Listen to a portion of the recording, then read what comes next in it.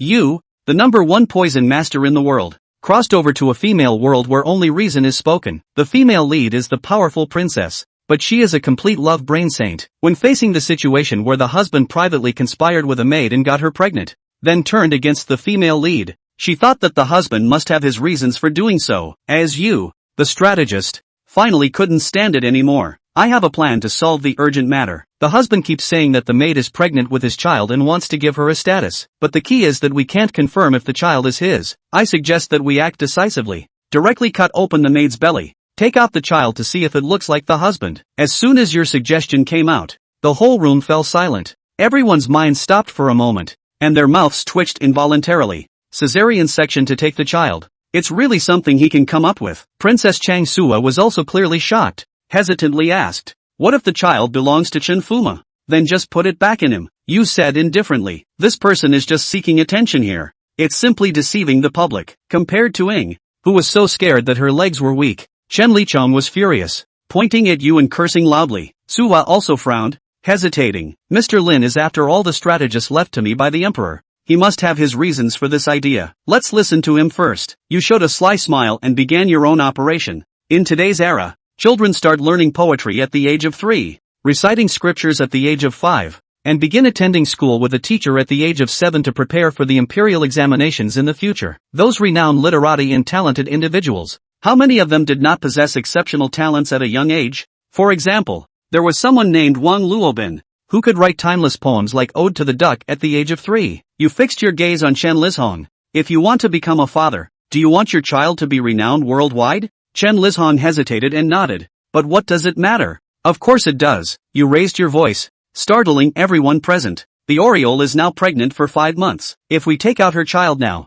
we can not only verify if it is your child, but also allow him to come into this world early. Other children are born in October, but your child will be born in 5 months, saving half the trouble. Your child will be twice as strong as other children. Other children can learn poetry at the age of 3, but your child can do it at 2.5. He can not only learn poetry, but also learn to sing, dance, rap, and play basketball. This statement caused a stir in the audience, but soon everyone's faces turned mocking. Is this kid stupid? Any normal person would see the problem with this plan. Can anyone be an advisor now? Chen Lizhong was also angry. His face twisted, waving outside and saying, someone, take this crazy kid away. How can anyone come to the princess's mansion for discussions now? In the eyes of these people, you are just a crazy attention seeker. Only if the princess has lost her mind would she believe in your scheme. 2 house servants in the room have already stepped forward, rudely grabbing you and preparing to drag you out according to Chen Lichong's orders. Wait, Sui finally spoke, raising her eyes, with a hint of blue information flowing through them, but it quickly disappeared. I think Mr. Lin is right. Let's do as he says. At this moment, almost everyone except you was a bit incredulous, as they never expected the usually easy to bully and easy to talk to Princess Chang to actually agree to your outrageous and poisonous plan. Although Chen Lichong usually suppresses and deceives Suhi in various ways, he knows in his heart who holds the power in the entire Princess Chang's mansion now. Outside the door are the guards and the Imperial Army. As long as Suhi gives the order, those burly men holding weapons will immediately rush in and cut open Inger's belly. Then look at the fetus that hasn't fully developed in Chen Lichong. The door of the hall suddenly pushed open, and 2 guards in armor appeared. One of them spoke. We obey the orders of Princess Chang. With that, he drew his short sword and walked towards Inger. You can't help but sigh in your heart. Suhi was favored by the former emperor and is the only legitimate daughter of the former emperor and empress. She really has everything left to her. These 2 guards should be the elite soldiers of the most elite troops in Dechu, the Tiger and Leopard Cavalry. They are known for their swift and decisive actions,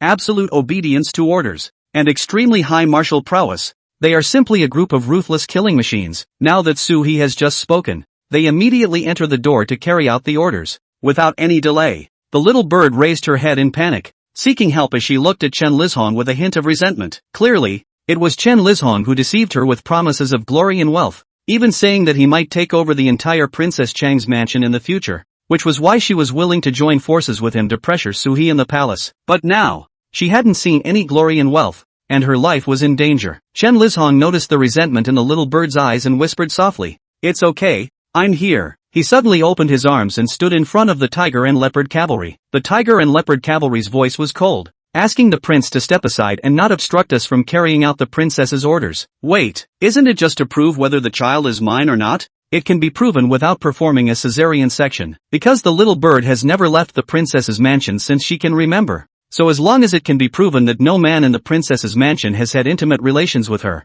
except for me, then naturally this child is mine, right? The little bird immediately added. Yes, yes, all the servants present can testify that none of them have had physical contact with me. So, this child naturally belongs to the prince. The servants present all benefited from Chen Lichong. So naturally they all spoke in his favor. I can swear too, I absolutely did not share a room with the maid Inger. Su He, who was naturally kind-hearted, felt conflicted again when so many people vouched for Inger, but unexpectedly, a somewhat hesitant voice spoke up again. I think Inger's child might be mine too. At this moment, everyone looked towards the source of the voice, where you stood with a serious expression, hands clasped in front of you. Sui also widened his eyes in disbelief. The Oriole is almost crying at this moment, pointing at you and saying, he's talking nonsense. Today is the first time I've seen him, and I've never been in the same room with him, but you look sad and say, I won't hide it from you. It happens to be the time when Missing might have been pregnant 5 months ago. That day, I was practicing my skills in my own room, but I was too lazy to do it. So I took advantage of Chen Fu leaving immediately after being with Missing in the middle of the night, and then sneaked in and spent a night with Missing in the latter half of the night, because there was no light. Missing thought I was Chen Fu, and even asked me why I didn't have erectile dysfunction today. You solemnly raised 3 fingers as if swearing, if there is any falsehood in the above, may I be struck by lightning. Su-hee completely believed in you at this point. Okay, let's do as Mr. Lin says. The Tiger Leopard Cavalry, upon hearing Su-hee's affirmative response, no longer hesitated, pushed aside the weak Shenli, and then took a dagger to start cutting open Ying's abdomen. The screams of women echoed throughout the entire princess mansion for a while. Almost everyone present was so shocked that their faces suddenly changed, and many people looked at this bloody scene and dry heaved on the spot. Linny also very thoughtfully wrapped a piece of gauze around Sui's eyes. Your Highness, out of sight, out of mind. But Suwa couldn't help but weep as she listened to the screams. Of course, there was only one person in the room who was watching with great interest. Yes, it's Lin Yi. He pulled out a handful of melons from somewhere, eyeballing them as he knocked them out, and even instructing the tiger leopard rider from time to time. Hey, hey, hey, you're not right with that knife. How do you cut it? You think you're killing a pig? Is that where the uterus is? Will you two do it? Put it there. I'll do it. And so, again, with the entire crowd in shock, this staff member, who was happy, bereaved, to help sick people, mad, then personally operated the knife, skillfully cut open Ying's stomach, and yanked the unformed baby right out. And Inga had cut off her breathing before the child's head could be yanked out. Lin Yi, however, remained unchanged until the bloodstained dead baby was completely cupped in his hands. After comparing himself with Chen Li Zhong, who was sitting on the ground with a pale face, he shook his head. This child's human form hasn't grown yet, so I can't tell if it's the child of Chen's extra horse harnessed by the emperor's side. Su Wo froze. What then? Lin Yi, however, smiled, but I suddenly remembered. I don't think I've ever shared a room with Miss Inger. That seems to be just a dream. And this child should be Chen's extra horse harnessed by the side of a team. Asshole. Chen Lizhong was on the verge of collapse at the moment, and violently pounced on Lin Yi. I'll kill you. The tiger and leopard riders were quick on their feet and pressed Chen Lizhong to the ground. His eyes were bloodshot, staring at Lin Yi, itching to eat him alive with his eyes. Lin Yi, however, had a cheap grin on his face as he began to re-drum up the dead babies and corpses. What are you doing? Chen Lizhong asked. What are you doing? Didn't we agree that if the child is really yours, we'd put it back? But it looks like Miss Inger is almost dead, so the child can't live either. Poor thing. I'd better leave them a whole body. Iya, 2 fresh lives. What a shame. Listening to Lin Yi's compassionate speech, Chen Lizhong was shocked. You didn't cut open the stomach. You didn't kill him, did you? He completely lost his mind at this moment, and nearly shouted in a low voice. Lin Yi, you shall not die. Heaven and earth will punish you. Lin Yi was almost disdainful of this kind of inoffensive, barely contained moments of invective, and instead shamelessly said, thanks for the compliment. Next, Lin Yi quickly assembled Inger and her child back together, and although he dropped some parts or hero fragments or something like that, he did his best. And then it was time to make the tiger and leopard riders drag the bodies out and clean up the blood on the ground. Wait until everything is back in place, like nothing ever happened. Lin Yi clapped his hands and said to Sui, Your Highness, the cloth over the eyes can be removed. Everything was handled perfectly. Suwa took off the cloth covering her eyes, but her face was very pale, obviously startled by the commotion he had just made. Do you think that by cleaning it all up, you can cover your sins? Chen Lizhong, who was sitting disheveledly on the ground, but spoke with a face full of grimness. He was almost hysterical after seeing the woman he had fornicated with die in front of his eyes. What do you take human life for? Toys? Suhua, I'm really disappointed in you. I originally thought that you were a decent and kind woman, but now it seems that there's no difference between you and those women who rely on their position of power to overwhelm others. As soon as Suhua heard this accusation, she immediately began to look guilty. I'm sorry. I'm really sorry. Lin Yi, however, had a constipated look on his face. Overwhelming people by their position of power presupposes that it's there, right? You're in a position of power, and you'd be a dumb beep if you didn't use it, right? Of course, Holy Mother Suhua couldn't listen to any of it. She just kept apologizing. Chen Lizhong, however, had already begun to incite the subordinates around him to set fire on Suhi together. Indeed, this is too much. This is simply bullying. There's no such thing as you. Abusing maids in public is simply lawless. This cacophony of voices grew, and the air was filled with accusations against Suhua. Her mental stress also increased to the point of trembling in tears. Sorry.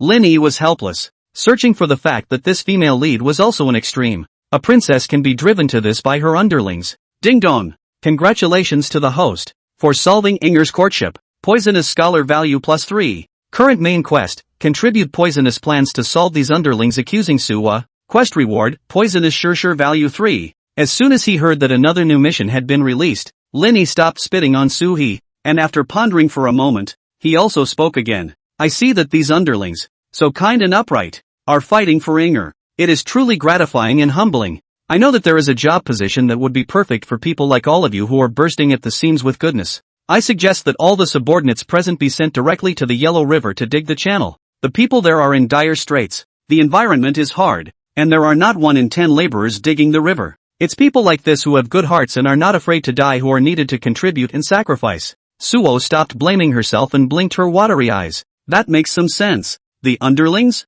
Chapter 004, stewed in the same pot. A team of tiger leopard riders rushed into the hall and dragged out all the subordinates who had spoken for Chen Lizhong. Even how they cry, it will not help, because at the moment, Suo was already obedient to Lin Yi. Only Chen Lizhong sat down airlessly on the ground with a lifeless look on his face. It's not supposed to be like this. Not like this. He had been married to Suo for 2 years and thought that he had his hands on this stupid white sweet princess. But today, this Lin Yi, a staffer who once had little presence, had reversed everything in his life. Inger, who fornicated with Chen Lizhong, died and was vivisected. Those subordinates who supported Chen Lizhong and together deceived and fooled Suhi were also going to be sent to dig the Yellow River. The Yellow River flooding is fierce. These subordinates, I'm afraid, will be unable to escape death. Looking at the six-faced Chen Lizhong, Lin Yi calmly waved his hand. Chen extra horse harnessed by the emperor's side is tired. Send him back to rest. Yes. The tiger and leopard riders did as Lin Yi said after seeing Suhi nodded his head and dragged Chen Lizhong down.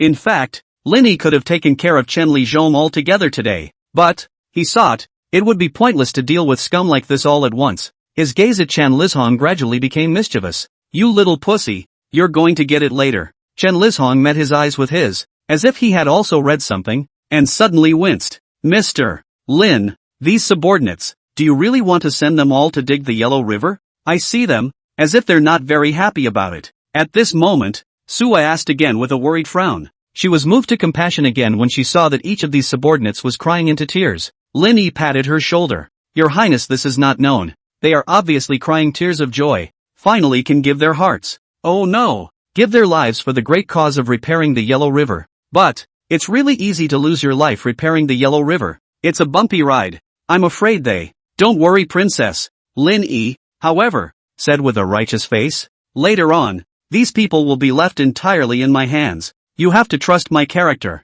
I will definitely treat them well. Even if they are sent to repair the Yellow River, they will still go to the safest posts. These. Sui looked at Lin Yi's resolute handsome face and nodded seriously. I'm sure Mr. Lin will treat them well. I'll leave it to you. Half an hour later. The black market. What? This cart of mine. But all of them are underlings of the princess's residence. High-class slaves. And it's worth 50 taels of silver? Lin Yi was at a human trafficking stall, arguing with the owner. In the back, a dilapidated prison car was filled with subordinates who had been instructed by Suwa to treat them well. The stall owner, a man with a somewhat thick black eye, argued reasonably. Don't give me that useless crap. This is the market price. Sending them to the Yellow River to dig the channel is 1 or 2 silver taels per person.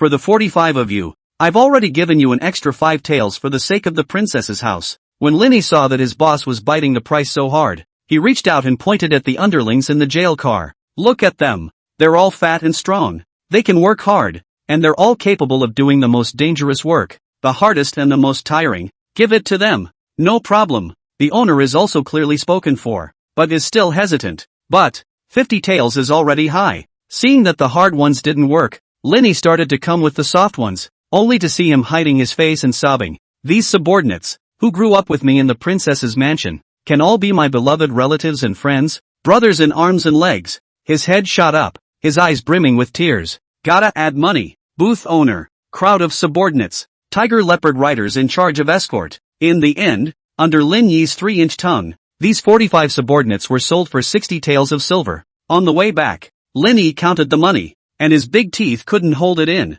It should be known that his salary as a staff member of the eldest princess was only 30 taels of silver a month. These 2 months of salary are basically equivalent to picking up for nothing. Who wouldn't be happy to give it to? At this moment, the one who had been following Lin Yi, a small leader of the tiger leopard riders, couldn't help but open his mouth. Mr. Lin, I remember. Didn't Her Highness, the eldest princess, tell you to treat these subordinates well? You are, Lin Yi said. What words? How have I not treated them well? I'm the one who took people who were only worth 1 silver tael each and sold them for a whopping 3 silver tael. To be able to sell them for a good price would be the greatest kindness to them. The chief's mouth twitched. You're selling people like pigs, aren't you? They're not worth as much as pigs. If I had 45 pigs, but I could sell them for 150 taels of silver. Lin Yi corrected. Chieftain. Afterwards, Lin Yi started talking to himself again. If I'd known they were worth so much, that warbler shouldn't have been slaughtered. She should have been sent along. And she had a ball with her, so she might as well have counted for a man and a half. The leaders of the tiger and leopard riders were shocked. 4-legged have seen a lot. 2-legged are really the first time to see. The next day, morning. Today, Suwa deliberately got up early, and after seeing the princess residence cold and quiet, she suddenly remembered. Yesterday, Mr. Lin sent all his subordinates to support the Yellow River cause. She then slipped all the way in, unknowingly slipping into Lin Yi's special courtyard. As soon as he entered the courtyard door, he saw that Lin Yi was in the middle of the courtyard, twisting his body stiffly. While swinging, he mouthed the words, 1, 2, 3, 4, 5, 6, 7, 8, 2, 2, 3, 4, 5, 6, 7, 8. Suwo asked, what is Mr. Lin doing? Radio gymnastics. Lin Yi was currently performing a spinning movement, twisting his waist as he said, early to bed, early to rise to do exercise, is good for your health. Ah! Suddenly, Lin Yi slumped to the ground with a pained expression. Suwa had a worried look on her face. Mr. Lin, what happened to you? No, it's fine. Flashed my back. Lin Yi covered his waist, his face pale. I thought to myself that I wasn't very fit before I wore the book, and when I crossed over, I still wasn't very fit. However, he remembered that the system had said, after the poison scholar's level was increased, it seemed like it could increase the force value? Wouldn't that make you a little more fit too? Suhi was still worried about Lin Yi when suddenly his nose twitched. What's that smell? It smells so good. Lin Yi immediately remembered. My daily walk is ready. Suho was puzzled. What daily act? Lin Yi said in an old-fashioned manner. Oh, it's nothing. It's just that there's a rooster and a hen in our princess's house. Sort of a couple. Usually very loving, but one has to chirp in the east house and the other has to lay eggs in the west house. So you don't see them more than a few times a year. Because I am good, I thought of helping them. Suwa did a double take. So you let them meet? So romantic. Pretty much. I've stewed them in the same pot. Soho. Chapter 005, Cracking the Trap. Then, Lin Yi trotted into the kitchen and brought out a pot of fragrant mushroom chicken. Fragrant and colorful. Looking at the fruits of Lin Yi's pot of daily goodness, Sui's indisputable tears flowed out from the corners of his mouth. Mr. Lin, your craftsmanship is actually so superb. This is definitely the most delicious mushroom chicken I've ever eaten. After Suwa had eaten and drank her fill, she lay on the rocking chair and patted her stomach, giving Lin Yi's cooking extremely high marks again. Sungjun, Lin Yi, this guy is not interested in doing anything serious on a regular basis. Apart from studying some evil ways, he is drilling on how to enjoy life. It could be said that he was riding high in the area of selfishness and self-interest. Mr. Lin, I've come to seek you out this time to ask for something. What is it? Feel free to mention it. Princess, yesterday my third brother, Marquis Wuan led an expedition against Northern Xia. You know that, don't you? Slightly. I'm going to go to the Cockatoo Temple today to pray for our troops. Where to? Linny sat up from his chair with a miso sound, his eyes wide with shock. He was confused. Jixing Temple? It's just the temple on the Jixing Mountains south of the Imperial City. Do you have to react so much? It turned out that it wasn't until Suwa mentioned the Jixing Temple that Linny snapped to mind that today was the day that the hero and heroine met in the original novel. In the novel, there has been friction between Dichu and the Northern Xia Kingdom. Eventually, the younger brother prince who had the best relationship with Suwa, Marquis Wuan Sumu, led an expedition to the Northern Xia. Suwa went to the legendary and most spiritual Jixing Temple to pray for his brother's blessing. But it was also on the way up the mountain that he was stopped and robbed by mountain bandits because he didn't bring enough guards. In the nick of time, a handsome and tall man fell from the sky and saved Sui. That is, Hong Yao, the hero of this article. After witnessing Hong Yao's high level of martial arts skills and sideways chivalry, Suwa became fond of him,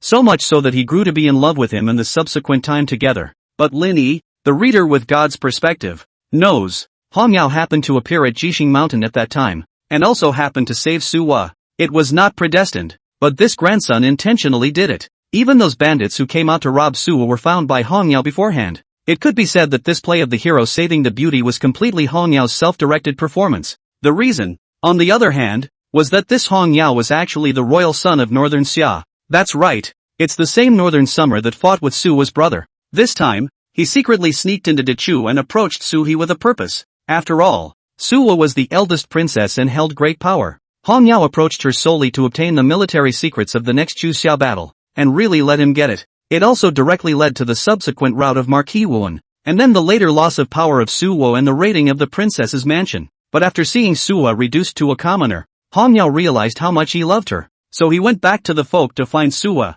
and the two of them went through a million words of love for each other. In the end, Suwa forgave Hong Yao, a new life with him in Northern Summer that knew no shame. Let's not even talk about how this plot is. Linny thinks he could write better than this with his ass. Let's just say Suwa, letting go of the good old solid Rapunzel to be a stepforward wife for that heartthrob Hong Yao? What's more, what would Linny do if Suwa lost his power? If Suwa falls into Hong Yao's stepforward wife, then who will adopt his poisonous plan? And how do you increase the value of the toxin soldier? No way. This must not be allowed to happen. Linny had already made up his mind. Ding dong. Detected that Suwa is about to step into Hong Yao's trap. Main quest, the host is asked to contribute poisonous plans to avoid all this. Mission reward, 3 poison scholar values. Sure enough, the system thought with itself. Linny would smile, but then on second thought, according to the timeline of the original article, at this time Suwa had already gone out with the 2 maids. It seemed that Linny had sold those 2 maids to the Yellow River together yesterday, causing an alteration in the timeline.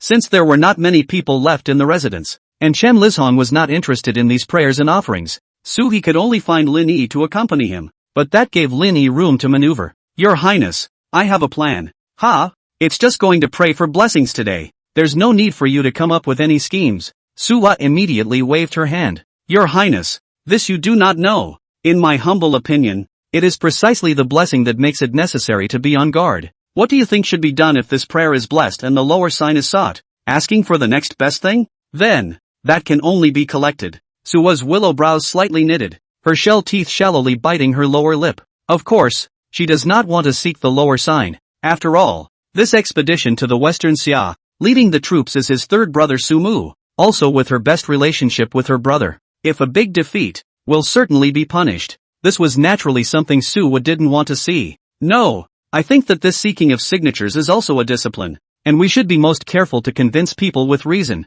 How do you convince people with reason? I suggest that we take 3,000 iron armor with us and head to the Jixing Temple together. Take the troops to the temple? Suwa stared wide-eyed. This was definitely the strangest ploy she had ever heard of in her life. Linny then continued. Princess, you see, there are only 2 kinds of draws. Either we ask for a good sign, then we bring these 3,000 iron armor over there, and everyone sees that a good sign has been asked for. Then once word of mouth spreads, is not every person in the military camp? All know that the princess far out solicited to a good sign. It's the heavens favoring Great Chu. If he doesn't give us a good sign, it means that the gods of this temple don't know right from wrong and don't take refuge in the face of our kingly army. Then the temple will have to be smashed. A non-existent temple asking for a bad sign would be a non-existent sign. This spiritual victory of Linny has completed the logical closure of the loop. One can't help but clap. The corner of Suwa's mouth twitched. Mr. Lin, are you sure? This trick really works? Trust me. The package works. 2 hours later, Cockatoo Mountain. In a rocky crevice, dozens of bandits armed with sharp blades were nestled inside, quietly waiting for Suwa's arrival. The bandit leader, named Scar, was crouching in the very center, getting a little bored of waiting. At this moment, a minion beside him came over. Big brother, what do you say? Do we really have to be robbing the Rapunzel? That's for sure. Eunuch Hong has instructed me. Let me make sure to force the princess into a desperate situation so that he can come out and save her heroically. Scar said. But, that's a princess. Won't he have a lot of soldiers with him? Can we win the fight? The minion was still a bit worried. Oops. People just go up to the mountain to pray for a blessing. It's impossible to bring a whole army up here, right? Scar had just finished speaking when he suddenly felt his feet shaking. It seemed as if the earth was trembling. What's the commotion? Everyone felt the ground shake, and then their bodies began to tremble. The minion who was on sentry duty in the distance rolled and rushed over. Boss, princess, she's here. Following the direction he was pointing, Scar and the other bandits looked over at the same time, only saw a black mass of something, pressed over. When 50 to 60 mountain bandits, surrounded by 3,000 iron buccaneers, they all felt like they were dreaming. That's an iron pontoon, heavily armed and riding a sweat-blooded horse. They were all invincible on the battlefield and existed to stop 3,000 iron floaters, almost the entire elite in the entire imperial city of Great Chu. How come they suddenly appeared in Jixing Mountain? And it looks like it's just for these bandits. Lin Yi, at this moment, was standing in front of this group of burly men in iron armor, condescendingly looking at the trembling Scar and the others. So you're the bandits, huh? Are you the famous Scar? Just call me Dagger. Scar smiled awkwardly. You want to rob our princess? Misunderstanding. It's all a misunderstanding. A big misunderstanding. To be honest, this kind of thing of taking the Iron Buccaneer to eliminate the bandits, only Lin Yi, this person can do it. The absurdity of it is nothing less than a bear taking a two-way foil to a swarm of bees in order to eat honey. But Lin Yi doesn't care about that. He's gone to the point of heartlessness in order to disrupt the original plot. Although even if he didn't cross over, he'd still be a deranged person is all. Listen to my order. This group of mountain bandits want to plot against the princess. All of them are arrested and sold to the Yellow River to dig the river. Bandits? Chapter 006, Convincing People with Reason. When our handsome, dashing, martial arts hero, Hong Yao, descends from the sky at the calculated time, he makes a handsome appearance, and prepare for a heroic moment. But there was no sign of the expected, soft and beautiful princess. Facing 3,000 pugnacious men in iron armor, Hong Yao fell into silence. No, there must be a problem with the way it opens. Guess it's the wrong hill. With that, Hong Yao was ready to twist his head and leave. But as soon as he turned his head, he saw Scar and the others who were tied up. Hong Yao was confused. What is your situation? Scar, I didn't know either. Who knew that the princess prayed for a blessing and that there were 3,000 iron buccaneers to open the way? Hong Yao, what the hell do you mean 3,000? Lin Yi didn't have the heart to listen to their bull ***** at this point. He just waved his hand at the iron floaters. This kid is sneaky. Looks like he's in league with these bandits. Arrest him together and send him to the Yellow River to dig the channel. Hong Yao? Facing a swarm of iron floaters, Hong Yao shouted. You guys know who I am? Just arrest me? Lin Yi cursed. I don't care who you are. It's 3 taels of silver apiece in my place. Hong Yao could only keep utilizing his lightweight skills to dodge those iron floaters' pursuit. He sneered. It's a good thing I'm strong in martial arts and have outstanding lightness. You won't be able to catch me. Saying that, Hong Yao leaped and the whole person flew towards the sky, not forgetting to curse as he flew. 30 years east of the river. 30 years west of the river. Don't kid yourself. Before his words fell,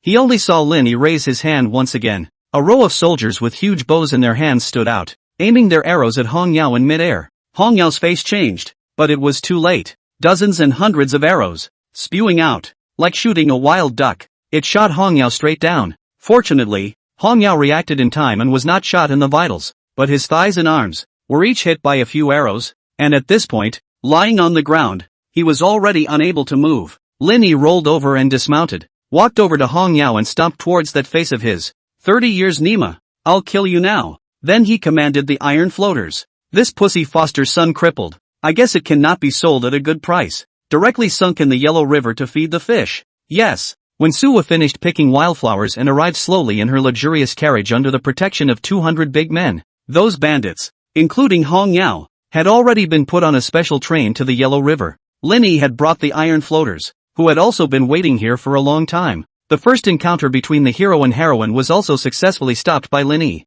and under normal circumstances, there shouldn't be a next encounter. Suwo poked his head out of the car with an apologetic face. There's no delay for you? Linny smiled like a spring breeze. Of course not. I've been idle for a while, and I accompanied a few bandits for a while just now. You said, to accompany a few what to play for a while? Suwo froze. Nothing. Not important. Let's hurry up and go to the Rooster Temple to pray for blessings. Linny immediately changed the topic. Ding dong. Congratulations to the host, completing the mission, successfully helping Suwa to avoid the trap. Poison scholar value +3. Satisfied. Linny spoke again in his mind. System panel. A translucent blue panel then unfolded into view. Name, Linny, age, 24. Poisoner rank, 1. Poison value, 9/30. Skill, sophistry, contributed poisonous plans, no matter how outrageous, are automatically rationalized and adopted by the princess. Linny couldn't help but feel that this panel of his was really simple, and it hadn't given any substantial rewards up to this point,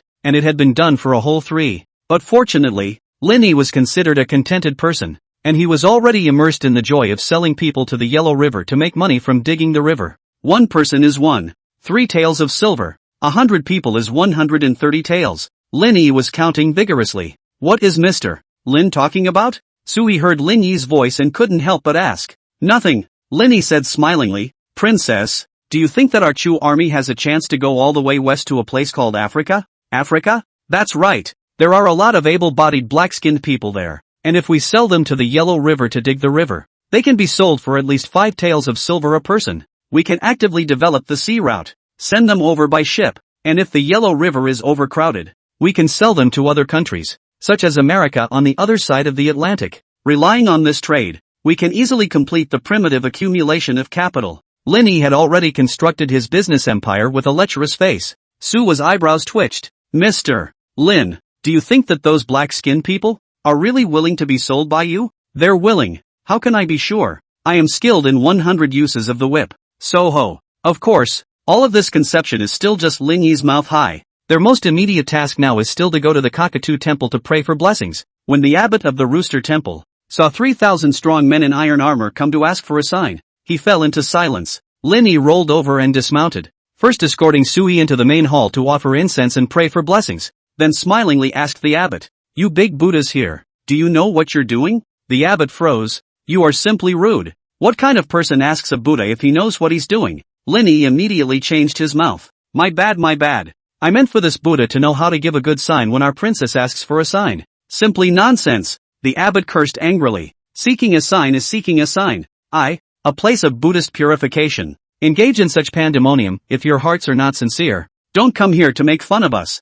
Linny twisted his head and signaled the crowd of iron buccaneers with his eyes. The next moment, Miso, the precious swords at Iron Faust's waist, one by one, all lit up. The abbot immediately smiled and twisted his head. The great Buddha doesn't understand. I understand things. You've come to the right person. I can get you anything. Not to mention the upper sign. Next time I'll replace the Buddha with a statue of the princess. Linny gently patted the abbot's shoulder. I still like the way you were bratty just now. The abbot immediately put away his smile and straightened up. Don't worry. You can rest assured that the princess will be guaranteed to leave with a satisfied heart. Over to you. Half an hour later, Suagwa really came out of the main hall with a smile on his face, holding a red sign in his hand. As soon as she saw Linny, she said cheerfully, Mr. Lin, I drew a upper lottery, hey. The abbot told me that this signet of mine is one that comes along once in 10 years, and that it's simply heaven blessing my Dachu. How do you think I'm so lucky? Lin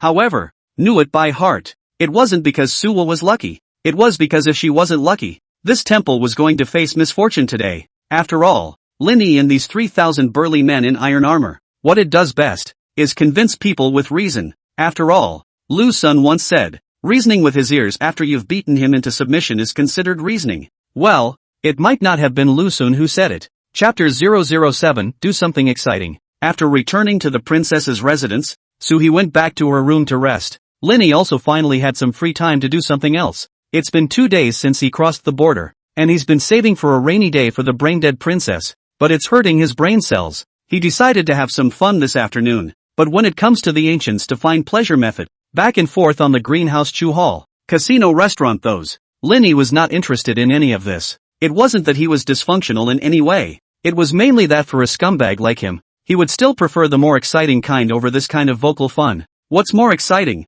you ask? Great Chew Imperial Capital. Ghost Market. Lin Yi, who was wearing a ghost face, was already standing at the end of this dark alley. As far as the eye could see, many people wearing ghostly masks walked among them in the dim, flickering candlelight. It has been a long-standing tradition in this alley to bring ghost noodles to the ghost market. Moreover, this alley is called Ghost Market, so it must not be an ordinary alley. This is an alley built underground. Yes, in a feudal society where productivity was extremely backward, the fact that there could be an alley built entirely underground was enough to show that it was special. And the entrance to the Ghost Market is a very unusual-looking bookstore. After moving away from the innermost bookshelf of the store, there is a long tunnel. After passing through the tunnel, it will open up and arrive at the real Ghost Market. Linny took a step and walked into the Ghost Market. The alley could not be seen at a glance, except for the customers wearing weird masks and moving at a disoriented pace. There were also various stalls selling strange goods. The first stall that caught Linny's eye was a table filled with morose white bones.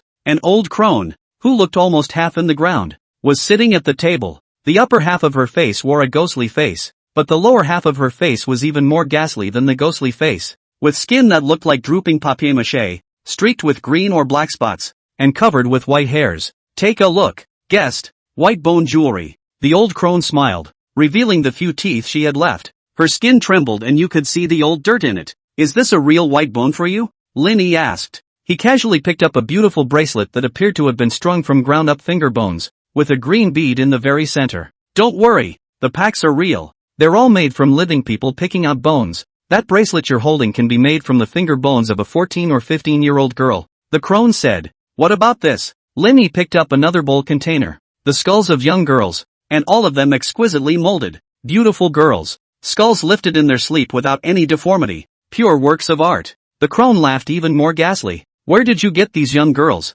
Refugees? Or orphans? Linny played with the skull bowl, his face calm and collected, even a little playful. I don't use the bones of those poor slobs for jewelry. Not to say that they are all from high families, but they are clear and bookish. How did the daughter of a bookish family end up in your hands? You guess? The crone said meaningfully. Linny also do not need to guess. I think this old crone also are using some abduction, incense and other methods. Will be these books of the girl taken away, boning and skinning, made into this table of ornaments. Even in modern society, things like abducting and selling women are commonplace, let alone in this even more chaotic feudal society. As for the trade of taking the bones of the living to make jewelry like this, although it was rare in plain sight, it was simply normal in this ghost market where there was almost no morality to speak of. There can be far more horrific deals to be had here than white bone jewelry. So, want to buy it? The old woman asked again. The skull wine cup. Sell you 10 taels of silver. The bracelet is cheaper.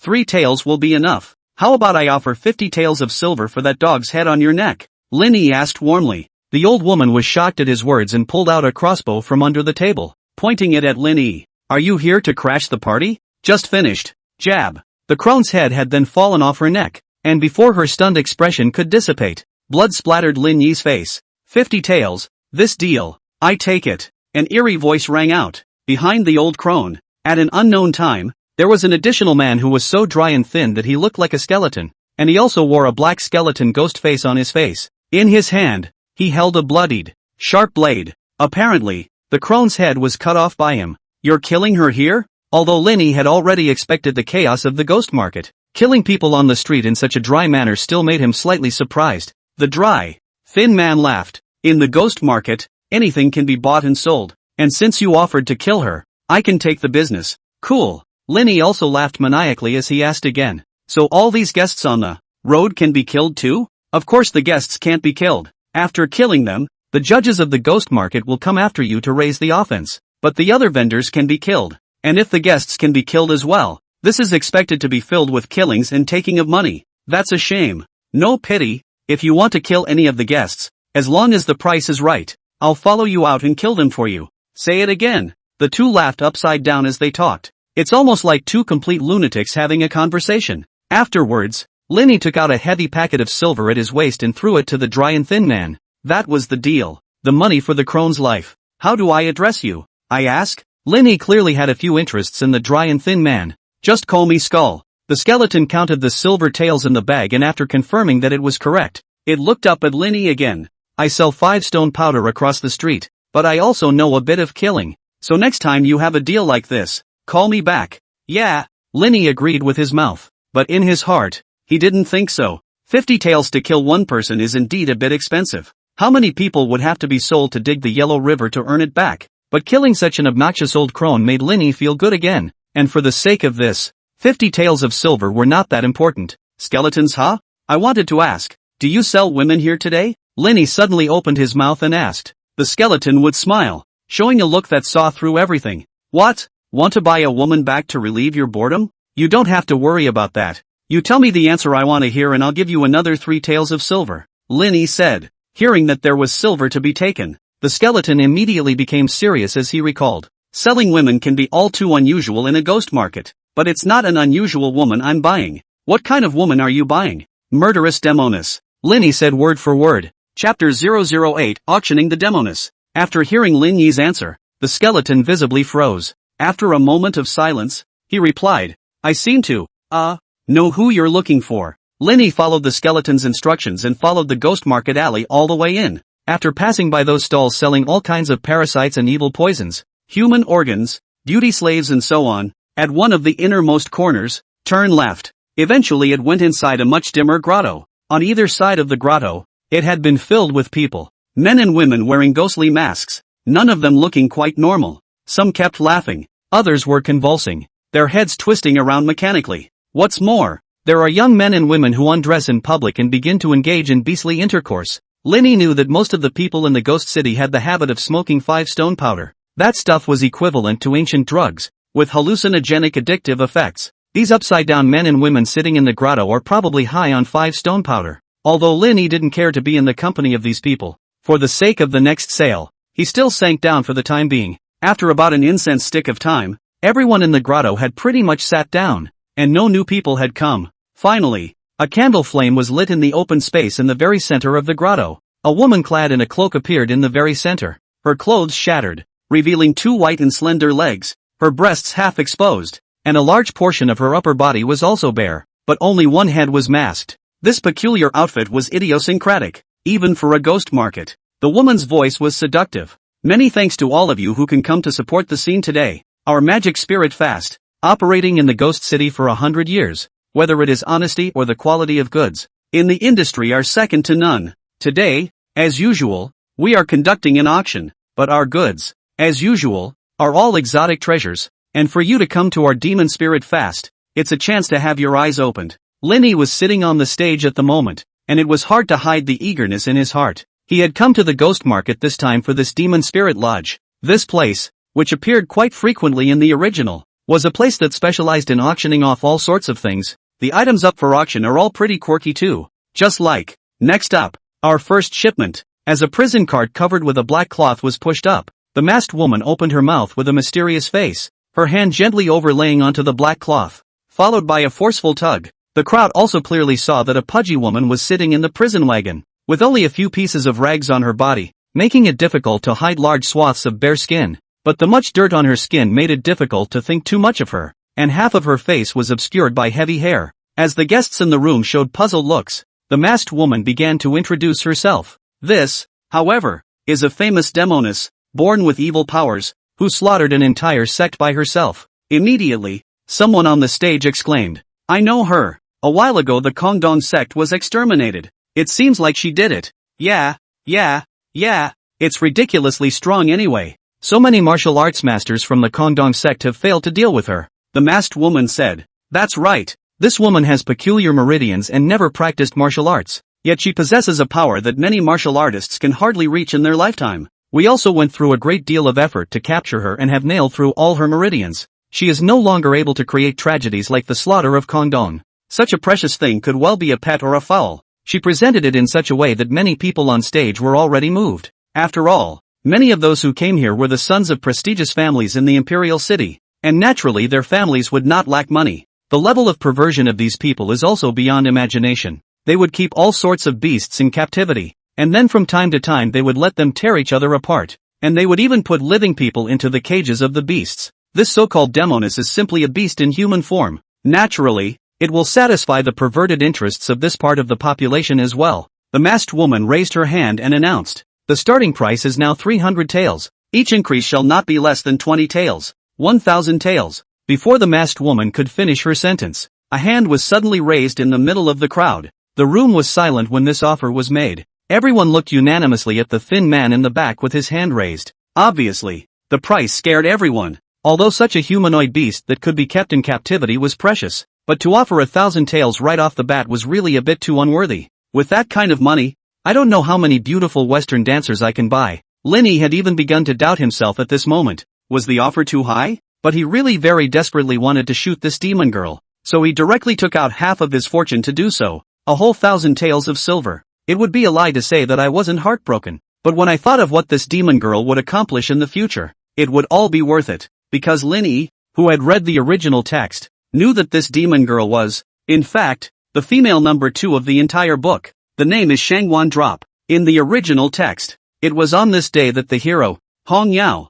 entered the ghost market by mistake and happened to buy Shangwan Lu. Later also know, this Shangwan Fall is not the legend of the tyrannical character of the demoness. She slaughter Kongdong faction, also was framed, but it was her withdrawn nature and inarticulate nature that made her the culprit. Anyway, the later Shangwan Lu was saved by Hong Yao, and then carefully conditioned, and she recovered amazingly again, and actually got her broken meridians back. Then, Shangwan Lu demonstrated a marvelous talent in martial arts, and at a young age, he was already among the ranks of supreme masters, so she becomes an extremely important talisman by the hero's side in later episodes of the book, helped Hong Yao to escape from death many times, but at this time, Hong Yao was probably already sunk into the Yellow River, so he naturally couldn't come over and buy Shangwan Lu down. Lin Yi thought to himself, Shangwan fell such a gold medal of immunity, don't want it for nothing. Although he has the strongest poisoner system, he has always relied on Suwa's power, and usually only poisonous plans would be adopted. If she was asked to send an expert to protect herself as a normal request,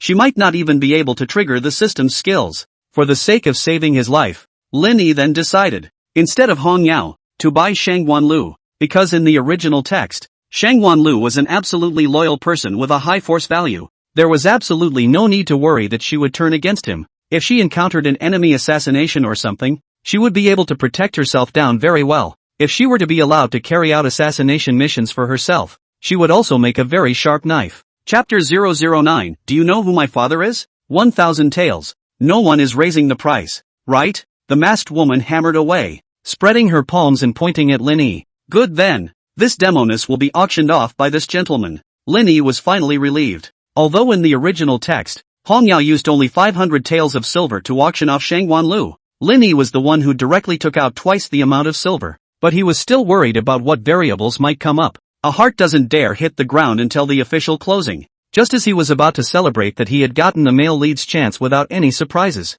Ha ha ha ha ha, ha ha ha ha ha ha ha. A piercing jeering voice suddenly rang in his ears. TSK. Lin Yi looked towards the pair who were laughing the loudest with a displeased expression. The woman was dressed in a flamboyant dress, with a fox mask on her face, revealing only 2 eyes, with some dark circles under her eyelids, wondering if it was because of what she had done overtime last night, resulting in a lack of sleep. She had a flirty demeanor and looked like a windbag. The man, on the other hand, was dressed in a magnificent dark red robe, with amber inlaid on the ghost face, and looked to be a rich young man. The man and woman noticed Lin Yi's gaze, and the man sneered. This brother, 1,000 taels to buy a tigress to keep at home. Are you out of your mind? The woman said. Oops, maybe people like this type of woman, like a beast, and don't bathe, so that intercourse is a little more like a beast. Point taken. Spot on, ha ha ha. The man's laughter grew more piercing. Along with that, everyone in the entire cave began to taunt. Lin Yi, however, replied with a smile on his face. You two sons of ES. Wait, if I don't kill your whole family before tomorrow, I won't be called Lin. The pair's smiles immediately froze. Brother, you're kidding, right? The man asked. Right, I was joking. Lin Yi echoed and picked up again. I'm not only going to kill your entire family, I'm going to cut off your entire family's heads and kick them in the balls. You're looking for death, aren't you? The man slammed the table in front of him, rising angrily and viciously. Do you know who I am? Do you believe I'll make it so you can't even get out of this gate? Lin Yi inquired with a faint smile on his face. And who, pray tell, are you? Has Uncle Chungmu heard of it? The man said in a condescending manner. Zhang Mubo Chun Chuan. I've heard of him, serving under the eldest princess, right? Lin Yi recalled. That's for sure. Uncle Zhengmu is my grandfather and is deeply trusted by the eldest princess. He also holds the Princess 8,000 troops in his hands. 8,000 troops? Lin Yi snorted. This so-called Zhengmu Bo should be under the hand of the princess, a general under the banner of the commander of the Forbidden Army. The hands of 8,000 forbidden troops, although in the imperial city is also considered an official, but in front of the Rapunzel, it was probably nothing. After all, back then, the late emperor had left her hundreds of thousands of troops, and those loyal Forbidden Army commanders, fixed border generals and whatnot were all uncles and uncles who regarded Su He as their own daughters. Su Wa, that love brain, was so busy talking about love all day that he probably didn't even know who Chung Mubo was. The man who called himself the son of Uncle Chungmu was still rambling on. I think you really don't want to live. If you kneel down and kowtow to me now, I can spare your dog life. It seems that our Duke Zhang Mubo hasn't usually bullied the people this much. Of course Lin Yi wouldn't kowtow. He even crossed his legs and sat in a loose position, and all day with a hanging around in the ghost market. Those who know think it's a ghost market. Those who don't think it's someone's latrine. All the smell of urine. Lin Yi didn't forget to reach out and point at the fox-faced woman on the side. Chen Xiao, look at him. If you don't kill him today, I won't forgive you. The woman was also exasperated by Lin Yi's venomous words and gritted her teeth. The man called Chen Xiao was indeed the first son of Uncle Zhangmu, named Chen Ming. The family is also considered to have some power. From childhood to adulthood are being held in the heart of the grown-up. Where to receive this kind of anger? He was completely enraged at this point. I'll offer 100 taels of silver. Someone kill this asshole. But after he finished, the scene was silent. Lin Yi laughed out loud. Ha ha ha, you stupid b-dash. The ghost market never kills its customers. Is your cerebellum growing on your ass? This kind of business can only be talked about privately at best. Wait until you're out of the ghost market and then figure out how to do it. What's the difference between you shouting it out in public and ting in the street? You. Shen Ming is obviously a loitering dude. Whether it's a city or cursing, it's obviously not Lin Yi's opponent. Totally old man playing urchin. Lin Yi laughed so hard that tears came out of his eyes. And in the next moment, he suddenly revealed an icy gaze and a cold tone. You don't have the means to kill me, but I have the means to punish you. What can you do to punish me? You're a mouthful at best. What a thing you are. The man was not willing to show weakness and laughed forcefully. Lin Yi, however, turned his head towards the outside of the grotto and deliberately raised his voice. Commander Qin, this son of Uncle Zhengmu, who took 100 taels of silver to buy my life. Does that count as assassinating an imperial official? What do you mean? The man's smile froze. Soon, he saw a few heavily armed tieflings with iron masks on their heads, walking into the grotto. That's right, Iron Faust. It is the kind of cavalry that uniformly wears iron armor and iron face, hardly revealing half of their skin, equipped with the finest equipment of the entire dynasty, and is like a god of killing on the battlefield. 18 years ago, the legend of 8 iron buccaneers guarding a city and forcing 2,000 barbarians to be unable to break through the gate is still circulating in the streets of Dechu, and at that moment, a dozen or so iron floaters, just like that, walked in from outside with a greeting from Lin Yi.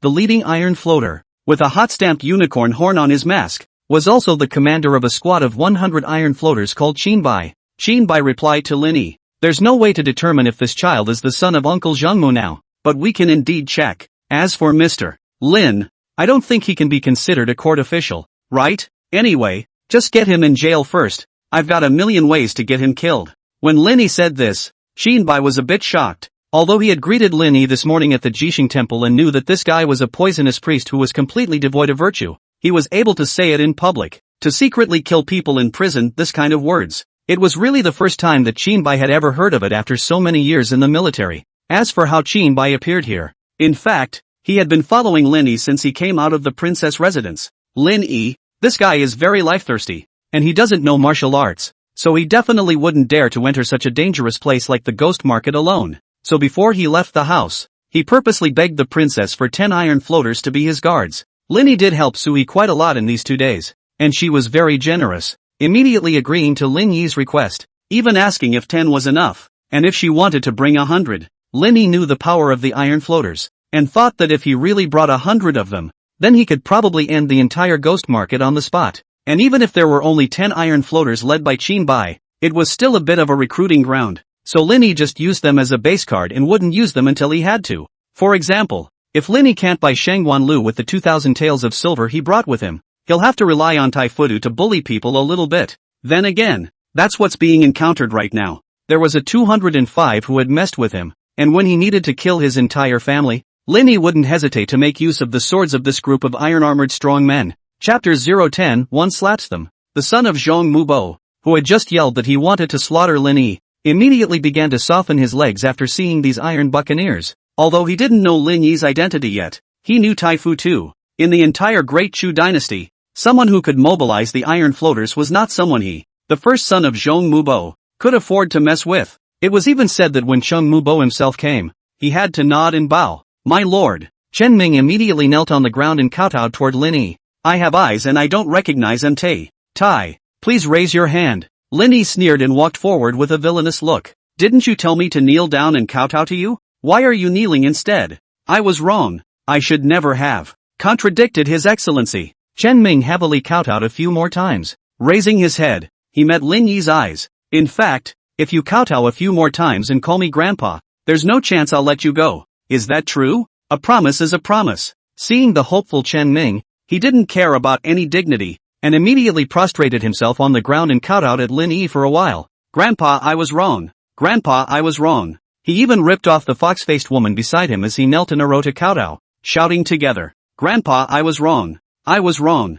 I don't know how many times after kowtowing, Chen Ming finally raised his head and smiled at Lin Yi. That'll work, won't it? Ro Naya. Lin Yi mercilessly kicked Chen Ming in the face, directly knocking him over on the ground. Then he waved towards Taifang to take him away. Go to jail. Didn't you say you could let me go? Wasn't it a gentleman's word for a team of horses? Chen Ming was confused. When I say a gentleman's word, I'm not a gentleman. I'm a complete villain. Lin Yi's smile became more and more rampant and evil. I just love the feeling of giving you hope and crushing it myself. When these words came out, not only Chen Ming, including all the auction guests who were watching the good show at the scene, they all froze. Even Tai Fudu, who was in Lin Yi's group, froze. There are many shameless people, and it's really the first time I've seen someone who's already so shameless that they're proud of it. When the water is clear, there are no fish, and when people are cheap, there are no enemies. However, the iron floaters were soldiers who followed orders to the letter, and they naturally followed Lin Yi's words, dragging Chen Ming straight out of the grotto. Chen Ming kept cursing at Lin Yi before he left. You shall not die. But Lin Yi seems to be scolded at this moment and enjoys it somewhat, closing his eyes with a soothing face, until Qin Bai walked up to him. Mr. Lin is really a maverick. Qin Bai forced down his inner contempt for Lin Yi and reluctantly said a rather cryptic comment. Of course Lin Yi could see what he meant, but at the moment, his attention wasn't on Qin Bai. This was because he noticed that just now, he had ruthlessly punished Chen Ming in a way that had no bottom line or modesty. The incident had already caused public outrage. Throughout the grotto, almost all the guests of the auction looked at Lin Yi with contemptuous eyes. They weren't exactly nice people though, but equally spurned scum as bad as Lin Yi. Hate that everyone can be killed. Lin Yi also knew that he had gone too far in his arrogance, so he whispered to Qin Bai, you have to protect me later. I want to punch you in the face. Ha! Hearing Lin Yi's dismayed tone, Qin Bai smiled, joking aside, since the eldest princess has orders in place, I naturally have to protect Mr. Lin safely. That's good. Right. Does Mr. Lin not have any other requests? Qin Bai asked again. What other demands? You called us all here. It can't be just for this one matter of arresting Uncle Zhongmu's son, right? After all, we've all come out, and for you to ask for just this much is indeed a bit too easy. Then what you mean is that I can order you guys something else? Lin Yi was so smart that he immediately had an epiphany. Of course. Qin Bai nodded. As long as it's not too much. Do I want to be the kind of person who goes overboard? That's good. Qin Bai breathed a sigh of relief, thinking that Lin Yi shouldn't be the kind of person who has no bottom line either. You now go and give all the auction house patrons present, one person, a slap on the wrist, and grab all their silver in the process. Qin Bai, crowd of customers, no? I spent 1,000 taels of silver to buy this demoness. This mustn't return my blood. Since you're saying that you can ask for anything, then help me earn some extra money, Lin Yi said with vigor. The corner of Qin Bai's mouth twitched under his mask. So you're making extra money by taking it from someone else, are you? Isn't this a quick way to get money? This request, you shouldn't refuse, right? Qin Bai sighed. Not that it's too much to ask, it's just easy to despise you. I still need the money a little more than to be despised. The patrons in the grotto were confused. They also didn't expect that when they came out to visit a ghost market and eat a melon, they could be slapped and robbed of their money in the process. This lord, that's a bit inappropriate of you, isn't it? At this moment, The masked woman in charge of presiding over the auction in the open space in the center of the grotto hesitantly opened her mouth. This is the ghost market, and it's in our demon spirit lodge's territory. Although it's not good for us to intervene in the matters between your guests, but please, for the sake of our demon spirit lodge, raise your hand. For your sake? Who are you? Also give you a mouth and you are honest. Push again. My 1,000 taels won't be given to you, and I'll directly snatch the demon girl for you. After Lin Yi intimidated her like this, the masked woman didn't dare to speak at once. Can only watch Qin Bai with those several iron buccaneers, on both sides of the guests' seated seats, one by one a person to slap, and then by the way all the money to snatch away. Their behavior is so bad that they are no different from bandits. Apparently she still didn't know Lin Yi well enough. If you understand Lin Yi, really go deeper to understand his character 3 views. Stand in his point of view to think. Only then will you realize that this grandson is much more than a bandit.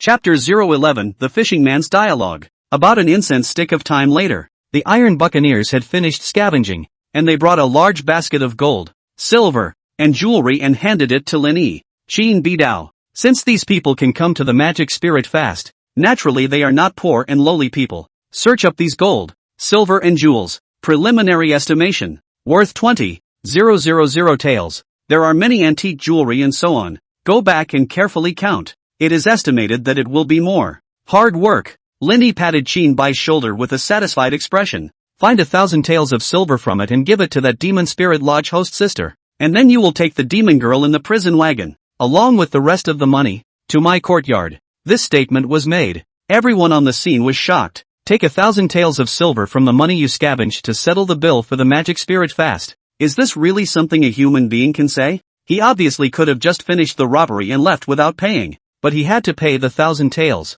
Someone who has been shameless to such an extent, yet still knows that you have to pay for what you buy. It's really touching. Of course, the customers of the Magic Spirit Lounge didn't dare to move at all. They were afraid that if they moved more, another slap would come up. Qin Bai threw the bag of silver in front of the cloaked woman, then walked over to the prison wagon. The pudgy young girl in the prison wagon seemed to be resting, and lay there very docilely, with her chest slightly heaving, and what seemed to be a slight snoring. Lin Yi also walked up and asked with a smile, "What is Commander Qin looking at? 1,000 taels of silver? You're just going to buy this woman?" Qin Bai was surprised. This is no ordinary woman? How unusual is it? Is it stunningly beautiful, or is it a great job in any way? Through the shabby clothes and the dirt and grime on her body, Qin Bai could tell that the girl in the prison wagon did have a few good looks, but he didn't think it could be worth 1,000 taels. Then there was only one possibility, that the girl had some unique technique in the middle of the line. No, she is now, supposedly, still intact. A perfect body.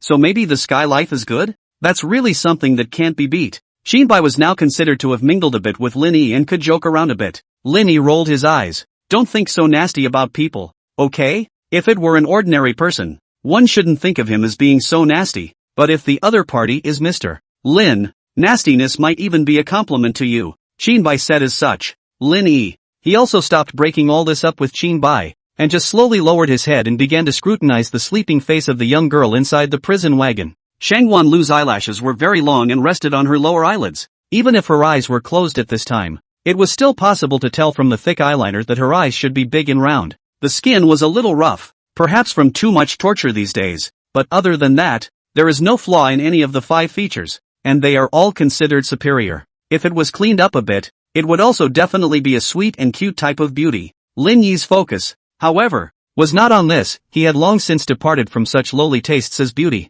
Instead, they have fallen into a much lower level of fun. He was already happy in his heart. He. With this Shangwan Lu as a bodyguard, won't I walk sideways in this world? I can sell whoever I want to dig the Yellow River. Qin Bai slowly narrowed his eyes as he witnessed Lin Yi staring at Shangwan Lu's sleeping face with a cheap smile and even drooling. Still say you're not thinking about people's beauty, but come to think of it, good sex is probably Mr. Lin's most elegant hobby. Lin Yi? Shangwan Lu woke up groggily just as a ray of sunlight poured in from the opposite window. It shone on her eyelashes, faintly glowing. As soon as she opened her eyes, she froze. Where she was at the moment was not a cramped and narrow prison van, but a very spacious large room. Lying on a soft and cozy bed, the dirt was washed off her body, and she even changed into a clean rosette. You're awake? Sua came over and asked with a surprised face. Shangwan Lu was like a frightened deer and started to hide backwards. Don't be afraid, don't be afraid. We don't mean you any harm. Sui hurriedly waved his hand and explained.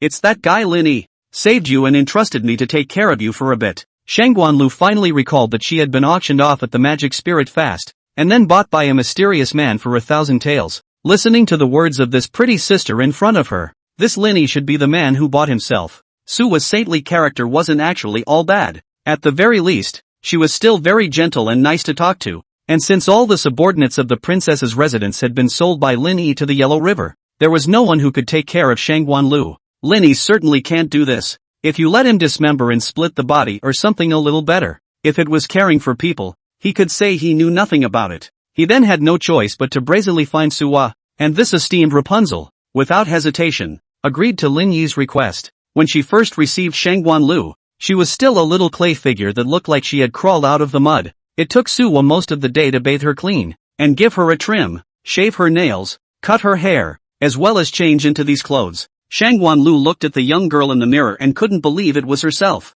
To say that Lin Yi, this brat is also dog lucky. Just a random trip out of the door can save a great beauty like you. Suha lamented as she brushed Shangguanlu's hair. Shangguanlu turned back and asked Suhi with a pair of wide, watery eyes, "You said, Lin Yi, where is he now?" "The princess garden, by the pond." Two youths were sitting side by side, one holding a fishing rod, and were concentrating on catching fish. Lin Yi was dressed in white, and with his lean figure and his half-dead looks, he actually had quite a bit of immortal flavor. As for the youth beside him, he didn't look as vain as Lin Yi. Wide purple robes that hardly hid a burly figure, a stalwart, cold face, and a complexion the color of bronze that was often exposed to the daylight. This person was none other than Qin Bai. At this time he had already taken off his iron floater armor, which meant that his fishing with Lin Yi was no longer official business either. It was just a personal relationship between the two. It's really unexpected that Commander Qin is actually willing to fish here with a poisonous scholar like me. Piece by piece, Lin Yi casually chatted.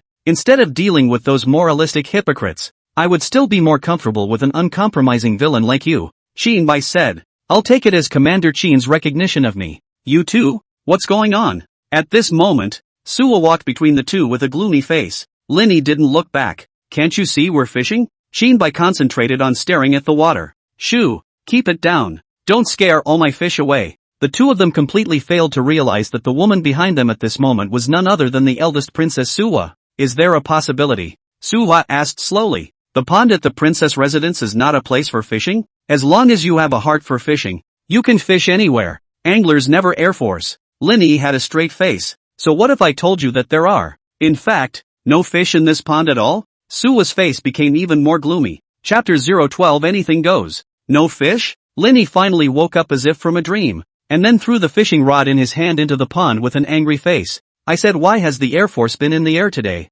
This Taipon cheats me out of my feelings. It's not easy for me to catch a fish for once, but you made me lose so completely. Blanco. Suwa stared wide-eyed. You're still backtracking. Who taught you to fish in the pond? Why don't you go to the bath to fish? Makes sense. Ha? Why didn't I think of that? Is there a fish in the bath? Lin Yi came to a realization. Soho. Wait a minute. Princess, you're saying that there are no fish in this pond? Qin Bai, who had been silent all this time, suddenly opened his mouth at this moment. Of course, there's no fish. But, why did I just catch a fish? Qin Bai hesitated. Ha? It can't be. How can there be fish? Suwa looked puzzled, then narrowed her eyes again and asked tentatively. What kind of fish did you catch? Snapper. A turtle. Suwa almost jumped up in shock. That's not a turtle. That's a dragon turtle. What's the difference? As a martial artist, Qin Bai naturally had no concept of this. That dragon turtle was raised for His Majesty and is an auspicious symbol of His Majesty's longevity. The longer the dragon turtle lives, the longer His Majesty's lifespan will be. Suwa was finally flustered as she hurriedly pursued the question. Where did you put that dragon turtle after you caught it? Qin Bai looked at Lin Yi. It's for Mr. Lin. Lin Yi, who had just bared his big teeth to watch the fun, realized that everyone was staring at him. He finally had a little heart. I think, actually, let's not rely too much on these feudal superstitions. Suwa seemed to realize something. Wait, you shouldn't. Kitchen. Looking at the plate of braised turtle on the table, Suwa was silent. Lin Yi scratched his head. I was thinking of showing my handiwork, so I made a dish of this. I said, why is this turtle so difficult to handle? It turns out to be a dragon turtle. So you took the dragon turtle, which symbolizes His Majesty's longevity, and gave it a red roast? Qin Bai also realized the seriousness of the problem at this moment. So is it too late to return His Majesty? No. Return the dragon turtle to the pond? Lin asked. What do you think? Suo covered her face, no longer willing to say anything else. The three of them just gathered around this plate of braised turtle and remained speechless, until the aroma of the plate of braised snapper slowly wafted up and into the noses of the three. One incense stick later, Su-hee, Lin and Chin-bai, the three of them covered their stomachs and sat on the chairs in front of the dining table with satisfied faces. All that was left of the braised dragon turtle on the table was the empty shell and some remnants of the braised sauce. Actually, the flavor of this dragon turtle isn't bad. Lin burped. Chin-bai then folded his arms and apologized. Your Majesty, forgive me. I deserve to die for my sins. Don't be a hypocrite here. Lin had a look of contempt. No one ate as much as you just now, but it's your cooking, and you won't get away with it if His Majesty pursues the matter. Ha? Didn't you catch it? Then the original sin was you. You can't catch your own fish and be a stinking airman for the rest of your life. Air Force? You didn't know where you were pissing in mud when your grandpa caught 10 fish on one rod back in the day. Ha? 10 fish on one rod? I'm still fishing for sculpins? Who doesn't know how to brag? So he didn't want to listen to these two flinging pots at each other anymore. Her calm gaze turned to Lin. Oh yes, the girl you left in my care yesterday wants to see you. Shangwan Lu, right? Where is she? Lin finally stopped disliking each other with Chin-bai. Come in. At Sua's call, Shangwan Lu walked in through the door. Her gait twisted and she kept her head down. So pretty? It was also the first time that Chin-bai had seen the carefully tidied Shangwan Lu, and it clearly exceeded his expectations. That's for sure. Our little drop is naturally beautiful. Sua's face had more than a few points of pride. Friendships between women were built very quickly. She had only known Shangwan Lu for half a day, and her address had become so intimate. Nice. Lin casually raised his eyelids and glanced at them, looking very perfunctory. After receiving the compliments from a few people, Shangwan Lu became visibly more confident. Her gaze towards Lin was also a bit softer. After she had heard from Sua that Lin had made a special trip to the demon spirit Zai just to buy her, and after bringing her back to the eldest princess's residence, he hadn't treated her as if she were a slave or an underling, but instead had requested that the princess take good care of her. Shangwan Lu then already had a crush on Lin. Now that he saw that Lin was also considered to be a jade-faced Confucian scholar with a handsome instrument, he was even more joyful. Of course, Lin's looks are still very confusing, and if you understand him, you will realize that he is not a Confucian, but not a Confucian. Shangwan Lu respectfully bowed to Lin and said, My daughter Shangwan Lu, thank you for the favor of your lordship's rescue. Exempted. I'm not hitching a ride on you either. I bought you purely to use you. You don't need to thank me either. You can't refuse any of my requests in the future. Understand? Lin hated this kind of mother-in-law communication the most, so he purposely heaved his tone a few points, wanting to scare Shangwan Lu. However, after he said this, he saw a few moments of fervor and excitement in Shangwan Lu's eyes. Lin was confused. Is it an illusion? Shangwan Lu forced down the smile at the corner of his mouth. It's fine. Feel free to tell me what you want me to do. Anything you want. Oh, is it okay to do anything? Lin narrowed his eyes, the corners of his mouth gradually hooking into a lewd smile. Shangwan Lu was visibly agitated as she nodded her head like garlic. Do anything, then go brush the dishes. Shangwan Lu? What are you waiting for? Go scrub the dishes. Not only Shangwan Lu, Su-hee and Chin-bai were also confused. Such a flowery beauty was standing right here, soft and tender, and even took the initiative to say that she could do whatever she wanted. Lin actually only asked her to scrub a plate? Shangwan Lu thought that Lin was ignoring her, so she pursued the question again. Nothing else to do? Like, go to your room. Oh yeah, I'd forgotten if you hadn't told me. You go to my room later and wash those old clothes of mine. Shangwan Lok. Chapter 013, The Invitation of the First Talented Lady of Dechu. In the days that followed, Shangwan Lu stayed at Lin Yi's compound. Lin treated her well. Food and clothing, not harsh at all. Suo also treats this pretty girl very well, sending over some gold and silver jewelry and delicacies from time to time, which makes Shangwan Lu's life quite comfortable. Of course, the gold and silver jewelry went into Lin Yi's pocket. Shangwan Lu had also gradually opened her heart in the company of Lin Yi and the others. She was actually the first daughter of a martial arts family, the Shangwan family, and both her parents were martial artists, and both belonged to the type with high martial arts attainments. However, the reputation of the Shangwan family had not been very good among the martial arts, because of some false rumors that made the major martial arts sects treat them as evil. But Shangwan Lu's parents were never shy about that. They just did what they wanted. They just felt that it wasn't like they were dealing with anyone outside anyway. So just live your own life, right? But home invasion is hard to prevent. Who would have expected that the always cautious Shangwan couple would be killed by Shangwan Lu's uncle, her father's brother? just to seize the Shangwon family's foundation. Shangwon Drop had no choice but to escape from the Shangwon family after the death of his parents. However, due to the reputation problem of the Shangwon family, there were not many places willing to take in Shangwon Lu. Fortunately, he was taken in by the Kongdong sect, one of the few famous sects that did not discriminate against the Shangwon family, and they even taught Shangwon Lu martial arts. Unexpectedly, the Kongdong sect one day also suffered a flying accident. Overnight, the Kongdong sect suffered from the disaster of extermination, and the murderer will be all the blame on the Shangwon Drop. She also became a real demon girl. Then later it was captured by the demon spirit Zai, picking off the meridians and using them as merchandise for sale. After listening to this narration from Shangwon Lu, the sentimental Suwa cried uncontrollably, hugging Shangwon Lu's head and said, "No one will bully you from now on in your sister's place." Lin Yi, however, listened to even yawn. After all, he had read the original. This is clear, otherwise he would not have specifically run to the magic spirit fast. And not only did he know this, he also knew how to restore Shangwon Lu's broken meridians and help her recover her martial arts. Only a Shangwon Lu who had recovered his martial arts skills would be useful to him.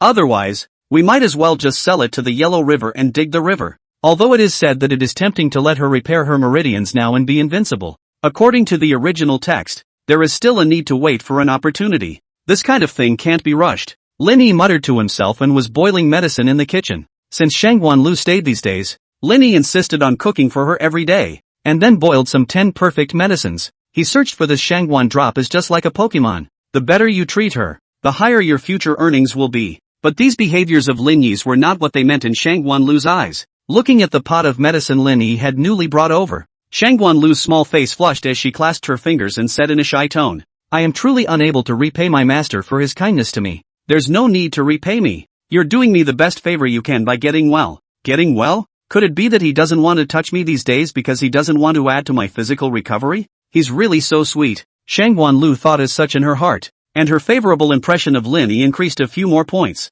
"But actually, pushy foster son, you'd better get well early so that you can help me slaughter those douchebags that I don't see eye to eye with. He. With this woman as a bodyguard, will I be able to arrest whoever I want to go digging in the Yellow River in the future?" Lin Yi pondered in his heart. In the evening, Sui made another trip to Lin Yi's courtyard. There are two things in total. The first thing was that the princess's residence needed to recruit a new batch of underlings, and Sui wanted to ask Lin Yi for advice on who to put in charge of this. Although Lin Yi patted his chest and said he could do this. However, Suwa strongly disagreed. She was skeptical of Lin Yi's vision and was afraid that the people he recruited were all the same as him. That would be a real torture. Lin Yi then recommended Qinbai to do this. These days together, he found that Qinbai is considered to be a just, kind and upright person. This kind of thing to him to do, there may not be any problem. Okay, then I'll talk to Qinbai later. Sui also had more trust in Qinbai. The second thing she wanted to say to Lin Yi was that she wanted him to go to Poyang Lake with her tomorrow morning. Poyang Lake? What's the point of going there? Lu Lanner asked me to go to the poetry meeting. I thought that it's boring to stay at home these days, so I'll go and join in the fun. Suha said. Lin Yi's face immediately became grave. He had an impression of this Lu Lanner, or rather, he had some impression of this poetry club altogether. In the original book, Lu Lanner is the daughter of the family of the minister of the central book, and has the reputation of being the first talented girl in Dechu, and she usually makes friends with Dechu's literati and ink masters. The poetry meeting at Poyang Lake was organized by her, which not only brought together all the talented people from the entire imperial capital, there was also a special invitation to the eldest princess, Suwa, but her intentions were not as well intentioned as Suwa thought they were. In the middle of the poetry meeting, Lu Lanner purposely asked Suhi to compose a poem to make things difficult for her. Suwa's poetic ability was already average, and without preparing in advance, the poems he wrote were very poor. It so happened that many literati and politicians were present at the time, and Suwa was not only severely humiliated on the spot, the subsequent reputation of being talentless and unethical spread throughout the whole of Chu. But with the personality of the Holy Mother of Suwa, she didn't pursue anything afterward, instead letting the world talk about it. She just hid in her house by herself and cried, and not only did the emperor's son-in-law, Chen Lizhong, not only didn't comfort her, but he also proceeded to suppress her and deliberately brought up those rumors in front of her. The male lead, Hong Yao, also at that time, sneaks into the princess's house to comfort Suwa, and his relationship with her quickly breaks the ice. Lin Yi's stomach ached just thinking about these episodes. Princess, this poetry meeting at Poyang Lake was held on a painting boat, as I recall, wasn't it? Yes, it's the boat of Lu Lanner's family. given by the late emperor himself. The boat is huge and the workmanship is second to none in the world. It can accommodate many people. Suha nodded her head. Actually, if we're talking about being the best in the world, I can think of one thing. What is it? Iron-armored warships under the Rapunzel's ministry. Linny spoke eloquently. Some years ago in the Eastern Ocean Water War, my Chu's iron armor ships beat the group of Japanese pirates in the East Japan to tears. Later on, we fought the body poison in the Southern Ocean and wiped out their 30,000 sailors, making us famous in one battle. If I remember correctly, Guan Xiang, the marshal of my Chu's navy, would have been a good brother who slept on the same mat as the late emperor, and was also loyal to your highness. Uncle Guan has indeed always been good to me. Suha nodded in acknowledgement, and soon she realized something was wrong. Wait, why are you asking? You don't think, Princess, I have a plan. The smile on Lin Yi's face gradually became lewd. Chapter 014 Lu Zhongping's plot. Poyang Lake, a huge vermilion-colored painting boat, swimming slowly on the water. Lu Lan'er stood at the bow of the boat, her robe and light veil, cloudy and elegant, pavilion, clear and gentle, worthy of being the first talented woman of Dechu, even without powder. Clothes are also incomparably plain, is to be able to feel from her body that share of unearthly fairy. Miss, the tea and pastries you ordered are all ready, now just wait quietly for the guests to arrive. Willow Lan'er beckoned. Got it. Go down. Yes. The servant girl took small steps away and disappeared at the end of the long corridor. Yo, sister, it's windy out there. Why don't you go into the cabin and rest for a while? A rather cynical male voice sounded from behind, and Lu Lan'er's face gradually turned disgusted. Lu Zhongping, the poetry party hasn't started yet. Who told you to get on my boat? Your boat? The man known as Lu Zhongping sneered. This boat was rewarded to our Lu family by the late emperor. When did it become yours? It's just that grandmother loves you and lets you use it. When you get married, you can't take this boat with you. You, Lu Lan'er stomped her foot and stopped speaking. And remember what you promised me. At those words, Lu Lan'er's face became a little hesitant again. Do I have to give Suo a hard time? She's always been quite nice to me. She even sent me fruit the other day. Lu Zhongping walked forward and gently patted Lu Lan'er's shoulder. Good sister,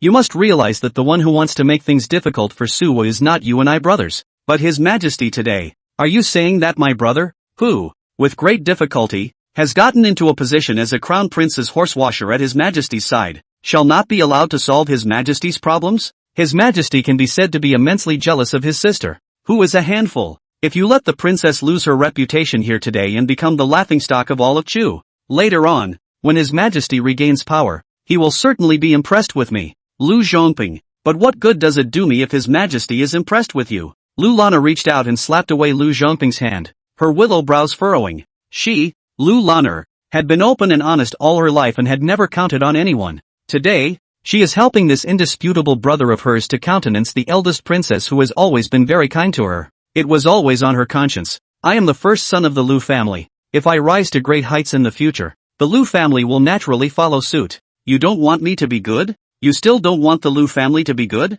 Once Lu Zhongping said this, Lu Lan'er was considered speechless. Over the years, Lu Zhongping has been using the Lu family as a reason to coerce Lu Lan'er into doing various things for him. There is no lack of dirty and ugly things, but Lu Lan'er has always dared to be angry and dare not say anything, because she was a person who valued her family immensely. She was always able to be caught in a soft spot by Lu Zhongping. It's the last time, Willow Lan'er said with a weary look on her face. A smile suddenly rose again on Lu Zhongping's face. Don't worry sister, when brother soars to greatness, he will definitely find you a good husband. After saying that, this cynical first son of the Lu family staggered away. He returned to one of the elegant rooms of the painted ship. A man with a jade-like face had been waiting inside for a long time. This man is none other than Sumo, a hot new star in today's literary world. Brother Willow, you're back? Sumo saw Lu Zhongping enter the room and immediately got up to greet him. Back, just had a little chat with my sister. Lu Zhongping said. Oh, you went to see Miss Lan'er? Sumo's eyes couldn't help but light up when he heard the content of Lu Lan'er. Of course, discussed how to humiliate the eldest princess later. Brother Su, we'll follow the plan later, so don't drag your feet. Whether or not the eldest princess will be disgraced, and whether or not you and I can become the redheads in front of His Majesty's eyes, it all depends on this. Lu Zhongping took a seat in front of the table and didn't forget to remind him. Instead, a tangle climbed up on Sumo's face. But, do we really want to embarrass Her Highness the Princess? She's in a position of great power, and won't. Afterward. No way. Lu Zhongping interrupted with a wave of his hand. This person, the Rapunzel, is so cowardly and steelless and indecisive that anyone can step on her head. A matronly woman like her can at best go back and lock herself up in her house and cry. But I heard that the eldest princess holds military power in her hands. Like what tiger leopard cavalry and iron floaters are loyal to her. And the marshal of the water army, Guan Xiang, also treats her as if she were his own. Lu Zhongping was still full of disdain. What's wrong with the sailor? She can't sail that warship right in front of our painted ship,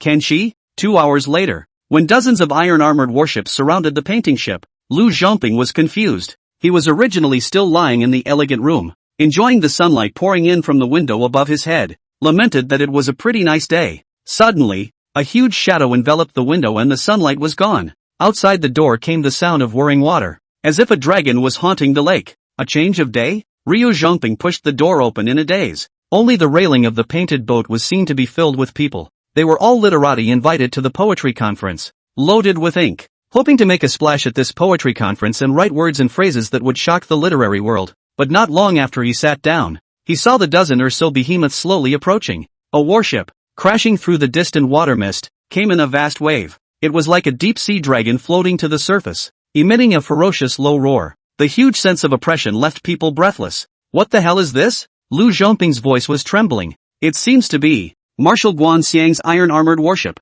On the side, Su Mo responded nervously. I mean, how did this thing get driven to Poyan Lake? Wasn't this used on the battlefield? Lu Zhongping twisted his head and hissed. Da da da da. Lu Lanner trotted all the way over. She was also filled with fear, witnessing the warship at the very front getting closer and closer, ready to crash into it at any moment. Until the bow of the warship revealed a somewhat face. Yo, howdy y'all. Who are you? Lu Zhongping asked with a frown. Oh, my name is Lin Yi. I am the staff of the princess's residence. Isn't this Miss Lu Lanner inviting our princess to come to the banquet? We sought to send her over in a rakish way in order to highlight the princess's status. So you guys sailed a dozen or so warships just to pull a little bit more? Ryu Zhongping asked. Right, Lin Yi replied without any qualms. And, actually, there's a little selfishness, which is that my brothers, although they're all big old men, just love the cultured atmosphere. Wait, Lu Zhongping quickly sensed that something was wrong, and he narrowed his eyes. What did you say about your, what guys, brothers, don't be shy, all of you. Lin Yi waved towards his back. At the call of 100, rows of soldiers in armor came out from the cabins of the warships, and as if they were attacking a fortress, they laid up rows of wooden planks, and then rushed all the way from the warships to the painted ships. Looking at that one pugilistic man holding a weapon, everyone on the painted boat was dumbfounded. Lin Yi still had a smile on his face. Don't be uncomfortable, all of you. Just do what you normally do. Just make yourself at home. Lu Zhongping forced down his inner fire and said, We're not uncomfortable, are we? I didn't say anything about you guys. Lin Yi turned his head towards the group of soldiers. Don't be uncomfortable, all of you. Make yourself at home. Painted boat crowd? Chapter 015, throwing it into the river and feeding it to the fishes. In the center of the painted ship, there was a huge cabin, almost as big as a waiting room. This is also the place where poetry meetings are held. Inside the cabin, 2 rows of tables stood on either side, filled with delicacies and wines. According to the original plan, each invited guest would be seated at a table, and their side would be arranged with a tender maid. But now, the beautiful maidservant is gone, and there's no one to serve tea. In their place was a soldier with an abhorrent face. The main seat that originally belonged to Lu Zhongping and Lu Lanner was also occupied by Lin Yi. This nonchalant shogun was holding aloft 100-year-old daughter's read from Ryu Zhongping's crushed box, and feasting on all the sailors and soldiers. Today, it is an honor for me, Lin Yi, to be here to receive all my fellow soldiers. It is also the trust of the elder princess. Let us all thank the elder princess. Thank you, Rapunzel. The soldiers raised their glasses and drank. Lu Zhongping's face was already so cloudy that it was dripping. How did the poetry party that he had prepared with great difficulty become a place to feast on soldiers? What is this Lin Yi doing here? Smashers? That group of invited literati, although they were also all resentful, but they all hung their heads and lowered their eyebrows without saying a word. As the saying goes, when a showman meets a soldier,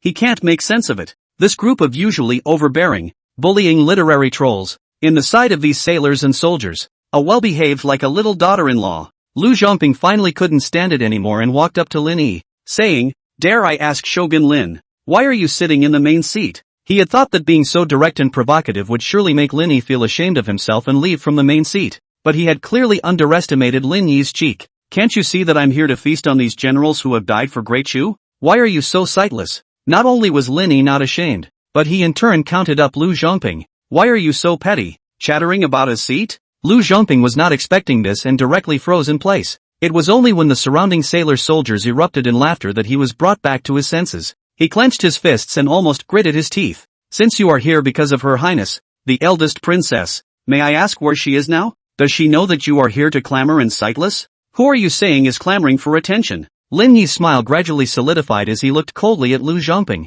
The princess is taking a nap on the warship, so we'll go ahead and come down for her. Any questions? If I remember correctly, it was Miss Lu Lanner who invited our princess to come to this poetry meeting, right? Who are you? Dare to call yourself master? I am Lu Lanner's brother, also the initiator of this poetry meeting. Naturally I am the host, and qualified to ask you all out. Lu Zhongping raised his head and said with an arrogant face, especially after seeing Lin Yi's face grow more and more displeased. Lu Zhongping chattered on and on. What? Not happy?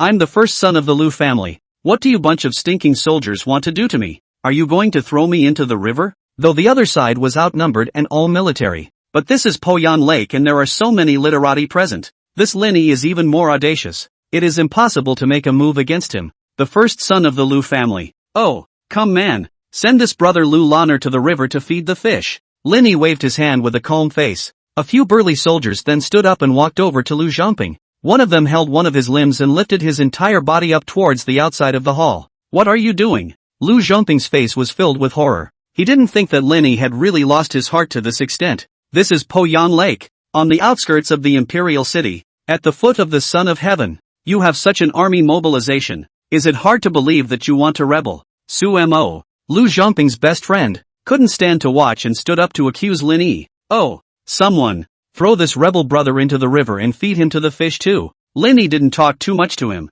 Beckoning, a few strong soldiers stood up, carried Su Mo and headed outside. Lin Yi, is there any law in your eyes? Is there any justice in your eyes? My brother and Su Mo only said a few words about you, and you sent someone to throw them into the lake. You're abusing lynching. Lu Lanner also couldn't stand it anymore and stood out and started accusing Lin Yi. Oh, men, take this lynched sister, throw it in the lake, right? A few more soldiers stood up. They had all learned to snatch the answer. No, send it into my room, Lin Yi said. Soldier? Willow Lander? She clasped her arms to her chest and clenched her lower lip. What are you trying to do? Trying to defile my innocence? Don't you dare. But when she looked up, she saw Lin Yi's fair and somewhat handsome face, and at the half-expanded bodice, she was able to see hidden collarbones, and her bony fingers were gently tapping on the table. Lu Lanner's pretty face immediately turned red. Why do you suddenly feel that this denizen is a bit good-looking? It doesn't seem so hard to accept if you were sent to his room to spend the night with him. Just when Lu Lanner had finished her self-raid, tell her to make me dinner and do my laundry while she's at it. Lin Yi continued. Lu Lanner, allo? She froze and looked up at Lin Yi in confusion. That's it? Lin Yi frowned. Or what? Lin Yi had read in the original novel that this Lu Lanner was not only the #1 talented woman in Dechu, but also had a handful of excellent dishes. He had been craving for this for a long time, which was why he offered to let the soldiers send Lu Lanner to his room. But what Willow Lanner was thinking about was obviously none of that. Just cook and do laundry? Not doing anything else? Undeterred, Lu Lanner pressed again. Those soldiers around her also stopped. Seeing Lu Lanner's beauty that was comparable to that of a heavenly immortal, they were also very puzzled by Lin Yi. Do something else? Lin Yi scratched his head as he racked his brain to come up with the most excessive thing he could do. Then how about you mop the ground too? If you really can't, what do you think about digging the channel of the Yellow River? Willow Lander. Soldiers. Ah, sorry, it's late. It wasn't until then that Su arrived late. As soon as she entered, she saw the spectacle of scribes and soldiers working side by side. Wow, what harmony! The foolish Rapunzel couldn't help but feel emotional. The group of low-browed scribes couldn't help but spit amongst themselves already. Where do you see the harmony? However, due to the lustful authority of Lin Yi and this group of soldier gangsters, they could only dare to be angry, and even Lu Lanner returned to her seat. Sui sat down on the seat next to Lin Yi, and as soon as she saw those delicacies on the table, she couldn't take her eyes off of them. After a great meal, she suddenly noticed Lu Lanner in the corner and remembered something. Lane? Oh yes, isn't your brother Lu Zhongping here today? And that very talented man of letters he said he wanted to introduce me to, seems to be called Suemo, right? Where are they? Lu Lanner glanced at Lin Yi with some bemusement. You ask him. You know what? Sui twisted his head and asked Lin Yi suspiciously. Lin Yi smiled harmlessly and looked at the sky outside. At this time of day, The two of them should be cosplaying Cotter. Soho, what Cotter? Chapter 016. I was also famous for my talent back then. As eldest Princess Suwa took her seat, Linny announced the beginning of the poetry meeting. He told all the literati present not to be formal and to speak freely about whatever they wanted to say. Even if he wanted to immediately insult him, Linny, there was no problem. He patted himself on the back and assured himself that he was a broad-minded and open-minded person. Reviews and comments from the public are also accepted. Ha! You asked why the soldiers were taking up arms. Maybe they want to use it for chopping. A cold aura appeared, and that group of literati shivered and said that they had no opinion of Linny. Linny waved towards Lu Lanner.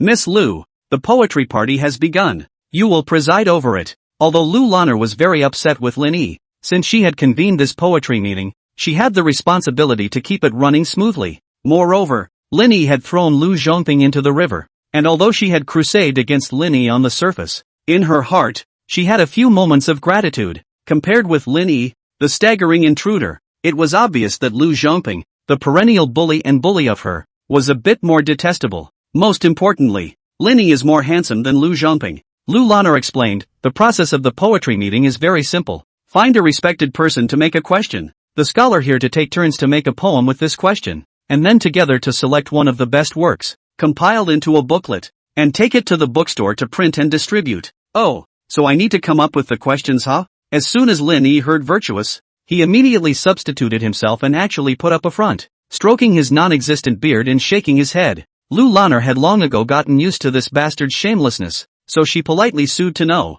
We generally refer to some of the great scholars who have a beautiful reputation as virtuous. A beautiful name, isn't that me? Next time don't praise me so much to my face, I'll be embarrassed. Willow Lander. She sighed and broke down. You come up with the questions then. Although Linny usually didn't look too serious, but when he came up with questions, he was still like that. At this time the rain outside the window gradually, the lake lotus leaves swaying. A grain of rain is a string of broken down beads, smashed in the leaves, quite a few mood. I see that the scenery outside this window is particularly beautiful, so why don't we each compose a poem on the subject of this rain and lotus? With the topic already out of the way, the scholars were caught up in their thoughts and began to put up their pens and rolls and write poems. From time to time, someone's aura spreads and pleases. From time to time, someone's thoughts are clogged and they are worried. Brush on rice paper. There will be a rustle sound, and the sound of rain outside the window. The sun was slipping in the west and twilight was falling. In the blink of an eye, an hour had passed, and most of the literati present had already put down their pens,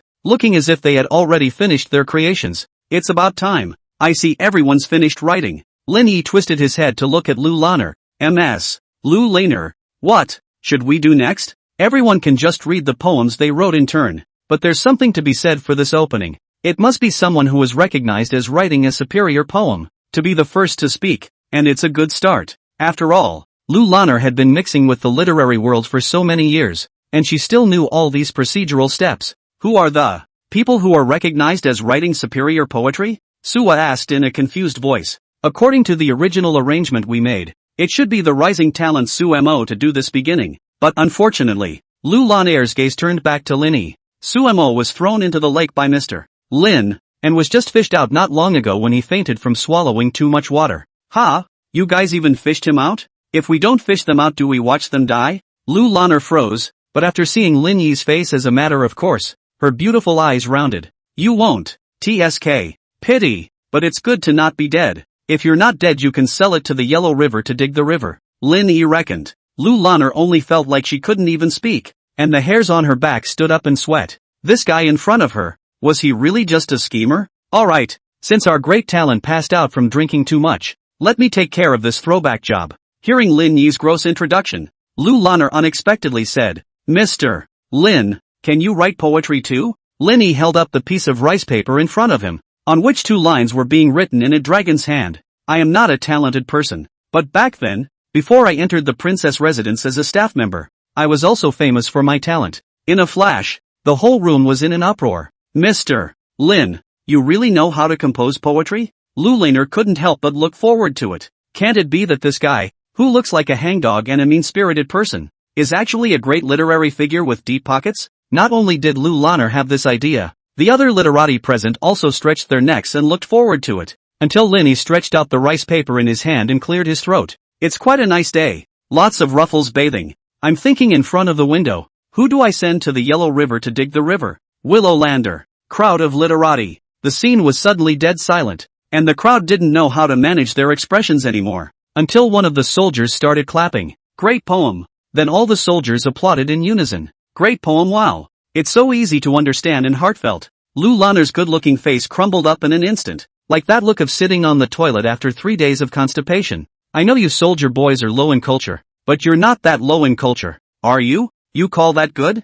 You can say it's easy to understand, but where did you get the touching? How come someone in your ancestry went to the Yellow River to dig a channel? The bottom line is, if it is true that it is uneducated, then how did those 2 words come out? There were so many slots that Lu Lanner couldn't even spit them out for a while. Linny had gradually let himself go in the midst of a crowd of applause, and he was looking more and more proud of himself. Finally, Linny tapped the table. Quiet, quiet, quiet. Collect your admiration for me. But we're all laymen, so we still need to get a professional evaluation. He beckoned again toward one of the scribes below. It's just you. You come and evaluate how well I did with this poem. Ha! The scribe froze, and then he pointed at himself, not daring to believe it. Me? Chapter 017 Points of View. Right. Just you. Say something. Comment on this piece of poetry of mine. Linny urged. Still somewhat timid, the sergeant asked tentatively, Can I say anything? Speak freely and critique as much as you want. Linny was incomparably generous.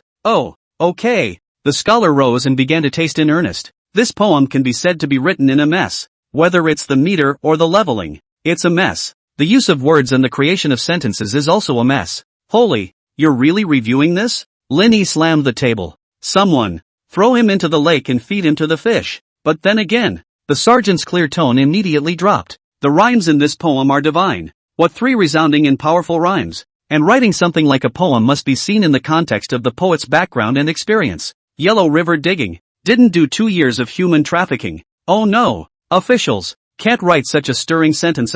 And this, lotus leaves are bathing. What a subtle metaphor. The use of the lotus leaf is a self-comparison, comparing the stormy wind and rain to today's stormy world, and the unknown future. But the playful expression taking a bath is used to express an open-minded attitude toward life, undaunted by any hardship or danger. That's like 1,000 words. Yes, yes, yes. Every word hit home for me. That's what I was thinking when I wrote it. Linny slapped the table and covered his chest. It was hard to hide the joy on his face. It was obvious that he had made this kid cool. Looking at these 2 people, one dared to blow and the other dared to receive. The scholars present all revealed a look of disgust. It's a disgrace to the literary world. What do you think? Linny looked around the room and asked the remaining scholars. In an instant, they changed their faces faster than a book. It's wonderful. Point taken. Mr. Lin is invincible in this world. In the time that followed, Linny didn't have any new tawdry maneuvers. The entire poetry session went on very smoothly and uneventfully. And since Linny had made a big splash before the poetry meeting, he had managed to become the center of everyone's attention. It was even said that everyone had to look at Linny's face before speaking. Sui quietly sat in the seat next to Linny, but had already lost all attention. Like she had been forgotten in the corner, she quietly fell asleep, and no one noticed. The candles flickered and it was dark. When Linny and Suha left, Suha was still rubbing her sleepy eyes. The 2 sat together in a carriage, and the driver who drove in front of them was Chin Bai, who traveled in simple clothes. He'd actually been mixing in with those Navy brigades. When the poetry party was over, the sailors all left in their warships to enjoy themselves. Chin Bai also took off his marching robe and drove the horse for Linny Suha. How about it, Your Highness? Can we enjoy today's poetry party? Linny asked with a smile. It doesn't mean anything, Suha muttered. All some moralistic guys. That poem of yours was written like that, and they were actually all screaming in favor of it. Linny said calmly. That's right. I intentionally wrote that lousy poem just to let you, Princess, see how false a group of people this group of literati really is. On weekdays, the so-called literati are proud of their bones, but when it really comes to times of danger, one is softer than the other. For ruling a country, the literati are never the ones to be trusted. Deliberately bad poetry? Why do I think it's your level to that? Chin Bai, who was outside the carriage, coldly spat. You. Drive your car properly. Linny and Chin Bai were already familiar enough to joke around with impunity. Sui lowered his head and pondered over Lin Yi's words just now. You can't trust the literati to rule the country. It may seem like a casual joke, but it seems to contain sage advice. And, can I trust martial artists to rule my country? Suwa said by way of example. A martial artist can be used, but it's also best not to be trusted. Then can Mr. Lin. Be trusted? Yes, I'll always be there. Lin Yi's few smiles were not too obscene, but rather like a spring breeze. In fact, whether it was reading novels in his previous life or working as a staff member for Suwa at this time, Lin Yi had already completely treated Suwa as his daughter. Though she's saintly and love-brained, but has a good heart and treats people with sincerity. It is true that it is easy to die in the court of deceit, but with Lin Yi as his old father, nothing will happen. And the immediate thing to do is to help your daughter weed out the yellow hair riding the ghost fire first. What's Chen's sidekick doing these days? Lin Yi suddenly asked. Ha, Ri Zhona. After that incident last time, the two of us separated, and he's been going out early and coming home late a lot lately, and I've been seeing less of him in the mansion, so I don't know what he's been up to. Suwa recalled seriously. I think I know what he went to do. Lin Yi slowly showed a smile that guessed everything. Knock, knock. There was an even sound of knocking on wooden boards from outside the carriage, and Lin Yi pulled the curtains open. Outside the window are several cavalrymen in armored tieflings. You told me to get some of my men over here? What's it for? Xin Bai's voice came from the front. Although the poetry festival is over, the things related to the poetry festival are far from over. Lin Yi revealed a playful expression as her slender fingers gently tapped on the edge of the window, making a low, slow sound. Two things. This Lu family wants to make things difficult for the eldest princess at the poetry conference. You guys help me investigate who the Lu family has been dealing with lately and run through the relevant relationships. And find a chance to kill that Lu Zhongping. Don't care about exposure.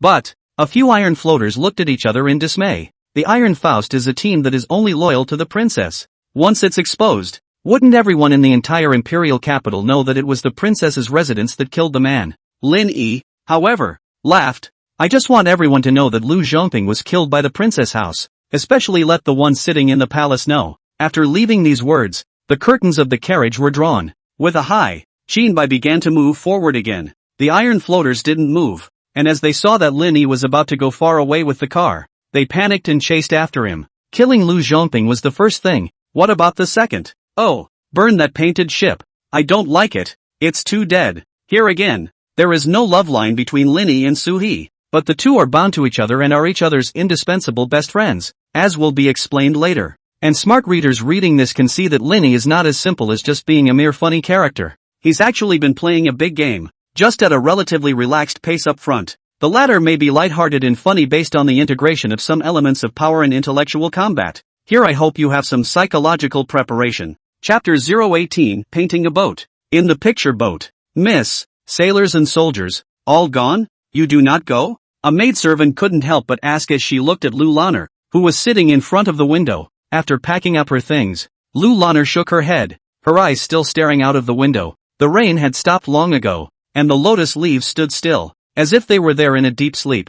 Miss loves this painted boat. Every day she spends more time on the boat than in the boudoir. The servant girl smiled lightly. Lu Lanner twisted her head, staring blankly at the maidservant, and suddenly, a line of clear tears fell from her left eye. Ah, miss, why are you crying? Seeing this, the maidservant immediately fell to her knees, thinking that she had said something wrong, and then began to kowtow continuously. The slave girl talks too much. The slave girl talks too much. Not your problem. Lu Lanner shook her head and said, I actually don't like this painting ship at all, but my life, from the moment I got this painting boat, has been firmly bound to this boat. Miss, what do you mean? Slave girl stupid. Cannot understand. When I was 13 years old, I wrote that song Peony and became famous in the capital, becoming a household name as a talented woman. In the same year, the late emperor rewarded our Lu family with this painting boat, and my grandmother gave it to me. From then on, the painting boat became a place where I held poetry meetings and socialized with the literati of the world.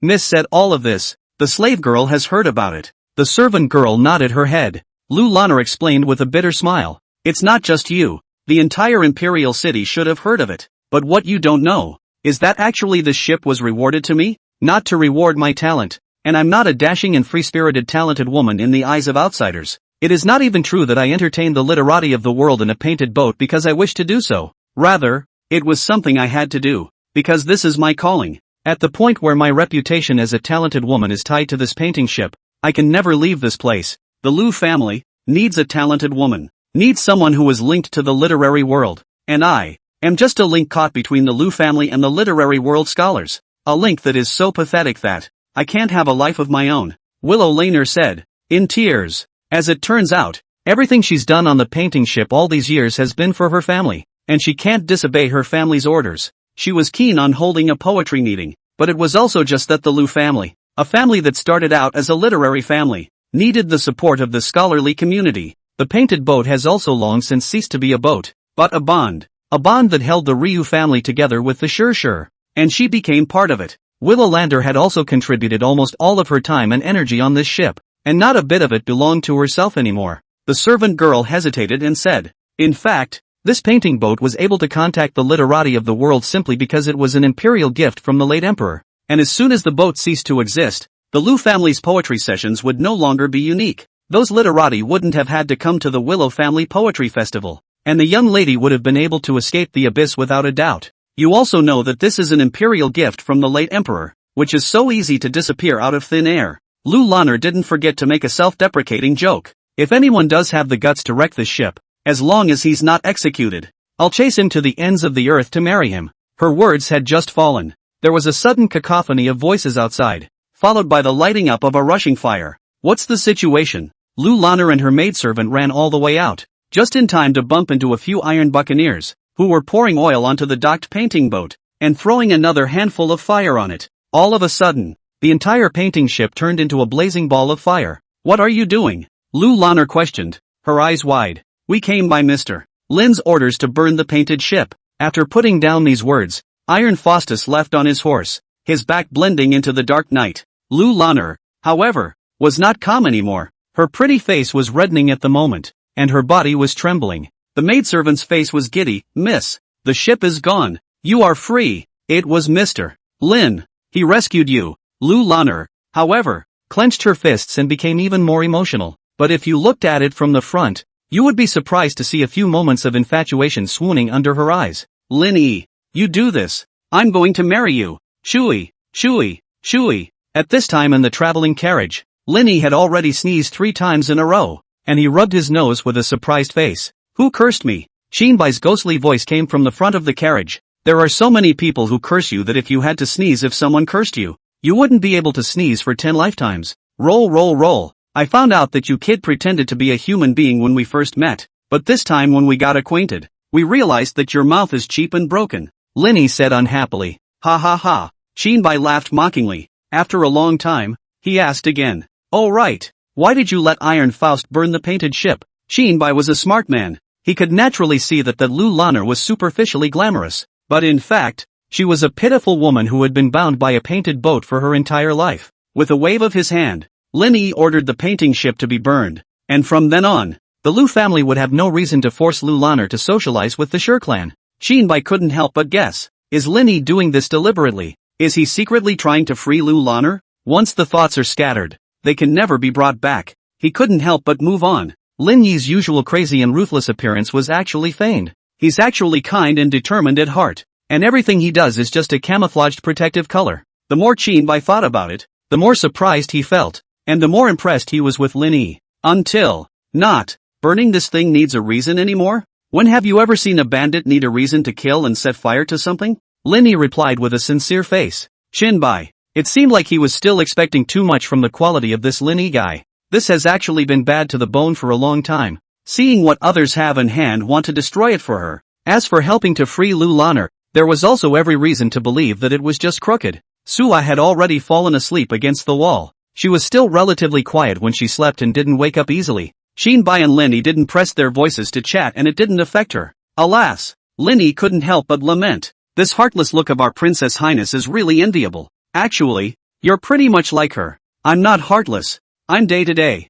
No, I say you are. Black-hearted and black-lunged. Shinbai said calmly. Lin Yi was annoyed. Asshole guy. You can't get through a sentence without damaging me. Can you? The corner of Shinbai's mouth hooked and he hugged the sword in his arms tightly. And he stopped joking around with Lin Yi. Instead his tone suddenly became serious. Oh yeah, do you remember Chen Ming? Kind of rings a bell. The one who got caught messing with me at the ghost market? Right. What's the point of mentioning him? Lin Yi frowned. He's dead. Chapter 019, The Tragedy at the Chengmufu Mansion, above. Inside the dark, damp cell. Vaguely, you could hear drops of water dripping from somewhere, and the sound of some rats chattering as they traveled through. Lin Yi was dressed in white, spotless, and although it didn't fit in with this dirty cell, it was a perfect match for the moonlight outside the window. The clear light drilled through the cold railing on the skylight and spilled over the puddle of blood. The young man in the bloodstain had already broken his breath, and the wound on his neck had solidified and scabbed over. Linny recognized that the deceased was the young man who had confronted him in the Demon Spirit Lodge not long ago,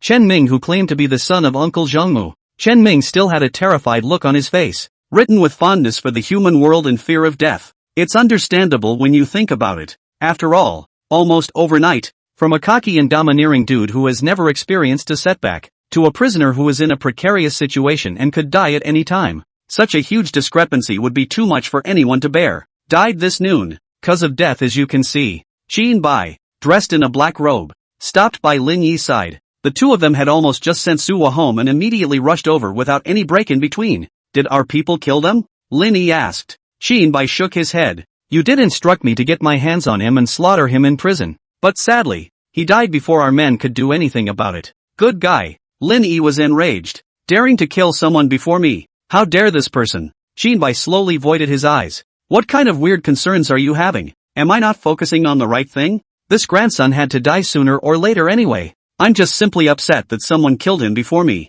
Lin Yi shrugged his shoulders, looking indifferent. Also, it's true that for guys like you, human life is the least valuable thing. Xin Bai sighed. Wrong. Big mistake. Who expected Lin Yi to deny it with righteous indignation? Xin Bai couldn't help but stare. Could it be that? Human life is worth a lot of money, okay? A human life sold to the Yellow River is 3 taels of silver. Lin Yi replied seriously. Forcing your foster son to cross that Yellow River of yours? Ha! With helplessness written all over his face, Xin Bai almost couldn't help but growl and spit. He still expected Lin Yi to be able to spit out any ivory from his dog's mouth. Still, it seems that one shouldn't expect anything from this guy. But, our people also investigated relevant information. Not only Chen Ming, even his family, the Zhongmu Fu, has not been spared. There was a poisoning case in the Zhongmu Fu this evening. 47 people up and down the house, all were poisoned to death. Not a single one was left behind. Hearing this, Lin Yi finally showed some interest. So you're telling me that an earl's family, in one day, had their entire family killed? Even the first son, who he had locked up in a cell, didn't escape? Xin Bai nodded. There are no more than 10 people who can have this kind of means, even in the imperial capital of Great Chu. Who do you think could have done it? Lin Yi asked. It depends on what the Chen family did. My guess is that the Chen family must have done some unseemly deeds together with a certain powerful person. But because Chen Ming had a conflict with you, he went to jail. That person was afraid that things would be exposed, so he did not do anything about it and killed the Chen family up and down. Xin Bai speculated. But in fact, they all don't know. I simply look at Chen Ming. This kid is not happy, and did not investigate the salacious things they have done. They are just being thieves. Lin Yi picked up with a cold smile. Since they're so afraid of me, then we'll have to investigate the truth behind the Chen family case.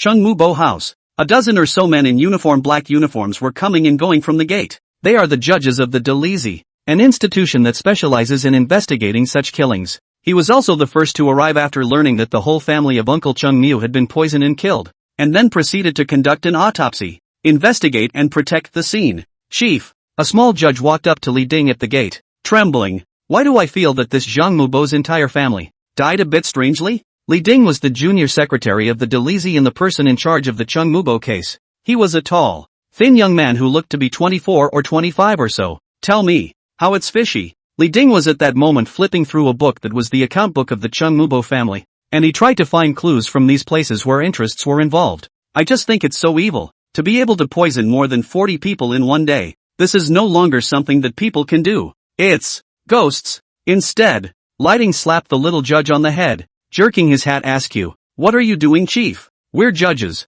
and we talk about reality in what we do. Do not talk about weirdness. Li defined squarely. Chief, aren't you afraid of ghosts? Of course I'm not afraid. I'm walking the talk. What's there to be afraid of ghosts? If I really meet a ghost, I'll make sure he doesn't come back. Li Ding's voice was strong and resonant. I'll go. It's still the chief who's domineering. We all have to learn from the chief from now on. The crowd of judges immediately felt respect and bragged about Li Ding. Lay low, lay low. He said that he was keeping a low profile, but the proud look on Li Ding's face had betrayed him long ago. I'm a person, I guess. Since I was a child, I've never been afraid of ghosts, just don't know how to write the word afraid. It's really not my problem. When Li Ding was proudly showing off, a hand suddenly hit his shoulder, and a ghostly voice came from behind him. Please ask. What's wrong? Li Ding twisted his head and suddenly saw a frightening skeleton face appear before his eyes. Ghost! In an instant, Li Ding was scared out of his wits, his legs went limp, and he fainted on the ground. Looking at the young secretary of the Delizy, who was stunned on the spot, the skeleton touched his mask and, "Is it that scary?" When they looked up again, the other judges of the Delizy, too, looked at each other in dismay. Oi oi! Skeleton! You were hired to help me investigate a case. Why are you giving people a fright and passing out? An unpleasant voice came from the back as Linny and Qinbai slowly walked over from behind. It turned out that the skeleton masked man who had scared Li Ding into fainting on the spot was none other than the 5-stone powder vendor that Linny had encountered in the ghost market back then. The strange man who had helped him kill the old bone-selling crone. I can't be blamed for this. The skeleton shrugged, his hoarse voice filled with helplessness. It's the guy's own guts. Chapter 020, The Tragedy at the Chengmufu Mansion, Middle. Where is this? Am I asleep? When Li Ding woke up in a daze, he opened his eyes and once again saw the ugly skull mask in front of him. There was also a creepy sound coming from the mask. You're awake? Ghosts! Li Ding shouted again, his white eyes rolling as he nearly fainted again. Luckily, the skeleton was quick on his feet and grabbed Li Ding's neck. With the intense pain pouring through him, it was only then that Li Ding didn't completely pass out. After he came to his senses completely, he realized that what was in front of him was not a real ghost, but a person with a ghostly face, and his attitude immediately became nonchalant. What are you doing? Why are you choking me? I warn you I'm the young secretary of the Delizy. I'll count you as assaulting an official if you do this. The skeleton grinned and let go. I didn't see your excellency fainting and wanted to come over to help. Li Ding patted the dust on his body and stood up from the ground, abruptly tightening his brows and surveying the skeleton unhappily. Where did you guys come from? Wearing a mask in the middle of the day to scare people on purpose. Ha! I brought him here. A lethargic figure, walking over to the skeleton's side, answered Li Ding's question. Who are you? Li Ding looked at the suddenly appearing Linny again with a puzzled expression. People from the princess's house, ordered by the princess, have taken over from you and are fully in charge of the case of the Chengmubo house. Linny took out a bronze-colored token with a peony pattern on it, indicating that the token came from the elder princess's mansion. In today's Chu, no one could use peonies as relief decoration except for the eldest Princess Suhi, which was a rule set by the late emperor. From this, it can actually be seen just how much the late emperor favored Suwa. Li Ding looked the token up and down, and after determining that it was a token from the princess's residence and not a forgery, he still had no intention of taking the people away. The eldest princess is indeed powerful in the court, and most of the armies in the entire Chu are at her disposal, but I'm afraid it's against the rules for you to take over a case involving multiple lives with just this token. Besides, Li Ding continued after a pause, how did I hear that this Zhang Mubo's first son, Chan Ming, was captured in the princess's prison the other day because of a personal vendetta, and died in it along with him yesterday? Am I to reasonably suspect that the whole murder was done by you? To come and take over this matter now is also to stop our Delizy from investigating further down the line. You want to rely on the power of the princess residence to gag us. Li Ding is worthy of being the young secretary of the Delizy. The whole idea is very smooth, and the logic makes complete sense. If Suwa was at the scene, after hearing these words, he was afraid that he would have to doubt on the spot whether he was the murderer or not. Unfortunately, the one standing here was Linny. Linny sneered. When I said we were taking over the case, I was informing you, not discussing it with you, and I don't have to explain anything to you. Look, this is a confession without a fight. Li Ding clapped his hands. Now I have 90% certainty that I suspect you guys are the murderers. Lin Yi, however, wasn't the least bit flustered. Since you're so attached to this matter, I'll just admit that this Zhang Mubo's mansion was indeed killed by me. What can you do to me? Li Ding was instantly shocked, running to the front of the Delizy and telling the others that he had killed him. This guy is too arrogant, isn't he? It's simply lawless. Li Ding was furious in his heart, and he secretly resolved that if he didn't bring this bastard in front of him to justice, from now on, his name will not be Li Ding, but Li But. Since you've admitted it, then I'm sorry. Come with us. Li Ding beckoned, and a dozen or so judges of the Delizy, already each holding a weapon, stood behind him, facing the cloudy Lin Yi in a closed circle. Lin Yi asked again as he played with the princess residence token in his hand. Are you sure you want to arrest me? Are you threatening me? Li Ding's face was fierce. Let me tell you, I, Li Ding, have been bright and open in this life. The thing I'm most afraid of is being threatened. We, the judges of the Delizy, have never feared the mighty, either. We are as good as dead. That's right, a dozen judges said in unison. The people of the Delizy are never afraid of power. We are as good as dead. Each of their faces wore an incomparably resolute look, and their gazes were like sharp swords, capable of piercing through all evil and gloom. Clank! Clanging tough guy. Lin Yi was obviously moved by such a scene, and he couldn't help but wipe his tears. Too touched. My Chu actually has people with such backbone. It was followed by a wave of the hand. Come, meet them. At Lin Yi's summons, only hundreds of iron floaters in iron armor were seen coming out of the street corners and alleys not far away,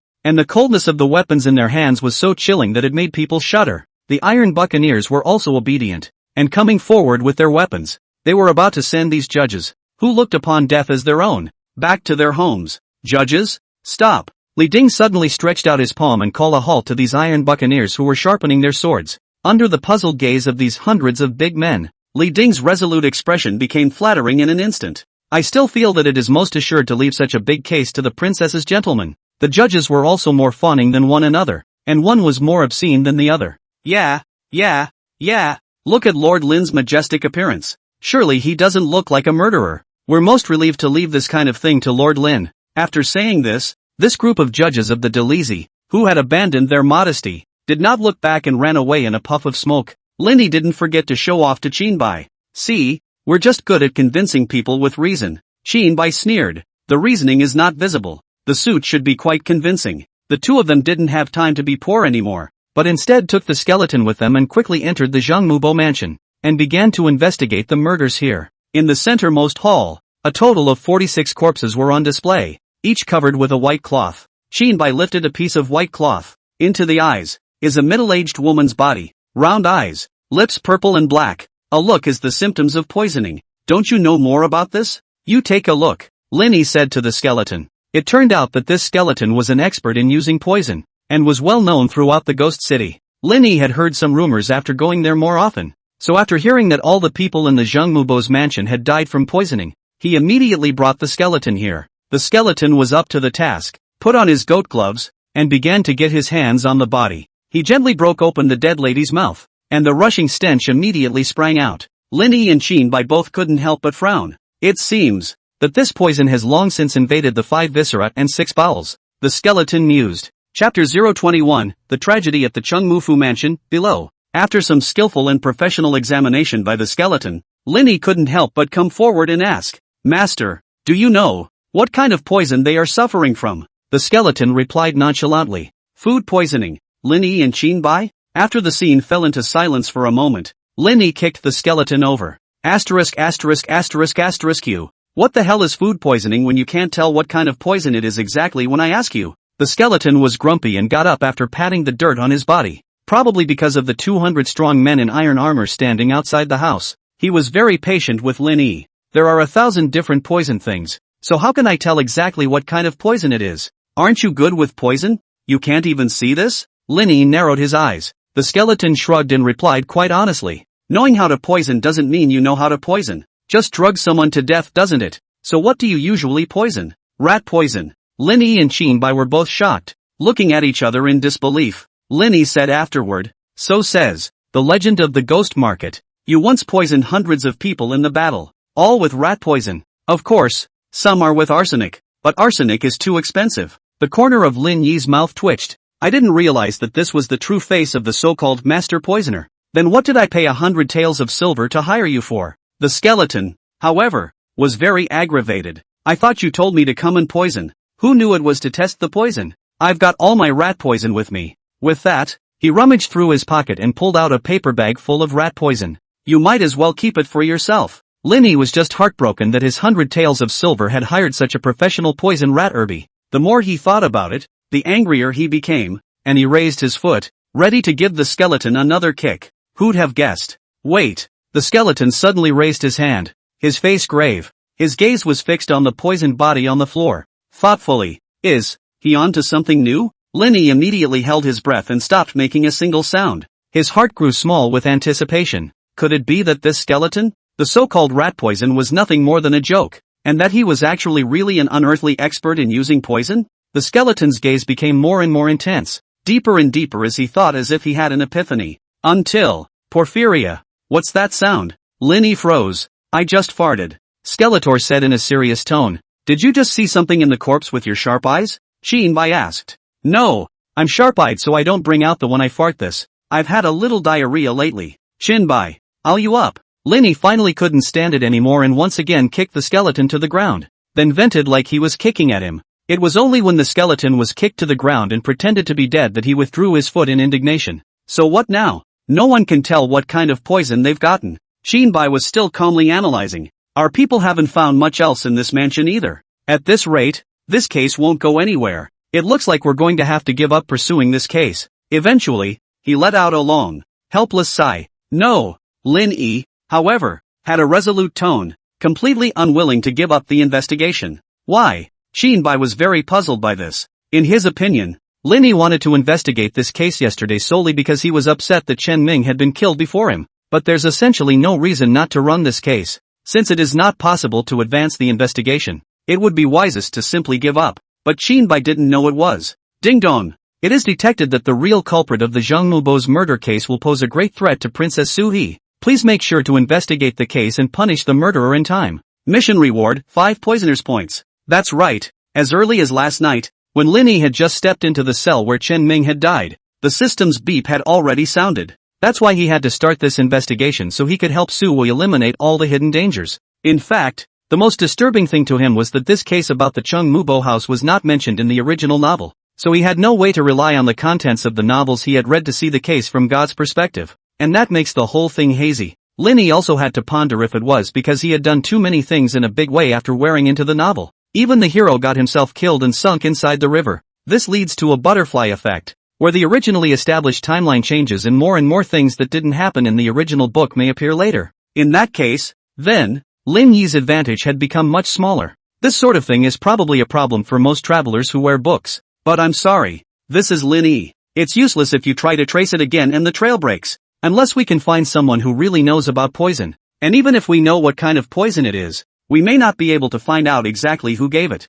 As Qinbai proceeded to analyze it with a sad face, Lin Yi, however, suddenly revealed a smile and said with a relaxed expression, "Or how about this? Now mobilize all the forbidden troops in the perimeter. Kill all the people in the entire imperial capital who have the ability to cause the case of the Zhangmubu house. This will definitely ensure the sanctioning of the murderer." At those words, Qinbai couldn't help but smile. Oops, it's worthy of being you, Lin Yi. The way you joke are different from ordinary people. But after seeing that Lin Yi didn't have any intention of joking on his solemn expression, at once, Qinbai's face changed. Wait, you can't be serious? Lin Yi nodded without thinking. Do I look like the kind of guy who jokes around? Qinbai's cold sweat broke out as he swallowed. Do you realize what you're saying? Of course I know. Didn't you say that there were 47 people in the loyal new house? And that there were no more than 10 people who could kill them all in one day and have things done quietly? Then let's think differently. Wouldn't slaughtering all 10 of them be the equivalent of sanctioning the murderer? Lin Yi analyzed it in a fervent manner. Asterisk. Even the skeleton that had been lying on the ground pretending to be dead had violently sprung up from the ground after hearing Lin Yi's words. You're a ing maniac. Oi. Throughout the ages, all those who have achieved great things, there aren't many who aren't crazy. What's more, just killing 10 people isn't crazy enough, right? Lin Yi clouded over and gently tapped the skeleton's mask with his finger. Underneath the narrowed eyes, it was hard to hide that madness in his bones. Qinbai, who had always been known for his calmness, had also become unsettled at this moment. Do you know who these 10 people are? How powerful they are in the imperial capital? Their families, how prestigious they are. Lin Yi, however, smiled disdainfully. The undercurrent of power is violence, and the most prestigious and powerful families are just playing games at the gambling table. But the princess has 400,000 troops in her hands. So we have the power to directly lift the table. Chapter 022. This is called military exercise. Qinbai also didn't expect that Lin Yi had just finished making those heaven-defying remarks yesterday. A few thousand cavalry waltzed into the imperial city today. On the main road leading to the imperial capital, the rows of soldiers with shiny swords advanced in a well-organized manner. The people of the imperial capital didn't know what was going on. They just thought it was a spectacle and gathered around the sides of the road. It was packed with people one layer inside and one layer outside. Rows of garrisons stood on either side of the road to make sure no people poured into it. Lin Yi rode on a high horse, strutting at the front of the army, smiling and waving towards the people on both sides. Greetings, generals. The generals have worked hard. Immediately afterward, the rows of garrisons holding back the crowd shouted in unison. Hello, Sir Lin.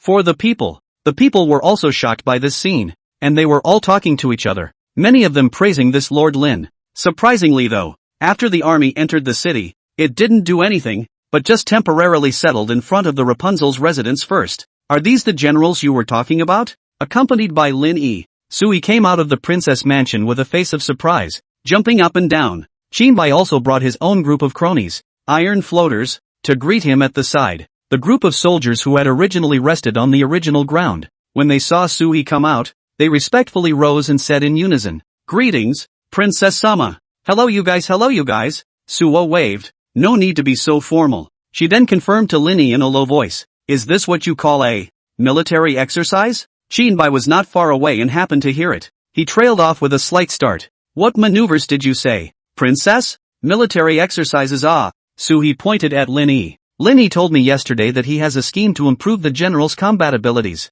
"What did he say?" Qinbai asked next. Linny said that he could bring the generals into the city and conduct military maneuvers. Conduct a copycat simulation. Linny also told me that there are several powerful families in our imperial capital that have taken the initiative and are willing to play the role of being copied because they have their hearts set on their family and country. Later, Linny is going to take the generals on maneuvers, and specially invited me to watch along. It's really great. Qinbai couldn't understand, but was greatly shocked. Linny is obviously using the excuse of the so-called military exercises to fool Suo into ordering the deployment of soldiers to really raid the homes of those several families. The point is that Suo really believed his bull ********. He tried desperately to suppress the corner of his mouth that wanted to twitch. "Are you sure that the families know that they are going to play the role of being copied?" Linny was shocked and immediately went up to cover Qinbai's mouth, then squeezed his eyebrows, signaling him not to say the wrong thing. Qinbai rolled his eyes helplessly, then bowed and bowed. "The princess made such an interesting point, and I can't wait to participate in this military maneuver. Ha ha ha ha ha." The voice was flat, devoid of any emotion, and completely stick-reed, especially that ha ha ha. It's so fake it's ridiculous, but naive by nature. Suo completely missed it. Her eyes were glowing and she looked at Qinbai in surprise. "Yeah, are you looking forward to it too? I was so excited yesterday after hearing about it from Mr. Lin that I didn't sleep all night. It sounds like so much fun." "Then it's not too late. Let's get going right away." Linny immediately greeted everyone and prepared to set off in order to avoid a long night. "Yes." The generals also responded in a high voice with high morale, and then the group marched off with great vigor. On the way,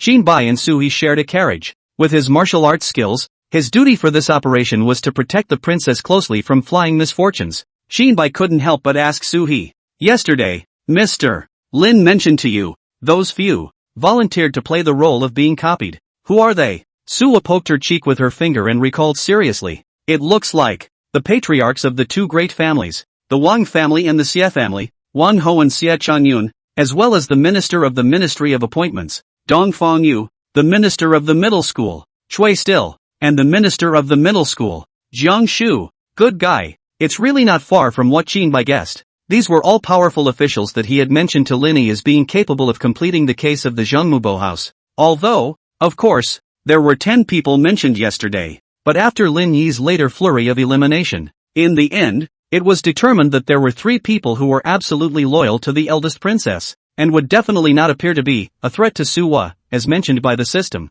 There were 2 others who had absolutely no interactions or dealings with the Chengmuber family, and naturally there was no motive to kill and exterminate them. So in the end, the plagiarism was settled on these 5 men. Both the Wang family and the Xie family were old families with a 100-year heritage, and their influence and power needed no introduction. Dongfang Yu was the leader of the literary world, and at the same time, he was the minister of the Ministry of Revenue, the most powerful courtier under the Prime Minister. Chui Still and Jiang Shu, backed by the Chui and Jiang families, although not as deep as the Wang and Xie families, they were also rapidly rising nouveau riche, and their influence could not be underestimated. In short, these 5 people, in the eyes of the vast majority of people in Dechu, were untouchable behemoths. But Lin Yi, the reckless man, is about to bring thousands of reckless men, using the so-called military exercises as the reason, to end the 5 of them, and it was likely that 4 of them were completely innocent of any offense, but were simply suspected by Lin Yi. Qinbai couldn't even begin to imagine how many new heaven-defying acts this guy would do in the future as he got to know Lin Yi longer and longer. Of course Lin Yi couldn't hear these heartfelt thoughts of Qinbai, who was currently riding on a high horse and leading the team in a vast march. As soon as he thought that he would soon be able to raid his family, and then there would be new people he would send to dig the Yellow River, Lin Yi couldn't help but feel his heart blossom, and actually began to forget himself and sing. The rain is dripping outside the window. and it's still falling there after 3 days and 3 nights dash. And my favorite, you didn't answer your phone for 3 days and 3 nights dash. Is this love just going to go away? Is that your answer dash? That's right. He sang the DJ version of It's Still Raining, which was made into a side project on the short video platform in his previous life. Chapter 023 Counter-Terrorist Elite. Great Chu Imperial Capital. Wang family. A secluded tea room. 4 men in plain robes were gathered around, making tea and chatting. The person on the main seat was none other than Wang Ho, the head of the Wang family, and to his left was his younger brother, the second in command of the Wang family, Wang Van. Wang Ho is a handsome middle-aged man,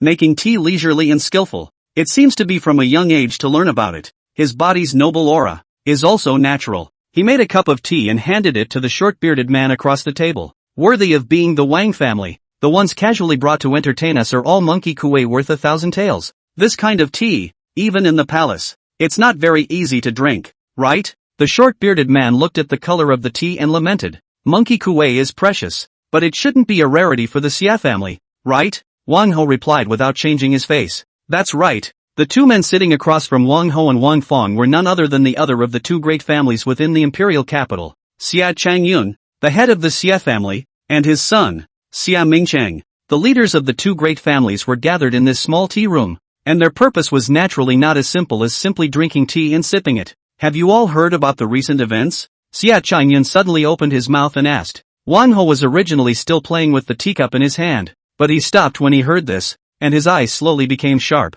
In what way? The princess's house. It's hard not to hear about this kind of thing, isn't it? Wang sneered. The iron floaters are fighting bandits, and the navy is having a poetry festival. The princess staff member surnamed Lin has done all these things lately. Piles and piles of things that can't be described as not sensational. Xia Mingcheng, however, was very disdainful of this. Just a jumping clown. Can't make much of a fuss. Mingcheng Xian nephew is not talking a bit too arrogant. He is a person from the princess house. The late emperor favored the eldest princess Suwa and left all the army to her after his death. The military officials who fought the world together with the late emperor back then were also all treating Suwa as if she was their own. The king's box, however, questioned, could the late emperor have sat on the throne back then without the support of our Wang Xie family? This great Chu dynasty was also established less than 100 years ago. Our Wang Setu families have a whole 800 years of heritage. Xia Mingcheng remained high and mighty. Even if that surname Lin jumps around, he's still just a staffer without any rank who can't get on the stage.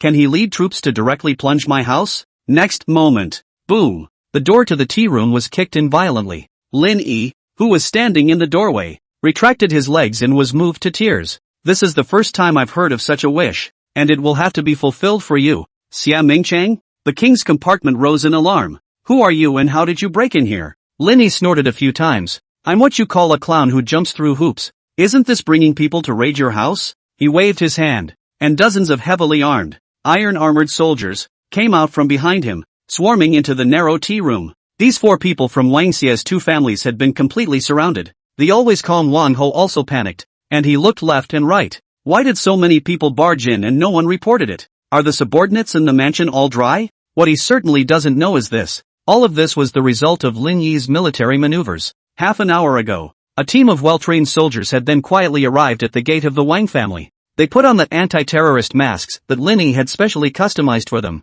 and dressed lightly, and listened to Lin Yi lay out the tactics for them under the most secluded high wall outside the Wang family home. Lin Yi named the 3 gates of the Wang family, Gate A, Gate B, and Gate C. Then the soldiers were told to divide into 3 groups. First, Gate A was sealed with smoke, and 2 beacons of wolf smoke were thrown to bluff most of the houseguests stationed at Gate A. As they went up to see what was going on, anti-terrorist soldiers ambushed and the smoke swarmed over them and subdued them all. Sector C also went into action, with a special squad, in giant kites, descending from the sky to dispose of all the underlings there as well. They changed into the clothes of an underling, sneaked in, and after thoroughly figuring out the inner workings of the Wang family, they opened door B and let the large force in. Almost all the soldiers. Collective rush B, with someone leading the way. He took control of everyone in the entire Wang family in a swift manner, except for the 4 people in this tea room, who were still unaware of the situation and were chatting leisurely. But while they were sipping tea and blowing off steam, Lin Yi and a few hundred burly men had gathered around the outside of the tea room,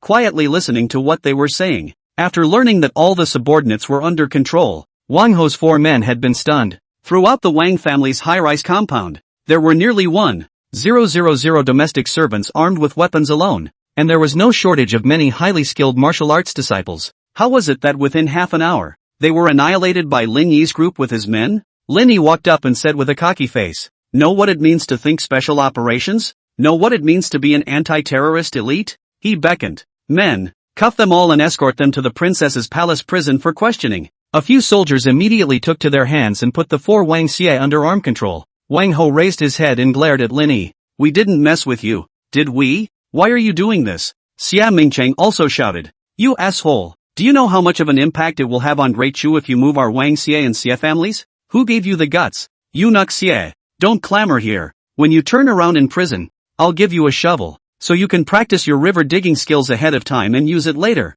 Lin Yi laughed playfully. "Xia Mingcheng, what the hell did you say about digging?" Wang Ho was still struggling, and his eyes were already covered with blood. "Lin Yi, does the eldest princess know if you're doing this?" In his eyes, Suwa's motherly heart was overflowing, and there was absolutely no way that she would condone Lin Yi's random plagiarism. Lin Yi must have done this privately. He's going to sue Suwa, but, ha ha ha ha ha, is so funny. Suwa didn't know when he had already stood by Lin Yi's side, smiling and clapping his hands with emotion. "This military maneuver of yours is so much fun, especially the Wang family. One is better than the other at acting. The acting is much better than those in the theater troupe. I didn't know, I thought I was really being copied." Wang Ho was confused. How did Suwa show up here? And laughing so hard? That doesn't fit with her good old boy image. And what the hell is this military exercise at? But Wang Ho could no longer care so much, as he accused towards Suhi, eldest princess. "I don't think I've done anything wrong. Why does Shogun Lin want to copy my house?" Suwa was shocked.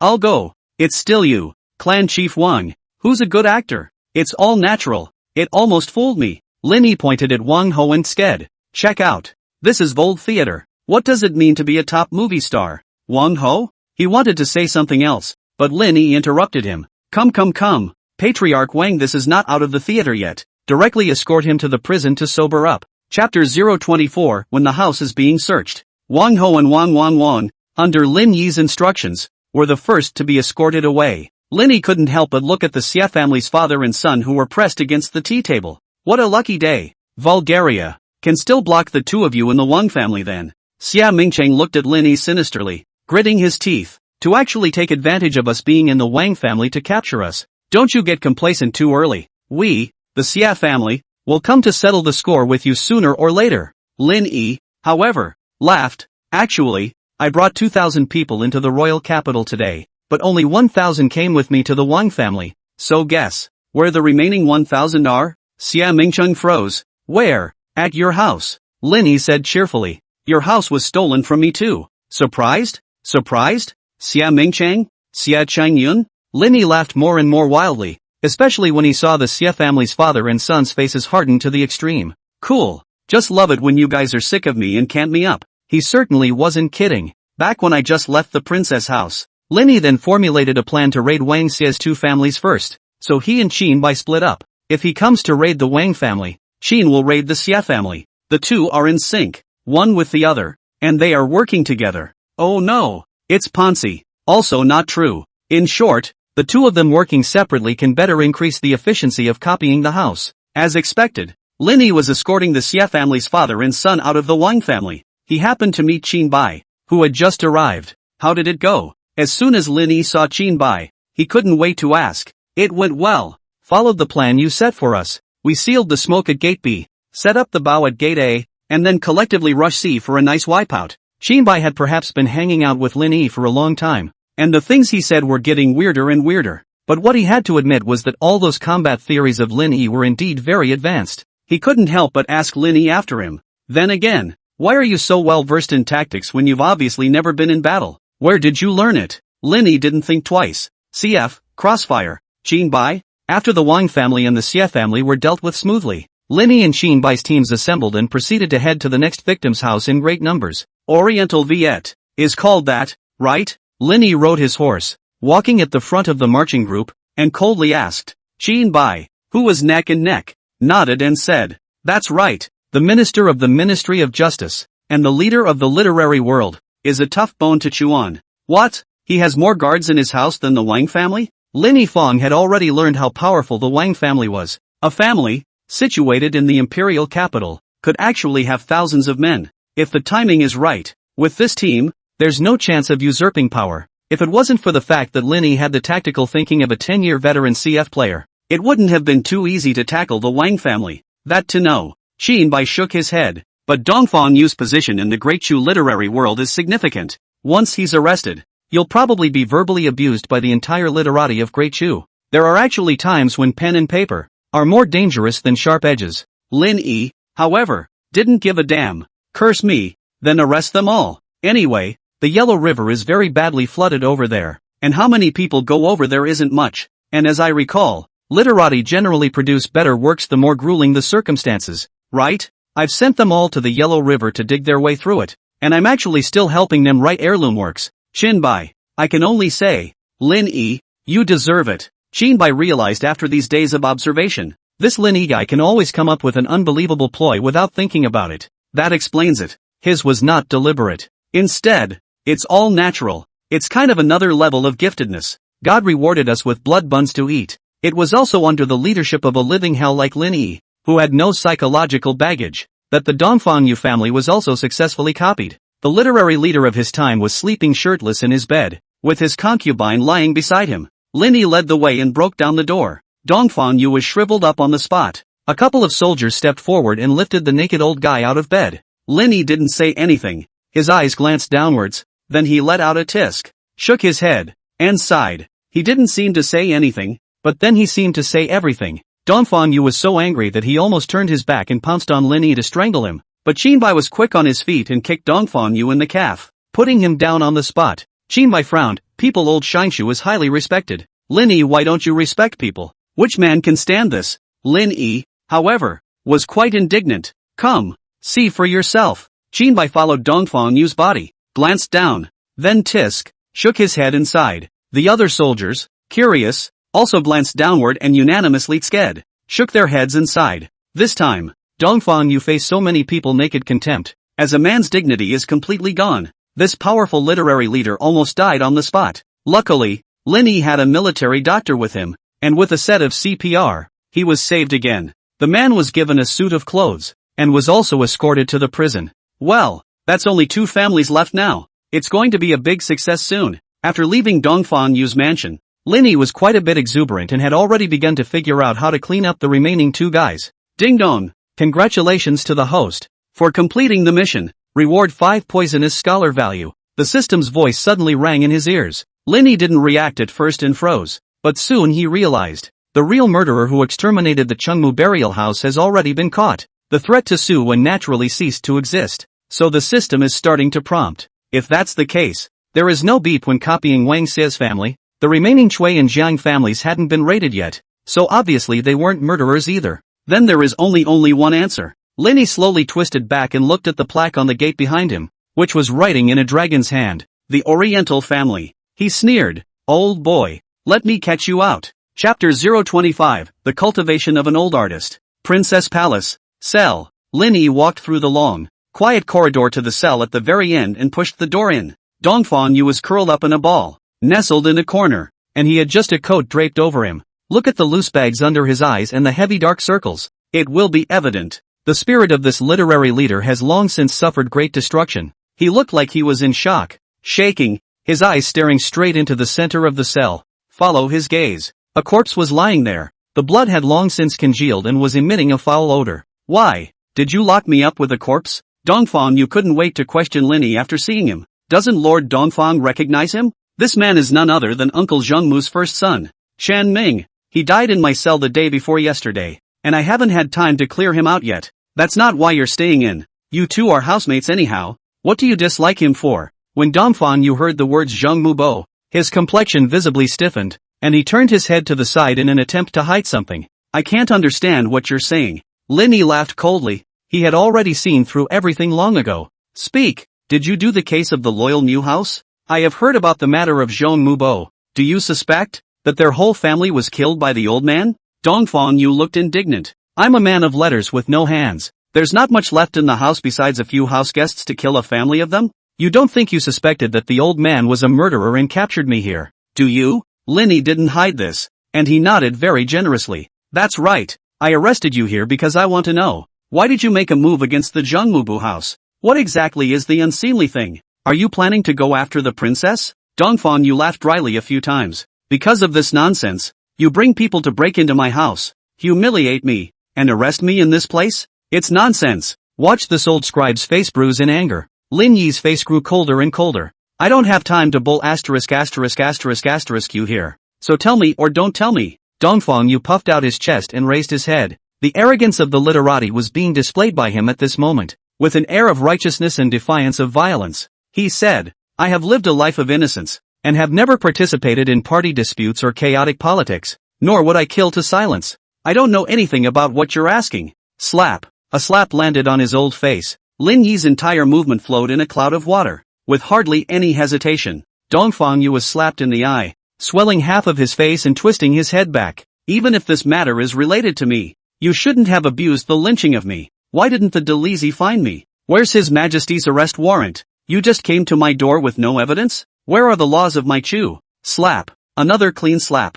I won't have to say it. One man does what one man does. It was I who slaughtered the loyal Mu house. If you want to pursue an accomplice with me, then you're not delusional. A gentleman stands between heaven and earth. How can he betray others because of his power? Slap. Another mighty slap. I said. I confessed all. The person who was complicit with me was Gui Yutong, the minister of the Ministry of Revenue, and Eunuch Lu, the chief of the great household. We slaughtered the Zhang Mubo's mansion because, together with Zhang Mubo, we planned to assassinate the eldest princess. But Uncle Chung Mu's son was suddenly captured by you in the princess's residence. We were afraid that things would be exposed, so we killed them all. Lord Lin, I was wrong. You let me go. Linny didn't say a word and used just 4 slaps. Just enjoy some great face-changing performances. Dongfang Yu's entire performance is also textbook quality, showcasing the cultivation of a veteran artist. Gui Yutong, Eunuch Lu. After memorizing these 2 names, Linny left the cell, leaving behind Dongfang Yu, who was slapped into a pig's head. The old face-changing artist just couldn't help but let out a sigh of relief when he saw that this devil was gone. A twist of the head. He also looked at the dead Chen Ming staring at himself, and immediately began to yell, Mr. Lin, you clear this body out first. Father Lin, Grandpa Lin, Ancestor Lin, please. But no matter how much he cried out, Lin Yi's figure continued on until it disappeared into the darkened corridor. Guo Yutong, he is the Weinan army general, Guo Zhuan's son. As for this eunuch Lu, someone from the palace, I guess he can't get out of touch with the one on the dragon chair, by the pond at the princess mansion. Jinbai was analyzing the 2 names for Lin Yi. You said that the 2 of them, together with Dongfang Yu, are preparing to assassinate the eldest princess? It's not just them, there's also Uncle Chung Mu. It's just that Zhong Mubo's son was captured by us by mistake. Thinking that things had fallen apart, they killed Zhong Mubo's entire family. Lin Yi added. Jinbai's face became increasingly ugly. But I remember correctly, this Weinan army is an army under the hand of the eldest princess. Guo Zhuan is also a supporter that the late emperor left to the eldest princess. Why would his son be involved in assassinating the eldest princess? Lin Yi shook his head. That remains to be seen. There is no mention of this assassination in the original book, but it's normal to think about it, because in the original book, at this time, Su Wodu should have already lost her power due to her affair with Hong Yao. The princess's residence was raided, and those generals who supported Su would have looked for a new master because of her indecisiveness and low political skills. So from this point on, any new happenings are not something Lin Yi can anticipate anymore. He's left to feel his way through it. Just like these book characters. The only way right now is to catch this Gui Yutong and torture him properly. Lin Yi thought zealously. Indeed. Jinbai nodded. But then his words changed. But, this Gui Yutong has a special identity. He is the son of an army general who supports the princess. You also know that the reason why we are able to be arrogant and domineering is because we rely on these generals. Once a suspicion arises between us and them,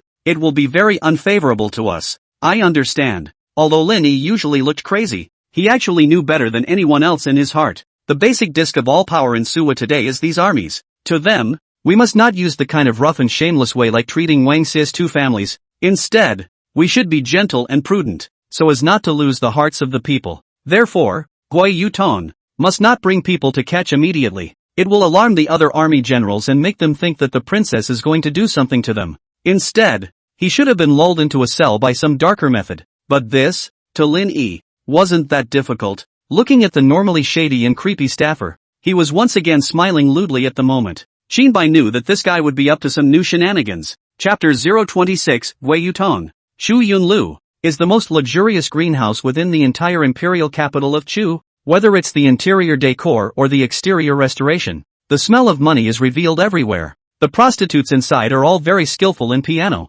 chess, calligraphy and painting. The appearance and figure are also superior. Most of the people who go in and out of it on weekdays are either rich or noble. At this moment, within a spacious elegant room, Mr. Gua, this batch is the last batch of girls from our Chu Yun house. You've looked at so many waves before, but you couldn't pick a satisfactory one. If you're not satisfied now, there's really nothing we can do. A pimp, who was skimming his 8 eyebrows, was full of sadness, only because, today, this Weinan Marquis Guizhuan's son Gui Yutong. Suddenly he came to Chu Yunlu and named the prettiest girl to drink with him. If he finds one that satisfies him, then he will be rewarded with 5,000 taels of silver. Even if Chu Yunlu's family was large, this amount of money, for them, was not a small number. The pimp immediately called all the pretty girls over and brought them into the elegant room one by one, giving Gui Shitzi a look over. According to the rules of Chu Yunlu, the silver money rewarded by the guests, the girl in the building split the bill 46. So this girl who has gained the favor of Gui Shizhi can land a whole 2,000 taels of silver.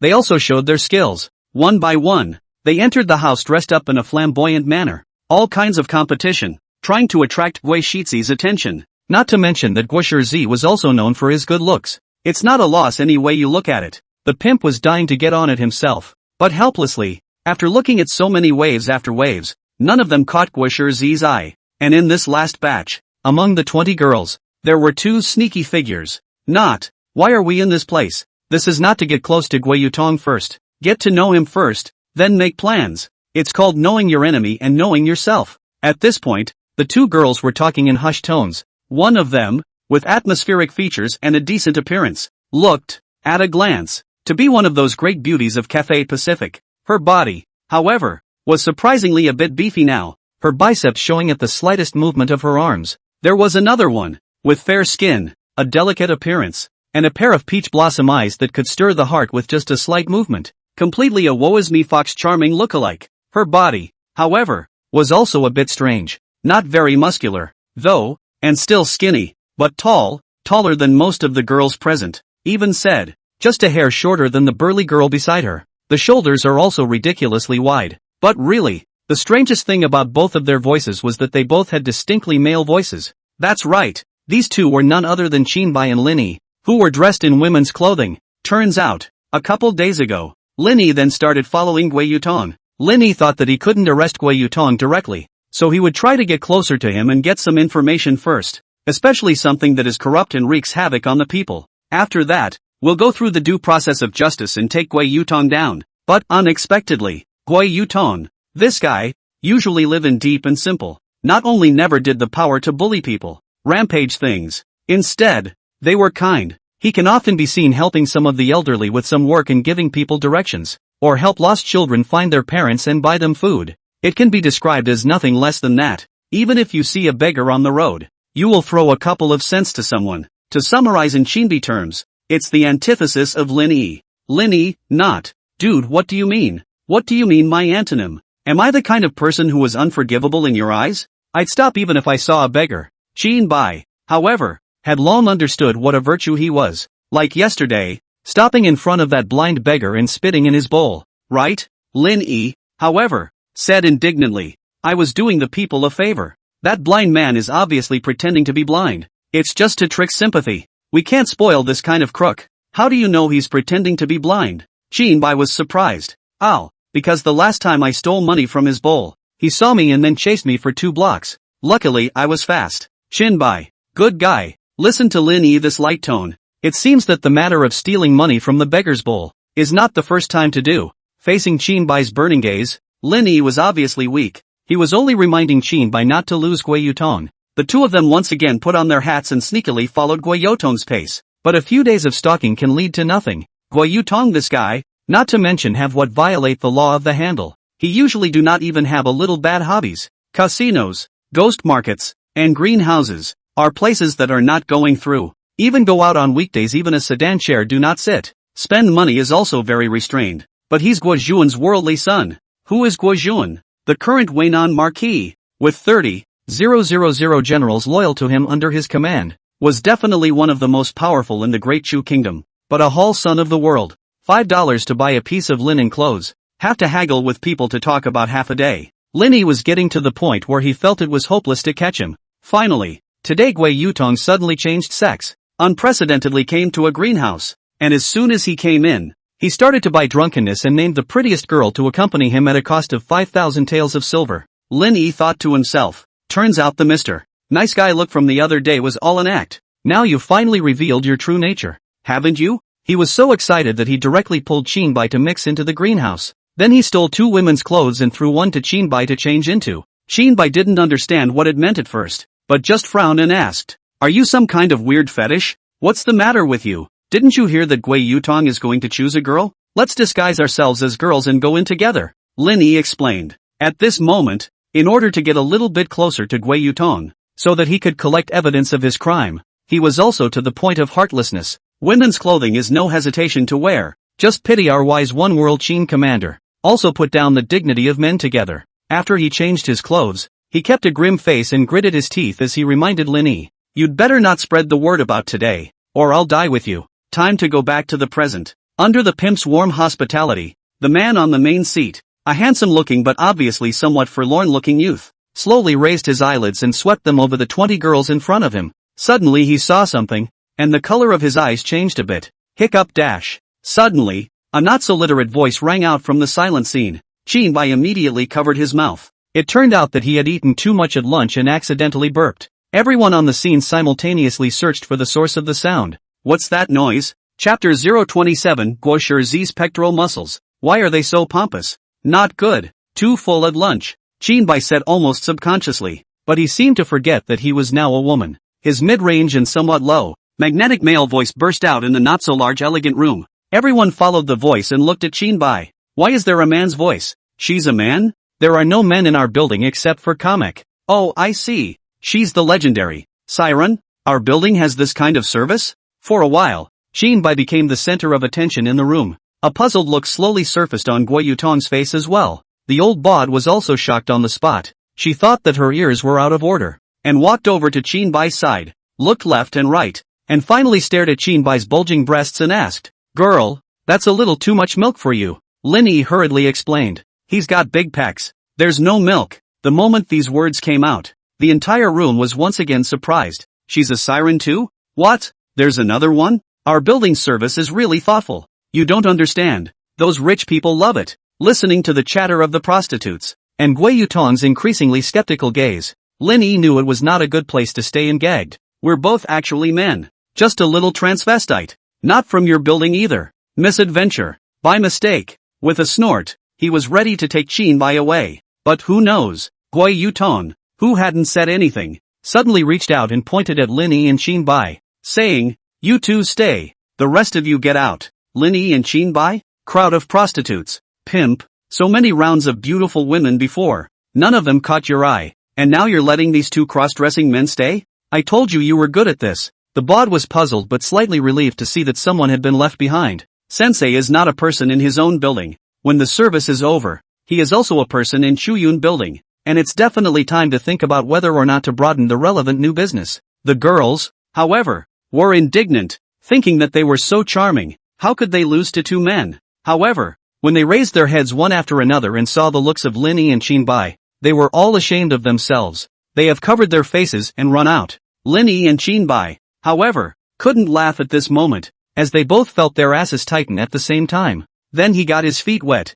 intending to slip away immediately, but wait to turn around. The pimp was already standing at the front door, smiling from ear to ear. "You guys are so much fun." Next moment, boom, the gate was shut tight. Then there was the sound of locking outside. Linny and Qinbai's expressions crumbled at the same time. "What now?" Qinbai grimaced and inquired in a low voice. "There's no way out. If we want to save our backyard, we can only slaughter the squaw." Linny said quietly, "Didn't you say that he is the son of a general and can't be roughed up at will?" Qinbai froze for a moment. "There are priorities. If we don't get him, are we going to be forced by him to be a man?" Linny bared his teeth. The two finally made up their minds. Qinbai hid the knife he was carrying in his sleeve. Linny also held a packet of poison. "What are you two doing?" Gui Yutong's voice sounded again. His voice sounded a little too thin, like the girl's voice was deliberately weighted. But Linny didn't have the time to care about that. He just wanted to hurry up and finish off this in front of him, and then find a chance to escape this place of wrongdoing.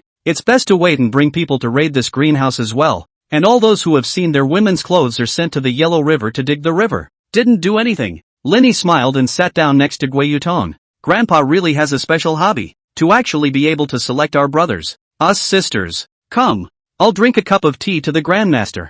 Saying that, he picked up the teapot on the table with his hand, poured a cup of tea and handed it to Gui Yutong. Shinbai also sat on the other side of Gui Yutong, and in his afterglow, he caught a glimpse of Linny quietly opening the packet of poison in his hand while pouring tea. The whole action was so stealthy that Gui Yutong did not notice anything. Shinbai couldn't help but sigh in his heart. Linny, this guy, although usually looks unreliable, but in the time of work is still quite reliable. Bull asterisk asterisk asterisk asterisk. When Shinbai saw what was in the cup in Linny's hand, his eyes went wide. A small amount of tea was found amongst a large amount of poison. The thick layer of medicinal powder, just floating on top of the tea, was handed to Gui Yutong. Gui Yutong also froze. Beauty, this tea of yours, isn't it a bit thick? The corners of Shinbai's mouth twitched. But isn't it thick? It's almost a cake. Linny, you can really spare to put you this poison content. Their blind man came also have to be drug over. Beauty, are you sure? This tea is really drinkable? Gui Shitsi trusted me.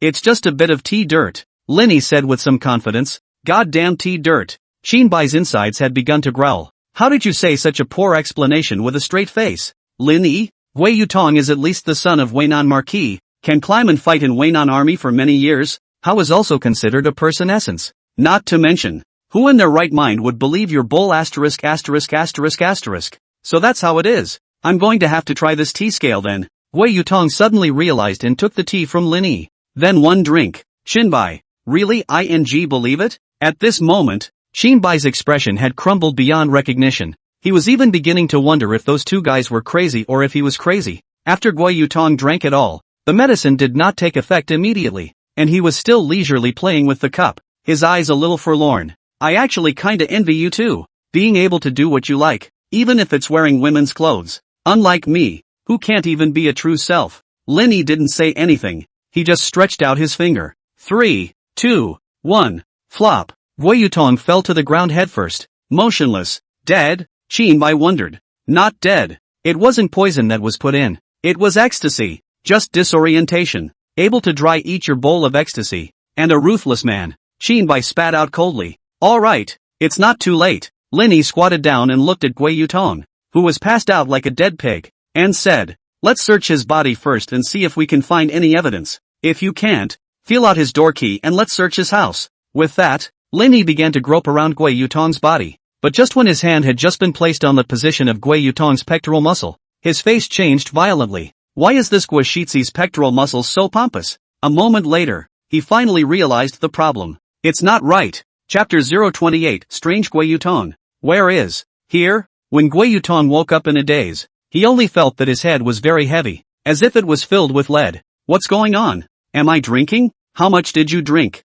So dizzy. You didn't drink, but it's a lot more powerful than drinking. You ate a whole packet of ecstasy. That's a dose that would have drugged a boar. A lazy voice came. Gui Yutong finally regained his vision and saw clearly the youth in white clothes in front of him. Linny has now changed back to men's clothing. Feather fan. Handsome. All over the body. Comes with an evil atmosphere. Seductive. Gui Yutong froze. Beauty. You're actually quite handsome when you're a man. You don't have to cross-dress. I'm supposed to be a man. And transvestism is just an excuse. Linny waved his hand. You should care about yourself as opposed to caring about me. Gui Yutong then realized that he was currently tied up with his hands and feet. Loops and loops of twine wrapped around themselves. Rawly tied into a big dumpling. What are you doing? Tying me up for what? Little beauty, want to play something different? Gui Yutong hadn't realized that he had become a prisoner until this moment. He only thought that Linny was going to play something different with himself. Linny, however, suddenly digressed. When I was just tying the rope for Gui Shitsi,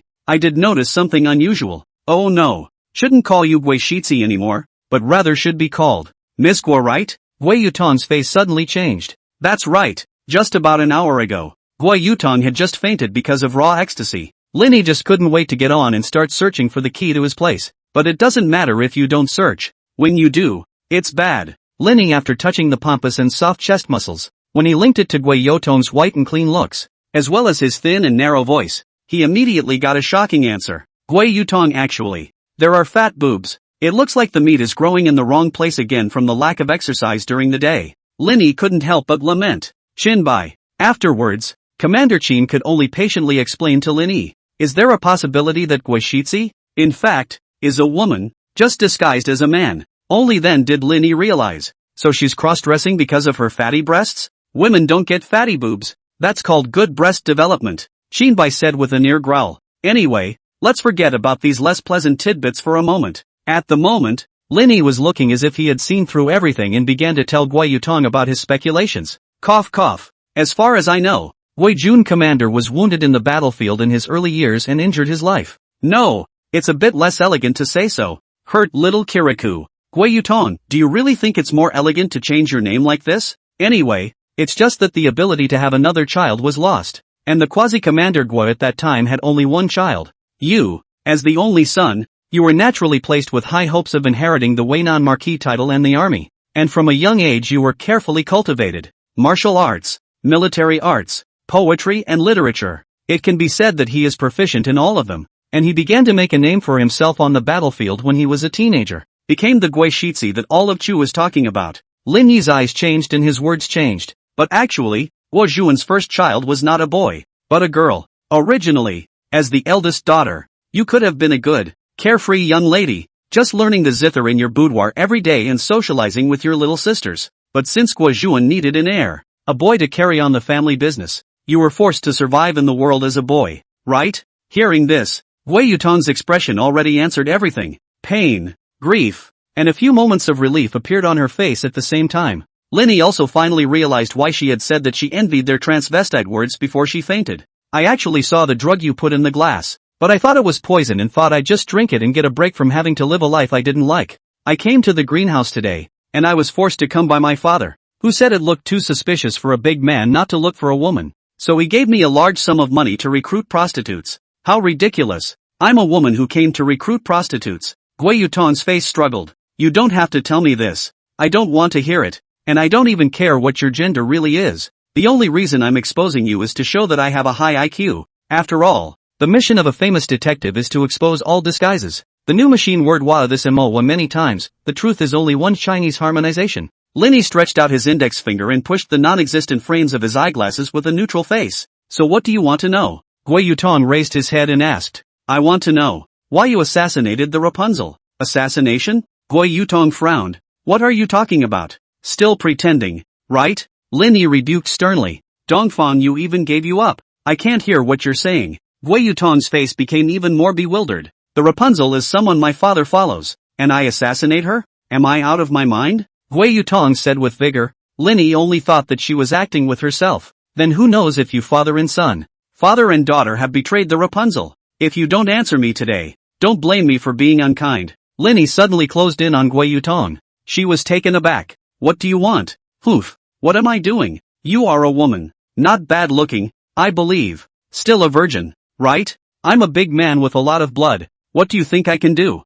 Linny had a lewd face. No way. You can't do that. I can't do that? If you don't answer me, I'll force you now, and then make it known to the world. The famous Gui Shizhi is actually a woman. With that, Linny undid his belt and lunged towards Gui Yutong. But soon, when he saw, Gui Yutong not only didn't have any dodging or resistance, but instead lay there motionless. She was also no longer terrified and scared, but instead was flushed. A little. Can't wait? Linny froze, his hands grasping the half-unbuckled belt, not knowing what to do. Why don't you come? Gui Yutong opened his eyes and looked at Linny in disbelief. You better beat me hard today. Punch my organs through and through. Linny, asterisk.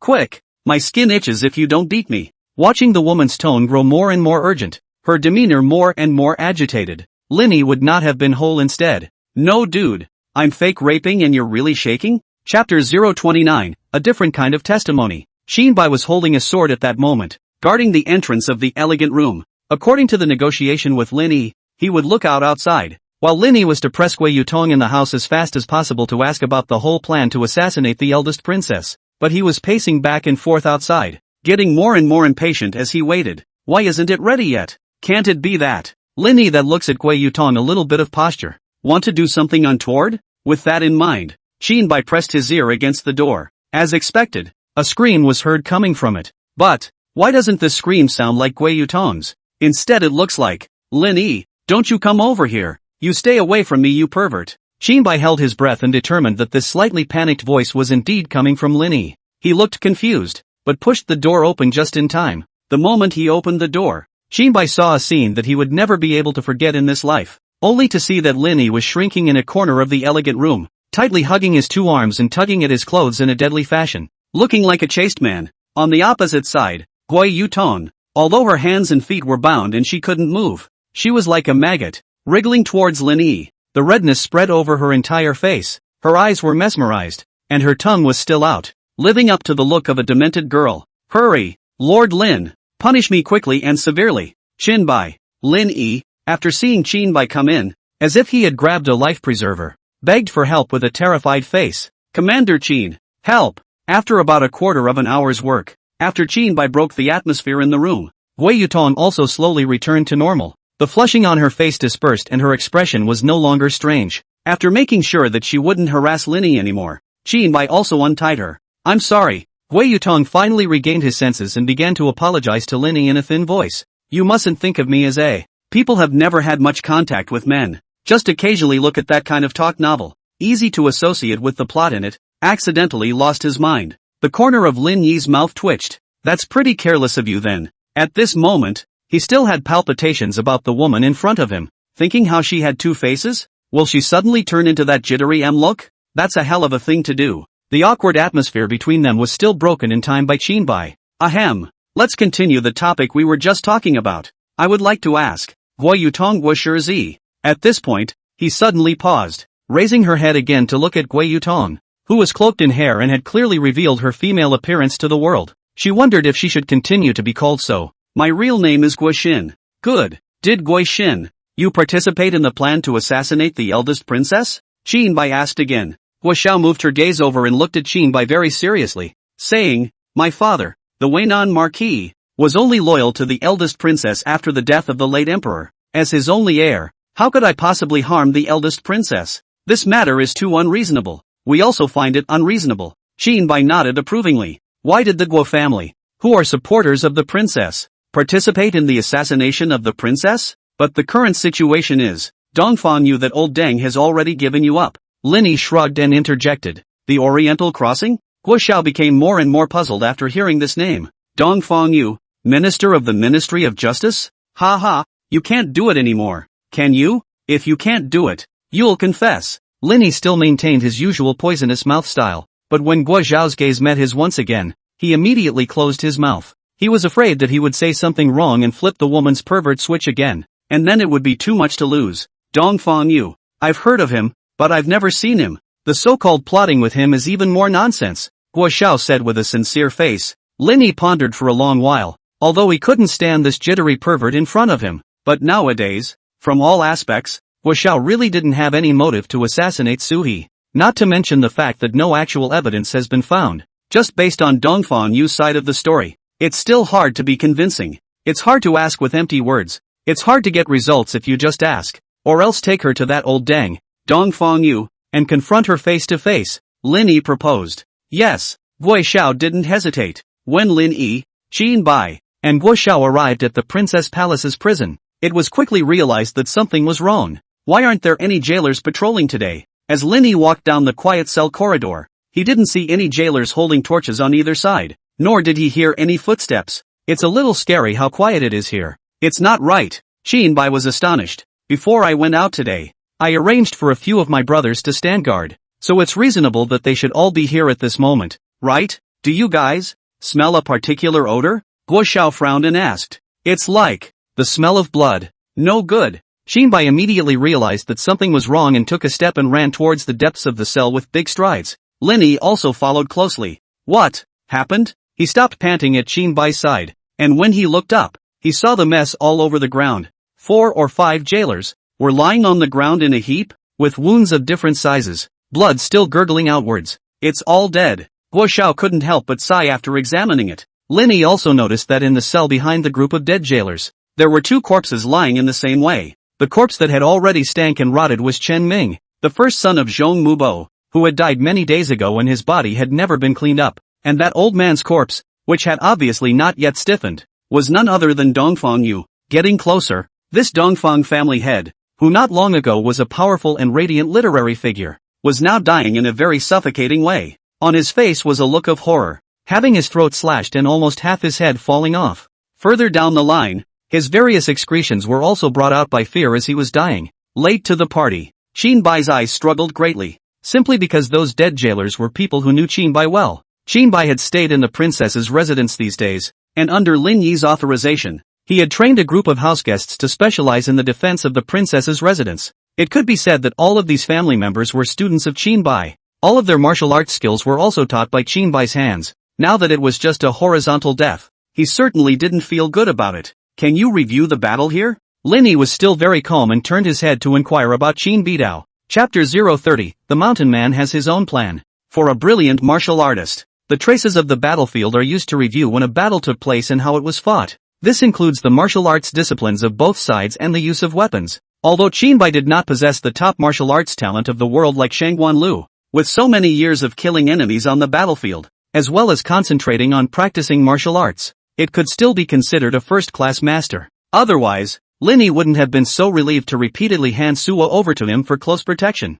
Qinbai just swept a glance at the scene's mess, and began to review the situation. The killers, 2 in all, would have come in through the skylight of the empty cell on the side. Lin Yi and Guo turned their heads at the same time and looked towards the cell that Qinbai was talking about. As luck would have it, the skylight of the empty cell on the right had its bars sawed off long ago, just enough to reveal a hole that would allow an adult male to pass through. They then quickly killed an unresponsive jailer and proceeded to run towards Dongfang Viet's cell. The other jailers quickly reacted and quickly rushed back to get in their way. The slayer would then have to kill the jailers before he could kill Dongfang Yu. The 2 assassins carried a short blade each for ease of movement. Compared to the jailers who had a steel blade in hand, they were obviously at a disadvantage. So in the beginning, it was harder for them to cope. Look at the messy footprints on the ground, and some of the blood that showered out. All signs that the killers were panicking. As soon as I looked down, it was again as Qinbai had said. The footprints, which clearly belonged to 2 people, were disorganized and had some bloodstains congealed on them. But, these 2 killers are still a little bit stronger in martial arts, and with their excellent fighting skills, they quickly turned the tide of battle and killed the 4 wardens back. They were bold and vicious, basically killing with one blow. The injuries to the jailers were all vital. Then after killing Dongfang Yu, they fled the same way. After the assassination of these 2 assassins, Dongfang Yu could no longer confront Guo Xiao. The whole case is moving forward, and is once again at a standstill. After dealing with the mess in the cell, Qinbai, Lin Yi, and Guo Xiao once again sat in front of the pond in the princess residence. Qinbai and Lin Yi both looked physically and mentally exhausted as they collapsed into the grass at the edge of the pond. Guo Xiao, however, suddenly became exuberant, looking left and right in front of the pond, and a light suddenly erupted in his eyes. Are you on the wrong medication? Lin Yi couldn't help but ask. Who would have thought that Guo Xiao suddenly snapped her fingers and said with a twisted face, Mr. Lin Ah, did you bring me to this mountainous and beautiful garden? To play something wild with me? Lin Yi stood up from the grass with a miso sound. Don't you think too much. We're just used to resting here. It's okay. You can vent here. Vent hard at me. The masochistic personality in Guo Xiao's body popped out once again, and she rushed towards Lin Yi with a parched heat, her saliva almost flinging onto his face. It was good that Lin Yi sidestepped his body in time. Flop. Guo Xiao didn't break and fell headlong into the pond. You might as well lower the fire. Lin Yi once again laid back down on the grass, not forgetting to ask a mouthful of Qinbai. This guy, is he usually like this all the time? Guo Shizhi is a notorious loner. Everyone says he is. Mature and stable. Mature and stable? The corners of Lin Yi's mouth twitched in disbelief as Guo Xiao's idiot girl face surfaced once again. Are you sure this really matches her? People show themselves in male bodies and have great achievements in battle. And being a virgin, there shouldn't be many people who know that she's actually a woman. And it's estimated that in front of most people, she's mature and stable. But maybe she just likes you. That's why she is the only one who is like that to you. Qinbai explained. Is that so? Lin Yi was surprised. Suddenly another shadow loomed over his head. A few more drops dripped down, right on the tip of his nose. When Lin Yi raised his eyes, he only saw Guo Xiao's beautiful face once again displayed in front of him, but her expression was a little less respectful of those near-perfect features. That's right, I don't know why, but as soon as I saw Mr. Lin, I got all hot and bothered, and then unconsciously associated it with the contents of the Spring Palace drawings. Mr. Lin, please make sure to satisfy me. She once again pounced on Lin Yi. Asterisk asterisk asterisk asterisk. Stay back. Lin Yi clenched his fist, and in a panic, he swung it out. Boom. It hit Guo Xiao squarely in the face. Although Lin Yi didn't know martial arts, but at least he was an adult male, and in the case of a full-force punch, there was not a small amount of killing power. Guo Xiao was knocked out on the spot, lying on the ground with a bloody nose. He didn't move a muscle. Aren't you hitting a little too hard? Qin Bai hesitated.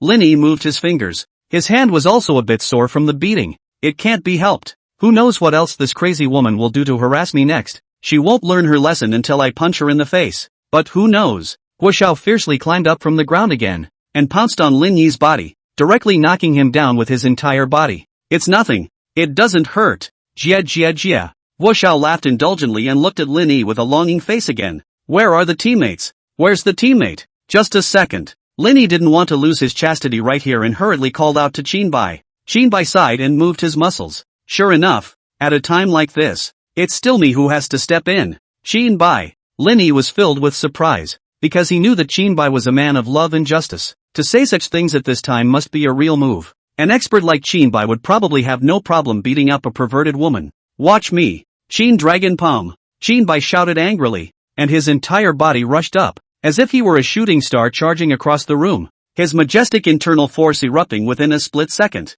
This move of mine, I haven't used it in 10 years, but since you touched my brother, then, suffer death. Qin Bai shouted violently. The aura of a first-class expert was immediately displayed, but just as he rushed to Guo Xiao casually swings away. Boom! Qin Bai was knocked to the ground on the spot, foaming at the mouth. Where's the ing pussy you just had? Lin Yi shouted. But Lin Yi didn't expect at first that Guo Xiao was not only a woman, but also a female animal. It was evident from the fact that the ecstasy that had just been able to drug over a blind bear had only stunned her for an hour. What the hell kind of physique is this? Lin Yi gritted his teeth and looked at Guo Xiao, who had a demented look on her face, thinking that since Qin Bai couldn't be relied on, he still had to rely on himself for everything. Qin Bai also woke up at this time, lying on the ground as if he were a lost dog. Actually, I have one last idea. What way? Lin Yi asked. From her. Lin Yi. Seeing that Guo Xiao was about to start getting it on, Lin Yi really couldn't just sit back and wait. Surely, can only use that trick?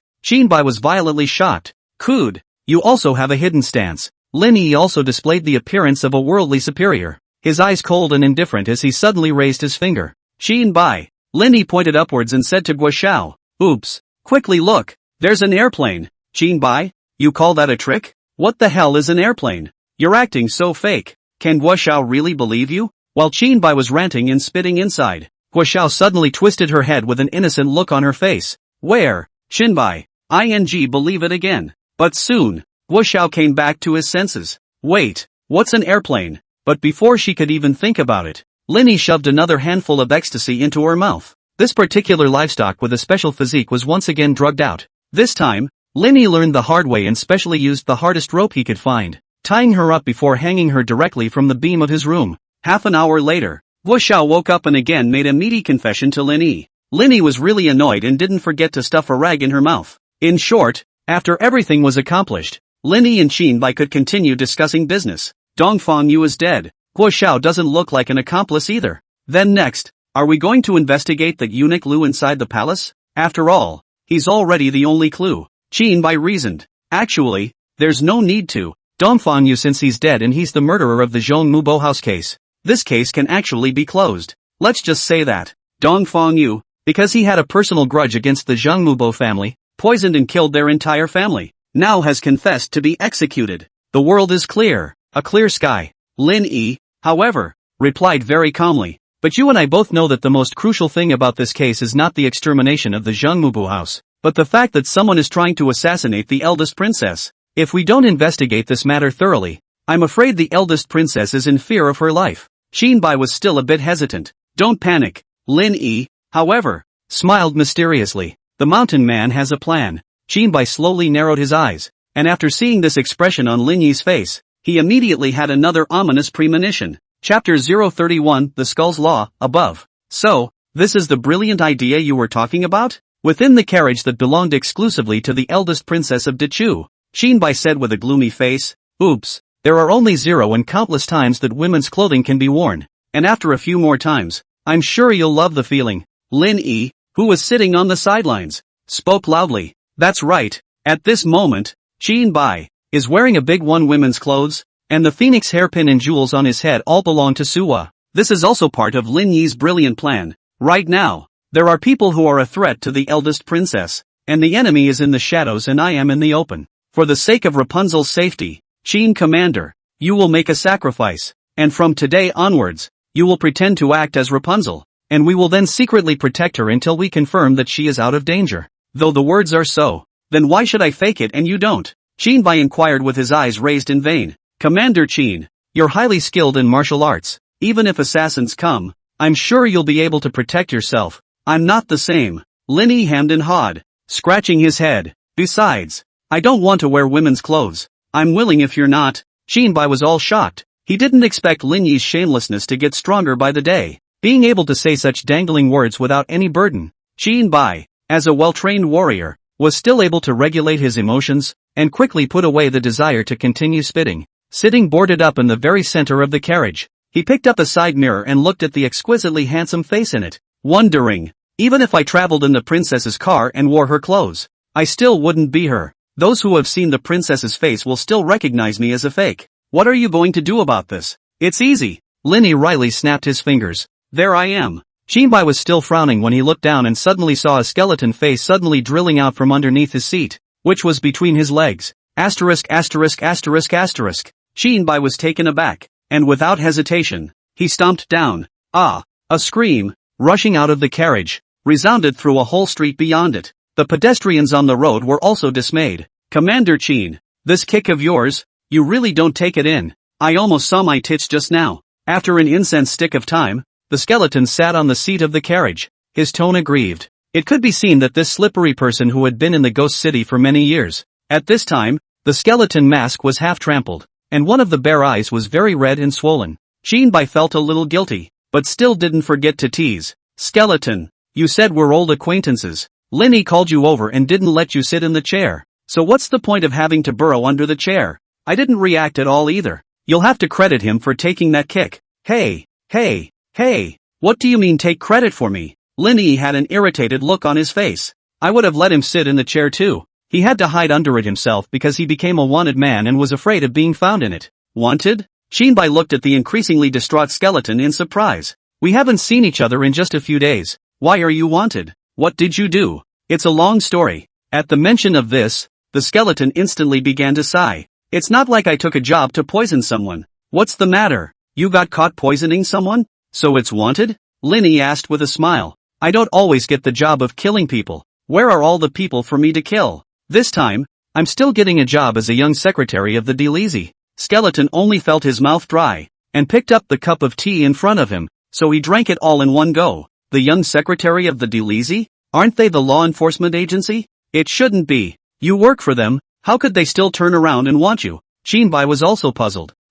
This matter is actually also blamed on me. That Xiaoqing's family had a strong horse that wasn't very obedient and injured many people. It's really impossible to discipline it, and it can't even be approached. So the young secretary approached me, hoping that I could help him drug that horse to death. The skeleton began to tell the ins and outs. A very reasonable claim. Qin Bai nodded in recognition. I guess that young secretary got attached to that horse, too, but was so afraid of the trouble it would cause that he had to kill it. With your reputation as a master poisoner in the ghost city being so loud, it was only natural for him to seek you out, hoping that you would use poison to make the horse's death as painless as possible. But he's clearly a dilettante who only knows how to use rat poison. Lin Yi retorted. But who would have thought that the person who committed over 300 poisoning cases would only use rat poison? Weren't you bluffed at the time? Qin Bai shrugged. Fair enough. Lin Yi narrowed his eyes and looked questioningly at the skeleton again, seeing the shattered pieces of his mask that were beginning to fall off one by one. So you were found out by the young secretary of the Delezy that you only know how to use rat poison?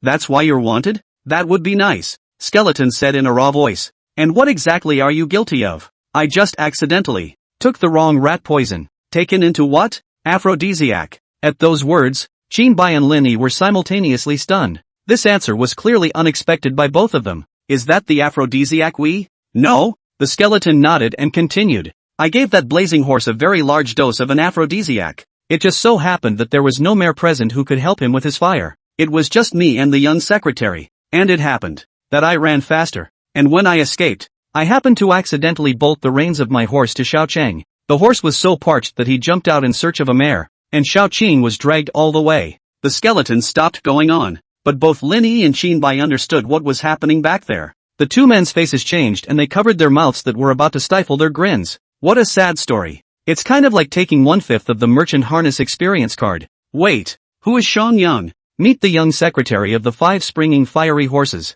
Ha ha ha ha ha ha ha, ha ha ha ha ha ha, grip the grass. The two of them were laughing with increasing derision. The laughs are getting more and more maniacal too. The passers-by on the street heard such maniacal laughter after first hearing the screams in the middle of this carriage. One is a puzzled face. This car guy is possessed? Go go go. Stay away from this car nut. Well well well. It was Qin Bai who was the first to come back to his senses, pointing at the skeleton and asking, "You called him over to help me disguise Lord Growing Princess, right? How can he help me disguise?" "Of course I can help you disguise." The skeleton hemmed and hawed, randomly removing his skeleton mask. This was the first time Qin Bai had seen him take off his mask, and immediately there was some small anticipation. But when he saw the face under the mask, he was not calm. What's going on here? The face under the skull mask was a woman. It was none other than Princess Su Hua. Chapter 032, Skeleton's Law, below. How? Qin Bai quickly reacted after a brief moment of shaking his head. Transfiguration.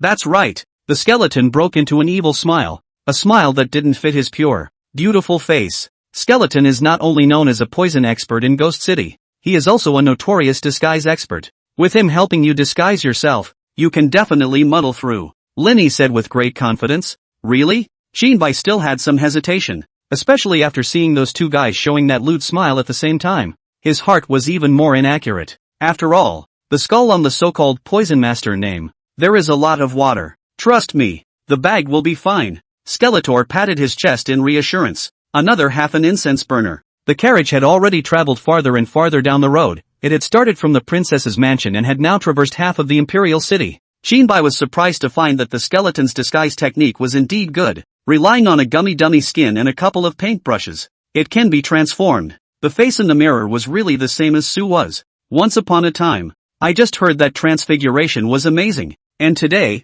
when I see it, it's really extraordinary. Qin Bai couldn't help but marvel. But, he questioned again. This face can be replicated 1-to-1. But what about the body? This 8-foot man of mine is too big a difference from the princess's body, isn't it? Qin Bai is very tall. It was more than 8 feet, which in modern measurements would be a full meter 87 towards the top. Lin Yi thought that he was already tall at 5 feet 3 inches, but he still had to raise his head and nod his head every time he spoke to Qin Bai. It's simple. Lin Yi, however, was unimpressed by it. You're bigger, but the good thing is that you have a small head and a small face, so you can't see anything wrong with you if you just look at your face. I got you a wheelchair. Just say you fell on your leg the other day and can't get around properly, and wear some wider clothes and no one will be able to tell there's a problem. In this way, indeed all problems are all solved. Although Qin Bai still has some doubts about what this wheelchair is. But when Lin Yi pushed the specially built iron wheelchair out from underneath a chair in a side carriage, Qin Bai still couldn't help but gasp in shock. Ghostbusters. Because this wheelchair is not as simple as a chair with 2 wheels. There are many sophisticated designs, including a variety of chains, and some advanced-looking iron mechanisms. Lin Yi was also very happy to introduce himself to Qin Bai. First of all, this chair is manual. You can use your hands to turn the handles on either side to maneuver the chair forward, which is much less labor-intensive than pushing the wheels directly. It also has a chain design on the back, so turning one wheel can directly drive 2. Qin Bai, not bad. Not bad. Also, among the handles on these 2 sides, I placed sleeve arrows, crossbows and other small organs. So if the enemy kills in front of you and prepares a sneak attack, you can use these small hidden organs to prevent a disaster before it happens. Qin Bai, very good very good. And finally, this button, it's awesome. It's for when you're really in a desperate situation. Oh, can't it be that it's some secret weapon? Qin Bai sniffed and immediately became interested, his eyes glowing. Pretty much. You're completely desperate. Press this button and the 5 pounds of explosives under your ass will immediately explode,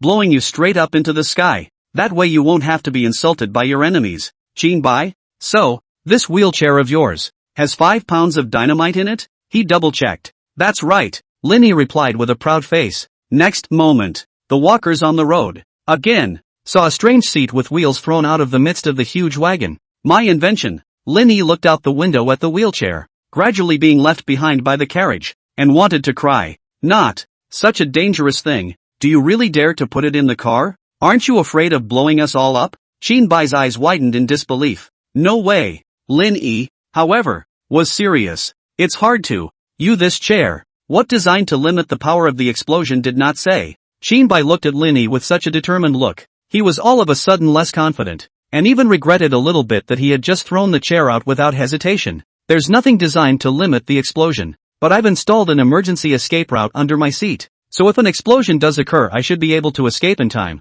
and it will only be the two of you who will be blown up. Lin Yi replied without hesitation. Skeletons. Shinbai. It seems that I just threw it correctly, or I cannot underestimate the degree of this grandson. But, where are we going with this carriage trip? Shinbai suddenly looked out the window and couldn't help but be curious. They set out in the wagon from early in the morning, before dawn. Now that he had been walking for more than a quarter of an hour, Lin Yi still hadn't stated the destination of his trip. Oh, it's nothing. It's your first day as eldest Princess Sua. We just happened to be going to a court. Lin Yi replied. Going to the court? Shinbai was very surprised. No wonder he was so surprised. After all, the former first Princess Sua, unmotivated by dynasty politics, was busy either falling in love or reasoning with others every day, and almost never went to court. Shinbai wouldn't even associate the word Sua and going to court together, so when I heard about it, I couldn't help but be surprised. Of course I'm going to the court. Lin Yi smiled evilly. Lord Rapunzel is now in a position of power. Even if she has no interest in dynastic affairs, those of us who work under her hand have to help out a bit. If you don't go to the court, you'll miss a lot of interesting things. Then, from now on I will pretend to be the crippled Rapunzel for the time being. Then where is the real Rapunzel? Shinbai asked. Don't worry. I put her in a very safe place. Lin Yi replied with certainty. Oh okay. Hearing Lin Yi say that, Shinbai actually let go of his heart a little. After all, although Lin Yi is a person, but the mind of doing things is still very meticulous, especially in the aspect of protecting the eldest princess. It has never been a problem. But, we still have an important thing to do at the moment. Lin Yi suddenly said again. What? Lin Yi's gaze slowly became vicious and moved to the body of the skeleton on the side. Kill him. Chapter 033, How are you, Mr. Li? What do you mean? The skeleton thought he had misheard at first, and laughed and joked. Why do I hear you trying to kill me? I'm not wrong, and you're not wrong. Today you must die. Lin Yi's tone was flat, as if he was talking about a trivial matter that didn't matter. This matter of the real or fake Rapunzel is confidential to us. You can't gain our trust now, so we can only kill you. Are you kidding me? The rabbit died and the dog was cooked? The skeleton also realized that he couldn't sit around like this anymore. He rushed to his feet, saw his chance, and prepared to jump right out the window. But just the moment he mobilized his internal energy and prepared to launch his light power. Put! A mouthful of blood spurted out of the skeleton's mouth without warning. His entire body fell to the ground as well, unable to move, with only one pair of eyes still able to gurgle. Facing the skeleton's grumbling and helpless gaze, Lin Yi appeared very cold as he slowly squatted down, pulled out a dagger and placed it on the skeleton's neck. We were only supposed to be business partners, and every time I came to you, I was paying you to work. I can't guarantee that anyone will give you a higher price, so killing you is definitely the best deal for me. It turned out that before the skeleton got on the bus, Lin Yi had already filled the air with a poison called power-breaking powder. As the name suggests, after inhaling this poison, one cannot easily utilize internal energy, and once one does, one's meridians will be blocked on the spot, temporarily turning him into an invalid. My poisoning skills are much better than yours. Lin Yi flirted as he slowly pressed the dagger. Shinbai couldn't bear to see the people who had just been sitting and chatting together killed, so he could only close his eyes. Jab. A few drops of blood splashed onto his face. Delezy. Inside a council chamber. What are you all doing? A punk who hangs out in the ghost market all day, and you guys can't even catch him? Li Ding, the young secretary of the Delezy, was red-faced and reprimanding a group of judges under him, only because his colleague, the other major secretary of the Delezy, had just been abused by a stallion because of that ghostly market punk. When this matter spread out, it brought the entire Delezy into disrepute. That young secretary of the Delezy is still lying at home, and is said to be badly hurt. After all, it was dragged by a strong horse in love for a whole half hour, and if it hadn't let it find the filly in time, it was estimated that its life would have to be accounted for there. But almost half of the Delezy were mobilized. Within this imperial city, 3 days froze and did not catch that punk. Otherwise Li Ding wouldn't have gotten so angry. Yo, young Secretary Li, goodbye. A young man dressed in white strutted into the Delezy. Seeing Lin Yi walk in, Li Ding's already not so good looking face suddenly became even uglier. Ah, Shogun Lin. What a long time it's been, Li Ding said almost through gritted teeth. After all, the last time he and Lin Yi had met, it hadn't gone too well. At that time, Lin Yi not only snatched the case of Zhengmu Bofo directly from their hands, but also brought 300 armored soldiers and almost made Li Ding several people die on the spot. It was impossible for Li Ding not to remember this revenge. I wasn't thinking that I'm an old acquaintance with Li Shaoqing, and I happened to be passing by the Delizy, so I stopped by to take a look at you. Lin Yi was acting like nothing was wrong. Just by hearing him say this, those who didn't know would think that he and Li Ding were really close old buddies. Li Ding, however, also revealed a fawning smile. It's also a great honor for us to have Shogun Lin here. I wonder, those armored soldiers of yours, did you bring them today? One didn't bring it, Lin Yi said very frankly. Li Ding's smile immediately disappeared as he waved his hand. How dare you come without people? Brothers, close the door. Revenge. As the words fell, several Delizy judges immediately rushed to the door of the council chamber and slammed it shut. Li Ding also drew out his sword, with a villainous look on his face. Good you kid, you're really bold, coming to break into our Delizy without bringing armor. I'll let you have no return today. There's no coming back. You're screwed. The judges also chimed in. Lin Yi, however, was unperturbed. Young Secretary Li is a bit too hasty, isn't he? I'm just saying that I didn't bring any armored soldiers, but my princess residence still has government guards. Our government guards are all elite soldiers. Elite soldiers who have fought their way out of the battlefield are only qualified to become government guards. Li Ding was first stunned.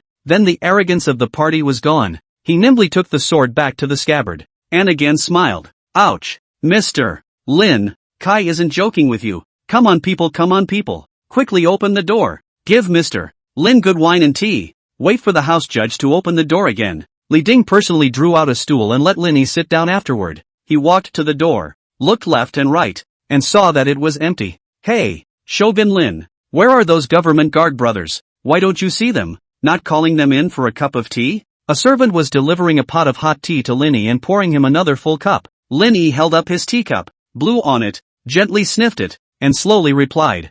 I didn't bring them. Ha? Didn't you say that the palace guards of the princess residence are all warriors? It's warriors, but I didn't say I brought them, Lin Yi said very frankly. Then, what other soldiers, such as the Navy Na, Forbidden Army Na? There is also that special force you got a few days ago. Li Ding bent down again and asked fawningly. None of them brought it. It's just me and the eldest princess. Lin Yi waved his hand, and then he brought the teacup to his mouth. Brown, you're drinking. Li Ding once again displayed a wave of the art of changing faces, snatching the teacup in Lin Yi's hand and pouring out all the tea in it. This tea is 10 taels of silver for one bowl, and you deserve to drink it? Li Shaoqing, you're still in such a hurry. I just don't have anyone with me. Why don't you ask if I can do martial arts? Lin Yi regretfully looked at the spilled tea and pursued with another question. Li Ding's face doubled again. Is it hard to believe that you are actually a very high martial arts skill and a deeply hidden expert? I don't know any martial arts at all. Lin Yi was as honest as ever. Brown, you're still messing with me. It wasn't until this moment that Li Ding realized that Lin Yi's 2 consecutive useless questions just now were deliberately tricking him. He was immediately displeased. Come on man, take this asshole down for me. I'm not fooling you. Although I don't know martial arts, but the Rapunzel does, Lin Yi immediately clarified. Meanwhile, Su Wa, who was draped in a wide dress and seated in a simple wooden wheelchair, rocked the wheel and slowly entered the council chamber. The Rapunzel knows martial arts? You have to stop joking around. No matter how honorable her status is, but in all these years, I've never heard of her knowing martial arts. Moreover, she's a woman, and she's probably not even tall enough to reach my neck. You expect her to be able to beat up a room full of big men like me? Said Li Ding, getting more and more condescending. Men, take the Rapunzel down. She was compelled by a traitor and trespassed into the Delizy. I'm going to help her now and punish this traitor. He was currently turning his back to Su Wa, not putting this elder princess in his eyes at all. Su Wa didn't say anything, just slowly stood up and walked behind Li Ding. He didn't react for a moment after the huge shadow enveloped him. Whose shadow is this? Do we have someone this tall in the Delizy? Until a judge's voice trembled at the prompt. It's the Rapunzel. Don't you tease me. Li Ding only thought the man was joking, but he couldn't help but twist his head back. Turning his head, he was confronted by Su Wa, who was a head taller than him, and the smile on his face froze once again. Chapter 034-3, 000 Tales of Bounty. Don't take it if you don't want it. There were a total of 18 judges, including Li Ding, in this chamber of the Delizy. The whole 18 big men, They never dreamed that they would actually be cleaned up all by the unarmed eldest Princess Suwa, and whose princess is 9 feet tall. The wide skirt couldn't even cover her biceps. It's almost like taking down a judge with one punch. In the short time it took to burn half an incense stick, all of the Delezy judges in the room, all of them lost their ability to fight. One by two they fell to the ground, alive or dead. Li Ding was the first to fall because he was the closest to Suwa, and after receiving a slap from Suwa, he quickly rolled his eyes and got down. TSK. You really don't show any mercy with this hand. Lin Yi scared. I actually stayed back. Each one at least gave them a breath of air. Suha opened her mouth. A gruff male voice. That's right. The Suwa at this time was naturally not the real Suwa, but the Suwa played by Qinbai. Qinbai, as the commander of the first team of the Iron Floaters, was considered a first-class expert in the whole world, and it was still a handful to beat Li Ding, the imperial capital judges who almost rarely participated in life and death battles. But then again, aren't we going to the court? Why did you turn around and come to the Delezy? Qinbai frowned again with a puzzled expression. Is it hard to believe that? You have another plan? Is this part of the plan? Knocking them out, and killing the skeleton, is going to do what? And while he was brainstorming, Lin Yi just said it lightly. Nothing planned, just simply want to beat them up. Qinbai? Kidding. Lin Yi laughed and patted Qinbai's shoulder as he stood up smilingly, then walked over to Li Ding's side. He grabbed Li Ding's collar, single-handedly lifted it up, and then, without saying a word, is Snap Two Big Ears scraping up? Li Ding, who had just been knocked out of his senses by Qinbai, was immediately sobered up again by these two slaps. What are you doing? Li Ding was completely terrified of Lin Yi at this point. Having been defeated twice in a row made him unable to stop his legs from going weak at the sight of that handsome face. It's nothing. Actually, we came to see you. This time to show you this. What? Qinbai suddenly took out a square wooden box from under his wheelchair. Although the box was well sealed, a faint odor of blood wafted out. Li Ding immediately realized something was wrong. This is. Lin Yi opened the box. Inside was a human head laid squarely on end. It was a man who looked very dry and thin, with a very long face without a single bit of meat on it. His cheeks were sunken in, and under his eyes were extremely thick black circles, as if he never slept. The person you've been chasing for the past 2 days. Skeleton. Just killed by me.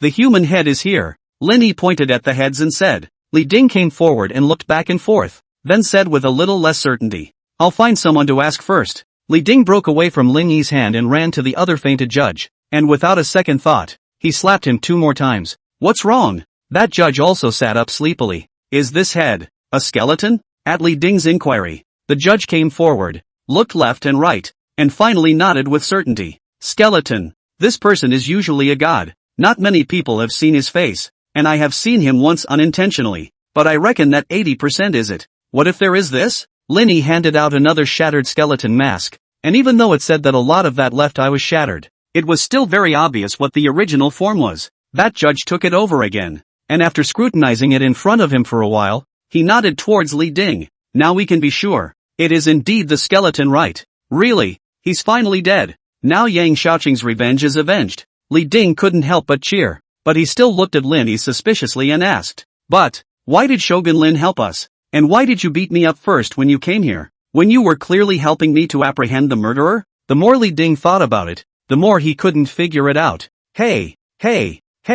I didn't start out thinking about coming to beat you guys up. Wasn't it you who had to hit me? This is just self-defense on my part. Lin Yi responded with vigor. Li Ding immediately got weak.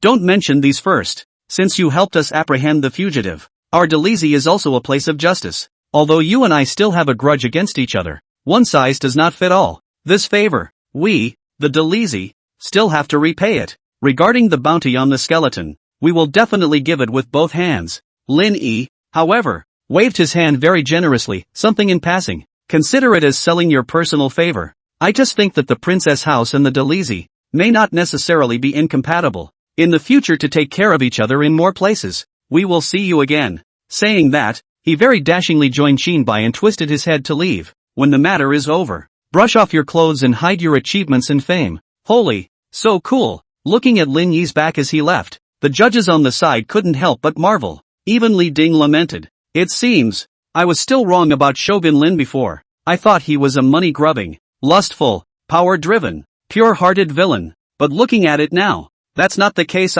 He can actually just not even want the 3,000 taels bounty. Lin Yi's footsteps suddenly stopped. How much of a bounty did you just say? His tentative voice rang out. 3,000 taels. Li Ding blinked. Next moment, Linny rushed back to Li Ding's side with almost lightning speed. Ahem. One size fits all. Since you have such a bounty to show your appreciation, it would be a bit too much for me not to accept it. Lighting. Chapter 035, Attending the Court. Palace, Taiji Hall. The teenage prince of heaven, wearing a dragon robe, was sitting on top of the dragon chair in the center of the main hall. He tapped the dragon head on the armrest with his fingers in boredom, yawning as he looked at the civil and military officials in the hall. Today's morning court is much more lively than ever. That Lin surnamed from the princess residence. How dare he be so bold, leading troops directly into the royal capital? Is he trying to rebel? Wang said two families so many years of heritage. No one dared to touch them even with the change of dynasties. And Lin gave them all a head start? Dongfang Yu Tu dynasty's old minister.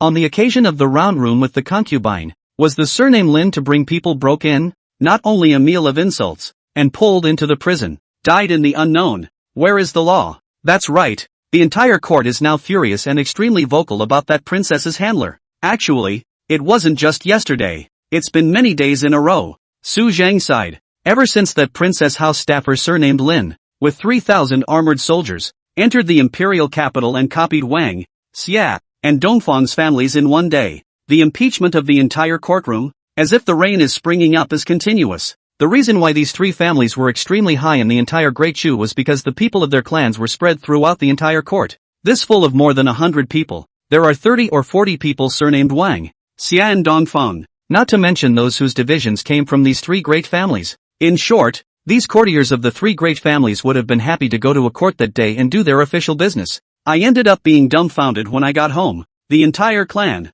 including the patriarch, was taken out in one fell swoop by the shogun surnamed Lin, though both the Wang and Xia families were quickly released, saying that they hadn't committed any crimes and were just cooperating with the military maneuvers. But neither family knows when they were involved in this military exercise. Still, the matter of them being plagiarized quickly festered throughout Chu. This was tantamount to slapping their lineage in the face. Many young and impetuous sons of the family, who felt that this surname Lin was riding on their heads and ting on them, have expressed their dissatisfaction, and have gone to the princess house in great numbers to seek justice. At that time, he happened to bump into Lin Yi, who had just returned from the black market. Lin Yi said he was an understanding person and would patiently listen to everyone's opinions. After listening patiently to the accusations of these sons of the world, he thought for a long time. Then they called for people to come and throw all these children of the world's families who participated in the parade into the cesspool. It was also very sweet to tell them, the one you guys are talking about isn't called writing the out of your head. This is called writing the out of your head.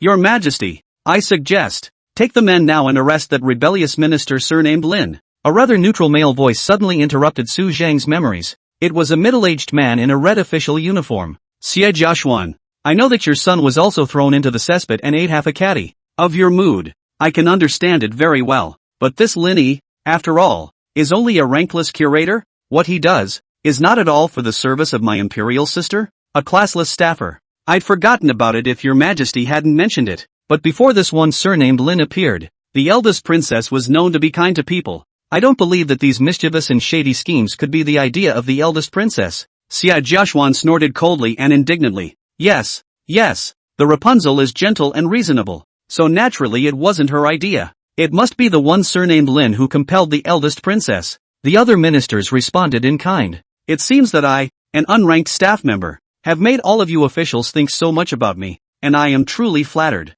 A voice suddenly sounded at the entrance of the main hall. All the ministers, in unison, looked over, and then you see it. Lin Yi was pushing Su He, who was sitting in a wheelchair, and slowly walked into the Taiji Hall. The ministers looked at each other. Although most of them had never seen Lin Yi before, hearing what he said and seeing Su was sitting in the wheelchair, they guessed who the visitor really was. The ministers who had been impeaching Lin Yi and Droz all fell silent for a moment. Cursing just now is cursing, but now that the people are here, if you curse in front of him again, the ministers had all heard of those deeds of Lin Yi. With this mouth, it's not impossible to call someone to beat you up on the spot and then strip naked and hang it on the palace hall. Rough. You have no eyes, do you? Do me a favor. It was Lin Yi who was the first to break the silence. It turned out that he pushed the wheelchair was blocked by the threshold of the Taiji Palace, or the two military generals on either side came over to help. Before moving in, a military general also couldn't help but spit out a comment. Hey, isn't this Rapunzel a bit heavy?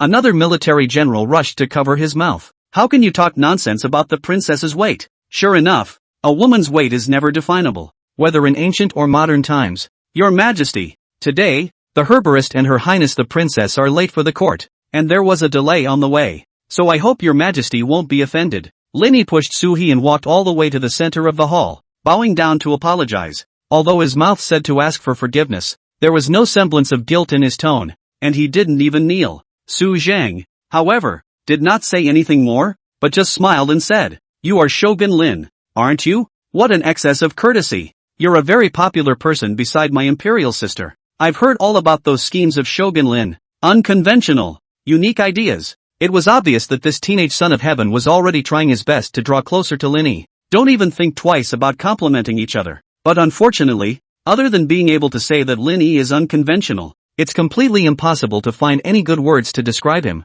Why don't you see imperial sister talking? And why are you sitting in such a special chair? Is it inconvenient to move around? Su Zhang also asked Suhi with concern. Forgive me, your Majesty. I broke my leg a few days ago and can't walk normally. Can understand. But why does your voice, imperial sister, sound so rough as well? Forgive me, your Majesty. I have an occasional wind chill and my voice is out of order. Cough cough cough. So imperial sister might have sailed away? Su Zhang suddenly had both eyes glowing and almost stood up from the dragon chair in excitement. But after a moment, he realized that he was a bit overjoyed. And in the midst of the stunned gazes of the ministers, he coughed lightly twice, and his voice became much steadier again. That's really too sad. I'm busy with my official duties these days, so when I'm done with what I have in hand, I'll definitely go and pay a proper visit to imperial sister. Linny couldn't help but sneer. I'm afraid that in this world, there is no one who wants Suwa to die more than Su Zhang.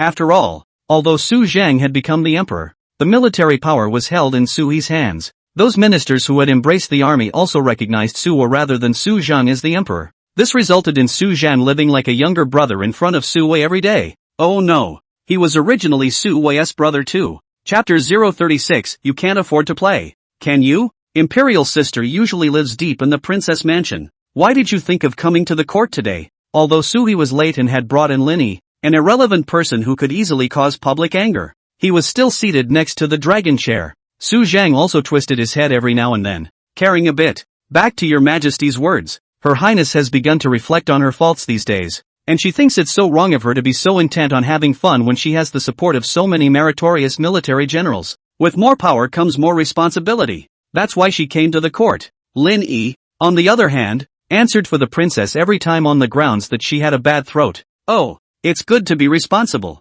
Good thing. Su Zhang nodded with a stiff smile. Lin Yi, on the other hand, looked at him with a cold smile. Don't look at Su Zhang as young and seemingly very nice, but he's actually the worst in the whole book. This teenage son of heaven, because when he was small and Suwa play better, and rely on the acting skills, performed a chest of the world worried about the country and the people of the emperor model, so it was in the late emperor after the collapse, was Suwa lifted on the throne, but since his mother was just a talent with no roots, he still had little power of his own even after sitting on the throne. In comparison, Suwa's mother, however, was the empress of the previous dynasty, and together with the previous emperor, she made her fortune in the midst of the humble beginnings, before striking out at the world and establishing the great Chu dynasty. Nowadays, the marshals and generals who hold military power in the court, and so on, when they were facing Sui's mother, they all called Big Sister with a mouthful of Big Sister. This Big Sister had helped them a lot when they were still all gangsters. Let's say that the Chang Luo Grand Marshal was an orphan who herded horses for a living,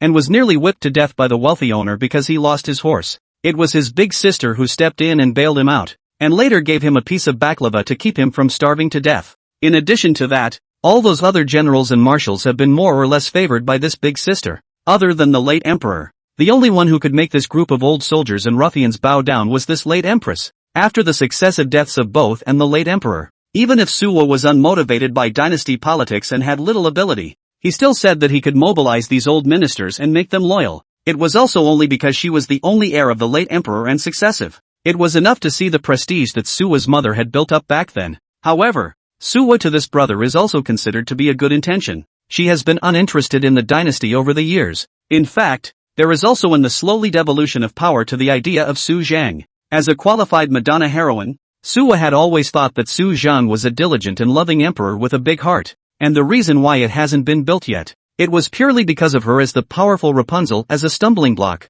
But what does she know about the world? In the middle of the novel, almost all of the misfortunes that Suwa goes through have the involvement of this darker brother. Even when Suwa was copied and uprooted from Dichu, he no longer posed a threat to Su Zhang's power. Su Zhang, however, still didn't let her go, but sent people from all over the world to give her trouble. To put it bluntly, Su Zhan was jealous of Su He. Growing up, I was jealous of her, jealous that she had such a good birth, so many aunts and uncles who loved her, and a personality so wonderful that it was almost a bit of a saintly mother. And he, Su Zhang, from a young age, followed his mother in the palace to suffer from cold eyes. In the aftermath of the emperor is also unpopular, also formed so a dark creeping character. He also relied on his shady creepy character and tactics to cause Suwa a lot of trouble. But today, a guy who was even more shady and creepy than he was showed up. Your Majesty, heretics came too early today and didn't have breakfast. Is it alright to have breakfast in this great hall of yours? Feel free to do so, Shogun Lin. Good, I'll be casual then. Thus, in the midst of the shocked gazes of Su Zhang and the entire court, Lin Yi pulled out successively copper pot shabu shabu, barbecue grill, half a roast suckling pig, a drawer of xiaolong bao, and a rare sirloin steak. The corners of Su Zhang's mouth twitched. This breakfast, Shogun Lin, is a bit too sumptuous, isn't it? Ouch. I came in a hurry, so I'll just take a bite. Lin Yi, however, looked as if he had been aggrieved and would take it as it came. Su Zhang? Full courtroom? You call that a casual bite? Lin Yi, however, was not affected by these gazes in the slightest. A few moments later, the aroma of barbecue and hot pot gradually drifted throughout the entire hall. It was immediately followed by Lin Yi's barfing voice. The ministers gulped and their stomachs growled uncontrollably. Even Su Zhang, who was the emperor, couldn't help but lament what kind of a hard life he had lived on a regular basis after seeing this sumptuous breakfast of Lin Yi's. Why does everything he eats smell so good? What's that sauce he's brushing on that kebab? Why haven't I seen it before? Why is his salt finer than the officials? Uncontested tears flowed from the corners of Su Zhang's mouth. Hey, don't look at me, all of you. What were you doing before I came? Go on. Lin Yi, however, said with some irritation, I don't like to be disturbed at dinner. For a while, the corners of the mouths of all the civil and military personnel in the court twitched again. Who's bothering who? You're obviously the one who ate hot pot while we were in court, okay? Looking at the court full of ministers who were silent, Lin Yi put down the chopsticks in his hands. Aren't you guys in court? What were you talking about? Keep talking. There was still not a single person who spoke out in response to Lin Yi. What's the situation? Are you all usually this wide-eyed at court? As Lin Yi became more and more puzzled, until a well-meaning minister came out and explained. That's right, Shogun Lin. We were just impeaching you. Oh, so it's impeaching me. Only then did Lin Yi reveal a smile of sudden realization. How exactly did you impeach me? He asked again. Smilingly, none dared to answer. All just exchanged glances and hesitated. Never mind. Are all the officials afraid that I'll lead another army against you? Don't worry. This is the imperial court. No matter how lawless I am, it's impossible for me to directly make a move here, right? Lin Yi patted his chest and assured him. The ministers again felt that he had some truth in what he said. Yeah, this is the Tai Chi Palace. It's the morning court. How can this wild and perverse man, who is already a great misdemeanor for eating hot pot, lead his troops to the temple? Everyone's hanging heart finally dropped a bit. I, Lin Yi, swear to the heavens today. I truly recognize my mistakes. This is not a request for the officials to say to my face what mistakes I have made. I will learn from them with an open mind and seriously correct them. After Lin Yi revealed a look of determination to change his ways, the ministers were then completely relieved. After all, in an ancient society that still believed in strange powers, swearing to the heavens was the highest level of assurance one could have. A man with a modicum of decency cannot break the oath he has taken.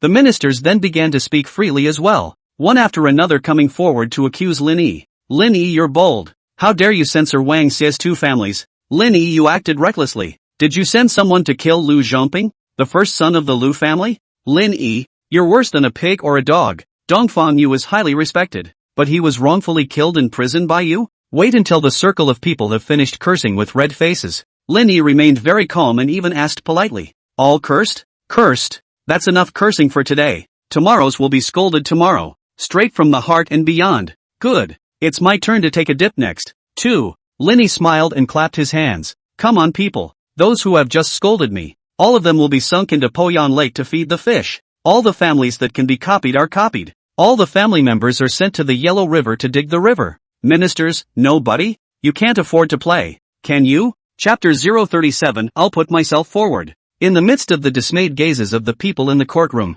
a team of armored soldiers wearing armor rushed into the middle of the Taiji hall, and without being told, dragged down all the ministers who had cursed Linny just now. Linny, didn't you say you wouldn't bring troops into the palace? Linny, didn't you take an oath? In the midst of a crowd of astonished voices, Linny, however, replied with a cheap smile on his face. You've all cursed me so many times, how come you don't even know what kind of person I am? Are the words I say, the oaths I take, any different from farts? Linny, you shall not die. You goddammit. You're doomed. Thank you, thank you, thank you. Thank you for your blessings. I hope you guys are still so energized after you enter my Poyon Lake underwater paradise, Linny shamelessly said. He then twisted his head like a spring breeze and looked at Su Zhangdao. Your Majesty, it doesn't matter if you arrest a few of your subjects, does it? You've taken all the ING people. What's the point of asking me now? Even though 10,000 grass horses were running through the center of his heart, Su Zhang was still smiling. It doesn't matter. It doesn't matter.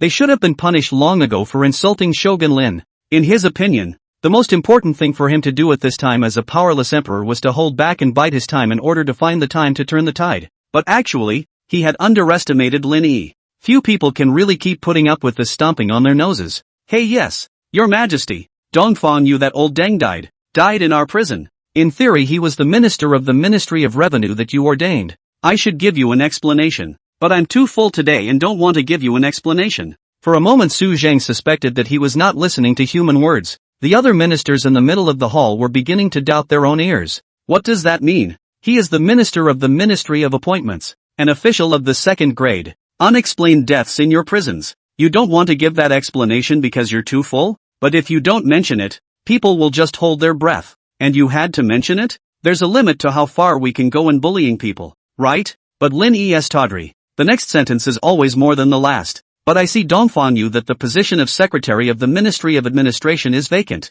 I volunteered. Hair-chasing self-recommendation. I am willing to take on this great responsibility. Su Zhang, Shogun Lin. That would be gross. Lin Yi, houseway self-recommendation. Sazhang. The teenage Tenno took 2 deep breaths to regulate his mind, telling himself that none of it mattered, and forced himself to speak again. Shogun Lin, I certainly believe that you have the ability to serve as the Minister of Revenue, but, for one thing, you are a staff member of the princess's residence, with no rank, and not even considered an official, directly becoming a second-rank official. I'm afraid it's not in line with etiquette. Linny slapped his head and looked chagrined again. Oops, how could I forget this? Su Zhang breathed a sigh of relief. Looks like this guy is finally going to know what he's doing. I'll have someone change the etiquette. Su Zhang? Until this time, the Minister of Rights He Tianju finally cannot stand to see. He really cannot stand such an illiterate and impolite guy. In the courtroom wantonly, I only saw this highly respected veteran of 2 dynasties, stroking his florid beard and walking a few steps forward, saying, Shogun Lin, this etiquette is etiquette. It's the rules set by the old ancestors. It can't be changed. Lin Yi, however, twisted his head back with a surprised face and looked at this old deng who had suddenly appeared with displeasure. If not you, who the hell? The old ancestors don't have any opinions. You have a problem with it? You vulgar man. The old ancestors are already in the ground. Of course you can't express your opinion in person. He Tianju was filled with righteous indignation. Come on, you tell me, which old ancestor made the rules? I'll bring someone to dig them out for him. Let's confront him face to face. Linny skimmed his lips and said, Hurts, filial piety. So filial. The hall is full of filial piety. He Tianju finally couldn't hold back and rolled up his sleeves to start cursing. Suddenly several armored soldiers, armed with sharp swords, came up to the temple and stopped beside him. He Tianju instantly shriveled up, especially after seeing that brightly shining blade. You're the Minister of Rights, aren't you? I'll ask you, can the rights and laws be changed? Linny asked succinctly. By all rights it should be. He Tianju wanted to say something else, until the armored soldier raised his sharp blade. Can change. It's too changeable. Our etiquette is just supposed to change with the times. He Tianju's words immediately answered. Good. This problem of yours, Your Majesty, has been satisfactorily solved. Linny smiled again and faced Su Zhang. Su Zhang no longer had time to inwardly spit on He Tianju, an old softy, as he just continued to respond to Linny with a fake smile. This problem of etiquette is solved, but the problem of human kindness has not been solved. What kind of favor question? Su Zhang hesitantly said. The former ministry of the Oriental Yu just passed away not long ago, but also the bones are not cold. Direct replacement is not some Lin Yi immediately interrupted, "Hey, he didn't have a cold corpse, because he doesn't even have any bone dregs left. I've already thrown his corpse into Poyan Lake to feed the fish a few days ago. Logically speaking, in this ecosystem, its bones either all went into the belly of the fish, either that, or get completely cold at the bottom of a freezing lake." Chapter 038, Your Majesty, this is my resume. But although Lin Xuchang is a good schemer, he needs to oversee the entire Ministry of Appointments, is the head of the 6 ministries, and has the responsibility of being in charge of the promotion and transfer of the 100 officials. I think it's better for Shogun Lin to start with some basics before moving on to bigger positions. Su Zhang was still looking for excuses, trying to decently veto that ridiculous proposal of Lin Yi's. This one is simple. Come, Your Majesty, look at this. What is it? Su Zhang froze as he took the piece of paper Lin Yi handed over. Oh, here's my resume. Resume? That's right. It details some personal information about me, and once you've read it, you'll be able to understand why I'm a good fit for this position. Under Lin Yi's explanation, Su Zhang suspiciously unfolded the resume. It was a sheet of stiff paper the length of a small arm, with lines of oddly drawn forms and a grid of densely written lowercase. Name, Lin Yi, age, 24, height, 183, 4 centimeters, 97 feet, education, self-taught, pillar of excellence, position to be filled, Minister of the Ministry of Justice and Prime Minister of the 3 provinces, subject to transfer, but not lower than the 2nd rank. Expected salary, 600 taels a year, just watch and pay. I'll be greedy myself anyway. Personal strengths, good looks, as well as high personal moral character. Keen to support the cause of China's Yellow River course. Personal experience, 1. Contributed a lot to the cause of the Yellow River in my dachu, having worked as a staff member of the personnel department, contributing countless excellent talents to the cause of digging the Yellow River. 2. Contributing greatly to the water quality and ecological environment of Poyan Lake. It has spontaneously constructed the Poyan Lake underwater paradise, which has been visited by many victims, crossed out, and many tourists,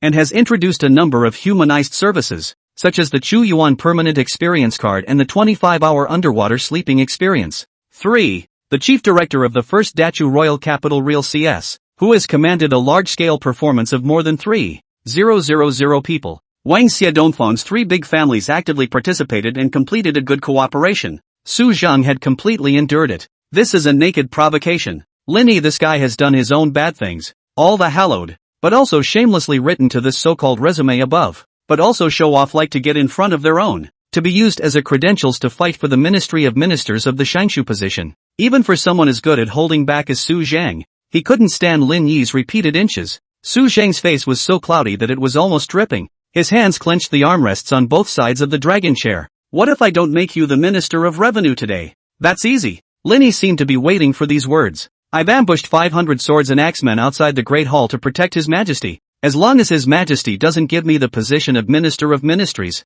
they will rush in and slash His Majesty to death. Su politics. Su Zhang's expression at this moment. His brain went down for a split second. The ministers at the temple also looked confused. Why was it that they recognized every word Lin Yi said, but when it was put together in a sentence it made it unintelligible? Su Zhang is still trying to smooth out the logic. Wait, Lin Shogun said that you brought 500 swordsmen to protect me? That's right, but then you said that if I refused to make you a minister of mandarins, the 500 swordsmen would, to cut you up in a messy way. Listening to it again, Su Zhang was still shocked. Is that really human language? So cutting me down is what you call protection? This is not to prevent your majesty from being assassinated by someone with an agenda. If we kill you directly, it's equivalent to solving the problem from the root. The corner of Su Zhang's mouth twitched. I can't thank you enough. No need to thank you. It should be done. Lin Yi was also very humble. Su Zhang also saw that this bastard was nakedly provoking himself. To say something like wanting to kill the king in public is to completely disregard yourself as the emperor.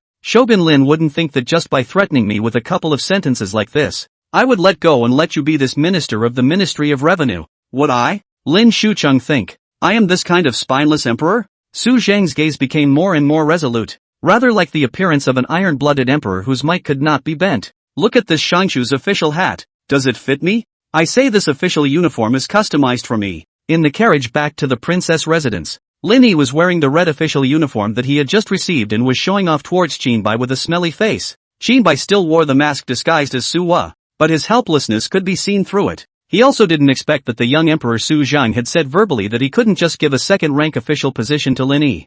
thought His Majesty the Emperor had more backbone. As a result, he turned his head and said, someone as capable as Shogun Lin shouldn't just be given a minister of the Ministry of Appointments. Come, make Mr. Lin a Marquis of Zhongzheng, Marquis of 10,000 Houses, a hereditary title. So Lin Yi transformed himself from a cloth-clad staff member directly into the Minister of the Ministry of Appointments and Marquis of Zhongzheng, a leap to top power. Look at Lin Yi's Zhongzheng number. How ironic. Which of those two words has half a thing to do with him? But then again, Qin Bai wondered again. Since you even brought swordsmen and axemen into the palace, and you know that the assassination of the eldest princess has nothing to do with the emperor, why don't you just kill him, and then push the Rapunzel as the empress? Why did you have to play this house with that little emperor, begging for a position and a title of no great use? His query is actually quite valid. If Lin Yi wanted to, by relying on the power of the eldest princess, he could completely replace the one on the dragon chair. Even if Suwa didn't want to be the empress, she could switch to a more obedient one up there. After all, the last thing the royal family needed was young boys with pure bloodlines but no roots. No, he can't die. Lin Yi, however, directly denied it. Why? He's a fine whetstone. Lin Yi smiled and looked at Qin Bai. What do you mean? The look of incomprehension on Qin Bai's face intensified. What would you say is the greatest weakness of this person? The Rapunzel? Lin Yi didn't choose to answer, but instead asked a question in return. Maybe, too kind? Qin Bai replied after thinking for a moment. Exactly, just too kind. Lin Yi snapped his fingers in recognition. If, at this point, a very evil villain appears and gradually destroys a lot of things around her that she cares about, her first reaction is, of course, to run away. But it was at this point that we stood behind him and blocked her retreat, and tell her that if she doesn't fight back, all the things she cares about are gone. What do you think she'll do? Do you think she'll grow in the midst of her loss and grow into an empress who can stand on her own? Qin Bai's pupils snapped open, revealing an expression of dawning realization. So you're going to let Su Zheng be the big bad? Right answer. Lin Yi nodded, his smile gradually becoming unfathomable again. And it's still going to take us pushing her before he becomes this millstone. Out of nowhere, Qin Bai seemed to have guessed something. Do you want? Chapter 039 Lin Yi's shopping experience. Near the outskirts of the imperial capital, a small courtyard in the woods. Ouch. So boring. When are we going to leave? Suhi was lying on top of the bamboo bed inside the house with boredom written all over his body. Your Highness, it's better for you to be a little more restful. After all, Mr. Lin has explained that someone has been trying to assassinate you recently, so you need to take shelter here. Shang Wanlu was sitting cross-legged at the other end of the bamboo bed and answered very patiently. She was running her gong to regulate her internal energy, feeling the permeability within her dantian. Ever since Shang Wanlu came to the princess residence, Lin Yi was giving her some good herbal supplements twice a day for 3 days, all of which were rare and uncommon on the market. All of its effects were to help Shang Wanlu repair her meridians that had been shattered and broken.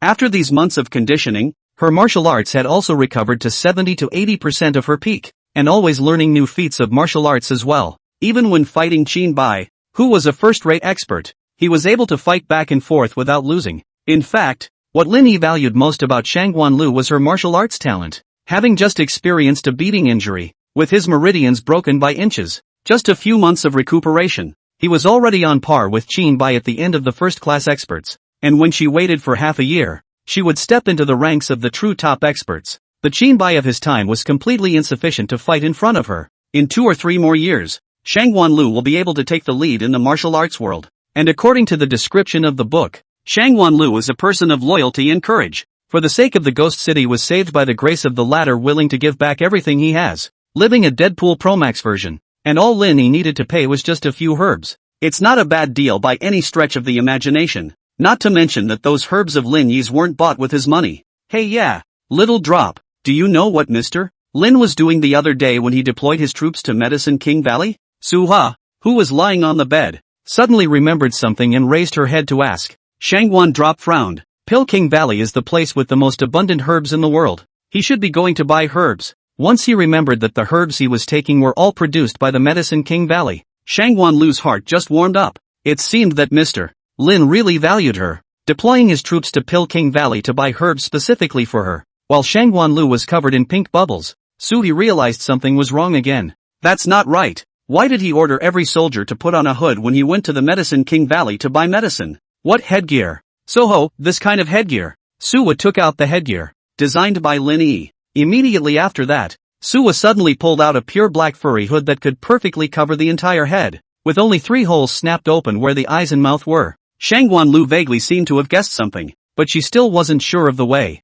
The Peking Valley's century-old reputation is out there, and it's also kind to people. But anyone with a bit of conscience wouldn't go and rob it, right? Besides, Mr. Lin told me that he bought in all the herbs I eat. In short, I trust Mr. Lin's character. I actually believe him too. Suwa also hemmed and hawed. It's just that I'm a bit confused about the purpose of this headgear. In fact, in real terms, these 2 women were a little too naive to actually believe in something that never existed. When you try to use the word conscience to speculate about Lin, you have already lost. He doesn't have a conscience. As for the purchase of medicinal herbs that Shangguan Lu heard, it was naturally true. After all, a $0 purchase is also a purchase. Although Lin was temporarily unable to send those black brothers on the other side of the ocean with his heart set on digging the Yellow River, he still learned the essence of the fine qualities of these black brothers. To this day, Lin still has that quote from Mr. Lu Sun about success hanging above his bed. When your costs are 0, then no matter how much you sell it for,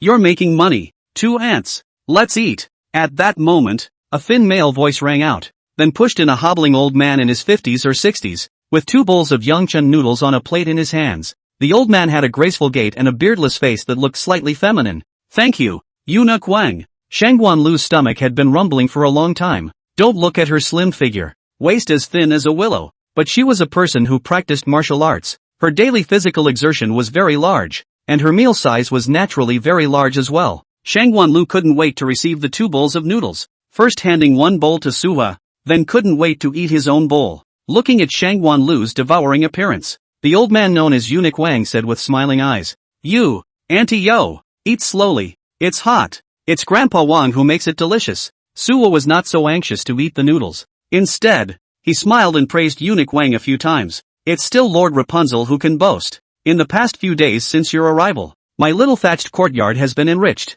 Eunuch Wang couldn't keep his eyes open from laughing this time. His real name was Wang Di, a eunuch who used to serve the late emperor and the late empress in the palace as the late emperor's personal eunuch. So it's kind of an old acquaintance with Su Hua. Wang Di is a man of good character and always has a kind look. Being the emperor's personal eunuch would have been a lot of opportunities to make money, but he never was, just dedicated and focused on what he was doing. Later, when he got old and retired, he just took his salary saved up for many years, and went to the mountains in the suburbs to set up this small courtyard, and lived a clean and sheltered life every day. And when Linny approached him and offered to let Sui stay with him for a while, Wang Di agreed without hesitation. So these days, Su He and Shangguan Lu, who was in charge of protecting her, were temporarily staying in Wang Di's small courtyard. This hard-bodied old eunuch was still taking care of these two watery girls as if he had taken care of the late emperor in succession. Eunuch Wang, these days, I've caused you trouble. Sui scratched his head, a little embarrassed. Originally, you have been working for my father and mother in the palace for most of your life,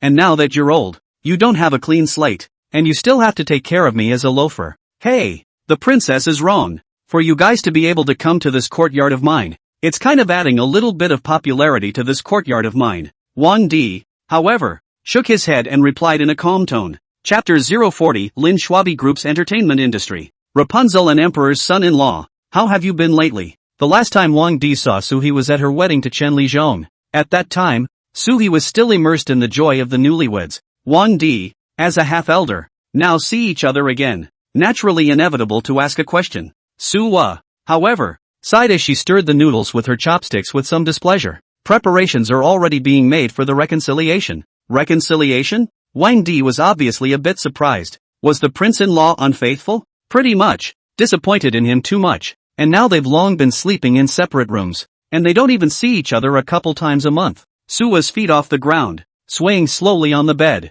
She then suddenly remembered something and added, "Oh right, but Mr. Lin has been against my divorce." Lin Yi? Why does he object? Wasn't he the one who killed that mistress of Chen's son-in-law at first? Although Shangguan Lu was not yet in the princess's residence at that time, he had still heard some of these glorious deeds of Lin Yi. I'm not sure. Mr. Lin said that he still needs to use Chen Lizhong, but exactly how to use it he didn't tell. Only remember that he showed a very lewd smile. Sua recalled.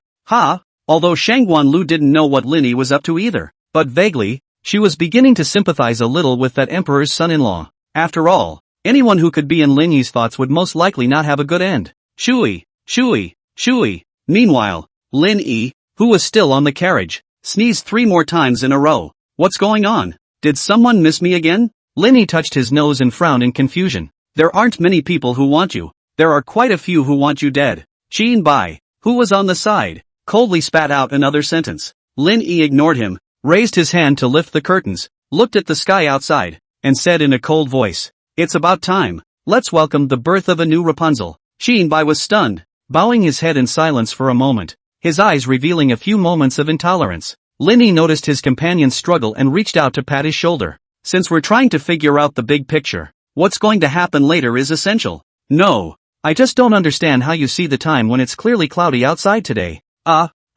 Doesn't that look better?" After Su He and Shangguan Lu had eaten, they thought of going out to sneak around and dissipate their food. As soon as he left the room and walked into the courtyard, he could see the rows and rows of soldiers wearing iron armor and holding steel blades, standing by to guard the peace and quiet of this small courtyard in the forest. That's right. In order to protect Su's safety, Lin Yi had sent more than just Shangguan Lu, a first-rate expert, to protect him closely. The soldiers of the guard that should be there are not missing a single one. Just this one forest courtyard of Wangdi's was surrounded by hundreds of well-trained guards on the inside and outside. They also had one mission from start to finish: swear to guard the safety of the Rapunzel. Suwa had just stepped into the yard with his front foot. "Welcome!" the guards shouted at the same time. Frightened, Suwa stepped on the ground and almost fell to the ground. "Not! Who taught you guys that slogan?" a soldier shouted back. "Back to the princess." "It was Mr. Lin who taught me." "What else did he teach you guys?" Suwan narrowed her eyes, questioning more and more. "Back to the princess. Mr. Lin taught us nothing else." "That's good." Suwa just breathed a sigh of relief. "It's because Mr. Lin is busy these days teaching the newly recruited maidservants in the mansion to dance." "Dance? What dance?" "I think it says it's a girl group dance," the soldier replied hesitantly. "Soho, what regiment?" Specifically we are not too clear." Mr. Lin said that money has been coming in too slowly lately, and he needs a way to make some fast money, but said that opening casinos and drug trafficking is a bit too inhumane, and opening kills has too many competitors, so it's planning to organize some kind of girl group talent show. He also said that those landlords and lords of Archu have a lot of fat second-generation houses in their homes, and that getting this thing out can viciously cut a wave of leaks. Soho? It's some kind of fat house and a leak cutter. Listening to her was cloudy, but it always felt like Linny wasn't holding back any good farts again. "What are you guys talking about?" Shangguan Lu came over at this time and inquired with a curious face. "Xiaolu, do you know what the girl group that Mr. Lin has been working on lately is?" Suha asked. "No some." This immediately tugged at Shangguan Lu's memories. Linny said it's one of his entertainment industries. Entertainment industry? Right. Shangguan Lu nodded like garlic. He seems to be working on some Lin Schwabi group recently, and has gotten into some military industry. Entertainment industry, catering industry, a whole bunch of industries. This draft is just part of his entertainment industry. He recruited 100 young girls from good families with dreams in the whole of Dechu, had them practice dancing and singing, and then performed in rounds on a large stage in the Hook Bar in the East City. Through some sort of elimination tournament system, 7 young girls were eventually combined to debut and form a girl group, and when the time came, the Lin Schwabi group would pay for it and help these 7 girls go on a tour of all of Dechu. If the opportunity arises, it will even expand into special concerts in neighboring countries to promote cultural and artistic exchanges between the two countries. The corner of Suwa's mouth twitched. These words, who taught them to you? Shangguan drop blinked. Those are Lin Yi's exact words. He even reserved a position for me in the group. What position? Chief of Security. Suwa froze, but after seeing Shangguan Lu's well-developed muscles, and that innocent and not too smart-looking face, commented, this position does suit you quite well. Shangguan Lu still didn't realize the problem, and just continued with his eyebrows raised. Now the entire imperial capital is on fire. Everywhere is full of supporters. A lot of the people of the imperial capital are spending real money to fight for their favorite girl's debut. Currently the most popular singer and dancer, Lu Lan'er, is almost a lock to debut in the C-seat. Her identical black silk is also sold out. Wait, who are you talking about? Saying what the hell? Suwa's brain spun for a split second. Yes, Soho didn't hear it wrong. And you guys didn't read it wrong either. That nowadays top stream of girl groups, the female Egyo who almost locks the C position to debut, the female star whose black silk sells out in the surrounding area, is the same Lu family's eldest young lady who used to dominate the poetry party on the painting boat and try to make Suwa eat her heart out. As for what she went through to change so much, it's a long story for a child without a mother. Chapter 041 How excessive the request can be. It all started on the day Lin Yi sent his men to set fire to the painting ship. The painting boat was an imperial gift from the late emperor, and an important place for the Lu family to link to the literary world, and it was just burned down straight away. Although it wasn't Lu Lanner who did it, it was Lin Yi. But the Lu family is, after all, a small family, relying on browbeating the young emperor Su Zheng to have the not-so-great power today. But Lin Yi, the Tai Sui god, even Su Zheng himself didn't dare to do anything to him. The Lu family would be even more afraid to say anything more. And not long after the poem meeting ended, Lu Zhongping was on his way back to the street and had his head chopped off. The head was used as a ball, and the horse was made to kick it all the way before it stopped. The group of soldiers who kicked the ball with their horses were also from the princess's residence. Then it is self-evident who actually meant the death of Lu Zhongping. The people of the Lu family were even more afraid of Lin Yi, the god of pestilence. So they took their anger out on Lu Lanner. First, they made her sever her relationship with the Lu family. Then they directly expelled her from the Lu family. Lu Lanner had been a great lady all her life, and naturally couldn't settle down after leaving the protection of the Lu family. She was then almost reduced to living on the streets and was nearly tricked into entering a greenhouse. It's a good thing that the youth house she's going to be sold into is called Chuyun Lu. He happened to be just as Lin Yi came over with a large group of people in a great hurry, because his first female contribution is here. Such a shameful thing. Absolutely do not allow half of the wind leakage. So on that fateful afternoon, Willow Laner once again met the man who could influence her life. However, Lin Yi didn't seem to recognize her, and just ordered his men to arrest all the pimps and prostitutes who saw him in women's clothing that day. Fearing that she had really been sold to this place and lost her virginity, Lu Lanner cried out, "Mr. Lin, I'm Lu Lanner. I've been tricked by criminals into going to a greenhouse. Please help me, Mr. Lin." Lin Yi was indifferent, pretending not to hear. Willow Lander then shouted, "Mr. Lin, saving a life is better than building a 7-level pagoda. My little daughter is now penniless and living on the streets. Is Mr. Lin really going to turn a blind eye?" Lin Yi twisted his head around and said with a beaten face, "What's it got to do with me? I've been doing bad things all my life. What's worse than this one good thing?" She was full of tears as she watched the thugs from the greenhouse come out to forcefully drag Lu Lanner away. "Mr. Lin, I'm still a virgin today. As long as you save me, you can do whatever you want to me. I'm your man." At those words, Lin Yi finally revealed an obscene smile. "That's true." Willow Lander froze. Spinning around, she shyly lowered her head. "He really is still. Seriously." After Lu Lanner nodded with a blushing face, Lin Yi beckoned and called a few big soldiers to capture those fighters, then ordered a few words and sent them packing to dig the Yellow River. After everything was settled and no one was around, Lin Yi walked over to the disheveled Lu Lanner and revealed an even more obscene smile. "But you said it, after saving you, you belong to me and I can do whatever I want with you." For some reason, after Lin Yi said those words, Lu Lanner's heart was the first to be unable to calm down, but she still pretended to be reserved and said, "Isn't this place a little too public? Is it good to be here?" At the moment, she and Lin Yi were in the lobby on the first floor of the Chuyun building,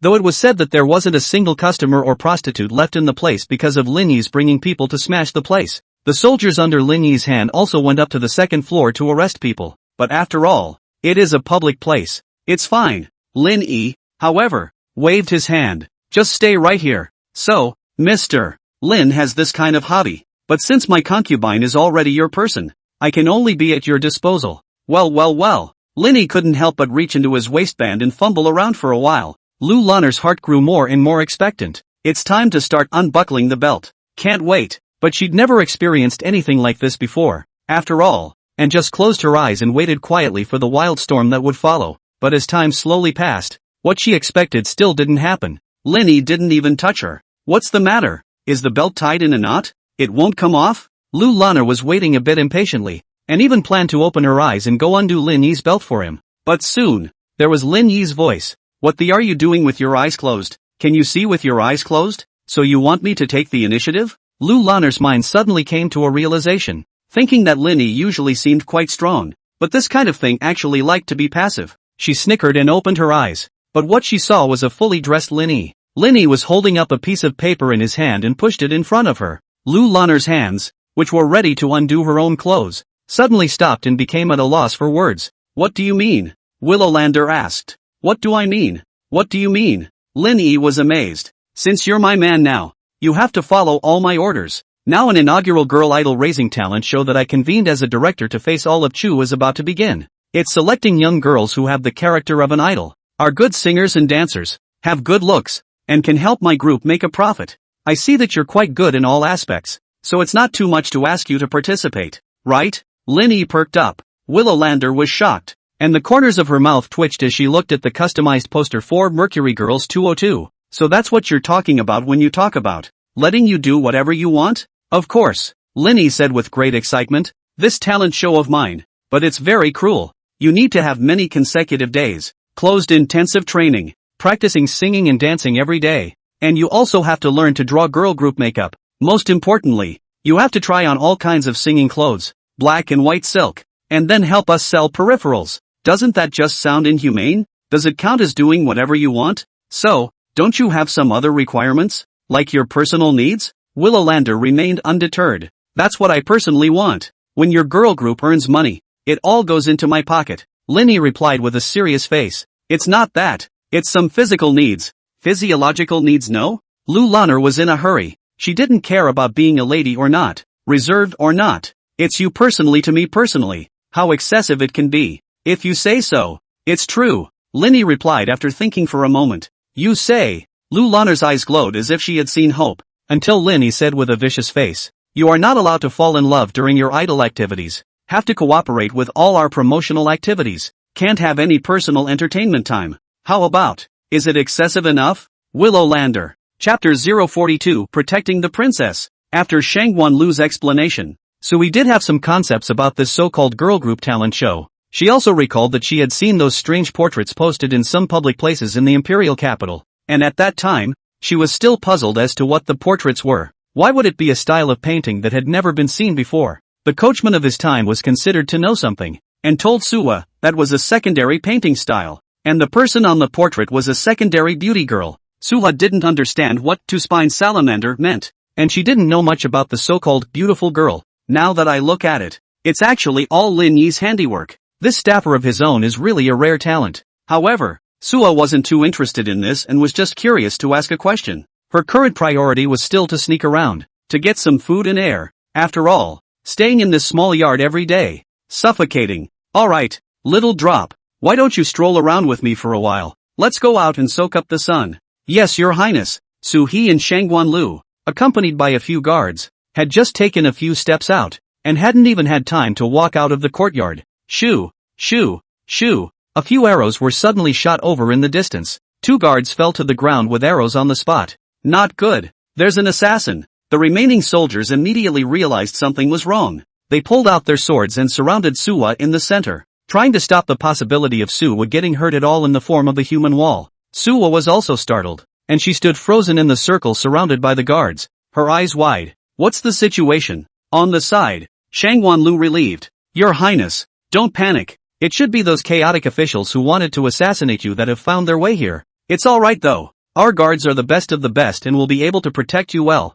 His words had just fallen. Brush. A large rain of arrows suddenly shot over in the distance. The row of guards outside, that row of the so-called elite of the elite, were hit by arrows and fell to the ground. Just a few moments of work. There were only 2 people left, Shangguan Lu and Su He. Even Shangguan Lu's words of assurance had just been put down, and the aftermath hadn't even had time to dissipate in the wind. Suwa looked at Shangguan Lu with increasing horror. Loki, look! Shangguan fell with a twist of his head, only to see many assassins dressed in night clothes and moving swiftly suddenly rushed out from the forest on both sides, with sharp blades in hand. They rushed into the courtyard, and with extreme killing intent, they swung the blades in their hands towards Su He. Suwa screamed miserably and closed her eyes, thinking she was really going to meet her death. Drink! But naturally, Shangguan Lu on the side would not stand by and witness this happening. She clenched her fists, and with one punch, she knocked the assassin who rushed at the front to the ground. He then rushed into the group of assassins, taking 1 for 10 and maneuvering through dozens of assassins without losing a single step. There wasn't a single sharp blade that could cross Shangguan Lu's shoulder and hurt Sui half a hair. Suwa stared wide-eyed, even though there were still tears welling up in them. This was the first time she had seen Shangguan Lu's high level of martial arts, and she couldn't help but marvel. Loki, you're awesome. Shangguan Lu twisted his head and smiled evilly. As long as I'm here, no one can hurt the princess. The words just fell. Jab. A sword pierced her chest from behind. Naya, fighting is fighting. So much pussy talk. The sword-wielding black-clothed man cursed and kicked the Shangguan drop, who had blood at the corner of his mouth, to the ground. Watching the vitality in Shangguan Lu's eyes gradually disappear, Sui covered his mouth and his eyes completely turned to despair. That man in black pulled out the sword from Shangwan Lu's body and swung it again, ready to result in Sui's life with one strike. The wind whistled and was cut off by the sword energy. Suo only felt herself surrounded by great fear. She had been pampered since birth, and had almost never been this close to death. But now half a lifetime of muddle has been in pursuit of the so-called love and affection, but reduced to a dead body in the wilderness of the end. That's ironic. Your Highness. The moment the blade was about to touch Suwa, a loud shout resounded once again. Suwa opened her eyes in surprise. Then he saw Wang Di rushing in front of him at some point, using his back to block the direction of the falling longsword. Eunuch Wang, don't! Sui could tell at a glance that Wang Di was trying to block the sword for her. She was so anxious that she stretched out her arms and tried to push Wang Di away. But Wang Di's mind was already made up, and the speed of his sword swing was already in the blink of an eye. Jab. Put. Wang Di's back was hacked out with a narrow and hideous blood scar, and a mouthful of his blood spurted out, directly onto Sui's face. So in Sua's shocked and trembling gaze, Wang Di lay on top of her, then slowly slid down. Before completely breaking his breath, Wang Di ambushed Sui's ear and softly said, I just want the princess to grow up well and be happy. The blood had thoroughly soaked Sua's clothes, and her body had begun to tremble. After a brief lull, it was a cry that shook the mountains. The birds perched in the forest were all startled by this extremely tragic mournful cry and flew away in all directions. The man in black wanted to continue to make up for it. Protect the princess. Suddenly several dark shadows fell from the sky. A man blocked in front of Suwa and lifted his foot to kick over the man in black. It is none other than Qin Bai. Those who followed him were those good martial arts fighters of the princess's residence, who had excellent light skills, and followed Qin Bai in time to block in front of Sui, isolating the assassins from the fish death net for her. In the middle of the mountains and forests, many more soldiers wearing armor and heavily armed quickly rushed out. The young man in white led the soldiers, charging downward. Protect the princess. Yes, the youth in white was none other than Linny. Under his leadership, the soldiers quickly surrounded the group of assassins. They also no longer hesitated and swarmed up. Although the assassins tried their best to resist, they were outnumbered and were soon all killed. In the end, only the leading man in black was left behind,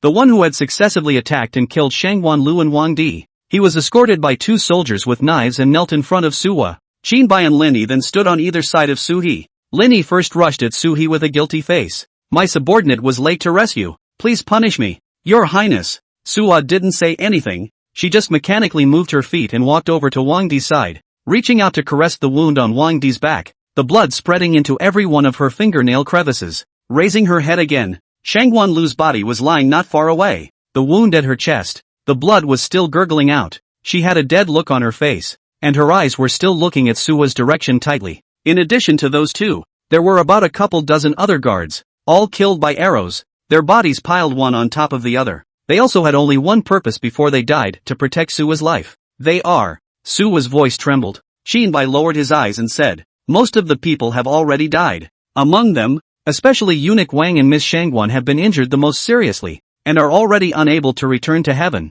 Please your Highness's condolences. Suwa's tears came out in a flash. When Linny saw Sui crying so miserably, he immediately raised his sword and pointed it at the black-clothed man who had survived. Say, who ordered you here? The man in black had a look of death on his face. A warrior dies for his friend. You guys kill me. I will never say who ordered it. Good one. A soldier dying for a friend who understands him. I, Lin Yi, admire a tough guy like you. Linny thought for a moment before changing his words again. Then instead of asking who ordered it, I'll ask you, who is the confidant you speak of? His Majesty the Emperor. The man in black replied without hesitation. Your Highness. Linny was shocked when he heard this and immediately turned his head to report to Sui. His Majesty instructed them. Chapter 043, Who ordered it? Suwa sniffed and froze again. Did Su Zheng order this? I said. I won't tell you who ordered me. The man in black puffed out his chest and looked like he had a very strong backbone. As a good assassin, it is against one's professionalism to name one's instructor.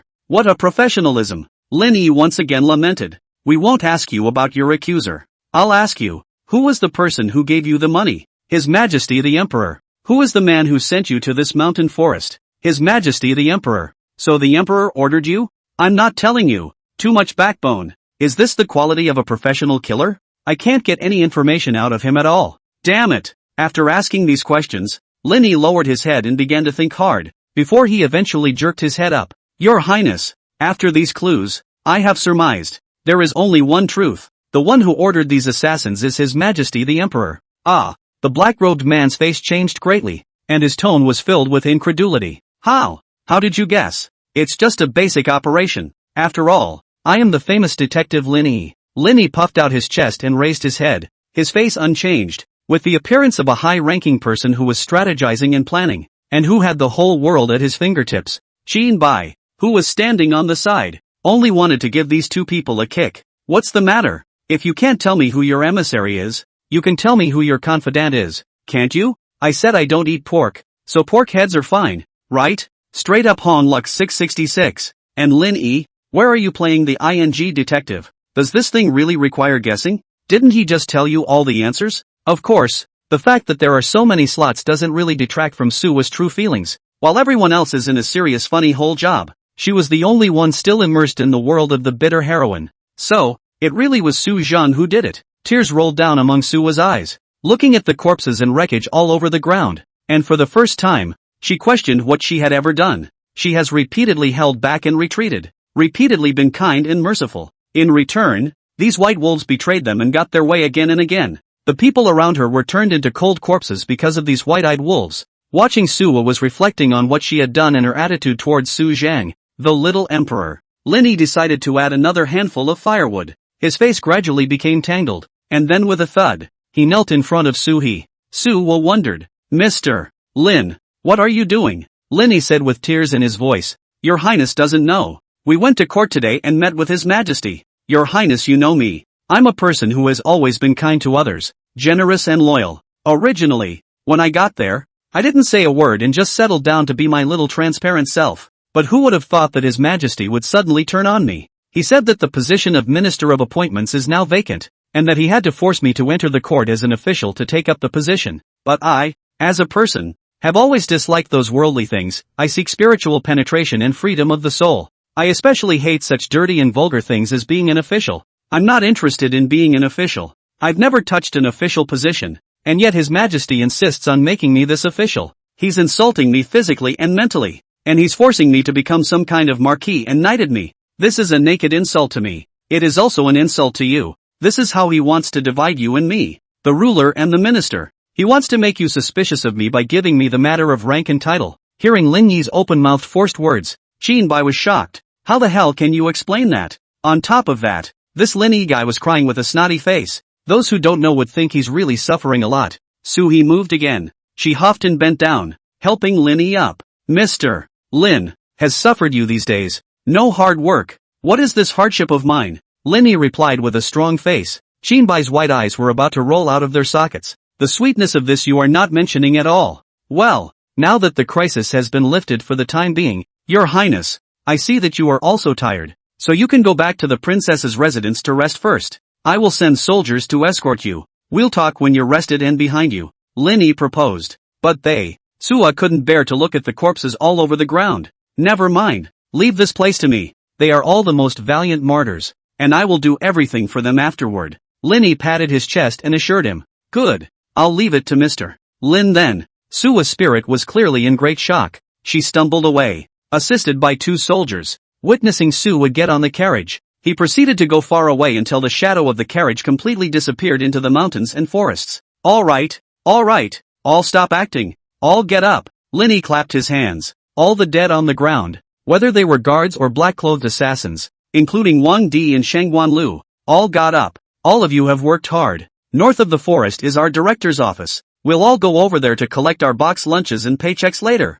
Lin Yi greeted. A new guard came out of the woods, pushing two large carts of boxed lunches. They were all wooden lunchboxes filled with rice and some small dishes and even chicken thighs. Oi. Lin Yi, you said I acted well. Shangguan Lu threw away the bloody bag on the chest of his clothes and came over to Lin Yi's side, asking as if inviting credit. Oops, a bit pompous. Needs more polishing. Lin Yi justly commented. Chapter 044, The So-Called True Love. Shangguan Lu skimmed his lips, seemingly dissatisfied with Lin Yi's answer. She thought she had put out all her energy and passion to act, thinking she was seamless, but she didn't get a single word of praise from Lin Yi. A large hand reached over and gently patted Shangguan Lu's shoulder. When Shangguan Lu turned her head, it was the man in black who had stabbed her and Wang Di to death consecutively just now. Naturally, he is also a professional actor hired by Lin Yi at a high price. It's okay. You're already very talented. Newcomers to acting. It's normal to push too hard. The man in black began to encourage Shangguan Lu as a senior.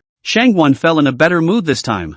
I understand. Thanks for the teaching. I'll keep trying next time. There's going to be a next time? How many times are you going to act in front of the princess? Qinbai couldn't stand to watch and once again opened his mouth to spit. And aren't you all dead at the princess? You can be resurrected even if you're dead. It's so easy. Just say you were resurrected from an advertisement. This was not difficult for Lin Yi. God damn it. I'm going to report you to the police for arrest. Qinbai's face was haunted. He felt like his sanity had been raped by Lin Yi's asshole logic. Officer? Am I not an official? We are all officials. What official are you reporting? Lin Yi had completely carried out his shamelessness to the end. As soon as he turned his head, he saw Wang Di cleaning up the blood packets in the middle of his clothes again. Lin Yi hurriedly came up with a big smile. Eunuch Wang is a good actor. Acting so well that I almost believed it. Truly worthy of being a veteran actor. Where? Wang Di said modestly. After all, in the late emperor's successively that kind of lord couple side service for many years, accompanied by the king as accompanied by a tiger.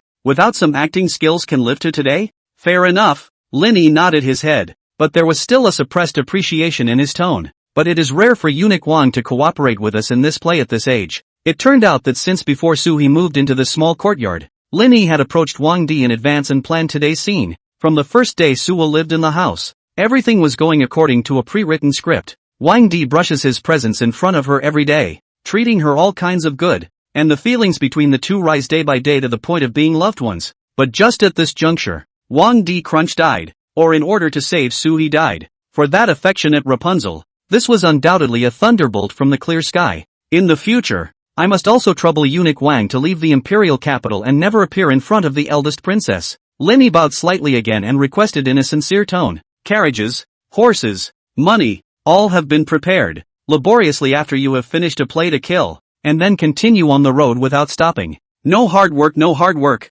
Wang Di waved his hand. As long as I can help Her Highness, it's fine for my old bones to do anything. Spinning around, he sighed and added rather emotionally, if I can make Your Highness change and become someone who can stand on her own, I would be willing to do so even if all hell breaks loose. He also knew clearly that Suwa had power and influence, and was the only heir of the late emperor and successive, the heart of all the old ministers and lords. The only two factors that stand in the way of her ascending to that great position are, for one thing, there has been no precedent for a woman to assume the throne since ancient times, and if she ascends to the throne, she is bound to attract the criticism of many stubborn people. Secondly, Sui's meek and desireless character, treats people kindly, emphasizes love and righteousness, and is never willing to think the worst of people. If this kind of character is born in an ordinary rich and noble family, it will surely let him spend his life smoothly and securely. But she was born into an imperial family. In the midst of the royal family, blood is stained and dirty, but not by the blooming of her white lotus flower. Lin Yi seemed to see Wang Di's concern as he replied blandly,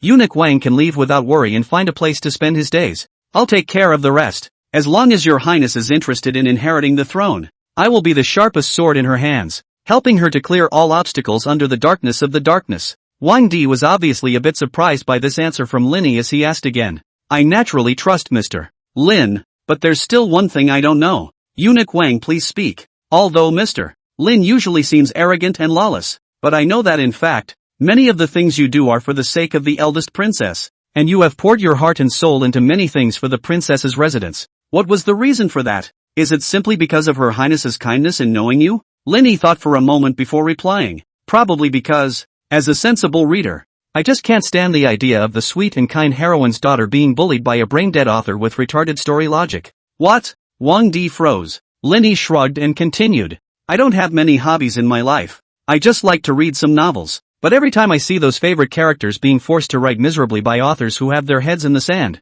downgrading their intelligence, or willingly give up her otherwise happy and fulfilling life for a relationship to become a yellow-face digging up wild vegetables for food, it's as hard as if I've been fed. As far as I'm concerned, my precious daughter with her near-perfect birth, her perfect character, deserves a perfect life. She deserves the best. She deserves a happy ending. Why should she have to go through all that frustration just to fall in love with the male lead? She should have become a big carefree heroine. As for some of the other irrationalities, such as the people who want to hurt my daughters, I'll leave it to me, a worried old father. Listening to some of Lin Yi's heartfelt and genuine feelings, Wang Di listened with a half-understanding. However, he could tell from Lin Yi's demeanor and tone of voice the almost selfless love Lin Yi had for Sui. It was not the love of a man or a woman, But it was purer and heavier than that. What Wang Di doesn't know is this. That's a reader's love for his favorite character. In Lin Yi's words, the love that a reader or viewer has for a character in a book or a movie or television production is love in its purest form. This love is not shifted by time or space. It even transcends dimensions and life and death. Because it is not possessive or aggressive. It's the ideal love that's more platonic than Plato. Of course, platonic love is still about love. That's why Lin Yi thinks Plato is also a hook history. He had made a big deal of the fact that he had given this theory before he crossed over. But it was met with much skepticism and flack. Who the hell are you to call Plato names? Have you read Plato's book? Is it okay to read it and then evaluate it? So Lin Yi, a person who only likes to read netizens and fantasy novels, looked for a book detailing platonic love to read. As a result of turning the first page, Plato that old den said, the true ideal of love is the love between a grown man and a beautiful boy of the same sex. Lin Yi immediately threw the book out. From then on, among his theories, Plato was not just a hooker anymore, but a homosexual pedophile hooker. Chapter 045, First Day in Office. A windy, sunny noon. It was Lin Yi's first day in office as Minister of the Ministry of Revenue. He was standing in front of the door of the Mandarin's office with a silver swagger. Especially after seeing the official uniform of his own official of the second rank. His heart couldn't be more relieved. The late Emperor Su Shi, whose temple name was Chu Gaozu, after establishing the Great Chu state, set up 6 ministries in the imperial capital, with powers below those of the 3 provinces, but with different functions from those of the 3 provincial prime ministers who assisted the emperor in his political affairs. The division of labor among the 6 ministries has become clearer and their functions more substantive. The ministries of appointments, households, rights, military, criminal affairs, and works were the 6 ministries, all of which were organizations that did practical work, each headed by a minister of the Shangshu. The 6 ministries have established their own government offices in different parts of the imperial capital, which are for the offices of the ministers of the Shangshu and the ministers under them, or for lower-ranking officials. Lin Yi had received the official uniform and the black hat belonging to the Minister of Mandarins a few days ago though, but it has never yet been inaugurated at the Ministry of Mandarins, because of the functioning of a department that is also the head of the 6 ministries of the Ministry of Revenue. The change of position of a leader like the Minister of Shangshu is very time-consuming. It takes time for the edicts to be drawn up and issued, and for the work to go to the dock and be handled. Finally, after Lin Yi coerced the little Emperor Su Zhang, in the courtroom oh no, there is no coercion, coercing Su Zhang to obtain this Shangshu position after the day, after 5 whole days. Finally, yesterday, Lin Yi received the news that he could go and take up his position. He was instantly thrilled, jumping up and down in his room, even hugging and kissing the big yellow dog that was watching the door, and letting out a song, lamenting the fact that he finally didn't have to be a dog and a fox. He was finally considered a serious leader. No longer do you have to break the law under Suo's power. You can break the law and do whatever you want on your own. But soon, Suo was attracted by the ghostly singing voice. She first asked, Mr. Lin, did you get a weasel in this yard? I seem to have heard the sound of a weasel and a chicken cursing. Lin Yi was taken aback when he saw this. Couldn't even be bothered to argue about how his singing sounded like a weasel arguing with a chicken. He hastened to put on a sad face, forced the corners of his mouth, and said, Ugh, I'm going to work at the Ministry of Officials tomorrow. In fact, I really don't want to leave the princess too much, and I don't want to go to that dirty and dark officialdom. But nay, His Majesty is bitterly forcing me to do so. The person who is a minister can't help it. The king wants the minister to die. The minister has to die. Seeing that Lin Yi squeezed out a few tears, Sui scrambled forward to pacify him and said with righteous indignation, Su Zhang is really too bad. You wait, just these few days, I will definitely have a complete showdown with him. Get justice for the dead Xiaolu, Grandpa Wang, and Mr. Lin. After sending the angry Suo away and promising her that she would look around the courtyard properly to see if there were any weasels, Lin Yi also lay back on the bed and continued to dream of being an official fanatic of the Minister of the Ministry of the People's Republic of China. He even purposely arrived 2 hours late today, just to see if his own mandarins, without the supervision of himself as the leader, would take their work seriously.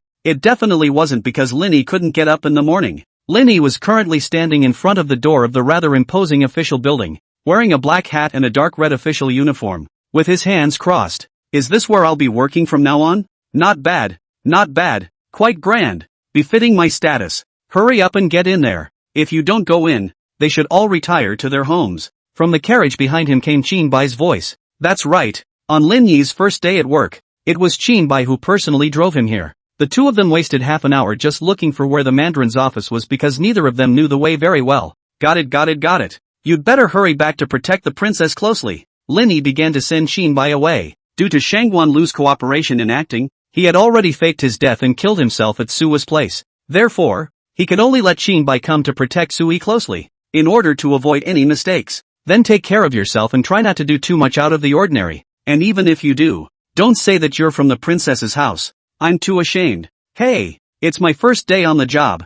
I'm still afraid of being bullied in the workplace. You, being bullied? Lin Shangshu was really humorous, telling jokes early in the morning. Lin Yi. Qinbai then drove off, not forgetting to banter Lin Yi a few times before he left. Lin Yi sighed. Forget it, don't get into it with this kind of brainless roughneck. Then he pushed his way into the mansion. To Lin Yi's relief, the major and minor officials in the government offices were all seriously doing their jobs at hand at this time, and none of them had put down their work because of Lin Yi's arrival. Not bad, not bad. Lin Yi nodded his head with a look of appreciation. All of them are moldable. But, time slowly passed again for a long time. Lin Yi was still standing at the front door, and not a single person had come over to greet him. He seems to be here so awkwardly that he can faintly hear a crow flying overhead, making a ga sound. Cough cough cough. Lin Yi cleared his throat. Everyone worked hard. Still no one gave up about him. He could only go on. I'm your new shogun. I know you're all surprised. After all, I'm so young, handsome, and chipper and yucky. You guys don't have to feel inferior. I, for one, am also very much in tune with the people. As long as you guys work for me seriously, I won't really look down on you. Let's all work together in the future. Still no one responded. Lin Yi was completely tense this time. Holy, I'm the newly appointed Minister of Mandarins. Hey, do you all think so little of me? Is this the current culture of the ministry? No respect for the leader? Believe it or not, I'll kill you all? Until a somewhat naive-looking official scratched his head and hesitated. This Lord Minister of the Ministry of Justice. Just call me Shanshu directly. Okay, Shanshu. Actually, without waiting for the naive official to continue, Lin Yi walked inside with a mesmerized face. I know you all adore and fear me. In fact, you don't have to be so afraid. Even a perfect person like me knows how to be good to people. But without taking a few steps, he suddenly saw torture instruments laid out all over the floor. All kinds of swords and spears, as well as some chairs with nails or something. Asterisk asterisk asterisk asterisk. Why are there so many torture devices in the Ministry of Officials? Lin Yi was alarmed. Officer Bean finally had a moment to speak up. Actually, what I want to tell you is that you are in the wrong government office. Here is the Ministry of Justice. Lin Yi, Chapter 046, Judge Iron Bull. Asterisk asterisk asterisk asterisk. Seriously? After being kindly reminded by the naive official, Lin Yi also realized that something was wrong. He ran out of the courthouse at a fast pace, ran to the door, and looked up. The plaque hanging above the gate had two words written on the end of it. Ministry of Justice. Bad. Really went to the wrong place. I'm sure Qinbai, that, drove a carriage for me to do where? I can't even understand the road. Lin Yi said indignantly. But the reality is, half an hour ago, Qinbai drove the horse at the front of the carriage, taking control of the direction, and twisted his head to inquire again. Hey, take a quick look at the map. Which way does this Mandarin department go? Which ones have the map? Lin Yi sat in the car, and his tone was filled with anxiety. It's on the seat of the carriage, a bamboo slip. You can see it if you look closely. With Qinbai's reminder, Lin Yi really did find that bamboo slip in the crack of the side seat. Spreading it out, it really was a very detailed map of the imperial capital. I remember the locations of the 6 ministries. They're circled out above. You find out where the Ministry of Mandarins is. Qinbai's voice sounded again. Not, you're circling bets, just circling bets. Why the hell are you using traditional Chinese characters? Lin Yi's chagrined voice came out again. What traditional characters? That's gold writing. The writing that was once engraved on bronze vessels is indeed a bit retro, but anyone who has read a little for 2 years should recognize it. You wouldn't not recognize it. Mr. Lin, would you? Asterisk asterisk asterisk asterisk? I don't recognize it? Are you kidding me? No one knows more about gold writing than I do. Then tell me where the mandarins are. There's a crossroads coming up. Qinbai became more and more urgent. It's okay, leave it to me. In the midst of Lin Yi's righteous tone that didn't allow for a hint of skepticism, Qinbai had somewhat believed him. Are you sure you recognize it? Lin Yi became more and more confident. The package. Let me look for the mandarins. Mandarins are right here. Point and shoot. Ride and fight. Point and shoot is whoever you want. That's you. Thus, under Lin Yi's command, Qinbai succeeded in bringing this first day of work Minister of the Ministry of Revenue and arrived at the Ministry of Justice. After witnessing that plague god realize his mistake and trot all the way out of the Ministry of Justice, Most of the Ministry of Justice officials on the scene pinched their sweat. Although it was said that Lin Yi wasn't their new boss, they had heard of this half-breed devil's name and deeds. No, it would be better to say that Lin Yi's name was practically unknown to everyone in all of Chu. Not only the officials and gentry, but even the common people have heard a thing or two about it. Some parents who are up to date with the times are already talking about it when they put their children to bed. Children who don't sleep well will be sold by Lin Yi to dig the Yellow River. Such horror stories. But the officials of the Ministry of Justice were not happy for long. Accompanied by a rush of footsteps, Lin Yi actually ran back again. The naive official who had reminded him of this earlier summoned up the courage to ask again. Lin Shangshu, why are you back again? Is there something you forgot to bring? Lin Yi shook his head and replied sincerely. I just took a look at the map at your entrance, and that thing is not in gold script. I realized that the Ministry of Mandarins and the Ministry of Justice are separated by half of the imperial city. Back and forth, so tossed back and forth is also laborious. I think, or today will not be the first official minister. First in your place is a day of the Ministry of Justice minister. Flexibility to be an official. How can you be so flexible? The officials of the Ministry of Justice were all confused. Looking at the group of officials who had a dead mom expression on their faces, Lin Yi was instantly displeased. No, are you guys happy to welcome me? Still no one dared to answer, until a loud bellow rang out from inside the house. Who flexed as an officer to flex me out? A man in a red official's robe with a stout body came out from one of the inner rooms of the lobby,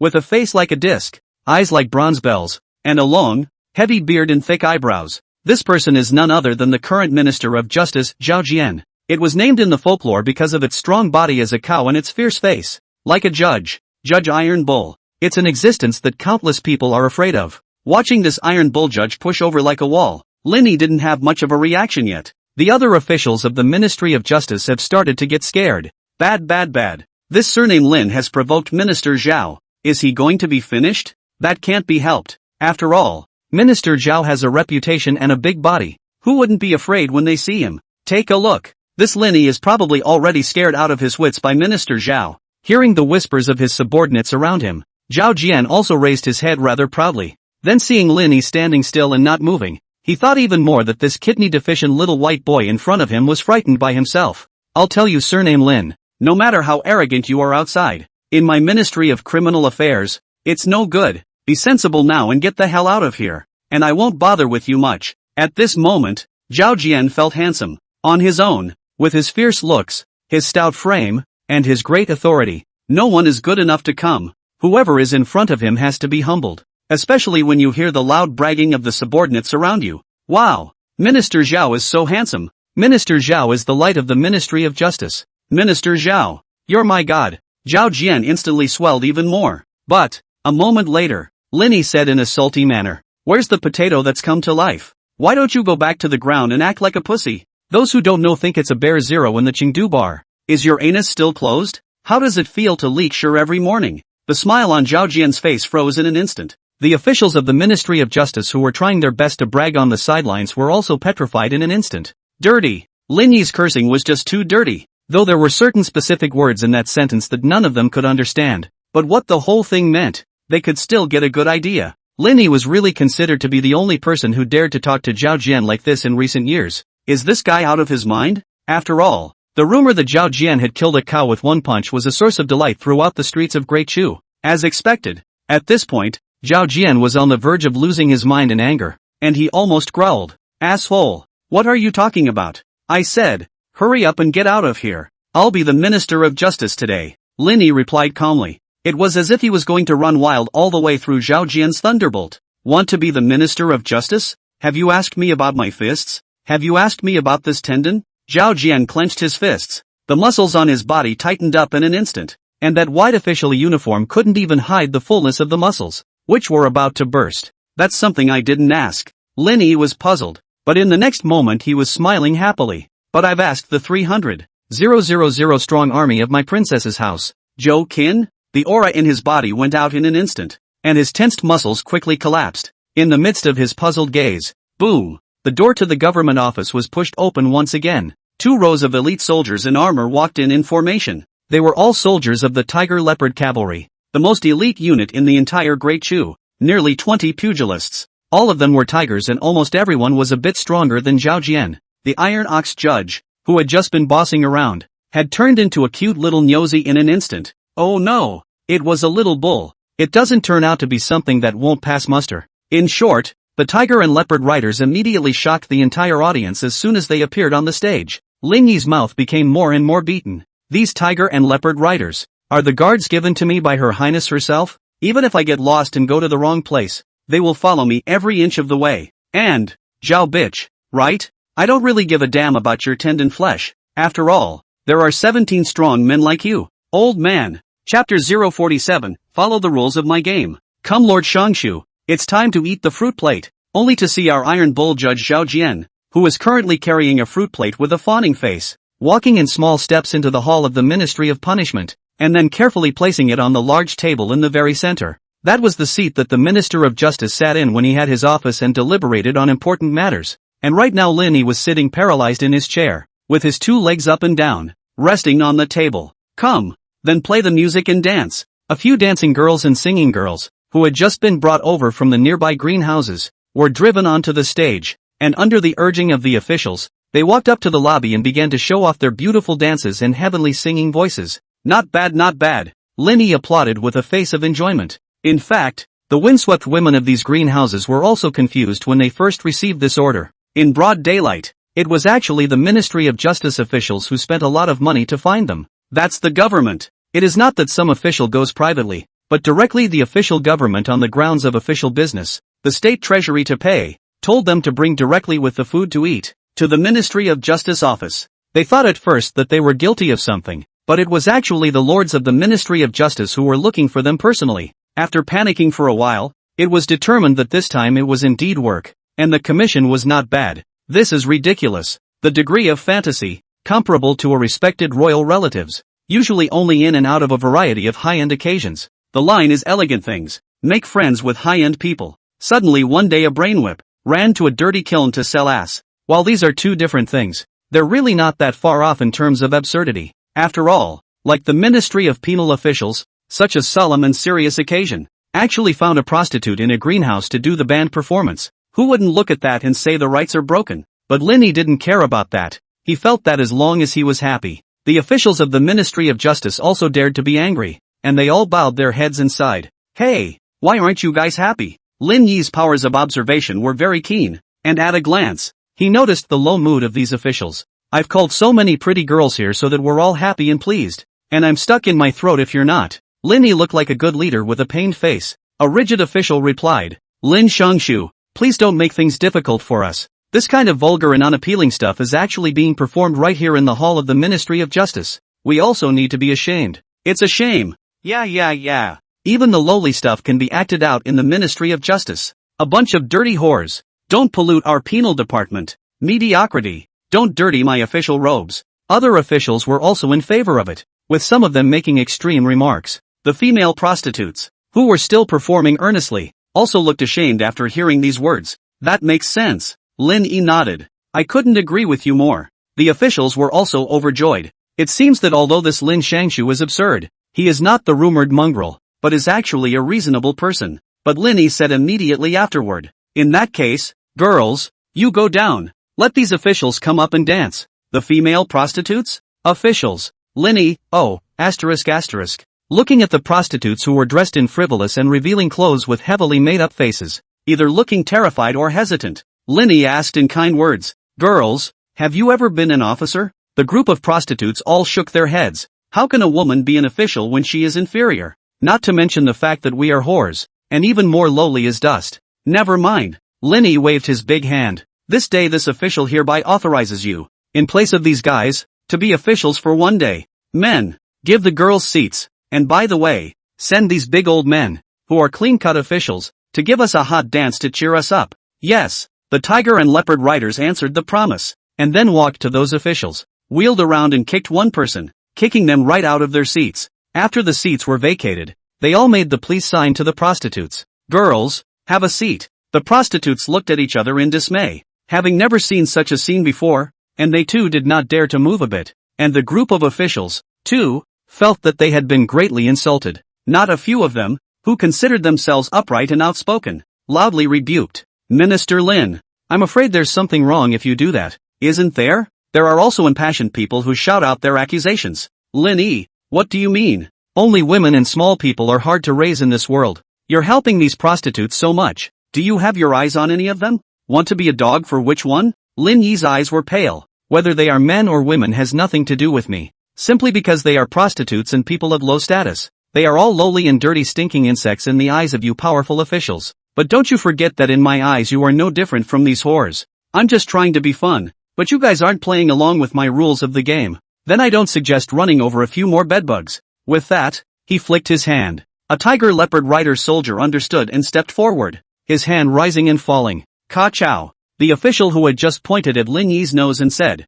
"Only a woman and a villain are hard to raise," was already dead. Blood sprayed and splattered all over the place. The other officers on the sidelines were uncontrollably covered in blood. Ah! Murder! Amidst the screams and shouts, many of the officers were put on the spot and became emotionally distraught. The prostitutes also wailed and howled, each of them scared out of their wits. Lin Yi was still acting like a nobody, boredly playing with the Ministry of Justice token in his hand, and said, "All right, the game continues. Hurry up and clean up the scene. Let's get on with it." With that, he swept his gaze over the officers and prostitutes on the scene. "Your role reversal isn't over yet. Go and do as I say. Or, I don't promise you won't look like this man." Lin Yi pointed at the headless body on the ground again. Now, neither the officials nor the prostitutes dared to hesitate any longer and followed Lin Yi's words. The whore sat down in the officer's seat and didn't say a word. The officials then played the part of prostitutes and began to play music and dance. Lin Yi immediately smiled joyfully again. That's right. Chapter 048 Lin Shangshu is the sun in the sky. In the evening, it was again Qinbai who drove to pick up Lin Yi from work. Qinbai also returned to the princess house. The more he thought, the more wrong, so he picked up the map to take a look, only to realize that Lin Yi pointed out the wrong way. The place he sent Lin Yi to wasn't the Ministry of Mandarins at all. It's the Ministry of Justice. Qinbai was currently sitting in a carriage, waiting at the entrance of the Ministry of Justice's office, with a gloating look on his face. He was currently looking forward to what Lin Yi's expression would be when he came out later. On his first day of work, the Minister of Justice went to the Ministry of Justice by mistake. But anyone in their right mind would be ashamed of themselves, wouldn't they? Even Lin Yi probably couldn't make waves. After all, it wasn't like he was in the right. But Qinbai, obviously, had still underestimated Lin Yi. It was still brewing while he was waiting for Lin Yi to come out and ruthlessly mock a wave. "Take care, Mr. Shangshu," neat and loud and clear. Qinbai was so scared that he almost fell off the head of the carriage. Asterisk asterisk asterisk asterisk? What the hell? As soon as he turned his head, he saw that the group of normally cold and condescending officials of the Ministry of Justice were all dressed in women's clothing at the moment. That's right, it's women's clothing, or one of those very revealing tulle dresses that only prostitutes wear. Such a group of bearded, out-of-shape middle-aged men standing side by side on the street in women's clothing. Not to mention how hot it was. They stood in two neat rows, lined up at the main entrance of the Ministry of Justice's office. It seems to be cheering whoever it is. Wait, no way? Qinbai quickly realized that something was wrong. Fruity. A few moments later, Lin Yi, dressed in a red official robe, strutted out of the gate. Walking in the middle of the road surrounded by women's criminal department officials, he walked with a leisurely pace. There was also a lot of drama from those officials, only to see that they all showed a look of reluctance, and many of them even began to cry bitterly. "Shangshu, Lord Lin Shangshu, how can I live without you? Lin Shangshu, you are my son. Lin Shangshu, don't go. Please stay at the Ministry of Justice. Lin Shangshu, you took my heart away. Good guy. If not today one by one are crying so moving. Qinbai really do not know that these officials' acting skills are still so good." Lin Yi, still smiling brightly, saw Qinbai from a great distance and waved his hand excitedly. "Yo, old Qin, come on, can't see it, Lin Shangshu, there's still this kind of hobby." Qinbai's tone was flirtatious, and his gaze slanted at the group of strangely dressed Ministry of Justice officials. Lin Yi didn't feel anything. He walked all the way over and naturally sat on the carriage again. Today's first day on the job was a success. Successfully conditioned a bunch of officials from the Ministry of Justice to your star rage, huh? While spitting venomously, Qinbai drove the carriage again and slowly walked towards the distance, the tiger and leopard riders. On the other hand, each took out their own horses and followed closely behind the carriage, escorting it away. Few finally got rid of this plague. Zhao Jian, the Minister of Justice, stood at the front of all the officials of the Ministry of Justice. At this moment, he was wearing a wide pink skirt that couldn't cover the horizontal flesh all over his body, making him look funny and comical, like a pervert with a transvestite. The officials were also downcast. After being tortured by Lin Yi for a day, they were all physically and mentally exhausted as well. I only heard that this Lin Yi was lawless before, but now that I've dealt with him, I realize that this man is a complete madman. Relying on the power of the eldest princess, she actually dared to kill someone at the Ministry of Justice's government office, and even directly killed a fifth-ranked official, so she really has no regard for the king's law. I didn't expect that someone as ruthless as Minister Zhao wouldn't dare to do anything to Lin Yi. Obviously, Zhao Jian's lofty image in the hearts of the officials of the Ministry of Justice had collapsed after Lin Yi had tossed it around so much. Zhao Jian's face immediately turned ugly. Ahem. That's just letting that brat be. Don't want to cause any trouble. Amidst the questioning gazes of the subordinates, Zhao Jian proceeded to mouth off. I'm 50 this year, and that one surnamed Lin isn't even 25. In reason, I shouldn't bother with a junior like him, but the next time will be the last. Tolerate his indulgence this time. Next time I see him, I'll beat him once. No mercy. Zhao Jian's cry was deafening. The officials of the Ministry of Justice looked at me and I looked at you, and their admiration for this Minister of Justice was once again born. Hey, old Zhao, those plums from your Ministry of Justice are quite tasty. Bring me a few more to eat. At an unknown time, the carriage Lin Yi was traveling in went and returned, reappearing behind Zhao Jian. Lin Yi poked his head out of the car window. Zhao Jian looked like he had been petrified and was directly fixed in place, not moving at all. Hey, right, I think I just heard you say, absolutely no mercy or something. Mercy for who? Lin Yi asked again playfully. Zhao Jian's expression, which had just been resolute, completed its change in an instant, becoming lewd and flattering as he twisted his head around and said with a fake smile towards Lin Yi, Lin Shangshu heard wrong. I'm talking about diligence. Under the leadership of Lin Shangshu, we are all one hardworking farmer, contributing our share of strength to Great Chu. The officials of the Ministry of Justice. Who said they'd beat you once? Who said they'd never forgive? But that still doesn't stop Zhao Jian from fawning. Lin Shangshu is craving for plums, right? I'll go back and get them for you. It wasn't until he turned his head and took a few steps toward the government office before jerking to a halt that he was surprised. Wait, where did the criminal department get the plums? How come I don't know? There was. In the second room from the left in the lobby. There's a bunch of miscellaneous stuff, including 2 plums that taste pretty good. Just a bit too few, Lin Yi recalled. Wait, second room on the left? That's the evidence room. That plum is the physical evidence for the case. Zhao Jian was instantly nonplussed. Not. Eat a physical evidence how? Lest 2 plums case still cannot be investigated? Lin Yi looked indifferent, and even snapped his ears with his little thumbs.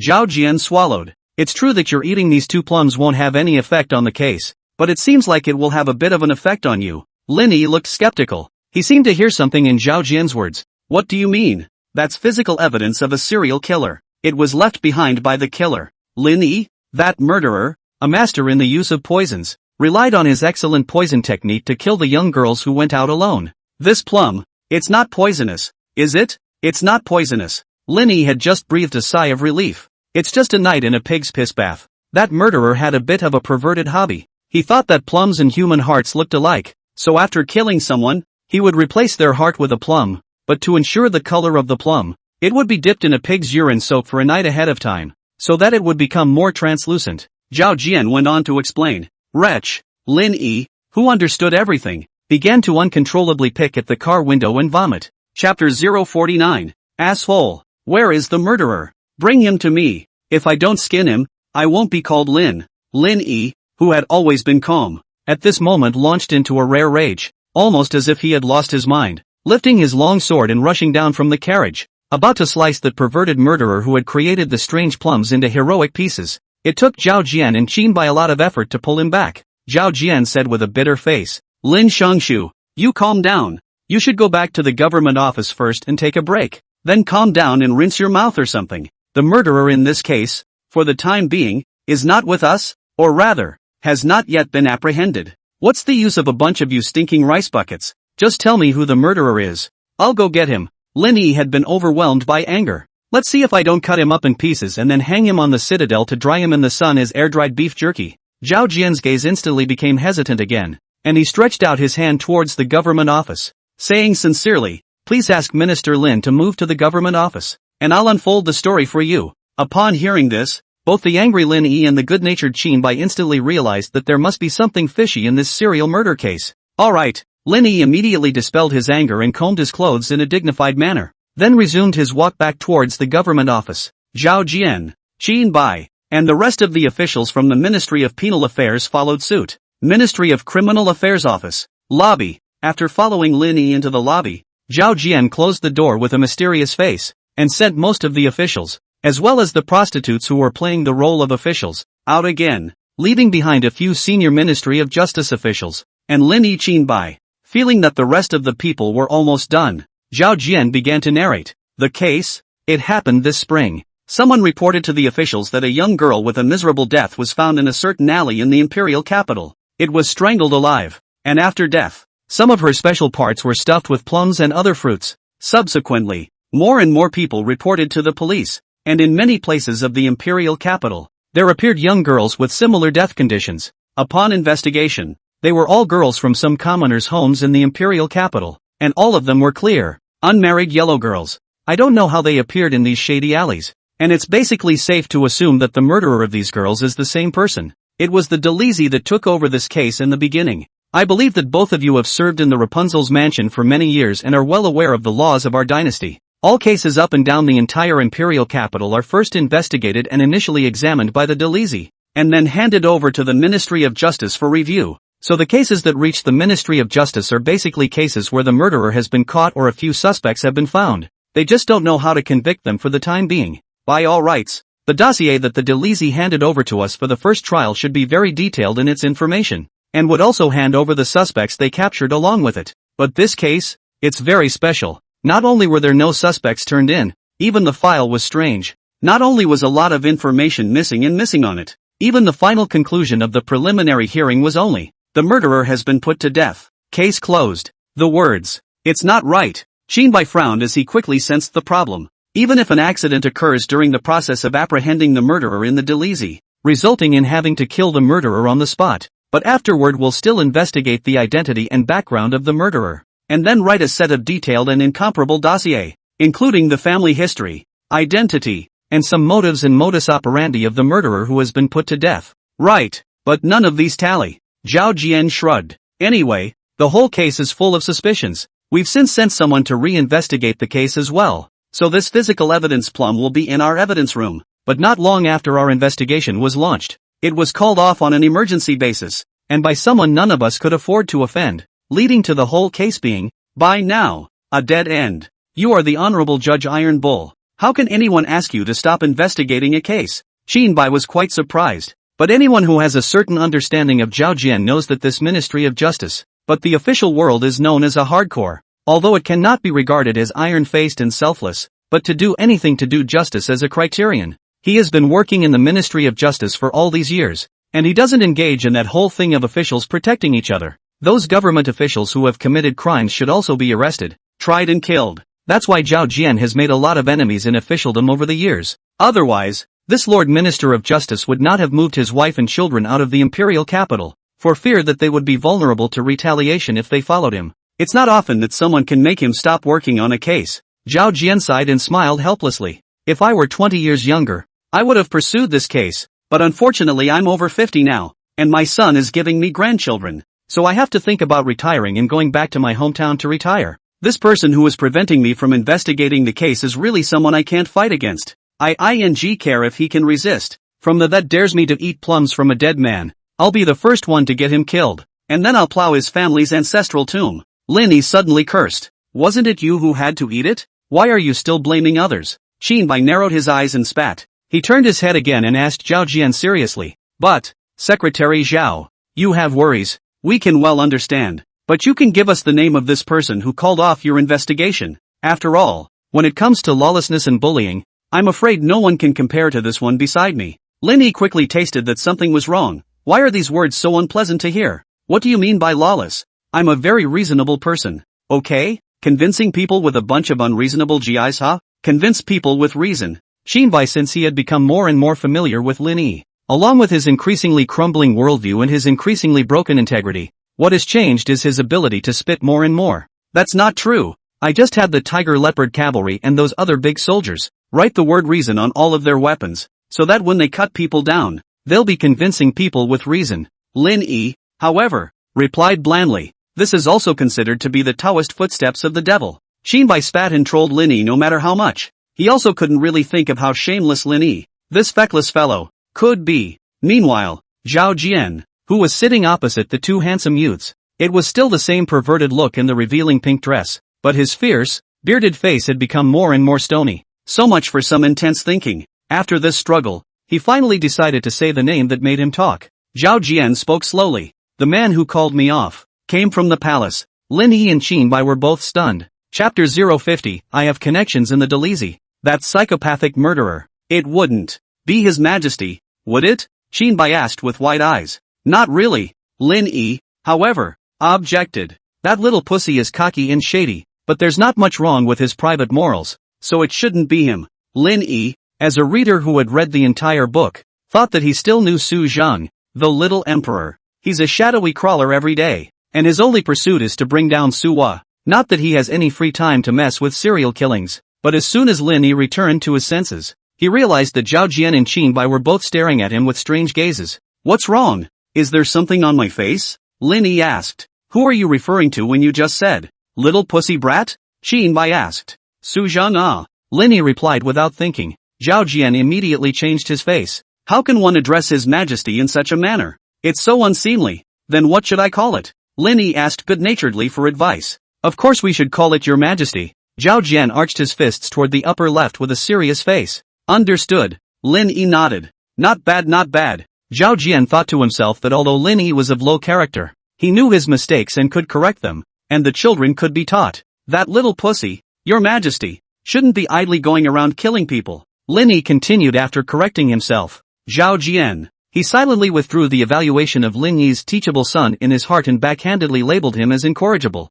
Lin Yi naturally do not know Zhao Jian's psychological activities. Otherwise he would have to let the soldiers to Zhao Jian too forced pocket. Let him change incorrigible to incorrigible handsome then. Qin Bija continued to reason down the line along with Lin Yi's words just now. Then since the palace stepped in to stop this matter, then it's assumed that the perpetrators were ministers in His Majesty's party. After all, His Majesty has been in office for 3 years, and it's normal for him to have his own party. I'm guessing it's the second son of whichever one of His Majesty's ministers is in the party. With a bit of a perverted pet peeve, the Delisi found out about him, but that protective old man of his found His Majesty. His Majesty, fearing that the power of his own party would be weakened, forcibly choked off the investigations of the Delisi in the Ministry of Justice in order to defend that minister. Lin Yi and Zhao Jian both nodded. This inference of Qin Bai is undoubtedly the most reliable explanation at the moment. Then do you know who that minister is? I'll bring my men here to plunge his house. The whole family will be sold to the Hatao Plains to grow plums. Lin Yi turned his head to inquire about Zhao Jian again.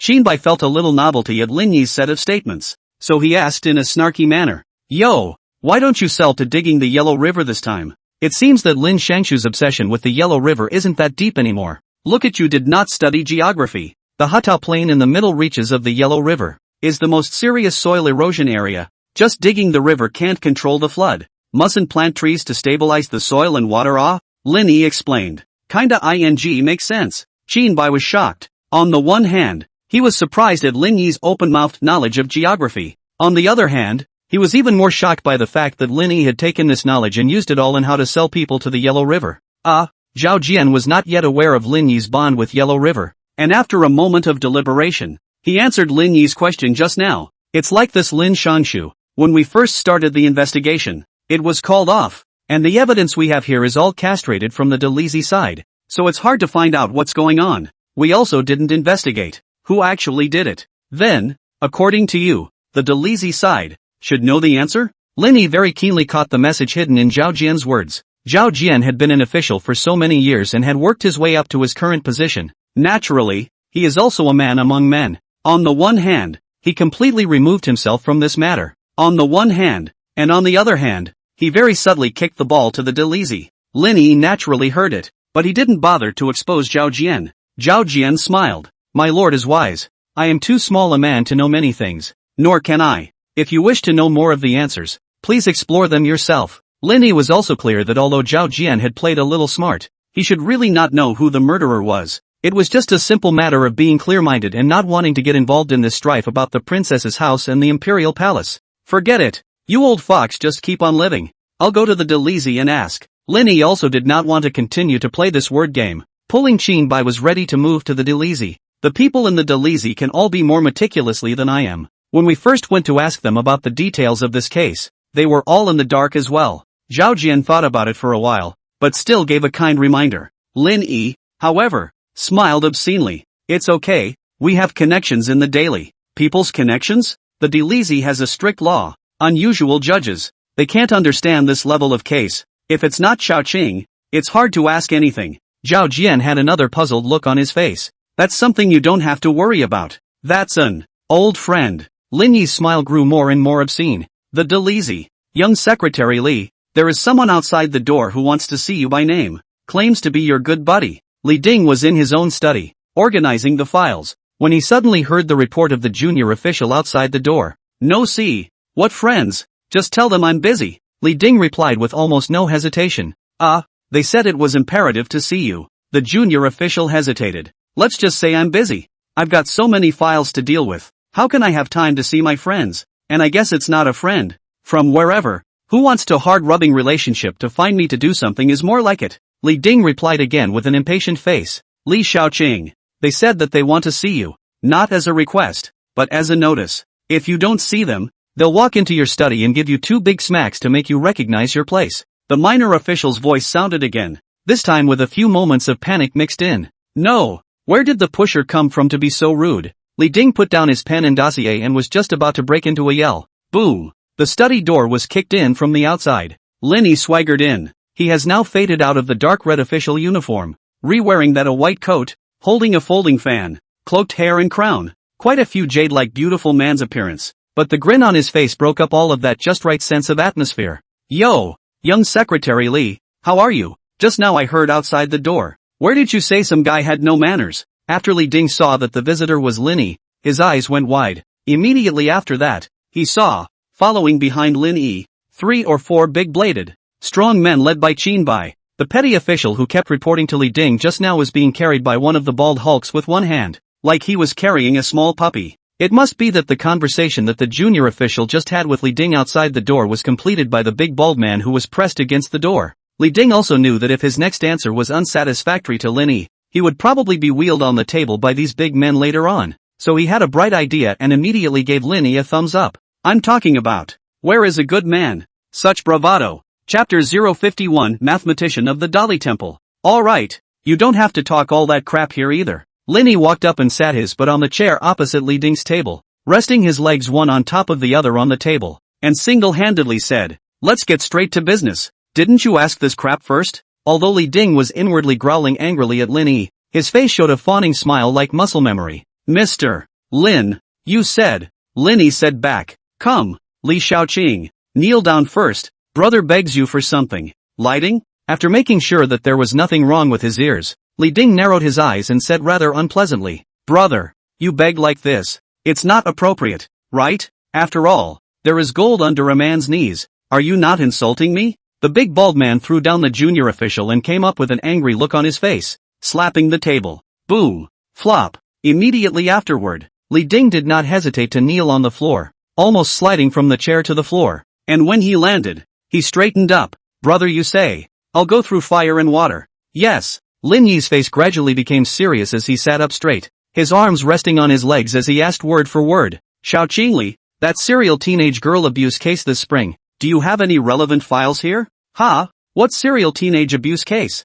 Li Ding was first stunned. Then, as if he remembered something, he asked again tentatively in return. The one that stuffed fruit into the dead body? That's right. When Lin Yi saw that Li Ding had recalled some of it, he reached out and pointed to the seat across from him, saying, you have a good memory. Reward you for being able to sit. The corners of Li Ding's mouth twitched as he cursed in his heart. No, this is my study. Do I have to look at your face? Mr. Lin is generous. I am flattered. But that's not what came out of his mouth. Only to see Li Ding nodding his head in waste, thankful non-stop. Before sitting on the chair, he also had a surprised look on his face, and even carefully wiped the seat with his hand, and then sat on it with a face of enjoyment. If you don't know, you'd think his G-spot grows on his ass once he sits on it. Forget it. Any more talk and you won't get past the trial. Tell me in detail. Lin Yi continued to pursue. Regarding everything you know, your Delisi should have investigated something, right? Tell me, who is that murderer? What background?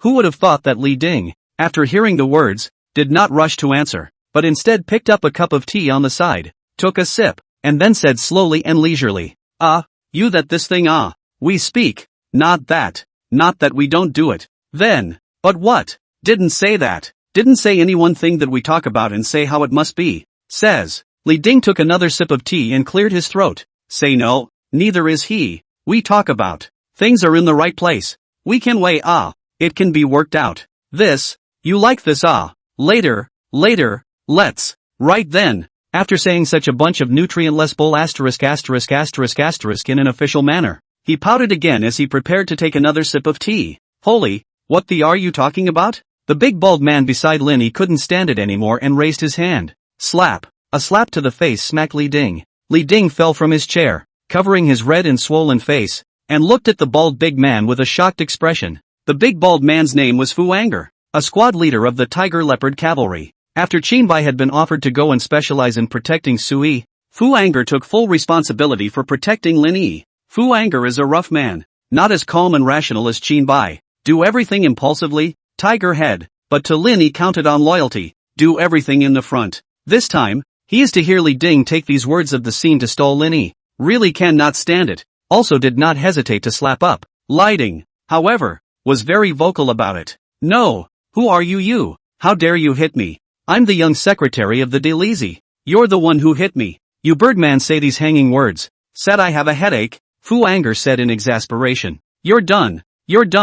Li Ding reached out and pointed at Fu Anger, gritting his teeth. You actually dared to assault the young secretary in the Delizy. I have a score to settle with you now. Without much ado, Fu Anger threw another slap at Li Ding's face. Now there are 2 scores to settle, Li Ding said, covering the other side of his face again. Delizy mathematician. Don't count that pussy account of yours. Lin Yi opened his mouth without mockery. If you don't tell me something useful now, maybe my little old brother Rune will be so angry that he'll beat you into a hospital bed and proceed to settle the score. Li Ding looked at the ferocious Fu Anger, and thought of the just that solid 2 slaps, almost smoked himself to the separation of the mass wall. Cannot help but hit a cold war? First pointed at the Fu Anger to put a vicious word. You wait. We'll settle our score later. He then turned his head to Lin Yi. It's not like I can't tell you about this, but it's about our Delizy's secrets. If I tell you for nothing, it will have an impact on our Delizy as well. After all, we are all in the same officialdom, and it wouldn't look good for any of us to leak it out. Say it.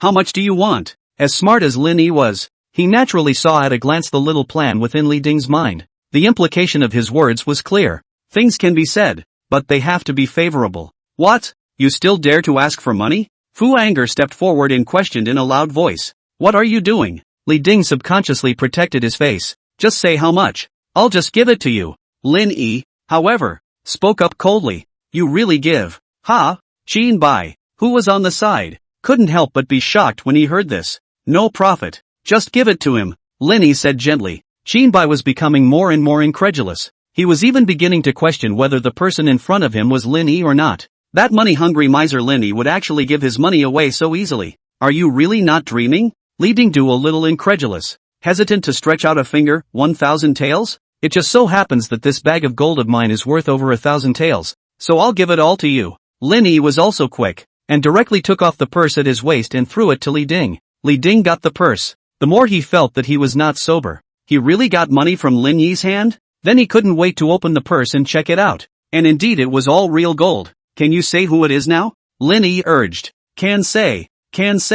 It's the son of the Minister of Rights. He family. Li Ding replied with a grin. He was still basking in the joy of getting 1,000 taels. Good. Lin Yi nodded. I know. This was followed by a comment to Rune indignation, who was beside him. You go and snatch the gold back from Li Shaoqing's hands. And by the way, give him 2 more slaps on the wrist so he'll give you 2 more notes. Lighting? Qinbai, I knew it. Rune angry, Phi, asterisk. Chapter 052, He Tianyu? While Fu Anger was beautifully returning that bag of gold back to Lin Yi, not far away, Li Ding, at this time, his face had already swollen another circle than the party. Obviously, he now had 4 scores to settle with Rune Anger. Go on and tell us about it. Lin Yi didn't have any intention of leaving this place. After all, what he wanted to know hadn't been fully asked yet, so he proceeded to ask Li Dingdao after him. What did you say about that, son of the He family? Although Li Ding didn't get the money, he thought that he had confessed, and if he stammered now, he might be sunk into Poyan Lake by Lin Yi to feed the fish.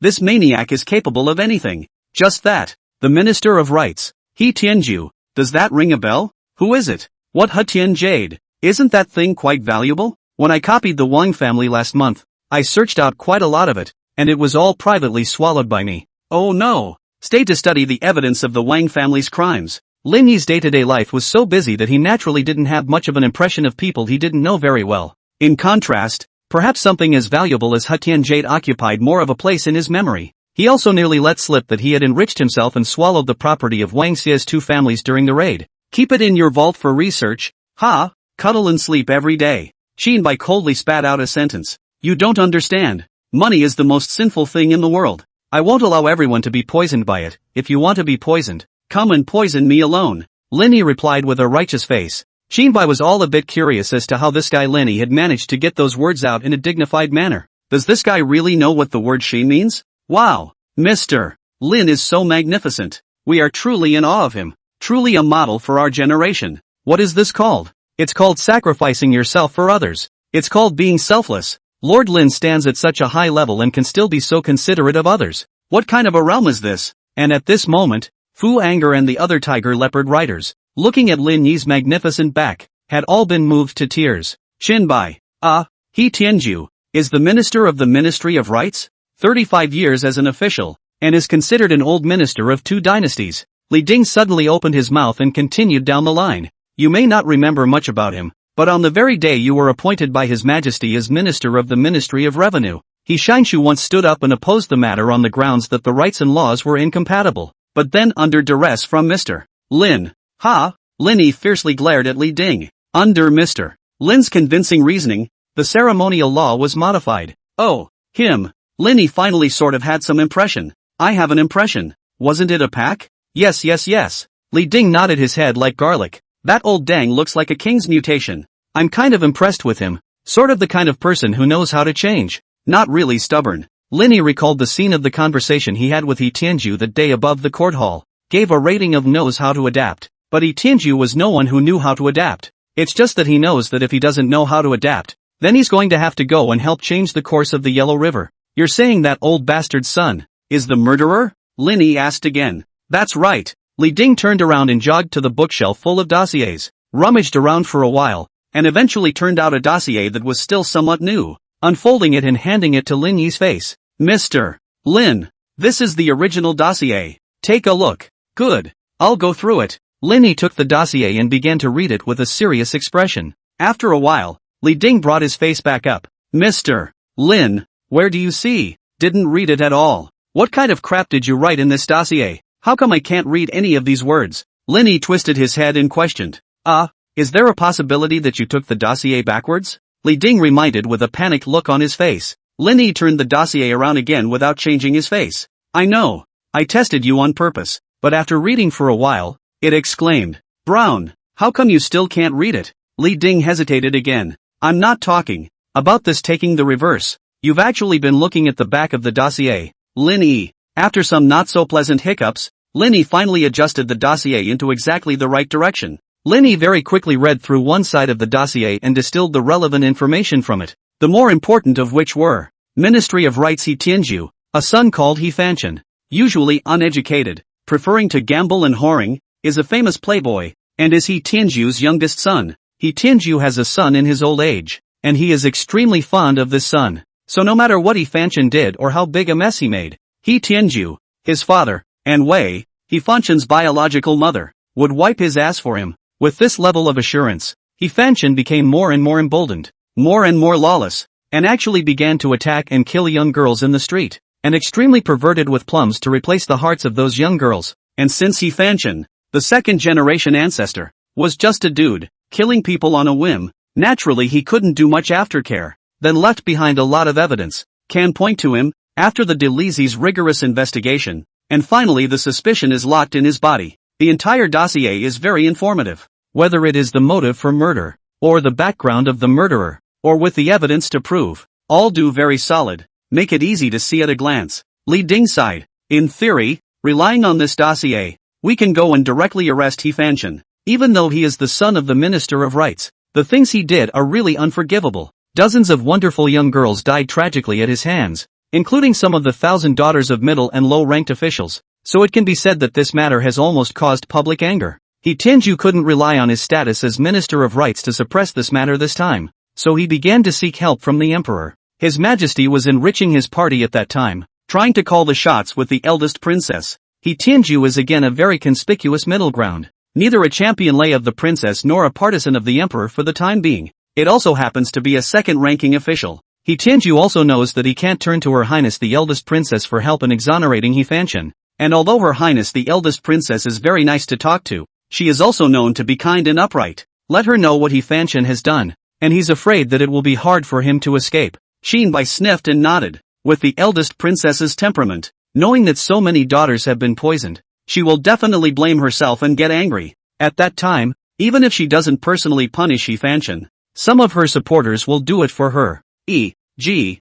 Bai's gaze went to Linny without hesitation. Linny smiled evilly and casually threw the dossier away, then stood up from his chair and stretched. Well, the cause and effect of the matter is pretty much known. Next, it's time for us to get down to business. Go and arrest that box sinker, torture him severely, and then get him a forced foster son. Seeing Linny leave with Bai, Fu Tsang and other strong men, Li Ding suddenly saw the dossier that Linny had thrown down and hurriedly picked it up, shouting, Mr. Lin, you don't have the dossier with you? How can you arrest someone without evidence? Linny did not return his head. His tone was lazy, but it carried a few points of unquestionable. When did I ever need evidence to arrest someone? Chapter 053, is this the He family mansion? He family mansion. Holy crap! Is this the residence of the Minister of Rights? What the hell is this? Why does it look so big? Linny was pacing in front of the He family mansion at this time, and while surveying this luxurious mansion, he was reminded of his own small and shabby courtyard in the princess's residence,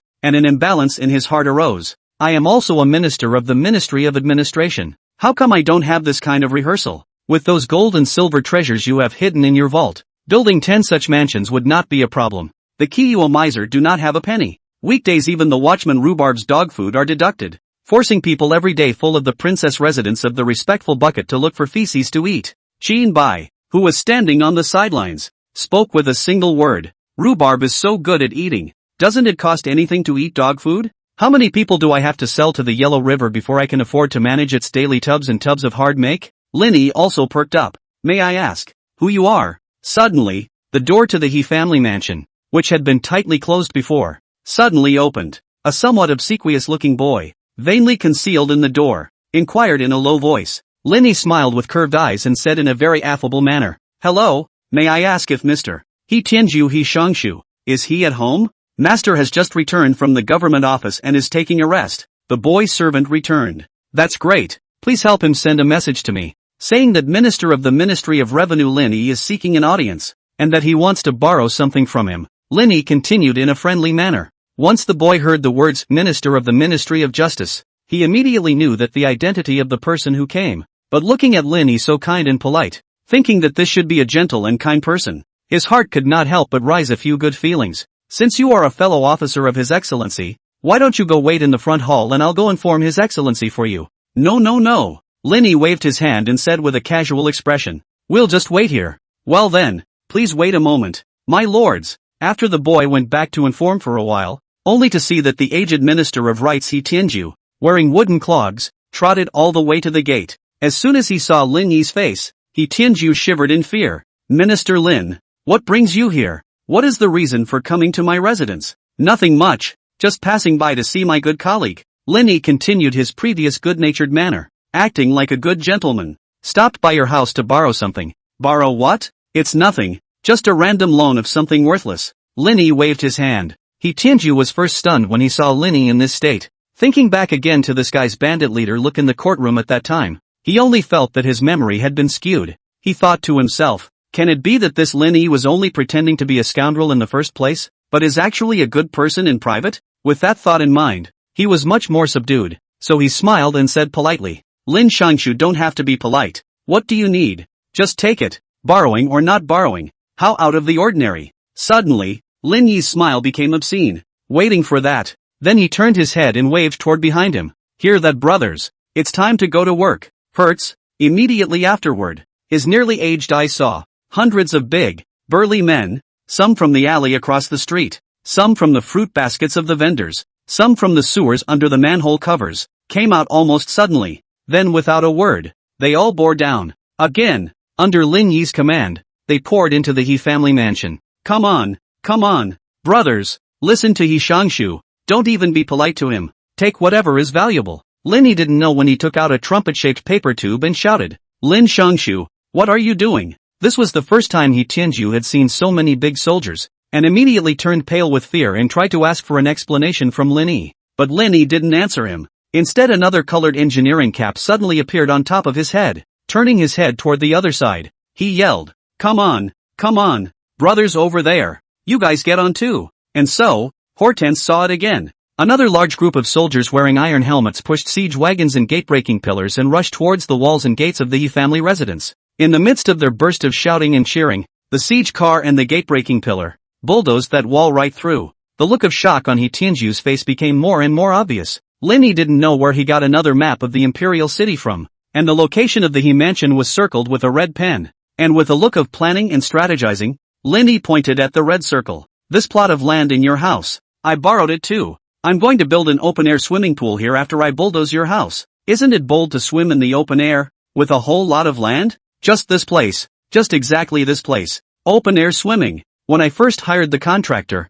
all I told all the soldier heads was, open-air swimming. All the contractors, Qin Bai, Fu Yin, all of them, are excited. Guan Xiang and the others, very excited. Swimming in the open air, always talking about swimming in the open air. By then all the little beauties of the imperial city will come here to swim in their bikinis. We've been making preparations for an open-air swimming pool, but in the end, Lin Yi smiled nervously, it can't be realized, considering the rain cleanup all sorts of issues, and the winter icing period and whatnot. Had to figure out how to do an indoor swimming pool, but now look at it again. An indoor swimming pool would be a struggle with the productivity here. He Tianju's face was about to cloud over with black lines. Do you want to ask my opinion first? This is my house? And what about the 100 or so people in my house? Do you want to just push the wall and smash them to death? Lin Yi patted He Tianju's shoulder. It's alright, Lao Dang. I've thought of a good solution for your family. They've just been taken away by my soldiers one by one, and now they're probably already on the carriage to the Yellow River.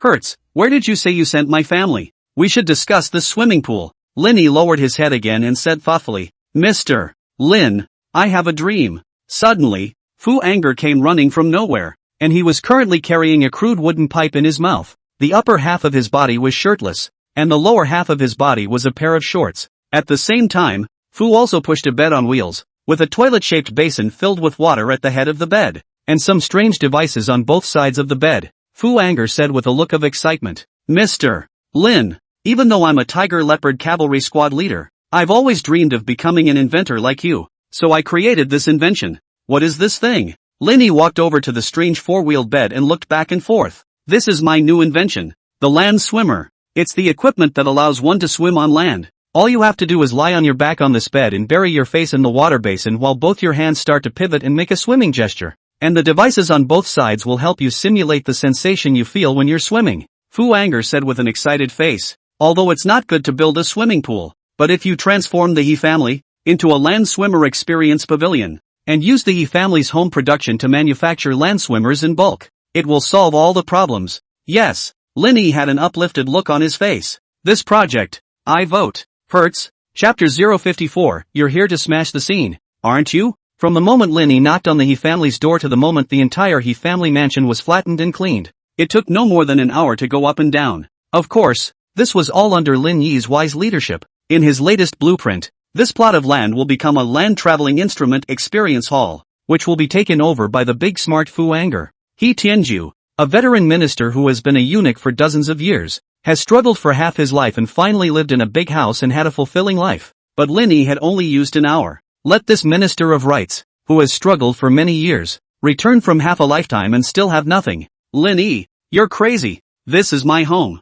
And my family? Lin Yi, however, continued his shameless face. He Shangshu, in the future, this land-traveling artifact experience hall will be used to benefit the people, sacrificing the small for the big. We will all be proud of you. And your family members, they have all gone to the Yellow River to dig the channel. The Yellow River is ferociously flooded, yet it is the first longest river in Maichu territory. Your family members, this is also serving the people. You. He Tianju was almost so angry that he died of a brain hemorrhage on the spot, pointing at Lin Yi and preparing to curse. Now I'm just sending your wife and children, brothers and nephews and such to the Yellow River. By not touching your fathers, you should be burning incense. Linny narrowed his eyes. I'm over 60 years old, and my fathers are all gone. You people speak out of turn. How can you touch my fathers? Tianju gritted his teeth. That's simple. Just plow them out and throw them into the Yellow River to block the channel. Linny shrugged and opened his mouth. Now, it's not only Tianju who can't think of anything. Even Tianju's elders who have been dead for decades couldn't have imagined that they were buried in their graves and there was a robbery. An armored soldier ran over from the distance and lowered his voice to Linny. The He family has been counted. Only Wei and Tianju are still here. The others have been expedited to the Yellow River. As for He Fanshan, didn't find him. Lin Yi's face changed as he stared at Tianju and said, Old Den, where is your son? I have only one son, and I won't let him be poisoned by you again. Don't even think about it.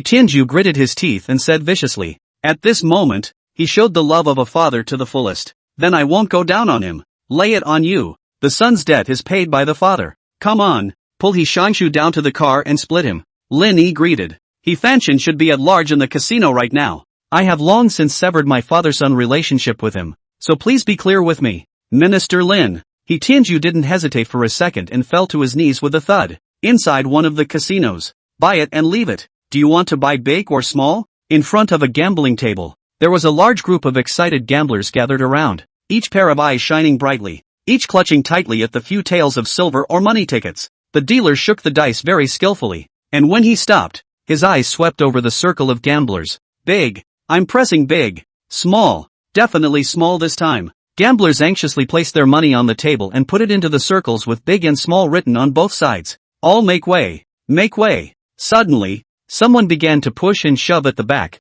trying to push a way through the crowded gamblers. Who the? So rude. Some gamblers were just about to break out into curses, but when they turned their heads and saw clearly the several big men who opened the way, all holding brightly shining sharp blades, they all put their heads down again. After a few soldiers from the Tiger Leopard riders cleared a road that was still spacious, Lin Yi, dressed in white, made his appearance. He strutted over to the gambling table and did a double take when he saw the money laid out on the table, but it quickly tightened up. Lin Yi cleared his throat. Cough cough cough. Inside you guys? Which one is called He Fanshan? The dealer froze. This lord, what are you looking for young master He for? If you know, say it. If you don't know, shut up. Where's the why? Lin Yi was still mouthing off with an impatient tone. The dealer's face instantly became alert, then said with a sinister expression, So you're here to smash the place up. Do you guys know where this is? This is one of the top casinos in the Imperial City. Mingle Place. Dare to come here to smash the venue. Really don't want to die. But among the gamblers, some were a little nervous. Zhuang family. I see these people are coming from a bad place. Can you deal with them? The dealer snorted coldly and raised his head high with a confident expression. Don't be afraid. We, Ming Lafong, started out as a triad, and the last thing we need is powerful fighters, guaranteed to beat the crap out of these smashers. He clapped his hands. Two big men with bare shoulders walked over from a short distance away. Both of them had a fierce look on their faces, a look that they were not to be messed with. It's none other than Mingle Place's beaters. Two bare-knuckle beaters stood beside the dealer, also in a condescending manner. What's up, dealer? These smashers, can it be fixed? No problem. Trust us, banker. We two brothers have been traveling the Jianghu for several years and have never been defeated. The dealer's smile became more confident. But how come? It's just the two of you? Where are the others? He suddenly realized again that something was wrong. Obviously there are usually at least 10 or so watchmen. Why did they call two people this time? I don't know. The two beaters were also a bit confused. Are you looking for them? Just then, Fu Anger and Xin Bai came through the door, and the two of them were carrying a battering ram one by one. Each battering ram had been beaten so badly that they had lost consciousness long ago. These guys can't be beaten. They were all knocked down in 2 or 3 punches. These guys are a bit more resistant, so I'll bring them in to show you, but the others are lying outside. Xin Bai yawned. The dealer was confused. What made him even more confused was this. The only 2 remaining bare-chested fighters by his side had, at some point, stood to Lin Yi's side, facing away from himself. Apparently, they were now fighters under Lin Yi. Lin Yi wasn't surprised by the 2 beaters that suddenly appeared and simply asked, These are a couple of field guards. Can it be fixed? No problem. 2 hitters. The look on the hitter's face right now. As long as we join the stronger side every time, we won't lose. The dealer didn't even realize that the 225s had backfired so quickly and so well. He was also immediately honest for the sake of his own life. Young master, he should be in the 2nd floor elegant room right now.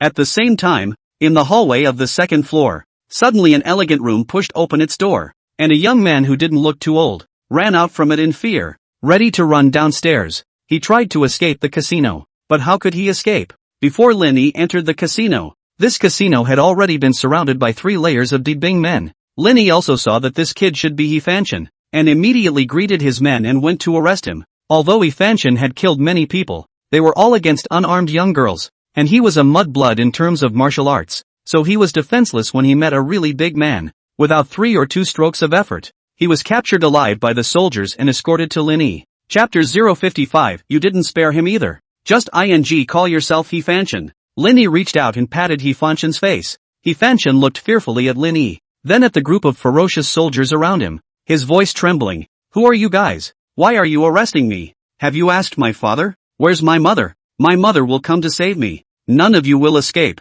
Do you know who I am? I'm the son of the He family. If you want to keep a whole body, hurry up and untie me. You don't seem to have figured out the situation. Lin Yi sneered. The He family you're talking about has just been copied by me with my men, and now all that's left is the land for the land-traveling weapon experience. What do you mean? You copied my house. He Fanshan's eyes widened. What about my father? What about my mom? What about the hundreds of people in my family? Hey, a benevolent and generous person like me will definitely not do anything to your family, so don't worry. Lin Yi looked at He Fanshan's not-so-sober appearance and thought to himself that this second ancestor probably didn't take a lot of 5-stone powder. He craned his head to look at the gambling table, and suddenly came to look at He Fanshan again with renewed interest. How about this? You answer me a question, and if you get it right, I'll let you go. What's the problem? Lin Yi cleared his throat. What's a 4-legged, non-moving thing? Table? Wrong. It was your mom. I just hung her from the tree in front of your house. Lin Yi laughed maniacally. He Fanshan,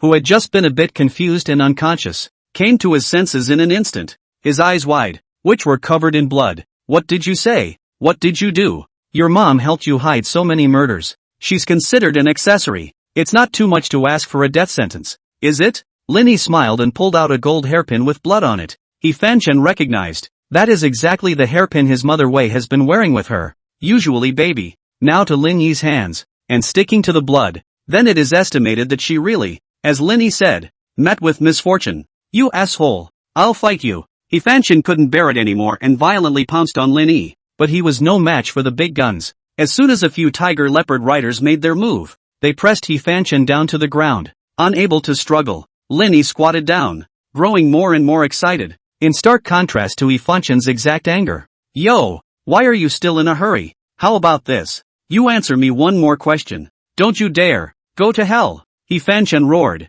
Don't forget, your father is still in my hands. If you don't answer this question, don't blame me for coming down hard on your father. With a cold face, Lin Yi asked a second question. I'll ask you again. What's a 4-legged, non-moving thing? Although He Fanshan knew the answer, he really didn't want to say it out loud, but once he thought that if he disobeyed this madman in front of him, he would most likely have his own father tragically killed as well, he could only clench his teeth and say, it's my aunt. Wrong. It's your father. Just lied to you. I got your dad killed a long time ago too. Lin Yi replied with another upside-down smile. He Fanshan? This perverted second-generation ancestor had finally met someone who was even more perverted than him, and a pervert who was even more powerful than him. He Fanshan's brain lost the ability to think for a split second. Lin Yi used just 2 questions to let him know the fact that both of his parents were dead. This is a hard thing for anyone to accept, and Lin Yi was still arching the fire. It's okay, buddy, I'm doing you a favor. Other people's parents' death anniversaries are spread out over 2 days.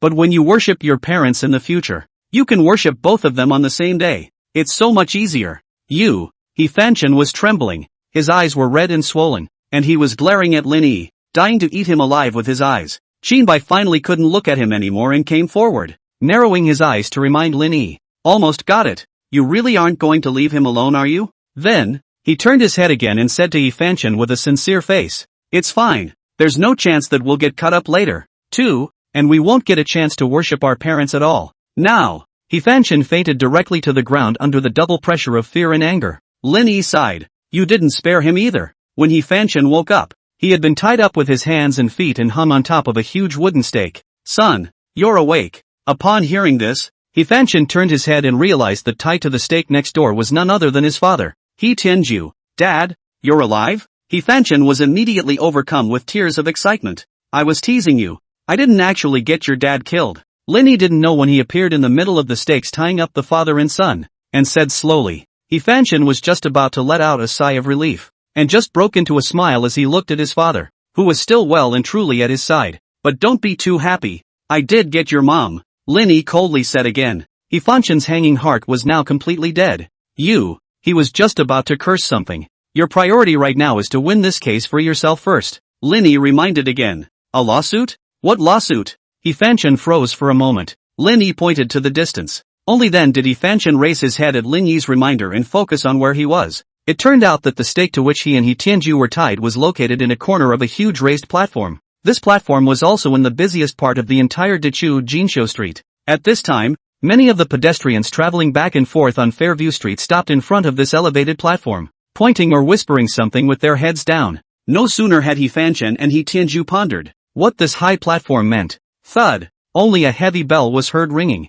The beautiful woman in the seat right in the middle of the high platform spoke. Good evening, people of the Great Chu Kingdom. This is the trial site of the Great Chu Central Court, and I am today's judge, Princess Su He. Suho was, at the moment, wearing a pure black slim skirt with a red silk scarf tied around her neck. Sitting squarely at the center table, he deliberately amplified his voice. At the same time, before she left the house, she had also consumed the voice-enhancing pill that Linny had purchased from the Pill King Valley, which was an elixir that could enhance one's voice. Like when Lu Lana and the girls were on a singing and dancing tour, they would take the same elixir. That's why Suwa's voice could be heard over half of Fairview Street. More and more pedestrians stopped by, and everyone crossed their fingers in anticipation of what new things were happening here. More importantly, Suwa's stunning beauty, as well as her esteemed status as the eldest princess, is undoubtedly the place to attract more eyeballs to this public trial. Chapter 056, I'll bring in a team of professionals. What the hell are you doing? He Tianju panicked, especially seeing that Rapunzel Suwa was even there in person. Nothing. Linny was very cloudy. You know about lawsuits, don't you? Seeing the He family's father and son shake their heads at the same time, Linny went on to explain. This is one of the latest ways of deciding cases that we have imported from the West. Through the plaintiff's pleadings against the defendant, and the arguments between the lawyers of both sides, the resolution of the jury is swayed, and ultimately, the jury deliberates and decides what kind of punishment will be meted out to the defendant. Isn't the jury still your people? Isn't it just a process? He Tianju immediately saw the problem with the process. You can't say that. After all, this trial is fully public, and all the people of the entire Fairview Street can see it. As long as your lawyers defend your case properly and get the approval of the people, and the jury's opinion will be influenced by the people, there's no chance that you can really get off. Linny replied. Really? He Tianju showed a foxed look. Really? Linny nodded. I have no reason to lie to you guys either. If I really wanted to kill you guys, I could have done it a long time ago. So why did I have to pull a stunt like this? Isn't it a pure waste of time? Then why are you reminding us of this? Are you really that kind? He Tianju has been wary of this man after the first 2 times he dealt with Linny. Naturally, he would not believe that the other party was genuinely trying to help him. It's actually quite simple. I have no reason to have to take both of your lives. I just need you guys to help me testify. Linny smiled wryly. Testify to what? He Tianju asked. Just testify that His Majesty has been helping some ministers to bend the law and do all sorts of unseemly deeds over the past few years. With that, Linny pulled out a piece of paper. I've drawn up the charges for you, so just put your fingerprints on it. He Tianju was such an old fox that he immediately realized. So you're messing with us to find His Majesty's personal morals in jeopardy? Trying to force us to bite back at His Majesty? That's only part of it. Linny didn't hide anything and rightfully said. Also, I recently found out that the Ministry of Rights account books and the flow of silver really cannot reconcile. Every year there are a large number of silver inexplicably disappeared in the Ministry of Rights account. But the Imperial Court and indeed allocated to you. What's going on here? Is not Bayou greedy? He Tianju sniffed. His face changed and hesitated. I can't understand what you're saying. In contrast to He Tianju's thievery, Linny is incredibly candid. Don't pretend. Your He family has fallen anyway. As long as you press this handprint and tell me where all the silver that your Ministry of Rights embezzled went, not only will I not harm you, but instead I will hire the most professional team of lawyers to help you win this case. What if the rabbit dies? I pressed my handprints and told you the flow of the silver, and you end up killing me again? He Tianju was still skeptical. Hey, don't be so petty as to think that you're a gentleman. Am I that kind of person? Linny had a look of displeasure on his face as he turned his head again to look at the several tiger leopard riders not far away, led by Fu Anger. Tell me guys, am I that kind of guy? Fu Anger and the others subconsciously nodded at the same time. Lin Yi frowned. Ha! Rune was furious and they hurriedly shook their heads again. Not at all. Mr. Lin has always been a man of his word. That's right. Mr. Lin is our moral model. He Tianju and He Fanshan questioned it even more again. Lin Yi sighed. Since you can't trust me, or how about this? You tell me the direction of the silver first, and don't draw your handprints until I've bailed you out. Then you can draw your handprints again, okay? Listening to Lin Yi's proposal, He Tianju felt a bit more reliable this time and nodded his head in agreement. He then lowered his voice and whispered in Lin Yi's ear, telling the whole story about the flow of silver embezzled from the Ministry of Rights. After listening to He Tianju's account, Lin Yi's expression also instantly became brilliant. Nice guy. So that's it. I see. When He Tianju finished speaking, Lin Yi patted his shoulder and said in a very atmospheric manner, just wait, see how I'll help you later. And that's when it happened. Suwa moved his hand to bang the gavel and said aloud, good, I declare, court is now in session. Plaintiffs and defendants will please enter. The words fell, only to see the Delizy Junior Secretary Li Ding, with elegant small steps, came up from the stage, walked to the seat on the right side of the high platform, and sat down squarely. My name is Li Ding, and I am the young secretary of the Delizy. Since the young girls who were victimized by He Fanshan have all died, their families are all outraged, and so I, on behalf of the families of these victims, have come to serve as this plaintiff. Shinbai came on stage next, and instead of wearing a corset, which was rare, he wore a black robe with a white lining, and sat down next to Li Ding. I'm the plaintiff's attorney. Good. Then the two at the defense table are He Tianju and He Fanshan, father and son. Suwa pointed to the two stakes on the left side of the high platform. Watching the plaintiffs and plaintiffs' lawyers take their seats, He Tianju panicked, and he urgently said to Lin Yi, Lin Xiangshu, didn't you say you hired the most professional team of lawyers? Where's your lawyer? Lin Yi silently draped a black robe over his white clothes. I'm the defense attorney. He Tianju was stunned. What about the team? Lin Yi slammed open a poster. Lin Yi's poster. The posters are full of my portrait, and I'm the team of professional lawyers. Looking at the row of portraits of Pang Yuyan on the poster, which had basically nothing to do with Lin Yi, He Tianju narrowed his eyes. Are you sure it's you in the portrait? Lin Yi puffed out his chest and raised his head. It's me. I was skinny back then. Hurts. In short, he didn't have the leisure to dwell on anything else right now, so he could only break the pot and choose to believe Lin Yi. Alright, Suwa said after seeing Lin Yi raise his hand. Counsel for the opposing side has also arrived.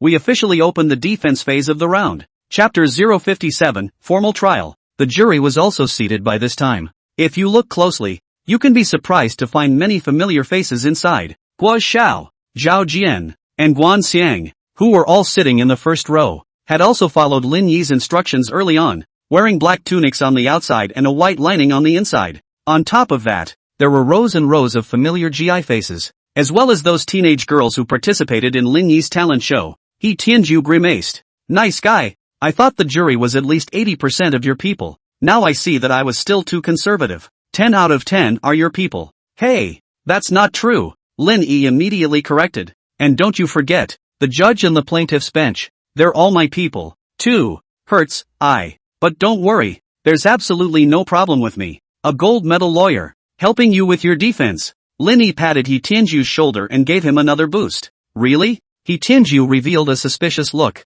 Really? Lin Yi nodded, not giving them more time to chat. The first round of defense has begun. Suwo cleared his throat. Ahem. I declare, the plaintiff, and the plaintiff's attorney, will now proceed with the complaint. Under the attention of all the people, Qinbai and Li Ding's side, took the lead. Qinbai stood up with a straight face. First, He Fanshan, the son of the He family, from March of this year to the present, in many streets and alleys of the imperial city, tailed young girls and killed them, with extremely cruel methods, and removed their hearts and replaced them with plums, with methods that are underhanded to the extreme. They are worse than animals. This is my one accusation. Li Din nodded. Me too. Qinbai continued with a wave of his hand. Secondly, He Tianju, the head of the He family, has repeatedly helped his son get off the hook, and even used His Majesty's authority in the palace, to pressure the Delizy and the Ministry of Justice, so that it had to give up on the investigation and arrest of He Fanshan. The Minister of Rights, the head of the Ministry of Rights,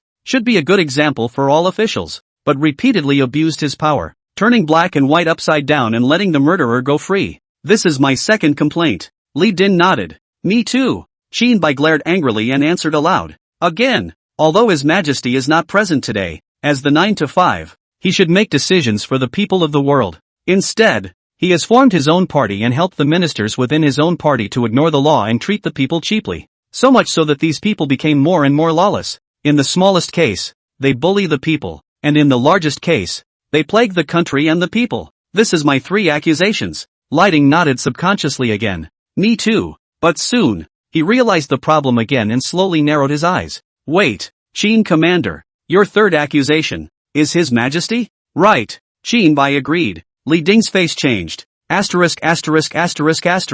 This one's different for me. Sua continued on after listening to the 2 men's accusations. Ahem. Now on the 3rd point, there seems to be some internal disagreement on the plaintiff's side, but the first 2 points of the complaint, there should be no problem, right? Qin Bai and Li Ding nodded at the same time. There are no questions. That's good. Then is there anything else to add? Suo asked again. Yes, Qin Bai continued. I hereby make the recommendation that the 2 men, He Fanchen and He Tianju, be sentenced immediately to death by decapitation. Good. I'll remember that. Sui sniffed and nodded with a serious face, then lowered his head and began to earnestly make notes on the scroll in front of him. But pulling closer, she pressed on that scroll to write something related to the case, but instead was writing in that round and somewhat cute font. So sleepy, so hungry, why isn't this over? What's for dinner today? There are so many people. I'm so tired of sitting. I want to lie down. But, Mr. Lin says you can't lie down. And to be a judge you have to look like a judge.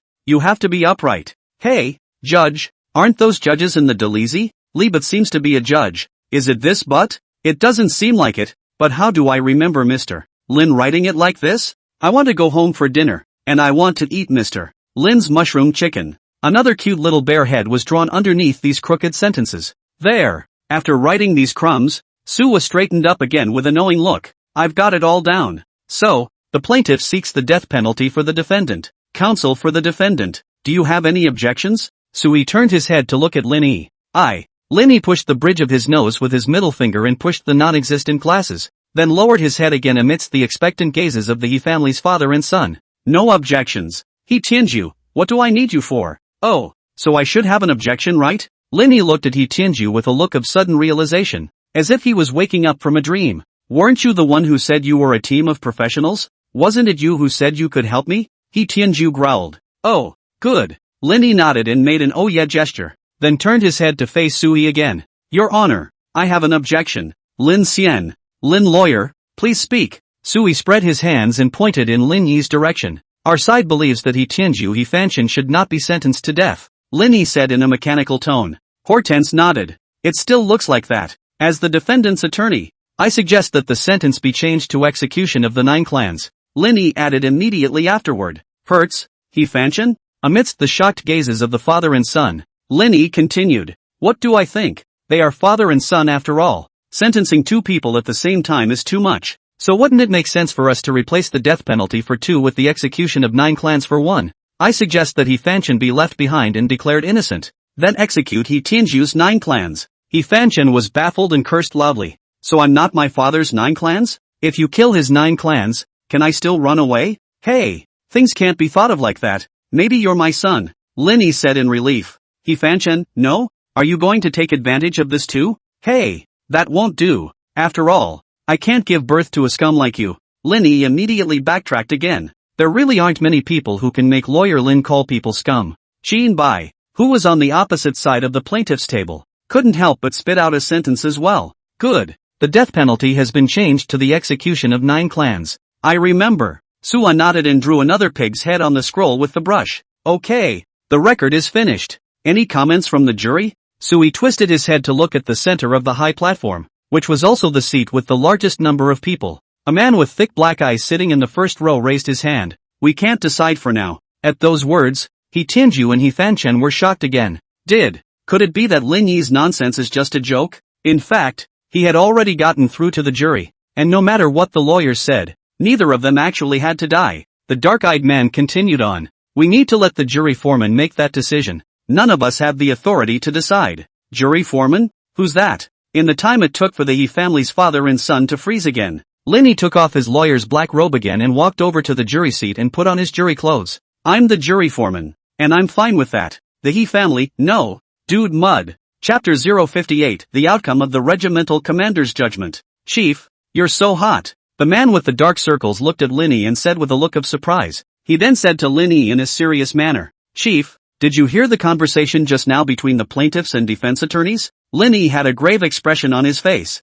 Didn't listen. The defense attorney was so good looking he grabbed my full attention. Chief, you're making me a little sick with all this talk. The dark-eyed man narrowed his eyes. Execute the 9 clans. Right. I know. Lin Yi answered again with a full mouth. But then, since his 9 clans were all exiled to the Yellow River by me to dig the river, the ones who could not get past the exile were also dug out to fill the dike. So this is not good. I think we should only execute He Tianju's son and amnesty his other 9 clans. Isn't that humane? He Fanchen narrowed his eyes. Target me and you'll say it. Hey, how can you call it targeting? Just simply wanting to get you killed. Lin Yi's expression at the moment. He was smiling broadly at the moment. Good. I got it. Suo lowered his head again and wrote on the scroll. It's finally time to go home. Immediately afterward, she closed the scroll. I've recorded the case file in detail, so let's carry it out directly according to the chief's wishes. With that, she took off her black outer robe and strutted home. Seeing that the case on the stage was pretty much dealt with,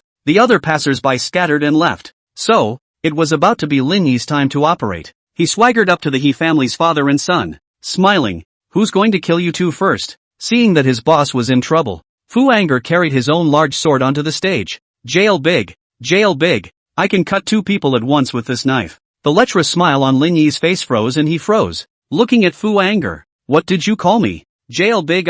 Before I called you Mr. Lin, or a little out of the ordinary. Now I truly admire you, and learned in moral, only sincerely admire the person. I will call him a jail big. Don't call it that, it's unlucky and easy to crash. Lin Yi immediately corrected. What's wrong with that? I see that some of Tai Fu too and the others also call you Jailda? It's the boss they're calling. I just have a little accent here. No harm done. Fu Anger said with a disinterested face. Where the is your accent? Lin Yi asked with his eyes raised falsely. Falling Mountain set. Los Angeles? Lin Yi finally had an epiphany at this moment as to why Fu Anger could speak in such a pure Los Angeles accent. No. Is a village. Our side of the Pipe Village are called Set. And at the foot of the Falling Mountain. So named the Falling Mountain Set. Fu Anger immediately corrected. Lin Yi sneered. You guys do fall to the bottom of the mountain rather easily when you scream like that. Fu Anger naturally can't understand what Lin Yi is saying, but in his opinion, Mr. Lin is the most cultured person in the world, and he must have his reasoning when he says something. Don't you guys talk that there. Kill or die. As you wish. He Tianju finally couldn't stand it anymore. He had probably been tortured on this stake for too long, and had been too humiliated to break. I'm telling you, surname Lin, you kill me. You'll never be able to get me to help you accuse His Majesty again. How simple it is. Cut off your birdman's hand. Wouldn't it be just as easy to draw a pledge on a piece of paper? Fu Anger promptly proposed a solution. Lin Yi, however, slapped Fu Anger backhandedly. You're stupid. You really think this handprint is useful, don't you? If it's useful, why don't I find someone else to press it and say it's He Shangshu's? It's not like you can prove it anyway. A handprint works only if the person who made the handprint is alive and can admit to it when asked. He Tianju nodded, showing a rare smile. Lin Shangshu is still a smart person. Then you also know that you shouldn't kill me. But that so-called over-the-house lawsuit you just played is actually not a matter. You can still let me live now. I can still help you press the handprints and help you accuse His Majesty. Lin Yi, however, backhanded He Tianju and slapped him again. He Tianju froze. What are you doing? You're silly. You don't really think I want that crappy handprint of yours, do you? Who can't I complain to? Besides, do I need to accuse that little brat emperor who hasn't even grown his hair? After Lin Yi withdrew his hand, he subconsciously stuffed his pinky into his nostril with a punchable look on his face. Then why are you? I actually only wanted to know about the Ministry of Ceremonies embezzlement at first, but if I only asked about that one, you old fox would definitely not say anything, so I deliberately added another question. With that, Lin Yi wiped his pinky on He Tianju's shirt again and pulled out a piece of paper from his own sleeve. That's exactly what he showed He Tianju not too long ago, the so-called proclamation against the emperor that was drawn up for him. But, take a damn close look. What does it say? Lin Yi spread the paper out in front of He Tianju. He Tianju was jolted after seeing what was on the paper. A picture of a spring house? Ha! Lin Yi immediately realized that something was wrong and scrambled to take it back again.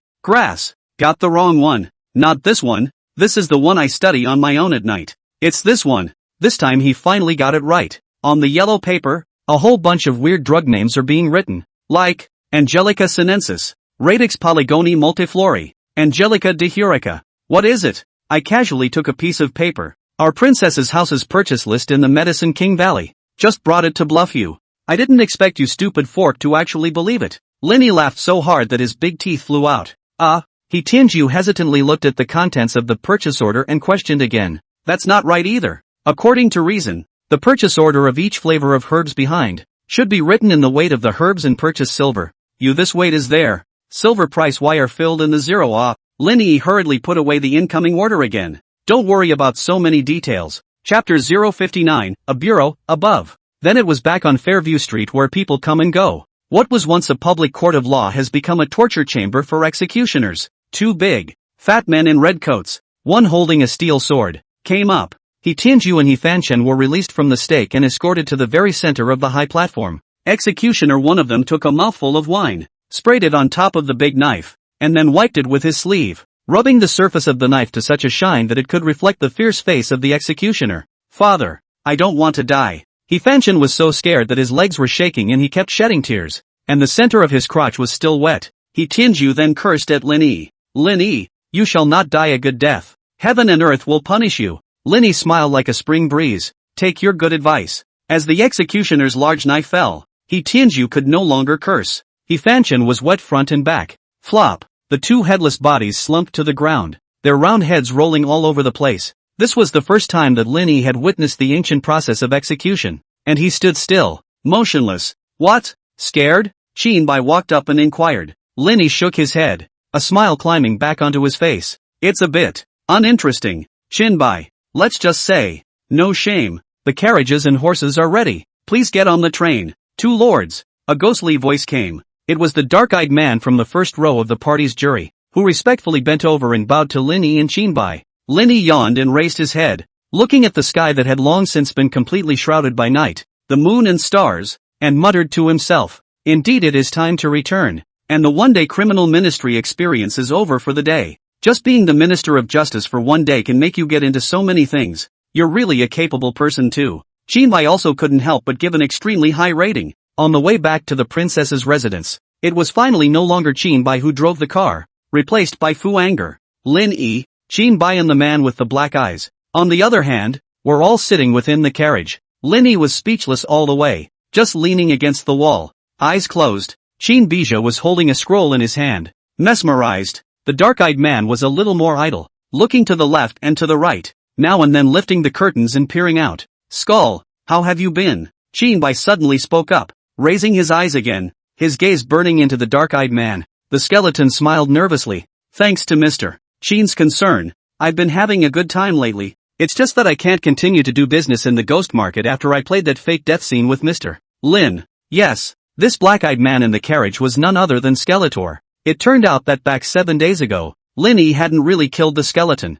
but merely stabbed him, stabbing him in the shoulder, in order to leave a mark for the skeleton to be able to recognize the forced in the future. After all, Skeletor is good at disguises and being a dick. Linny controlled his force and after carving a unique wound on his shoulder, he used his printing technique to topograph down a backup wound. It's the only way to make sure you have a way to recognize the real thing when you see him later. At the same time, Linny had given the skeleton another poison, an absolute poison. This poison came from the Medicine King Valley, and there was no more antidote anywhere but the Medicine King Valley. This was also what Linny had read in a book before he crossed over. Linny gave the skeleton a little antidote to ease the onset of the poison every few days to ensure that he could control him. With this series of operations, the skeleton also ensured that it became Linny's loyal dead soldier. It was all very logical and in keeping with the tactics of a poisoner. But Chinbai still has one thing he can't figure out. I've actually been wondering for the past few days why Skeletor faked his death this time. Was it to help him get away from the Delisi's pursuit? Or was it to help you cheat the 3,000 taels of bounty?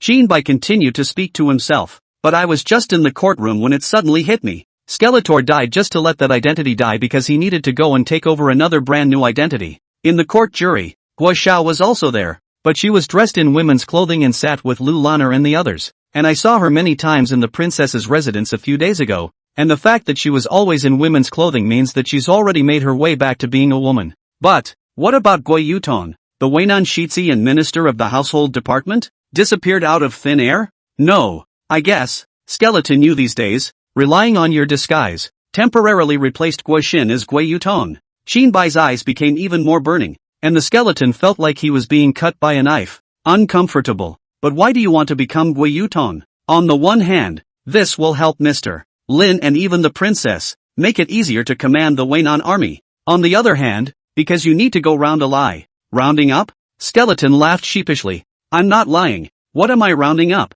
Linny didn't know when, but he also opened his eyes and quietly looked at Xinbai. Right, you did not lie. Xinbai nodded, but only if your first meeting with Mr. Lin was indeed in the ghost market. Linny and the skeleton's faces changed. Xinbai went on to say, the first time Mr. Lin and I met was actually when I escorted him to the ghost market to auction the Shangwan drop. But before that, there was a small hiccup. Mr. Lin paid 50 taels to hire you to kill an old crone who sold bone trinkets. And that was the first time you met. That old crone did a very good job indeed. But Mr. Lin has never been a cynical person, much less spend 50 taels to avenge some young girl he has never met. It's very unreasonable. But I thought that maybe the 50 taels, not the cost of the killing, and that wasn't the first time you met. Your first meeting was not in the ghost market, but in the black market. The stall owner who trafficked hard laborers to dig the Yellow River. It was actually you too. Your second identity. Xinbai said and glanced at the skeleton again. The look of dismay on the skeleton's face seemed to say it all. The thoughts in Xinbai's mind were confirmed, and he proceeded to speak. That time he met you. It wasn't just to sell those princess house underlings. It was also to establish a long-term cooperation with you. Although I wasn't there, I guess that he probably promised you that he would help you send people to dig the Yellow River in a steady stream, and that you would be completely bound, forming a community of interest. But at the same time, he needs your disguise skills to help him do something. He needs you, disguised as Gui Yutong, the son of Weinan, to meet Dongfang Yu and Eunuch Lu. Upon hearing this, Linny and the skeleton looked at each other and simultaneously revealed a relieved smile. The skeleton shrugged. Jail big. I think we've hidden it well enough, and we're still being seen. Xinbai continued. I still remember that when Mr. Lin tortured Dongfang Yu at that time, he once forced out that the people who conspired with Dongfang Yu to assassinate the eldest princess were Gui Yutong, the minister of the Ministry of Households, as well as Eunuch Lu, the chief administrator of the Great Household, and Uncle Zhangmu. Eunuch Lu is His Majesty's man, and what he represents is naturally His Majesty. Dongfang Yu is the leader of the literary world, but he is also a corrupt sourpuss. He is not used to seeing the eldest princess, a woman, monopolizing power, so naturally he will also participate in this assassination. But Gui Yutong and Zhangmu Bo, their identities are more special. Both of them, obviously, are the eldest princess's men, so why would they participate in the assassination of the eldest princess? It's quite unreasonable. And when we found Gui Yutong, also known as Guo Xiao, and pressed her on this matter, she was completely unaware of it. This matter itself is suspicious, but in the end, after Dongfang Yu met with a sudden assassination, the matter was not settled. Mr. Lin hasn't pursued it any further until now, because from the beginning to the end, this whole thing was a setup by the two of you. Chapter 068 Bureau, below, the wagon was still moving, just much slower. Linny tapped his fingers on the chair in boredom. It makes a thud sound. After combing through the speculations in his mind and what he had seen and heard in recent days, Xinbai opened his mouth. Let's run through the whole thing from the beginning. On the day Inger was disemboweled and her son taken, because the other subordinates were in cahoots with Inger and the extra horse harnessed by the side of a team, Mr. Lin took them to the black market and sold them in the Yellow River. But selling to dig in the Yellow River is only one aspect. The real purpose of your trip to the black market is to meet the skeleton. And I don't know how you know who he really is, but all in all, you briefly reached a common interest that day. Then began your plan. By the skeleton pretending to be Gui Yutong, he went to meet Dongfang Yu and His Majesty to plan the so-called assassination plan of the eldest princess. Perhaps at first, His Majesty and Dongfang Yu did not even think of assassinating the eldest princess, but Gui Yutong's appearance was undoubtedly a push, because Gui Yu is also under the eldest princess, and he offered to assassinate her. Then Your Majesty has reason to believe that the hundreds of thousands of troops under the eldest princess are not actually all loyal to her. At the same time, Gui Yutong, the skeleton impersonator, suggested, Uncle Zhangmu is also displeased with the princess, so he can bring in Uncle Zhangmu to plot the assassination together. His Majesty's confidence reached its peak at this moment, and he began to think that he really had a chance to kill the eldest princess and take over the power. Dongfang Yu is also happy about this, because he doesn't think a woman can have her hands on the power. But what the two of them don't realize is that both are in your trap at the moment. The next day, you went to the ghost market. The obvious purpose was to go buy Shangwan drop, But there were actually two other hidden purposes. For one thing, going to see the skeleton, the so-called killing of that old crone, was just a front. It's really just between the two of you, really to communicate about whether or not fooling the emperor and Dongfang knew things the day before was accomplished. I don't know what method you used to convey the relevant information. The general idea is that the skeleton tells you that everything is going well and according to plan. So you went to fulfill the second purpose, which is to meet Chen Ming, the son of Cheng Mubo.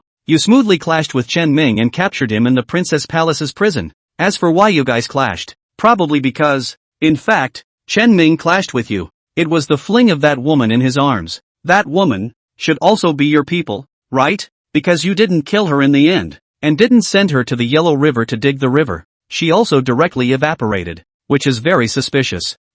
Actually, that woman is me. The skeleton held up his hands, a look of shame on his face, but he also knew that it was long past time to hide anything, solely and in the same way. Qinbai didn't expect this and was surprised. So it is. Having received this information, he proceeded to reason down the line. Remember what Dongfang Yu said? They killed the whole family of Zhong Mubo after his son was captured, when they were afraid that things would be exposed. But he was actually wrong. It was only after his son was captured, and especially after he heard that it was the princess's residence that captured his son, that Zhong Mubo became disillusioned and defected from the princess's camp, agreeing to Gui Yutan's assassination plan. Actually, at first, Chen Ming's arrest did not affect their assassination plan, and Dongfang Yu had no reason to exterminate Zhong Mubo's entire family. After all, it's just a second-generation ancestor who spends his days knocking out 5 stone powder. But at this time, Mr. Lin must have used some special tactics, such as putting out relevant information that Chen Ming actually knew something and was about to confess or something like that. This made Dongfang Yu and His Majesty realize that in fact, Zhong Mubo's son would really defeat the plan, and so without a second thought, they slaughtered the entire Zhong Mubo house with its entire family. Everything after that, it is logical. You copied Dongfang Yu's whole family when you knew the answer, and forced out that answer that you already knew. Then you were afraid that the real Gui Yutan would spoil your business, so you took me to arrest him, but inadvertently bumped into the fact that she was actually a woman. So you tricked her into staying in the princess mansion. The skeleton faked his death to get away and really took over Gui Yutan's position. Slap. Linny couldn't help but applaud and marveled. What a wonderful and brilliant reasoning. Commander Qin, it's a shame that you're not a detective. Qin Bai, however, was smiling again. Don't worry, I'm not done yet. You're going to the wrong courthouse today as part of the setup, isn't it? You happened to walk to the Ministry of Justice, and happened to eat the wrong plums, and so happened to follow the vine properly and raided the home of one of His Majesty's party members, or the Ministry of Rights, where the corrupt scholars gather. It's really a bit too much of a coincidence, isn't it? So you think? Linny raised one eyebrow. You actually knew about the relevant dossier a long time ago. During your last visit to the Delizy, you beat up Li Ding in his study. But beating him is not the purpose. Reading the dossier is. What I was wondering at the time what you were rummaging around in front of the bookshelf. Now that I think about it, you should have turned to that dossier on He Fanshan at that time. So the plan was put together and today's plan was laid. Today, what the Yi family has done is revealed to the world, and His Majesty's help in exonerating the party is also revealed to the world. At the same time, you also obtained evidence of the Ministry of Rights corruption from He Tianju. Linny seemed to want to struggle a bit more, so he asked back. The princess's residence has 400,000 troops. If we want to, we can completely level off the palace, and then kill all the so-called Minister of Rights and Minister of Mandarins. Why do I have to go through so much trouble? Because this bureau that you have made is not made for the emperor, nor for Dongfang Yu or He Tianju, but for the whole world. Qin Bai continued to ramble on. Remember what Wang Di once talked to us about. If the eldest princess wants to become an empress as a matter of course, she needs to overcome 2 obstacles in addition to the great power in her hands. One of them is her meek and desireless nature. But under your teaching these days, I can feel that this nature of hers is slowly changing. And the other is that there is no precedent of a woman ascending to the throne and claiming the title of emperor since ancient times. If she ascends to the throne, she will inevitably draw suspicion from the people of the world, as well as flack from those who are stubborn. But all these innings you're doing are sweeping away the second obstacle. The world does not recognize the so-called female emperors. But what if men do not do well as emperors? Under the arrangement of these 2 bureaus of yours, the slaughter of the Cheng Mu Fu, as well as what the Yi family has done, the final score has been put on the current emperor. Now that his foundation is unstable and he is still netting confusing things, he will naturally receive the criticism of the people of the world. There's a gap only when there's a comparison. And in comparison, Eldest Princess Su is quite a bit better. When he said this, he paused, and the way he looked at Linny slowly changed, with a few more points of admiration in it. The Yellow River flooding is ferocious, but these days, people are constantly being sent to the Yellow River by the princess's residence to manage the flooding. Also, the reason you are such a miser is because you send all your money to the Yellow River. Shinbai raised the volume in his hand and said, "This book, in fact, is a bill of account of the recent dealings between the princess's house and the Yellow River, on which it is recorded in detail that, within the last few months, there have been a whole 5 million taels of silver, in the name of the princess's house, in support of the Yellow River's floods. Meanwhile, there are 500,000 taels in it, which are the proceeds of your various kinds of offenses, as well as the savings of your frugality, of which there are not likely to be a few hangings of money from which beggars bowl to pluck out, as well as Wang Ste's 2 families were copied, and all the fields in their names were confiscated to the government. But while nominally confiscated, they were actually distributed to some tenant farmers and stragglers, constructing water conservancy, fighting the landlords and dividing up the fields. These are all great things that benefit the country and the people, and in the eyes of the people, these are all things done by the princess's house, and in the end it all comes down to the princess's head. Then the people are naturally willing to support Her Highness the eldest princess. Finally, the sour and corrupt literati will definitely be a stumbling block on the way to the throne of the eldest princess as well. That's why you made this bureau, and also cleaned them all up by the way. Whether it's the leader of the literary world, Dongfang Yu, or Lu Zhongping Sumo on the painting boat, or these old codgers in the Ministry of Rights, they've all been cleaned up by you. I believe that. Nowadays the matter of the Rapunzel's ascension to the throne of the Empress, under your planning, everything is already ready. All we need is an east wind. Seeing that Qinbai had finally stopped, Linny narrowed his eyes and asked, "Finished?" "Finished, TSK. Linny had a look of displeasure on his face. It's seen, really kinda upsetting. But soon, he was also convinced. But you're actually smart enough to see that. It would be a waste for a smart man like you to be a military general. Your scheme is not much more clever, but it does take a different approach, and the sword goes out of the way. I'm a martial artist who follows you around daily, so it's not surprising that I can see it." Qinbai said, Hey, how is this even damaging to me?" Linny became even more upset. However, this reaction of his was also considered an indirect acknowledgement of all the speculations Qinbai had just made. Linny tilted his head back and leaned back against the wall again, looking half dead. Qinbai followed his example and leaned against the wall, but in the end, he couldn't help but ask, "That plum, you won't really eat it, right? So desperate?" Linny didn't reply, but only revealed a meaningful smile. Suddenly, the curtain of the carriage was opened. "Plums? What plums? Tasty?" At this moment, Fu Anger was holding 2 large plums of shiny color, each gnawing on half of them, his mouth still slurring the flesh of the plums, with a confused look on his face. "Qinbai, it's okay, go play." These 2 chapters today were not very funny or enjoyable. It's sort of a summary of some of the things Linny did earlier, as well as a wrap-up of some of the ambushes. It's also the intellectual power content promised to everyone, though not quite power or high IQ. Just have fun reading it, people, but don't abandon the book, people. I promise you on my knuckleheads that it's going to get more and more interesting later on. Chapter 061, The First Day of Work in the Ministry of Governance. Ding dong. Congratulations, host, for helping the princess gain prestige and clearing the obstacles on her way to the throne. Poisoner value +8. Ding dong. Congratulations to the host, for punishing the real culprit of the assassination of the princess, the young Emperor Su Zhang. The value of the poisoner +5. Detected that the poison scholar value has exceeded 25 points, and the poison scholar level has reached level 2. Please receive the reward in time. The next morning, Linny had just woken up from his sleep when he heard the system voice in his ears. He sat up dizzily, feeling a warmth flow through his body.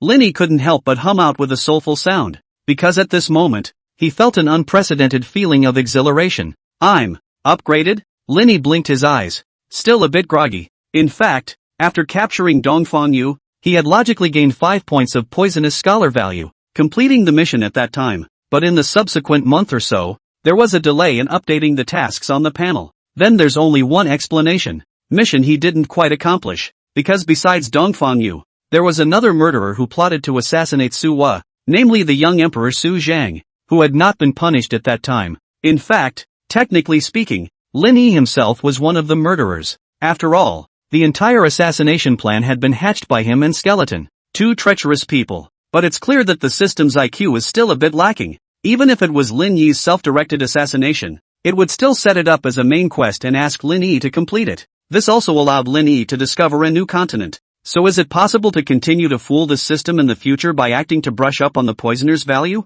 But the thought was soon dismissed again. After all, the assassination was a real go at planning. And there's too much uncertainty in such a thing to play at once. If you play off again and really kill Suwa, where can you go to cry? As for this, help Rapunzel gain prestige. Lin Yi had never seen it before. It's probably a hidden mission. His knowledge of the system was still too little. Ding dong. Main quest update. Detected that the extra horse harnessed by the side of a team, Chen Lizhong, will pose a threat to the princess. Please stop it in time. Quest reward, 5 poisonous scholar value. Lin Yi also didn't expect that the mission had actually been updated. This also means that the last catch the murderer mission, after punishing Su Zhang, is completely over. It turned out that he was looking to kill the skeleton if it wasn't over. After all, the guy was also the mastermind of the assassination. Now it seems that the skeleton kid can continue to live on. There was no waiting for Lin Yi to move on to explore the rewards regarding the poisoners leveling up. Boom! The door to the room was suddenly opened with force. It was Qin Bai,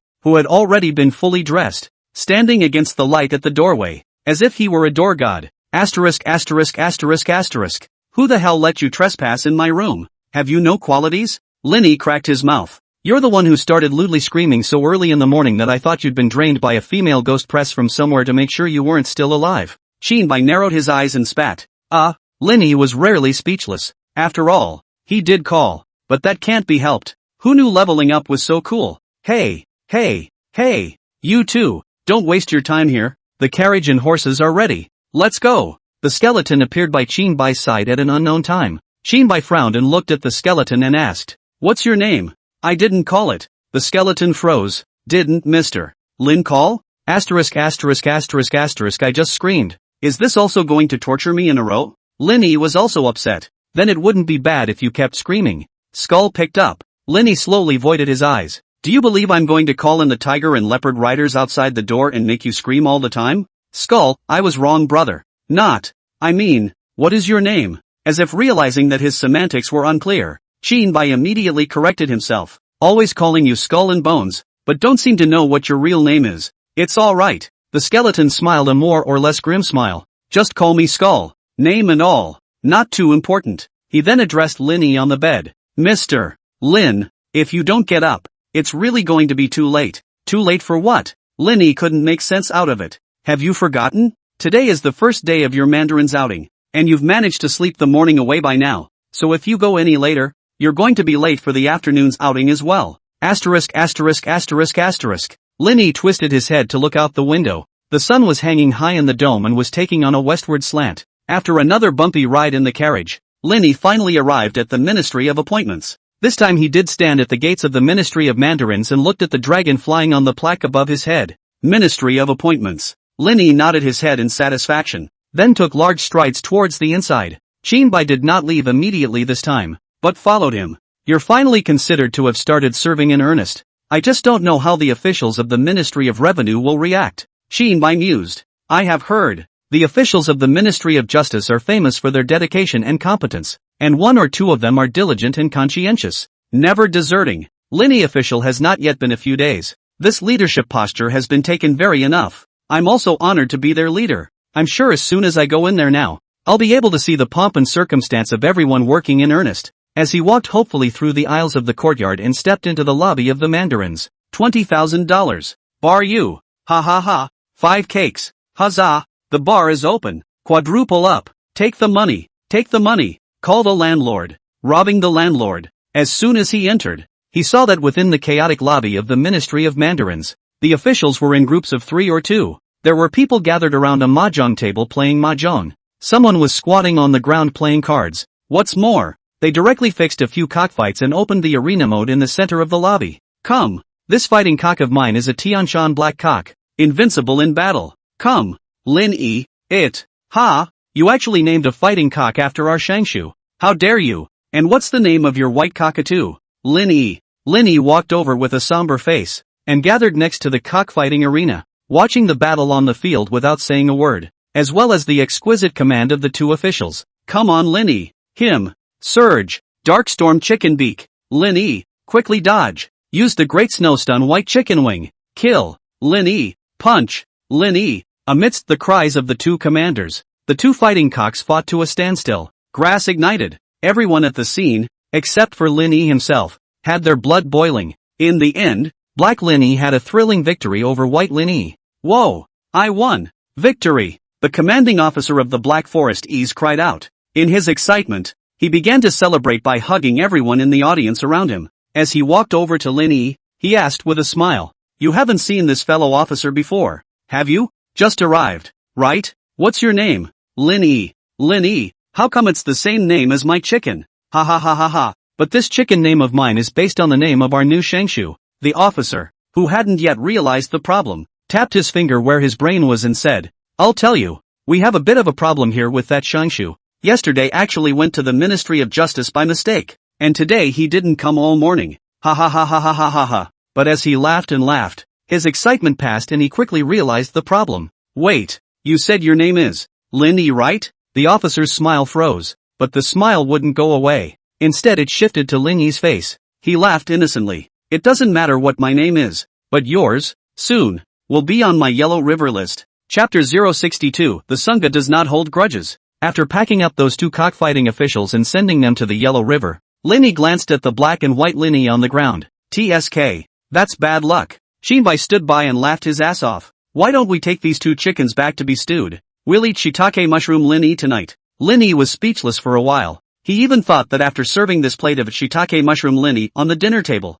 Suwa would cry while saying, "Mr. Lin is so cute. How can you eat Mr. Lin?" Another two big bowls of rice were flaunted wildly while serving this dish. As for Guixin, odds are he's only looking for chicken heads to eat. Lin Yi shook his head, interrupting this nonsense. But soon, he realized that it seemed that the atmosphere of the scene had become a bit odd. The originally hot and bustling lobby, after those two cockfighting officials were dragged out, the atmosphere was like an ice cave for a moment. All the officials at the scene, whether they were playing cards, mahjong, chess, or eating hot pot, all stared at Lin Yi with wide eyes. Lin Shangshu? You came today?" There were only a few scattered people who dared to harden their hearts and strike up a conversation with Lin Yi. After all, they could all know the great name of this new Shangshu. That Yellow River list in Lin Yi's hand was the true version of the Death Note. Whoever marks it, is finished. No, just after memorizing two more names, he was dragged out by the group of tiger and leopard riding big men. Lin Yi grimaced and swept his gaze across the circle.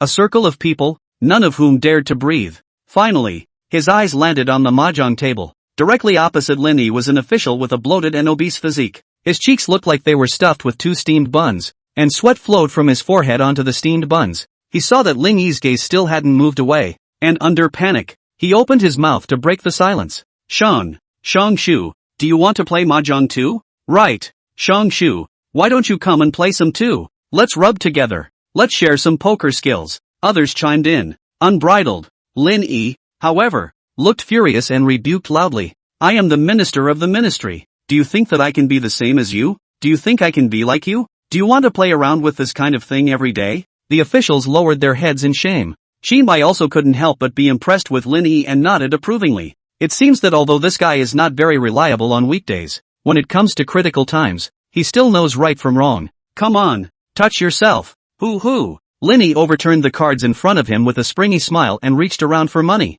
Come on, take the money. I'll take money over here." The other three officials at the table probed and, after making sure it was a real hoax, sighed and, again with reluctance, took the banknotes out. Lin Yi counted the money while gushing. "Let me tell you, I was nicknamed the god of birds back in the day. If you play mahjong with me, you've met your match." Shinbai, sure enough, still a bit overestimated this pussy. But it was no wonder Lin Yi was so happy today. He hadn't been properly entertained since crossing into this book. The only entertainment every day is probably various kinds of killing and setting fire to the detriment of others. The whole thing is a lot more refreshed with some of this unabashed entertainment now and then. Of course, all this is also attributed to that author of the novel. Like mahjong, poker, these products of the modern era, can appear here, the probability is that it is because that author's common sense is not quite enough, and the acuity of historical information is too poor. To put it plainly, it's just blind writing. Okay, no more playing, no more.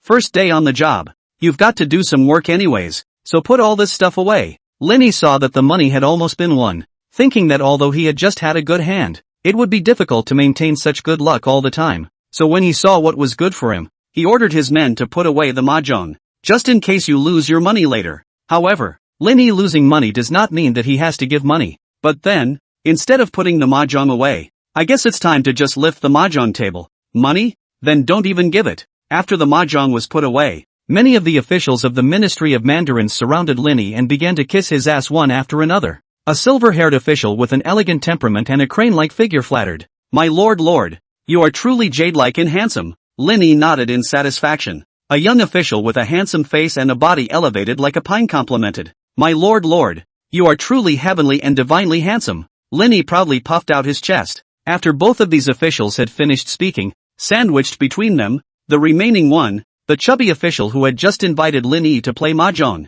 had to say something as well. Especially after seeing Lin Yi's expectant gaze, the little fat official gritted his teeth and said after his brain spun rapidly, Lord, you look really, heifer blind date to rhinoceros, bull then bad ah. Lin Yi froze, although it is true that the words are rough. Aren't you being a little too rough? The crane-haired official took another step forward and walked over to Lin Yi, bowing slightly. Lin Shangshu, do you still remember me? It's my first day at work today. How do I remember you? Lin Yi frowned, suspicious. Alas, you are truly a nobleman who forgets many things. On the day you were just promoted to Minister of the Ministry of Revenue, all of us from the ministry collectively went to the princess residence to see you. Have you forgotten? The crane-haired official recalled. I gave you, the other day, a bedstead of goldenrod as a welcome gift. Chen Bi. Lin Yi instantly remembered and pointed at Chen Bi. How could I forget about you? That bed in Kochiburs is worth tens of thousands of taels. The young official came up again and made a bow.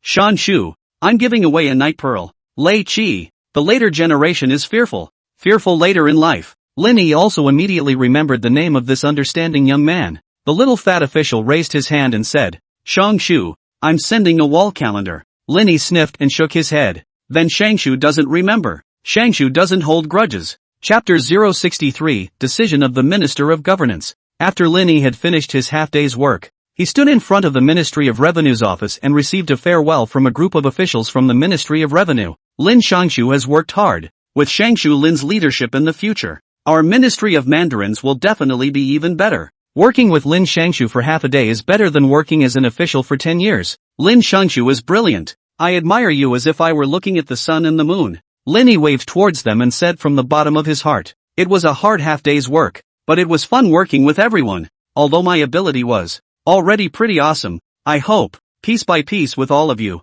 to become even more awesome. Yes. The officials of the Ministry of Justice erupted into fierce applause in unison. Some officials have even started to secretly wipe their tears. Excellent point. The star of literature has descended to earth. It's really a blessing for the literary world to have such a great talent as Lin Shangshu. Only Qin Bai was in the back, smiling. People really do laugh when they are extremely speechless. This group of officials really have no bottom line, and would actually praise Lin Yi's descent to the heavens. What's the matter? Everyone else is a poet. A poet. A poet. What is Lin Yi? A poetic hooligan at best. Rascals in poetry. And what about hard work? Lin Yi had worked a total of half a day today. Almost 2.5 hours. 1 hour to play mahjong. An hour to sleep. And half an hour in between to sneak out and take a full half hour. Qin Bai thought Lin Yi had fallen into a latrine. He went to the outhouse to check on the situation. And instead of finding Lin Yi, he found him in the restaurant next door. After this guy had his fill, he was going to slip away quietly without paying.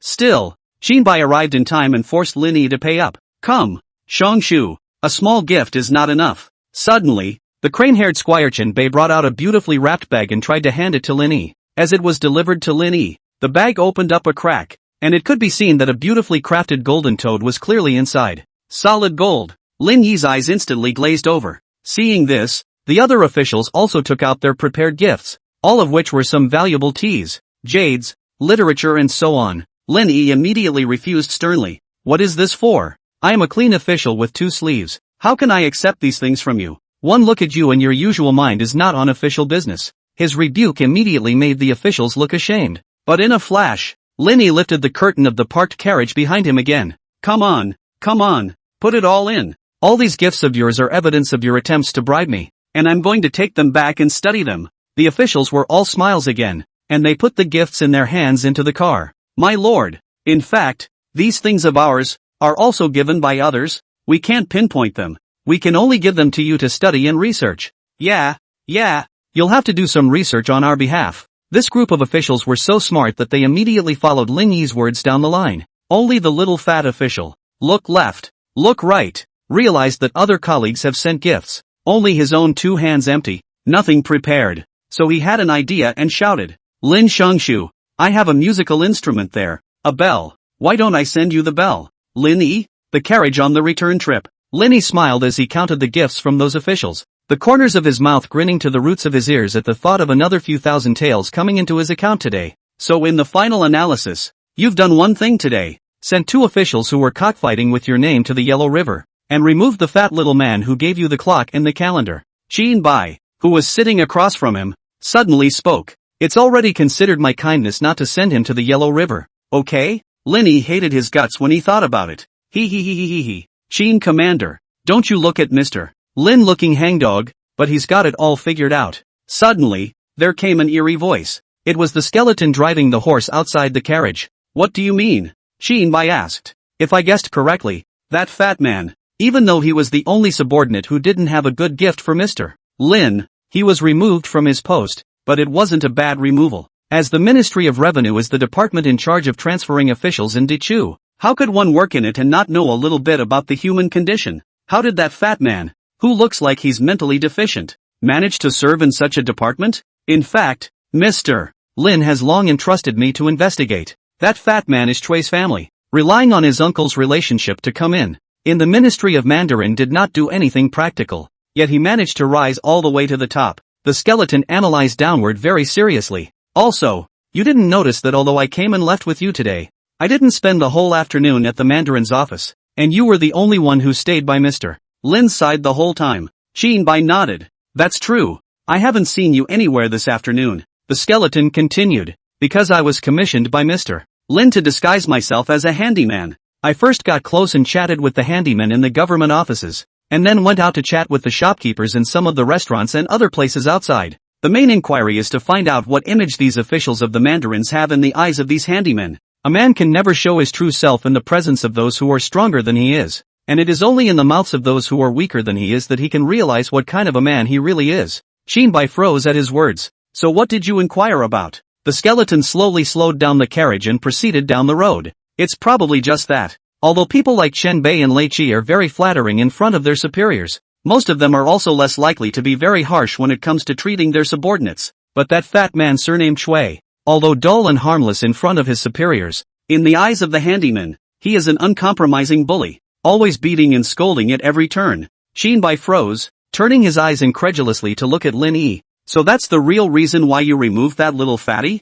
Lin Yi nodded. You could say that. What about those 2 cockfighters? Did they have other reasons as well? Xin Bai's brain was racing, so he associated it with, again, the 2 officials that Lin Yi had sent to the Yellow River when he first entered. Oh, that's not true. The 2 of them have no problem being officials. They just simply offended me. Lin Yi confessed. Xin Bai's gaze, again, swept over the wide array of gifts in the carriage, and he couldn't help but ask again. But, don't you check the other officials? With their salaries, they shouldn't be able to afford to give you so many expensive gifts, right? The odds are that all of their money came from greed. There's nothing wrong with embezzlement, but with that little salary, it's enough to keep anyone alive. You can't expect people to work and not feed them, right? As an official, the ability to do the job is most important. As long as you don't go too far with your corruption, it's all understandable. Lin Yi said. So it is. Xin Bai looked like he had learned. So it's all well and good to be appropriately greedy, as long as one's ability is over the top.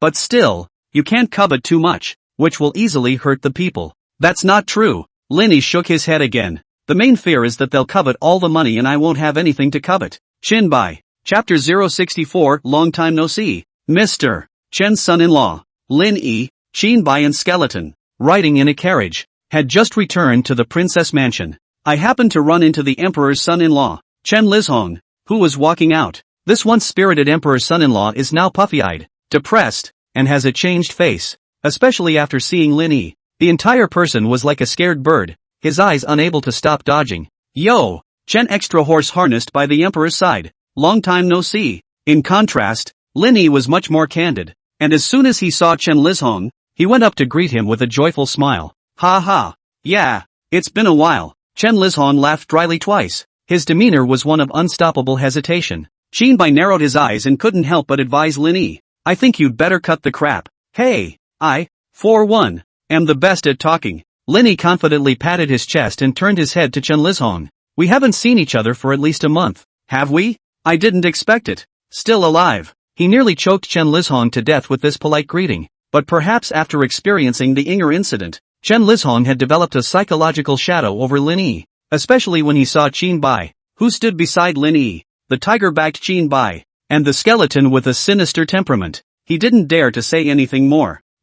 Thanks to your care, it's still alive. Lin Yi proceeded to exchange pleasantries. That's pretty good. Unlike that mistress of yours, and your 5-month-old son, whose grave grass is so high. Chen Lizhong, however, couldn't keep up the pleasantries. He was afraid that if he talked to Lin Yi a couple more times, he wouldn't be able to help but find a way out. Lin Yi laughed more and more and patted Chen Lizhong's shoulder with his upper hand. You don't want to get killed by someone else. Don't worry. Who else would I get killed? Lin Yi's words changed again. Chen Lizhong? After Lin Yi's meal of booing, essence, and asking, folding, for warmth, grinding, Chen Lizhong was finally let go. He was in a hurry when he left, too, and seemed a little vain. But, it's true that I haven't seen Chen's son-in-law for a while. What has he been doing lately? Qin Bai looked at Chen Lizhong's distant back and couldn't help but ask. The smile on Lin Yi's face became more and more playful as he eyed Chen Lizhong like he was looking at a toy. Halfway through the day, a word was said. He's digging his own grave at. The three of them left Chen Lizhong for the time being and continued to walk inside,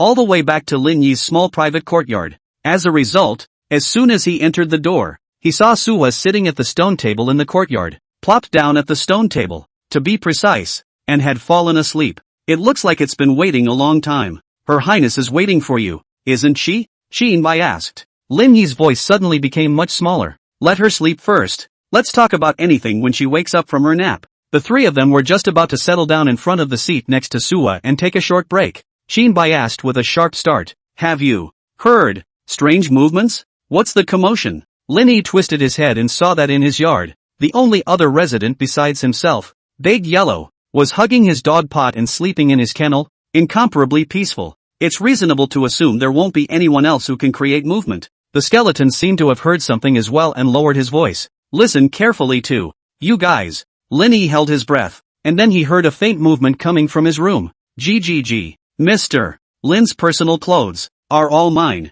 GGG. Lin Yi's face changed when he heard this familiar voice. No good. He hurriedly trotted into his room. Upon entering, he saw the mess in the room, as well as Guo Xiao was in front of the closet and the bed, constantly rummaging for something. What are you doing? Lin Yi narrowed his eyes. Mr. Lin, why are you back? Guo Xiao was startled violently and turned her head, facing Lin Yi handily. Yet it was also revealed that she was holding a pair of Lin Yi-lined pants in her hand. After noticing this, Guo Xiao hurriedly turned her back over and hid her panties behind her back. Mr. Lin, good evening. When Suo woke up, she was being covered with a white outer robe. Lin Yi was sitting across from her drinking tea. Qin Bai, on the other hand, squatted in front of the kennel to tease rhubarb. Overhead was a full moon, striking down the shadow of the thick willow in the courtyard. And when the wind blew, the willow branches swayed and the shadow followed. The scene before us was quiet and beautiful. Only Guo Xiao, hanging from the eaves, was somewhat out of place.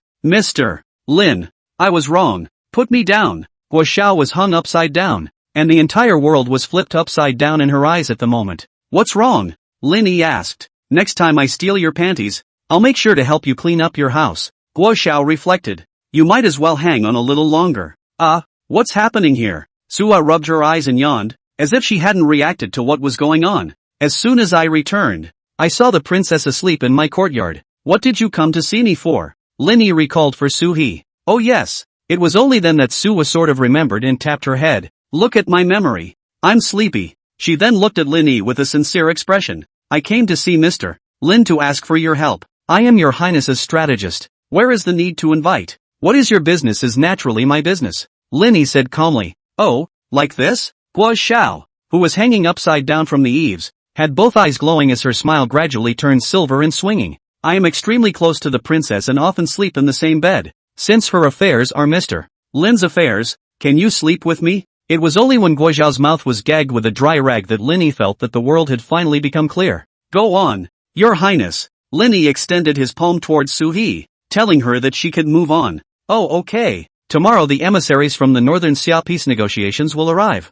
I'm going to negotiate with their emissaries, and I want Mr. Lin to accompany me, Suwa said single-handedly. Lin Yi, however, didn't react for a moment. Negotiate peace? Chapter 065 left Prime Minister Yen Zhang. Lin Yi frowned, puzzled. As I recall, this campaign has been going on for less than 3 months, and there's not much news from the front lines about a decisive battle. Why would peace be negotiated for no reason? He still remembered following Suwa to the Jixing temple to pray for blessings more than 2 months ago. It was to bless her brother Suki, the leader of the army. In fact, the war has been fought until now, although the two armies occasionally have friction, but each in the border after the garrison has been watching each other. Did not really happen more than 10,000 people scale of the big battle. This didn't match the plot of the book Linny had read before crossing over. Keep in mind that in the original article, the battle was extremely grueling. Due to the male lead Hong Yao stealing the marching map, the 80,000 strong army led by Su Mu was almost completely wiped out and Su Mu himself was beheaded in battle.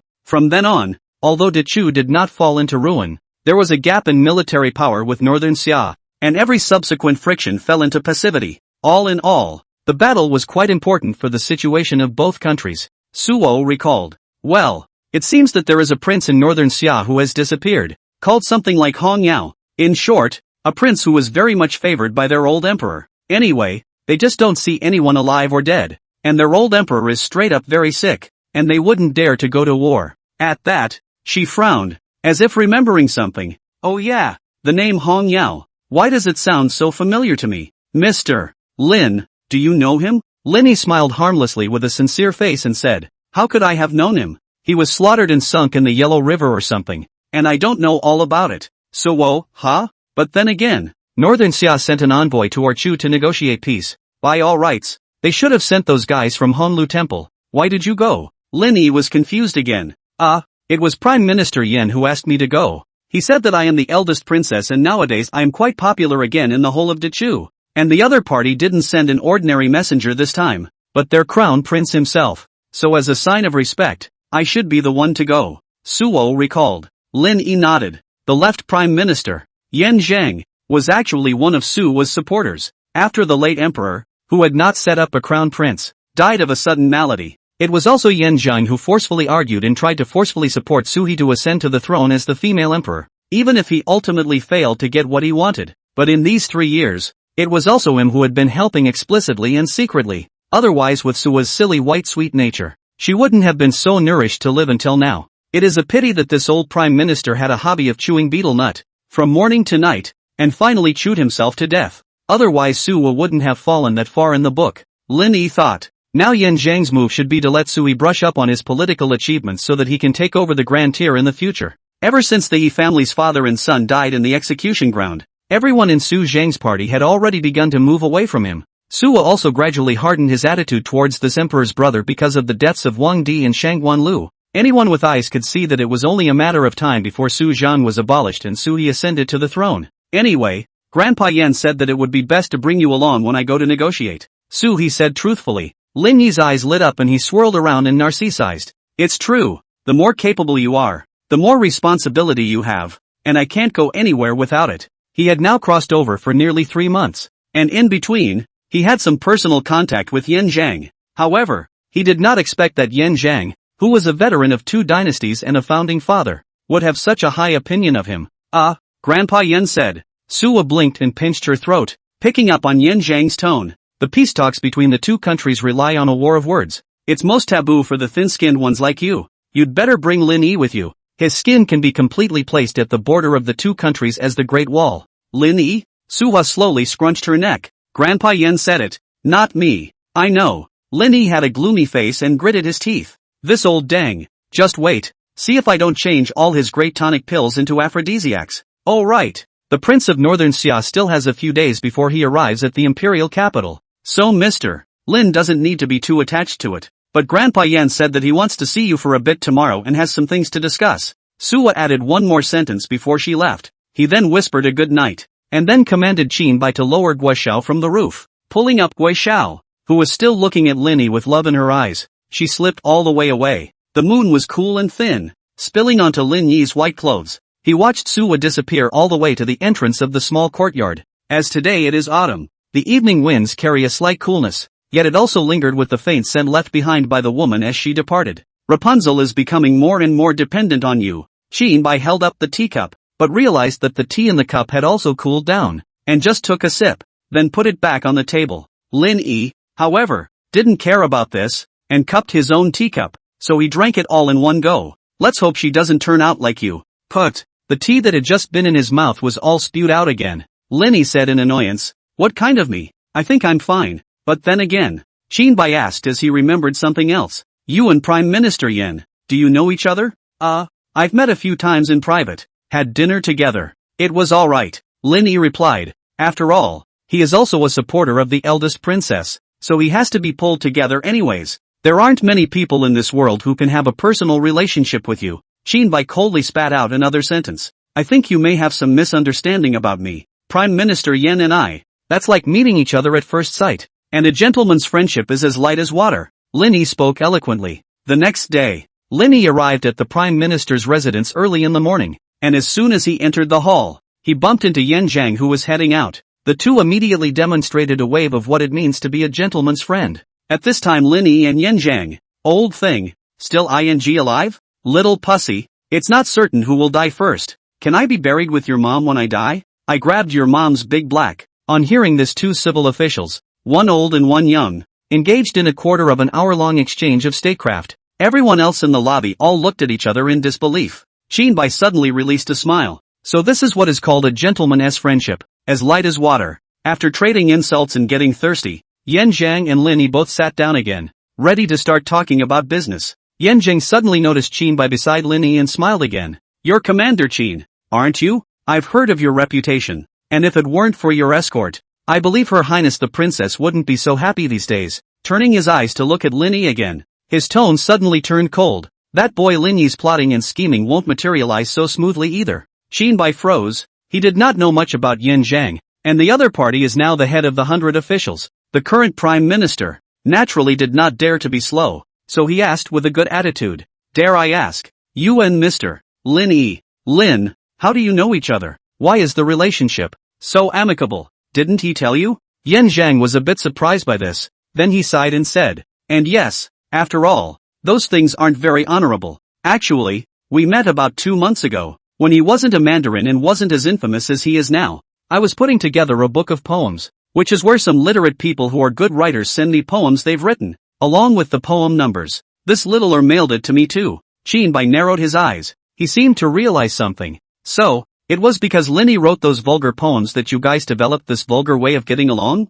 Hey, who wrote a vulgar poem? Can you speak?" Lin Yi was instantly displeased. "Let's not talk about how well he writes poetry. Let's just talk about the poem number." Yen Zhang was angry at the mention of this. Other people's poem numbers can be Xincheng Jushi, Gusu Madsen, Peach Blossom Pool Lord. This little pussy's poem number can be considered maverick. Shinbai furrowed his brows and said in disbelief, "Poetry number? How vulgar can a poem number be? What is his poem number?" Boogers on rice with an egg. Chapter 066, A Solemn Request. After Lin Yi read out his poem number with a proud face, the scene immediately fell into a deathly silence. Yen Zhang had a helpless look on his face, and the vicissitudes of life were written all over an old face. Shinbai seemed to understand the old prime minister's bitterness and helplessness. It wasn't easy to organize a collection of poems in one's 70s and still meet such a douchebag like Lin Yi to mess it up. Lin Yi, however, felt so good about himself that he even recited his most winning poem on the spot. "This poem of mine, called Winging the Goose, is a pentameter." He cleared his throat, took the van, and began to read. "The white goose's ass is too big to be stewed in one pot. Gotta give it a split and add a little spice at the end." Shinbai, stern, officials of the Prime Minister's office. Apparently, the poem's rogue's masterpiece shook the entire chancellery. "Alright, you'd better keep those great works of yours for yourself to wipe your ass." Yen Zhang was afraid that if he listened to 2 more of Lin Yi's poems, he would end his life on the spot, so he digressed. "I was going to move to see you today, but you're here before I even left the house, so we're just in time to talk business. Wasn't it you who asked the Rapunzel to let me come to you early this morning? Why are you moving to find me again?" Lin Yi said in disbelief. "So you know it's going to be early in the morning too?" Yen Zhang sneered. "I just finished lunch before you got here. I'd like to know, what kind of a morning you're having?" "I had an America morning. Just finished running my plantation in my sleep. Drove those S to finish digging the Mississippi River with a whip. And then went out to be a cop and emptied my clip on the dark-skinned brother who was stealing chocolates on the street corner.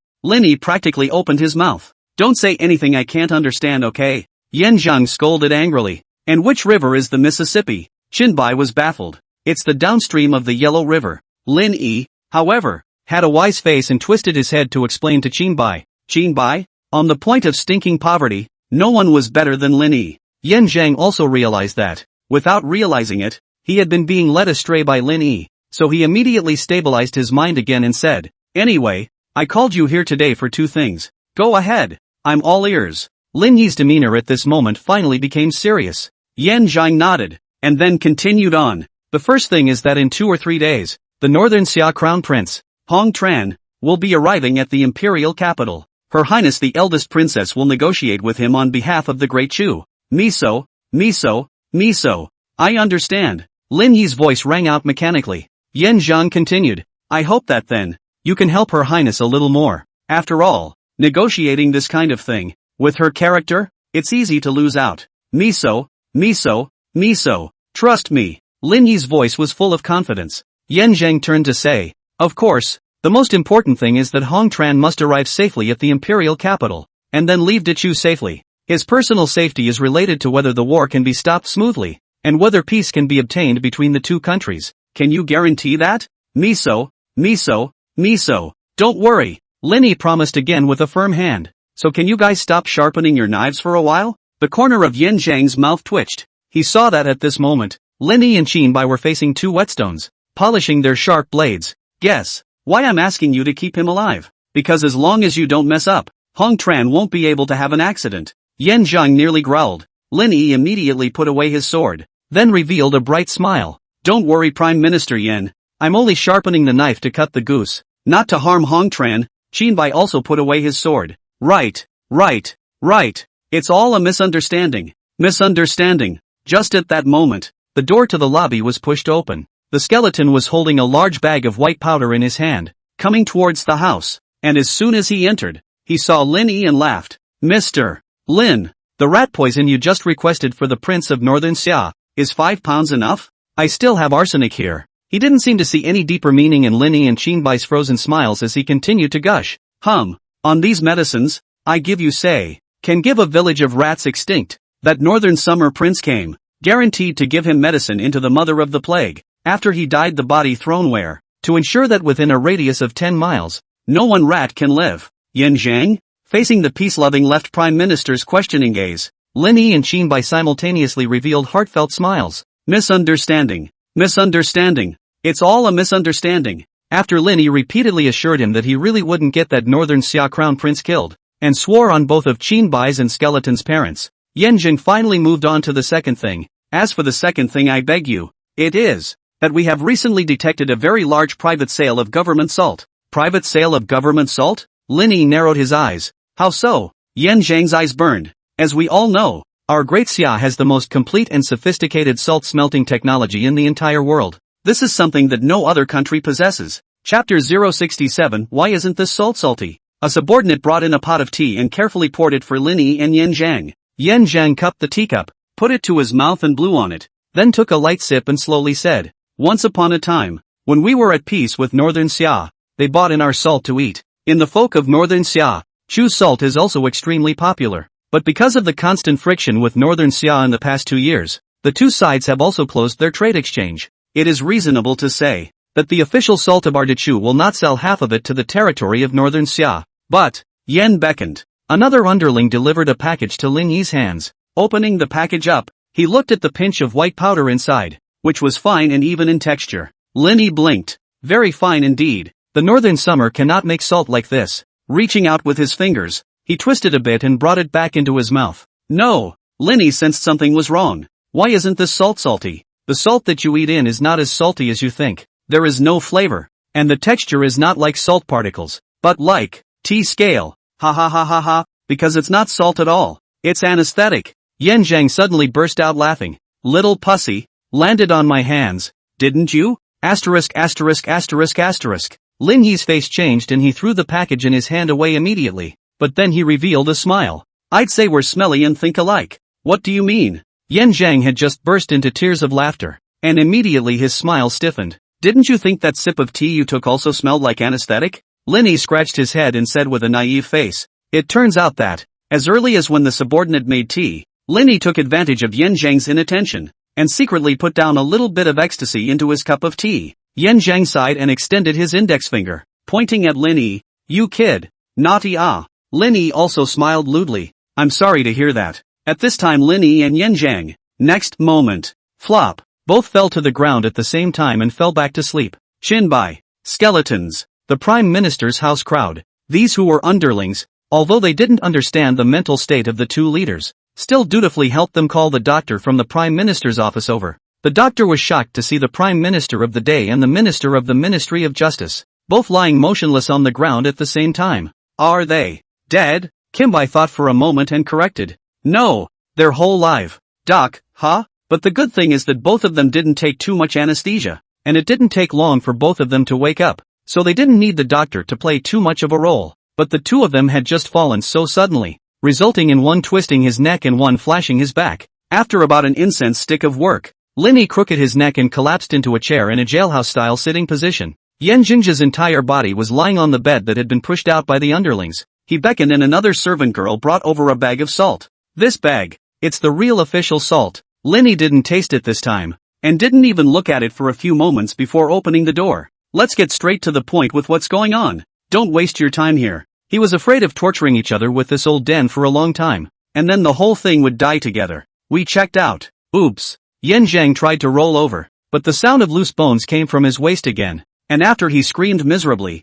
he could only obediently lie down flat, and continued on. It was found that in the past 2 years, there have been people who have been privately peddling Mandachu's official salt, first peddling Goryeo, and then subsequently using Goryeo as a springboard to sell it to Northern Xia. Many of the people on the borders of Northern Xia are eager to buy these Goryeo salts, but the so-called Goryeo salt is the official salt produced by Manhwa. It's actually a pretty decent process. Lin Yi's face was agreeable, wanting to nod his head, but the sound of crunching came from his neck, and the pain made his eyes bleed, so he could only give up. He gave his thoughts. Due to the tense situation between Northern Xia and Dachu, the inspectors on the border between the two countries must be very strict. Not only are we in Dachu forbidden to sell to them, but I think the officials of Northern Xia, too, would not be happy for their people to eat our salt, but using Goryeo as a springboard. First secretly selling into Goryeo, then moving around and selling to Northern Xia. I have to say, this guy who sells official salt privately has quite a bit of brains.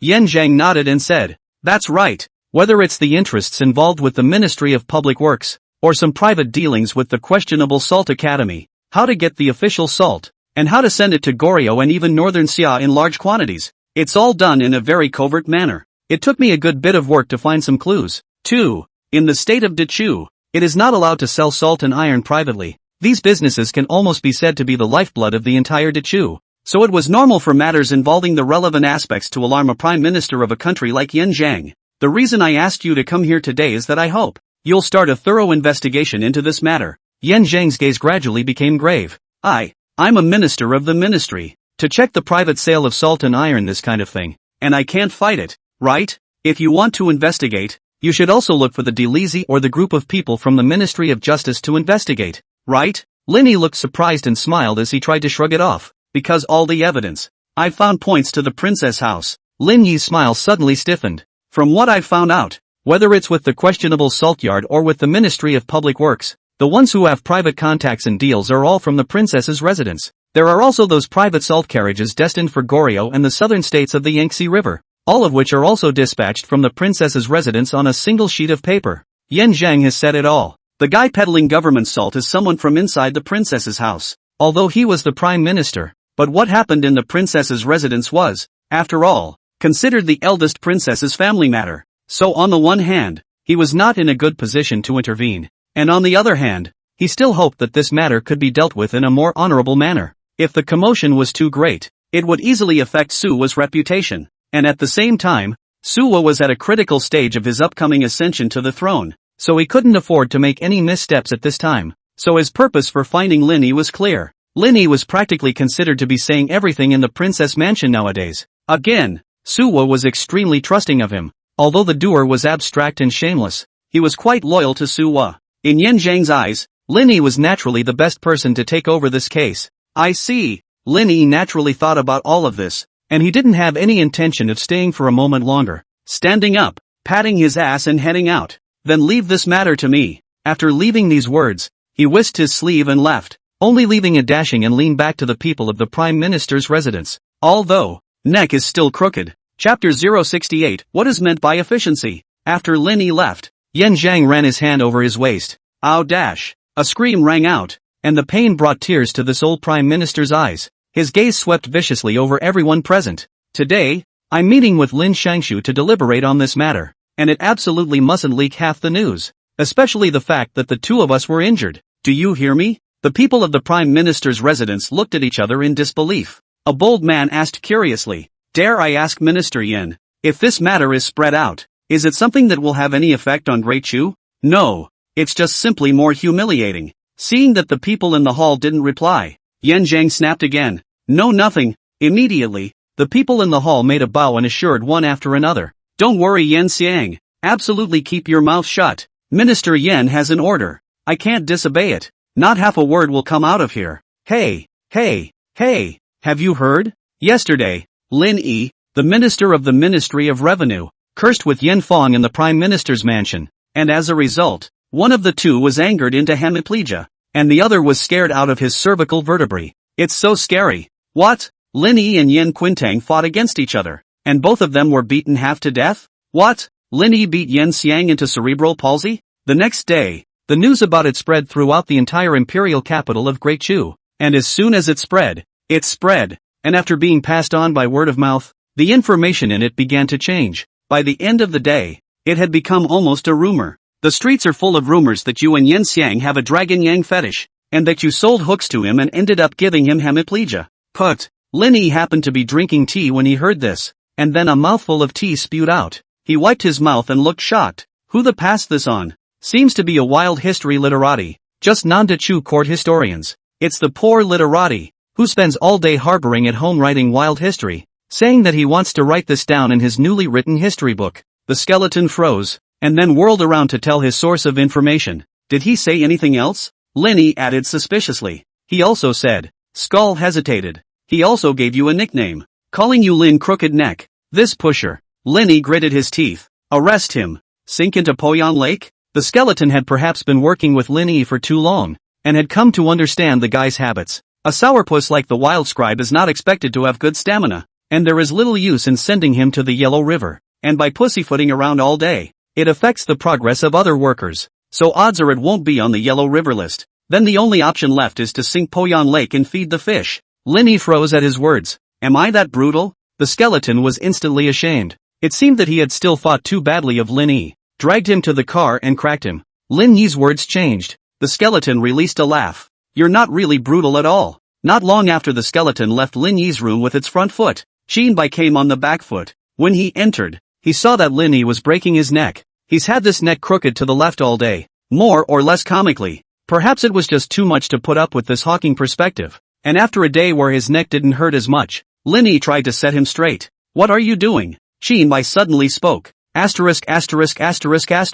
Lin Yi was startled, resulting in a hand did not pay attention. The force used too much. The neck from the left side of the break crooked to the right side. Ow dash. He let out a yelp and almost reopened his eyes with a double take right after the pain. Only after a long time, after slowing down, he crooked his neck to the right and questioned Xin Bidao. Who the let you in? Scared the out of me and broke my neck. That's easy. I'll break it for you. Xin Bai gave the remedy. Lin Yi looked at Xin Bai's thick arms and couldn't help but feel fear in his heart. If this kid breaks it, he'll yank out his spine. Forget it. That's it. Lin Yi gave up on the idea of recovering his neck and directly leaned towards the chair. Xin Bai also began to talk about the purpose of his visit. You came back yesterday after promising Yan Zhang, but you didn't do anything. Didn't you say you wanted to close this case as soon as possible? Hey, I'm planning this slowly, laying out a big chess game. Not in a hurry. Lin Yi looked like he was strategizing and deciding. I think you're just too lazy to check. Xin Bai narrowed his eyes and spat. Don't think I don't know. After you came back from the Prime Minister's residence yesterday, you saw that you had little money left in your small vault. Not caring about the wound on your neck, you called on Fu Anger and led a group of tiger leopard riders out of the city to rob the nearest nest of bandits. That's right. Lin Yi went to rob bandits yesterday. Of course, he started out as a passing merchant who preferred outright robbery, but then this matter was spread and caused quite a stir in the whole of Dachu. Lin Yi thought to himself as the minister of officials, he can't be too much, so it's on to robbing bandits. He usually led his troops to crouch in places frequented by bandits and watched waves of rich merchants pass by.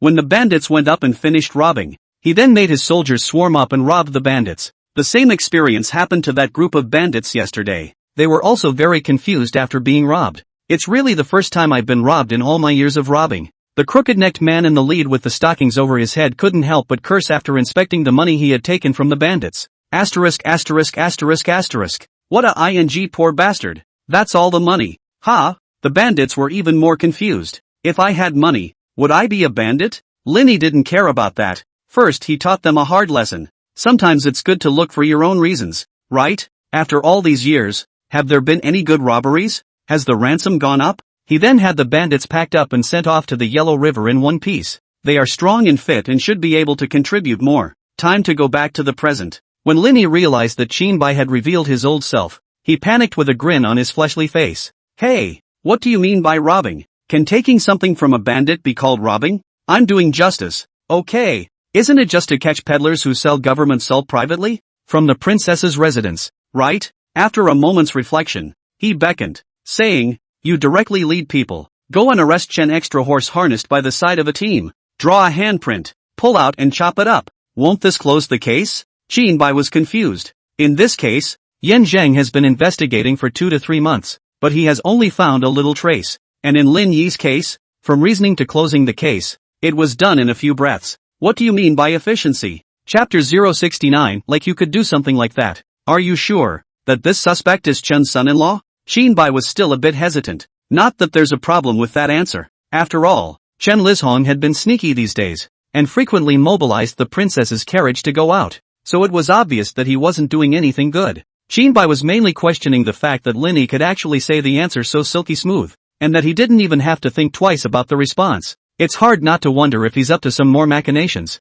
How simple it is. Didn't Yan Zhang say so? He's private salt, and he's checked into the carriage of the princess's residence, and within this entire princess's residence, apart from your highness herself, there are only 2 people, Chen Lizhong and I, who are qualified to call the carriage. Lin Yi shrugged and spoke eloquently. If he didn't do it, it's hard to believe it's still me. It was fine if he didn't say it, but when he did, Qinbai questioned it even more and his gaze became burning. Oi oi oi oi. Lin Yi naturally read Qinbai's change in expression, and he narrowed his eyes. You don't really suspect it's me, do you? To be honest, privately selling official salt, using Goryo as a springboard, this kind of thing, it does seem like something you can do. Qinbai recognized. Where is the most basic trust between people? Lin Yi was instantly displeased and righteously said, do I look like the kind of person who sells his country's salt to the enemy in wartime? Am I that bottomless? It's because I trusted you so much that I realized that this kind of thing is too much like something you could do. Qinbai said without mercy.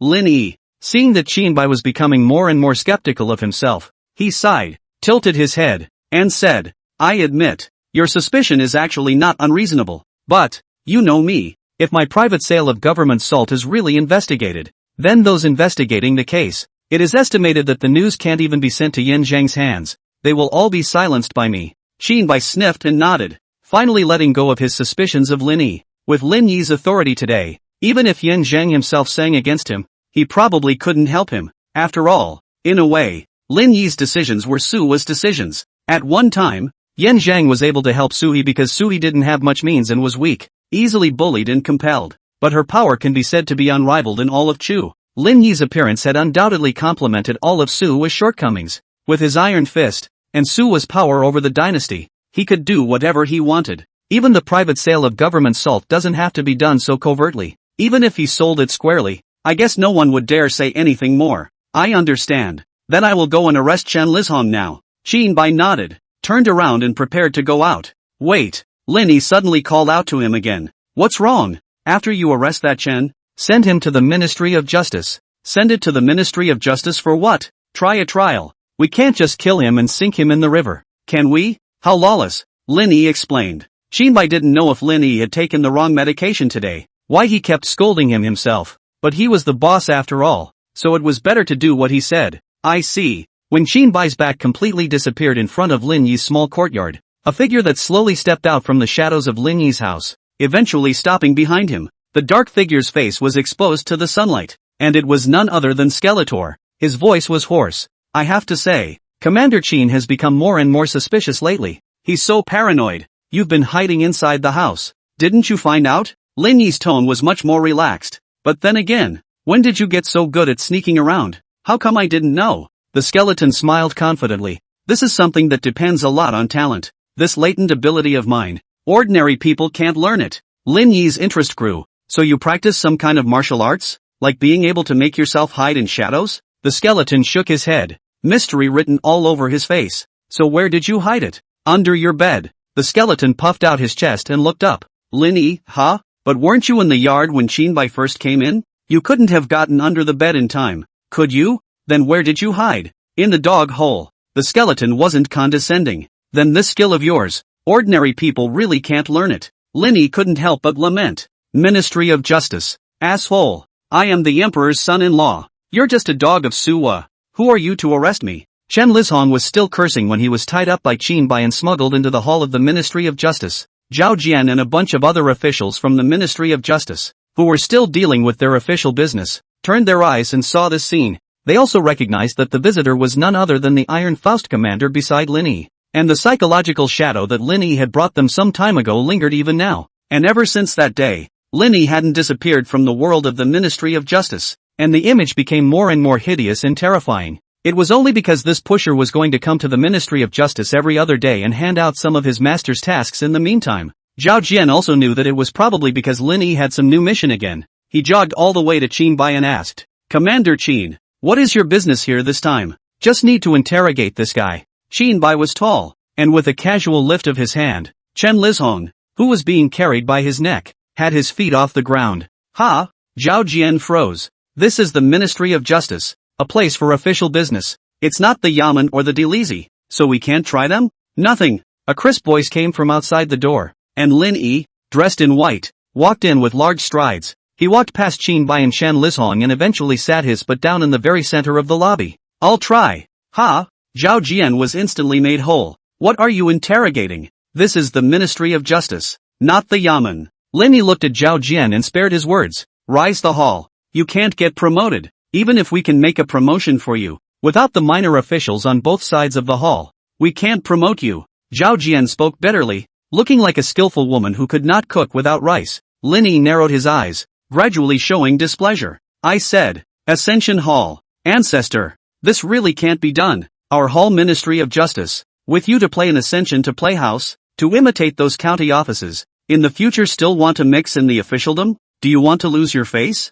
Zhao Jian became more and more embarrassed. Miso. Fu Anger led a few tiger and leopard riders in, each drawing the swords at their waists in a fierce manner. A quarter of an hour later, raise the hall. Lin Yi slapped the shocking wood. Knock, knock, knock. As the killing rod struck the ground, the officials of the Ministry of Criminal Affairs, led by Zhao Jian, cosplayed the ascending officials again, shouting in unison, Mighty mighty, stop. Lin Yi's Qing Tian Daolong fan was also held in full force as he beckoned. Men, bring the prisoner here. Chapter 070 Lord Lin's Rituals. Soon, Chen Lizhong was dragged up by Fu Anger and Qinbai. Chen Lizhong didn't understand the situation either. He had obviously been brought to this hall by Qinbai a long time ago, so why had he just dragged him down again and now dragged him up again? Isn't that redundant? Lin Yi didn't think so. As a romantic, he believes that life has to be a little ritualistic. Like before he carted off a prisoner, he made sure to release that person first. Wait until the other guy thinks he's okay.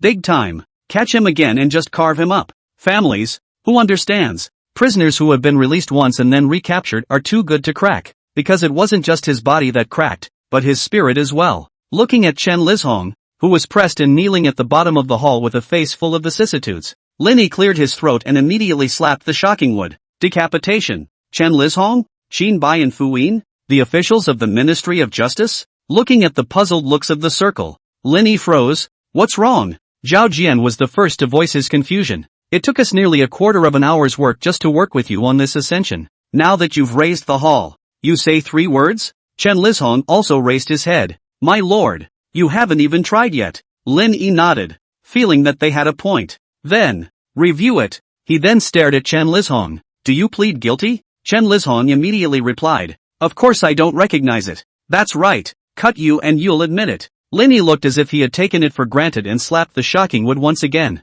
Decapitation. Jinbai also couldn't help but be surprised. How is he going to recognize it if you cut him? Won't he be unable to deny it after he cuts him? Isn't that the same as admitting it? Linny replied. Chen Lizhong. Jinbai. The officials of the Ministry of Justice. Although this rogue logic of Lin Yi's had violated their brains countless times, every time they heard it, they felt as helpless as if they were being raped for the first time. Then I'll cut him. Fu Anger had already pulled out his knife and volunteered. Lin Yi waved. Then do it as soon as you can. Asterisk asterisk asterisk asterisk. Chen Lizhong was dumbfounded, especially when he saw Fu Anger approaching with a brightly shining blade in his hand. From the time he was interrogated, to when the verdict came down, to the execution, it took less than a cup of tea. What's this whole efficiency that's faster than your own night? Lin Yi, on the other hand, said with a cheap smile on his face, knowing that you ejaculate prematurely, I'll let you die early today. Lordy lordy. Chen Lizhong saw Fu Anger getting closer and closer as his life was about to enter the countdown,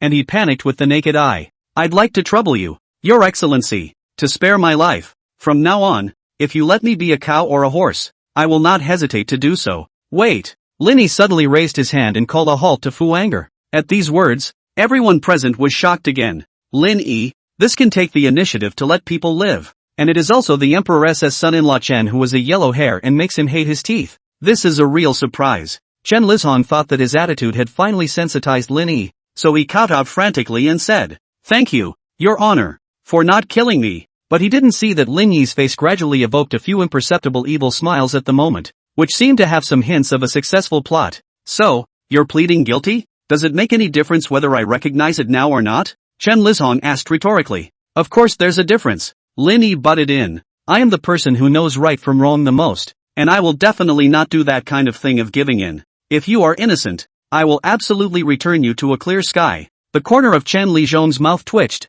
thinking I'll believe the hell out of you, but the mouth remains grateful. Many thanks to Lord Lin. Lord Lin is wise. All right, there's no rush to kill you now. Lin Yi yawned and sent it to the princess's prison. Ask for a beheading after the fall. Ha? Still have to be beheaded? Chen Lizhong obviously didn't react. Then why don't we chop now? Lin Yi couldn't help but frown at his words. It's better to do it in the fall. It's cooler after the fall, so it's more comfortable to die. Chen Lizhong was already delirious with fear and spoke without logic. But, Lin Yi again turned. In exchange, you have to tell me. And you have collusion. The questionable salt court as well as the Ministry of Industry of the names of those officials, as well as the evidence of fornication between you have to take to me. Upon hearing this, Chen Lizhong obviously hesitated a bit. This kind of betrayal of others is not very good, right? If you don't betray them, later your head will have to betray your neck. Lin Yi extended his thumb and crossed it across his neck. Chen Lizhong's neck went cold and he slumped down again, his head hitting the floor hard.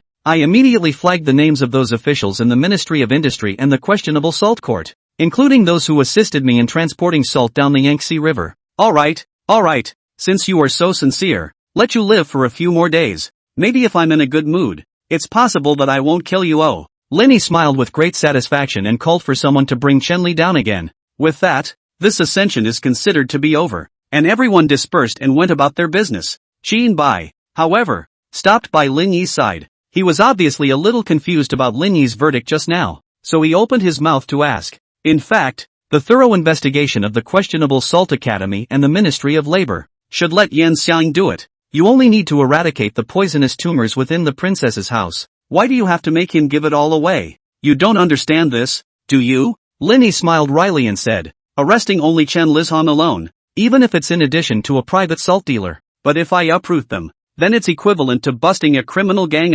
This will all be my political achievements in the future. Zhao Jian, however, came over to Lin Yi's side. Lord, there's something I'm not sure if I should say. Isn't that what you're saying? Zhao Jian then said, actually, you are the minister of the Ministry of Officials. Even if you solve this case, not many political achievements belong to you. After all, this case should belong to the Ministry of Justice. Even if there are political achievements, they should be the Ministry of Criminal Affairs. Ha! Lin Yi glared viciously at Zhao Jian. Zhao Jian immediately retreated and summoned an official from the Ministry of Justice. Write it down. Lord Lin, the Minister of the Ministry of Revenue, is brilliant, leading the Ministry of Justice to perfectly crack the private salt case. The credit should rightfully go to Lord Lin. A final word. Now it's on to the second game. But all these layouts of power and intrigue are just dark lines that don't affect the flow of the plot. If you're not willing to think about it, you'll end up revealing it all. The main line is still light and funny and cool, so just feel free to read it. Lastly, I'd like to implore you viewers to never abandon the book. It's guaranteed to get more and more interesting. Chapter 071. Have you ever heard of a variety show? After the interrogation of Chen Lizhong, Lin Yi and Xinbai's group returned home in high spirits. Once he arrived home, he only saw Lin Yi unfold another list, close his eyes, and play a game of point and click. Point the troops. Whoever you point to is. What are you doing? Xinbai walked into the house and interrupted Lin Yi suspiciously. Hey, it's all your fault. I forgot who I ordered. Lin Yi snapped. Xinbai was even more puzzled when he came closer. It was only then that I saw the list in front of Lin Yi, and it all read, Chui family, Meng family, Chen family, Yu family, Huan family. Nice guys. They're all from famous families in Chu. What are you naming them for? Xinbai didn't react for a moment. What can I do? Lin Yi shrugged. It's not that Lin Shuabi Group is short of money recently, looking for them to raise financing. Although Xinbai did not understand the meaning of financing, but he knew Lin Yi. This list filled with famous families is presumably the Dechu version of a death list. If any family was unfortunate enough to be pointed out by Lin Yi today, it was expected that their family would be plagiarized, with all of their money supporting the Lin Shuabi Group, and their population not to be wasted. All of them will go forward to support the cause of the Yellow River. Xinbai couldn't help but wonder again. But then again, this Lin Shuabi Group, usually do not see you guys do what Didn't that talent show of Lu Lanner circle quite a lot of money? Just by relying on one of Lu Lanner's black silk topography portraits, you cheated those fat geeks out of tens of thousands of taels of silver. Where did you spend all your money? Lin Yi smiled wryly. All that money, I invested it. Invest in what? Facing Xinbai's successive questions, Lin Yi said word for word, maybe you've heard of it, variety. Mr. Shay, you are not the father of the child. On Jinxiu Street, on top of the high platform of the courtroom where the He family's father and son perished, with the fall of Lin Yi's gavel, he read out the results of the paternity test. On either side of the courtroom were sitting Xia Mingcheng, the young master of the Xia family, along with his wife and young son. After hearing Lin Yi's answer, Xia Mingcheng broke down emotionally on the spot and burst into tears. The pedestrians on Fairview Street under the stage erupted in exclamations of surprise. Xia Mingcheng's wife also lowered her head and was silent. Lin Yi, who was wearing a black robe and a white wig, held the results of the paternity test in his hand and said to Xia Mingcheng, maybe you could ask the Wang family next door to you. Maybe they did it. There was another gasp from the audience on stage. Hey hey hey! Xinbai, who was beside Lin Yi, was filled with shock. No. How did you tell that it wasn't Lord Xia's child? And what are you holding in your hand? Lin Yi waved the piece of paper in his hand. The paternity certificate. That's clearly a blank sheet of paper. Hey! Xinbai stood behind Lin Yi, looking at the empty paper and growling once more. You can't even tell if the baby is his. Can you? Hush! Lin Yi lowered his voice and whispered in Xinbai's ear. Keep it quiet. I'll lie to this little cutie in the Xie family, saying that I've got the secret formula of the Medicine King Valley and can accurately make a paternity test. This pussy always thought his kid looked like the old king next door. So he believed me. Didn't I just drag him to do this variety show? This is fraud on your part. Xinbai was completely unable to remain calm. I didn't scam. Later I sent someone to investigate. Good lord. This Xia Mingcheng's wife, she really did have an affair with the old king next door. Lin Yi added. Xinbai continued to argue with reason, but this is not certain. That the child is not Xia Mingcheng sa. Won't this attract eyeballs? Later on, we'll synchronize the contents of the variety show and topicalize it to the newspaper I created. And more common people will be willing to follow this variety show. Lin Yi continued to say with a raised eyebrow. As long as the variety show is hot enough, we can still attract business. Let those Jean merchants, Hui merchants, or whatever, put their advertisements on our stage billboards and in the corners of the newspapers and magazines, and we'll definitely make a huge profit. Good guy. Xinbai was completely speechless. He said why this high platform today is different from the previous days. It turns out that the sign erected on the left, eye-catching 10 full tonic pills, is Lin Yi recruited advertisers. After Xia Mingcheng, who had several emotional breakdowns, was dragged down by the tiger and leopard riders, Lin Yi faced the people on the stage, cleared his throat, and said, helping you see the cuckold as the nation's first variety show. We are a large-scale true-to-life paternity test variety show that focuses on authenticity. Also, we'll be giving out a green hat to each male guest. Speaking of which, Lin Yi suddenly realized the green hat on his table and immediately called a tiger and leopard rider, telling him to send the green hat to Duke Xia in a hurry. If you guys are interested, every 7 days at this time, locking the only live stream on Fairview Street, as well as the Lin Shuaibai Daily will be synchronized with relevant updates. We'll see you in 7 days.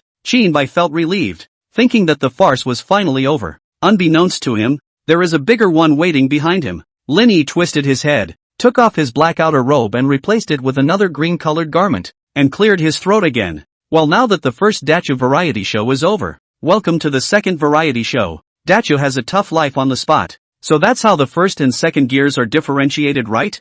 Bai was once again shocked, but in the blink of an eye, Lin Yi had already sat down at the edge of the stage, and he didn't know when, but 2 extra chairs had appeared beside him. The skeleton sat on Lin Yi's left, while Lu Lanner sat on Lin Yi's right. The three introduced themselves in turn. I'm Lin Yi, the ruthless live producer, and I only pop the lights for the best live. Bai froze. What's a light burst? Lin Yi immediately took out a lantern from under his feet and placed it on the table. Then he took out a firecracker and after lighting it with a candle on the side, he threw it into the lantern. Slap! The lantern lit up a bit. So really literally blasting a lantern? Blasting lanterns really won't blow up your hands? Bai muttered. The skeleton was still playing the role of Gui Yutong at this point, and he was still wearing Guo Zhao's fake face, with only his trademark black eyes able to tell who he was. He followed up with an introduction. I'm the meanest Mr. Gui Yutong, and I expect something to catch my eye. Didn't he brighten your eyes just now when he popped that light? Bai pointed at Lin Yi, the corner of his mouth twitching. Lu Lanner smiled sweetly, and even stretched out her finger, comparing a heart towards the stage, her voice whispering, I'm your sweetest, loveliest, kindest sister. Lu Lanner, you haven't missed me? The stage caused another buzz. It was obvious that many of the audience members were fans of Lu Lanner. Big sister, when you were in the painting ship you were not this style of painting, ah? Where is your voice line that is even thicker than mine? Bai, however, did not buy this and continued to spit. Just when his spitting soul was nowhere to be found, Lin Yi had already signaled for the first contestant to come on stage. A tall teenager with silver white hair and bangs parted in the middle spoke confidently after walking to the center of the stage and giving a deep bow. Hello all producers. Bai, there are still experts? Chapter 072 Lin Shuaibai Brand Iced Tea. One more look and you'll explode. After a fluent set of songs and dances by the centerfold teen, Lin Yi, Skeleton, and Lu Lanner, all revealed looks of appreciation. The three then burst into flames in unison. Slap, slap, slap. 3 firecracker sounds rang out. 3 lanterns lit up one after another. The center-parted teenager became the first of the day's hard-working contestants to advance. Producer Lin Yi gave high praise. You know, there are some people who just by seeing the haircut, you know he's terribly strong. Willow Lander commented. I had a hard time not picking this player just by seeing his eyes. Bai asked. What eyes? The look in the player's eyes just now. The look that will explode if you look at it one more time. Immediately after that, the second tough work contestant took the stage. It was a man with slanted bangs blocking his left eye. He stood in the middle of the stage with a slight nervousness. He faced Lu Lanner and stammered. Hello producer Ryu. I've really always been a fan of yours, and I'll buy all your girl group peripherals. Lu Lanner smiled sweetly. Thank you. The man picked at his hands, tensing up even more. But, how come? You're the only producer today? You lift your bangs. Lin Yi's voice rang out. The man shook his bangs out before realizing there were 2 other producers to his left. Ah, sorry. He immediately bowed. It's fine. Just start your show straight away. Lin Yi said very generously, lowered his head, and silently wrote down man with slanted bangs on the Yellow River list. I'm a singer, a hobbyist. The man scowled. Then please perform. Lin Yi spread his hands. I made waves ditched me. Lin Yi didn't even listen to the whole thing, so he ordered the Tiger Leopard riders to go up to the stage and pull this Lu Hai brother away directly to send him to the Yellow River, followed by the third player, my soprano voice, which can reach the highest level in the world. Ow. This is a very confident man who claims to be the world's first soprano, and when he opens his mouth, it's a lethal amount of ghostly wailing. Pull away. Lin Yi only felt that his eardrums were about to be pierced through, so he immediately called for someone, and sent this Takoyan brother to dig the Yellow River with brother Lu Hai. 4th place finisher. Come on, all eyes on me. I have an announcement to make. I'm a dumb boy. No problemo. Thanks guys. This is a middle-aged man with a somewhat obese figure, whose confident state of mind, as well as his courageous self-criticism, quickly gained the appreciation of all 3 producers. Finally, this second variety show is nearing its end. Bai, who had watched the 2 variety shows in their entirety from the corner of the stage, felt bad about his entire being, but the crowd on stage is growing. The whole of Fairview Street was packed with people, and some even climbed directly onto the roofs of the houses on both sides to see it. The scene is not a grand one. Lin Yi is very exuberant. Almost every player he will personally comment on it, said to the back, but also more and more dry mouth up, as he drank frequently. Finally, the pot of tea in front of him was drained. He was just about to call his subordinates to bring him tea. Drink me. With a twist of her head, she saw that Lu Lanner was handing over her teacup, the rim of the teacup, and the red marks of the vermilion lips. Lu Lanner's face was also dotted with vivid red, incomparably shy. Seeing this scene, the high stage immediately boiled over again. Countless and lesbians had their back teeth clenched. On what grounds? My Willowlander. Lanner, don't fall back on him. Lanner, how can I live without you? As an emerging superhuman idol, Lu Lanner, relying on her wonderful singing and dancing performances, as well as her sweet and lovely appearance, had already become the dream girl of countless men all over Chu. She also ranked first on the latest list of Great Chu Beauties. She was courted by countless officials and young men from prestigious families, but she didn't even give a damn. Now he was so attentive to this one called Lin Yi. That's a pain in the ass to anyone who looks at it. Under countless pairs of hateful eyes, Lin Yi turned back and looked at Lu Lanner, who was as shy as a small flower, and the cup of tea she handed over after. Temperance opened his mouth. Don't. Willowlander? Audience. Lin Yi. Lin Yi's expression, Sigma man. Sigma men. Never fall into a woman's trap. In the midst of everyone's stunned gazes, Lin Yi suddenly pulled out a teapot and faced the road. Do you guys know why I don't drink Willowlander's tea? Because I have iced tea. While everyone was wondering what iced tea was, Lin Yi gave a thumbs up and read the advertisement. This is our latest drink. Cool and strong. Sweet and lingering. Lin Schwabi iced tea.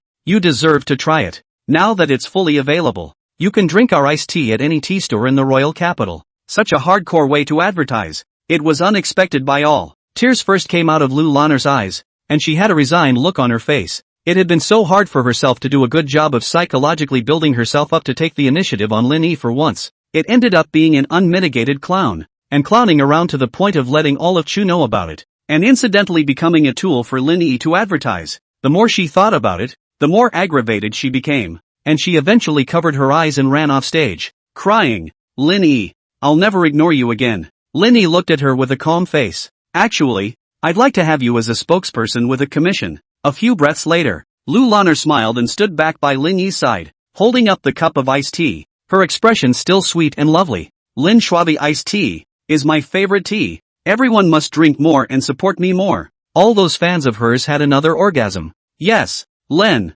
I'd spend all my money, buy you iced tea. Lane, my money is your money. Lin Yi murmured as he watched the scene with satisfaction. Lu Lanner, you are content. If you cannot give Lao Zi to cheat this group of fat house money out, Lao Zi early to send you to the Yellow River. But then again, what exactly is iced tea? Xinbai didn't know when he appeared beside Lin Yi and inquired with a serious face. Chapter 073, Iced Tea Factory. After Xinbai asked the question about the iced tea, Lin Yi didn't answer right away, waiting for the scene to disperse before he pulled Xinbai and the skeleton onto the carriage. Another command was given to the driving Rune Anger. Go to the factory. The carriage traveled down Fairview Street. Fairview Street is worthy of being the #1 shopping street in Dechu. Even though night had already fallen, the road was still lit up with people coming and going. Everywhere is the yelling of hawkers. Bustling, a prosperous world. On the carriage, Lin Yi also began to explain. It's just buying some trash black tea in bulk that no one wants, drying it out, storing it, and at the same time buying another batch of cane sugar with some dried lemons bought in the West,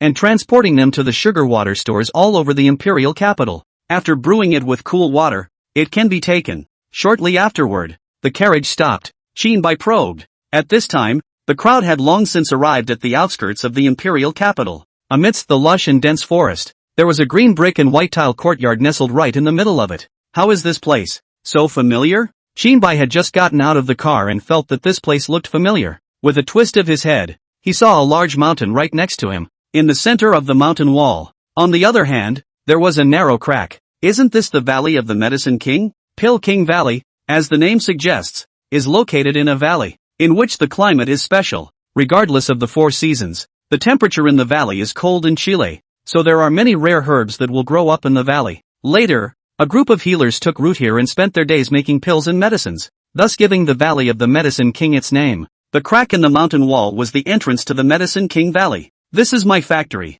Our iced tea is produced here on weekdays. Linny took a step and was about to walk towards the courtyard. Wait. Qin Bai, however, called him off. What's wrong? Linny asked. This factory of yours? Why did you build it next to the Medicine King Valley? Aren't you talking nonsense? Iced tea. What kind of iced tea do you sell without ice? What's the difference between selling that and urine? The Medicine King Valley is an excellent venue for making ice. Linny clearly had his own unique opinion on iced tea. So, the Medicine King Valley, which can cultivate all sorts of exotic herbs, you used to make ice? The corner of Qin Bai's mouth twitched. It's a waste, okay? I can't be blamed for that. Linny explained again bitterly. When I first came to the Medicine King Valley to purchase herbs, I made it clear with them that it was 2 taels of silver for a penny of herbs, and by now I've already bought over 1 million pennies of herbs. They also owe me more than 2 million taels of silver. Let them take Medicine King Valley to offset their debt. There's nothing wrong with that, right? Qin Bai's mind was spinning for a split second. Who do you think owes who money? Of course they owe me. Can I still owe someone money? Linny said righteously. It was then that Qin Bai realized. At one time, he had always thought that Linny was purchasing herbs at Pill King Valley for $0, but now he realized how wrong he was. This not only takes people less herbs for nothing, but also asks them for money in return. Why are you still even taking food? Who's your accountant? Is this accounting correct? The corner of Qin Bai's mouth twitched. It's me. Li Ding suddenly appeared at some point and stood beside Qin Bai, raising his hand with a serious face. Qin Bai's eyes widened. You are? I'm the accountant of the Lin Schwabi Group. This young secretary of the Delizy had obviously come out for an odd job and accidentally entered Linny's den of thieves. Am I asking about accounting? Don't you understand what I'm saying? And why would he be an accountant? Qin Bai pointed at Li Ding and spat one after another. Ow. Lin Yi's expression was fairly decent. Isn't Li Ding a Delizy mathematician? It makes sense to find him as an accountant, right? Is he a proper mathematician? Qin Bai's expression crumbled in a thoroughly uncontrollable manner. He turned his head again, his face somber, and gently patted Li Ding's shoulder. Not to mention Pill King Valley's accounts. Those 4 accounts you have with Fu Anger. Have you figured them out yet? I'm not going to hide it from Commander Qin. It's now 24 accounts to be settled. Otherwise I wouldn't be here. Li Ding's tone was still sparse, but you could hear the blood and tears from it. Qin Bai. With Qin Bai's complete abandonment of spitting, Linny brought a few people with him and entered the courtyard again with a big swing. Push open the door and there's plenty of rowdiness inside. The green bonsai on both sides are being built by specialists. They stopped what they were doing and, with smiles on their faces, turned to Linny and shouted in unison after noticing Linny enter the door. Hello, Mr. Lin. Hello you guys. Linny was also approachable and waved them over. Passing through the exquisite garden courtyard, he stepped into the huge house in the very center. That's the backbone of the iced tea factory. As soon as you enter, you can smell a strong black tea odor. Workers shuttling inside are taking the cheap black tea leaves they've acquired and making them into easy-to-store tea cakes. There are also some that refine cane sugar, as well as making dried lemons. Most of the workers are plain-faced and dark-skinned, and all look like working people. They also wore uniform linen uniforms on their bodies. These workers are all farmers from the neighborhood who come here on the side to make iced tea after they've done their farm work, for a wage of 10 cents a day, in 4-hour shifts. Fu Anger, who was also wearing a burlap uniform, didn't know when he appeared and stood in front of Lin Yi's few people. Explaining. Qin Bai froze. Fu Angry you are. Fu Anger scratched his head and smiled nervously. Thanks to Lord Lin's kindness, I've been made the director of this factory, and I'm in charge of this group of folks working. Qin Bai was still a bit skeptical. He would actually hire people to work. I thought he would draw a few people from the group of slaves digging the Yellow River. Hey, the factory can be empty, but the Yellow River side can't be short of manpower. Commander Qin, your idea is dangerous, Lin Yi immediately retorted. Although Lin Yi, this guy is a top-level straw man, motionless, send others to the Yellow River to dig the river, or Shangyang Chu Yuan experience card. Still, he rarely did anything bad to the common people. On the one hand, the commoners don't have much power in their hands, and bullying them doesn't accomplish much. On the other hand, since he frequently took the princes and nobles to task, he must gather the hearts of the people of the world. Don't look at this douchebag, usually cheeky, no form, but his heart is clearer than anyone else. These are the processes we use to make the ingredients. Fu Anger was very on board, leading Lin Yi and the others, so they began to tour the factory, eventually stopping in front of a chilling shelf. The shelves were filled with bottles of packaged iced tea. On the back of the shelves, we have ice made from the Valley of the Medicine Man. We follow Mr. Lin's instructions. This thing called iced tea, room temperature is horse urine. Chilling is the national seller, so it must be chilled before it can be sold. Fu Anger said, opening a bottle of iced tea and handing it to Chinbai. Chinbai took a sip before he was surprised to find that the drink tasted pretty good. It's tart and sweet and tastes great. No. Skeletor is holding an iced tea bottle in his hand and questions it. My bottle is also cold. But why does it taste like urine? Your bottle was picked up on the ground, right? Fu Anger scratched his head with a shy smile. I was on duty last night and didn't dare to relieve myself for fear of the dark. And that bottle of yours? It's real urine. Skull? Chapter 074 Medicine King Valley. Cottage. Wretch. The skeleton was squatting in the outhouse, slumped over the complimentary bucket, gagging and vomiting. Vow to throw up your breakfast and stomach acid together. He's been in there for almost half an hour. Okay. Isn't it just a mouthful of piss? Pretentious. Li Ding stood guard in front of the hut with an impatient look on his face. While he waited, he didn't forget to take a sip of the iced tea in his hand. Li Shaoqing. What you are holding in your hand? What is it? After following Lin Yi Qinbai over, Fu Anger's eyes very keenly caught the bottle in Li Ding's hand. Iced tea. Took it from the factory. Li Ding calmly explained. But there's no shortage of iced tea on the shelves. You can't be picking it up from the floor, right? Fu Anger looked hesitant. Picked it up. What's there to be afraid of? That bottle of urine of yours, wasn't it drunk by the skeleton? It's not like I have that bottle here. Li Ding was very indifferent. And my bottle is sweet. It can't be urine.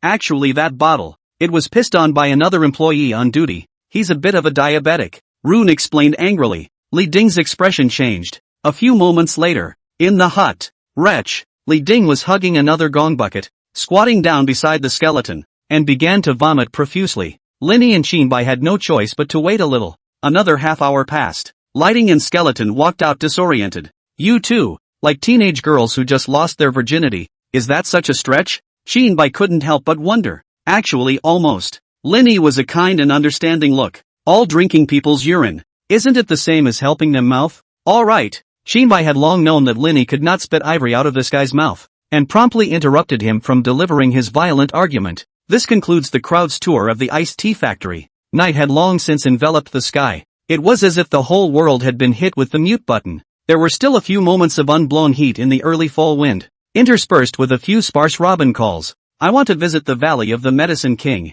The crowd had been planning to call home. Qinbai suddenly made this request. Then go. Linny had always been responsive to those around him. Even at this moment it was long past midnight and everyone was too sleepy to keep their eyes open. Linny was still excited to lead a few people into the Pill King Valley. Compare this to the factory side, where workers work feverishly in shifts, day and night, regardless of the time of day or night. The Medicine King Valley was then unusually silent. Through a narrow but towering crack in the stone wall, eventually it reaches a flat area that almost qualifies as vast. The ground is lush and there are streams spread out. A white mist floated, just missing his calves. Hiss. It's cold. Li Ding and Skeleton, the two people with weak internal strength, could feel the temperature difference between Medicine King Valley and the outside as soon as they entered, and couldn't help but chatter their teeth. Qinbai and Fu Anger, with their internal strength and tendon flesh, were naturally less likely to be affected by these chills. Lin Yi was, after all, the current Pill King Valley's Valley Master, so he naturally knew the climate therein like the back of his hand. So he had donned a white fur coat before entering the valley, coupled with his pair of heart-stopping fox eyes and the unchanging bad smile on his face. He actually had a bit of the flavor of the fox fairies in the legend of the talking books. As soon as Qinbai entered the Medicine King Valley, he began to observe the situation therein. It was a large flat area with few people and not many houses. There is only some arable land that has been treated and is ready for growing herbs. The valley can be divided into 3 areas in total. The cold center of making ice cubes, grow herbs in sideways shady areas, and processing sites for activities such as alchemy and pharmaceuticals. Qinbai walked straight to the processing area and observed the pills in it. Almost every flavor of elixir made is labeled with a name. For example, voice enhancement pills, face enhancement pills, energy boosting pills, clucking chicken pills. Qinbai didn't find anything unusual after briefly sweeping around. Soon, however, his gaze turned to the box of Cluck's chicken dan little black pills, and he slowly narrowed his eyes. Can someone tell me what this elixir is for?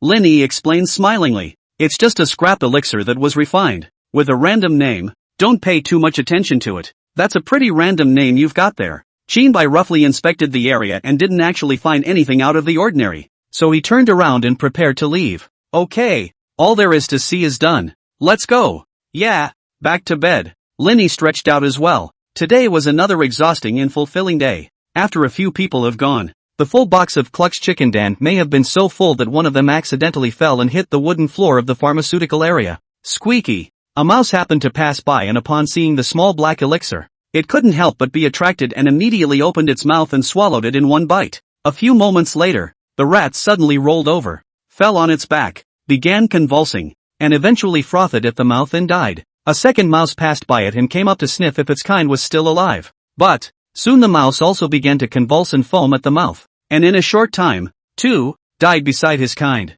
The next day, the sun shone. Linny slept until high noon again. When he got up, he seemed to remember something and mumbled it in his mind. System, help me collect the upgrade reward. Okay, host, please wait. Soon, a blue curtain of light appeared in front of Linny. There was nothing on the light screen but a carousel, divided into a number of areas, each of which seemed to have text on it, but it was deliberately blurred out so that nothing could be read. Detected that the host's poison scholar level has been raised to level 2, and 2 skills can be extracted. Drawing skills? Linny was delighted in his heart. After all, from the time he traveled to the present, he has only had the skill of sophistry, but by relying on sophistry, he was able to easily make Suwo obedient to him and borrow her power with impunity. This is certainly an extremely buggy ability. Of course, one can't rule out the fact that Suwo is a bit of a fool herself, but all in all, 2 more skills can be extracted, and the help to Linny and even the entire princess house is undoubtedly huge. Chapter 075 Postpartum Care of Sows.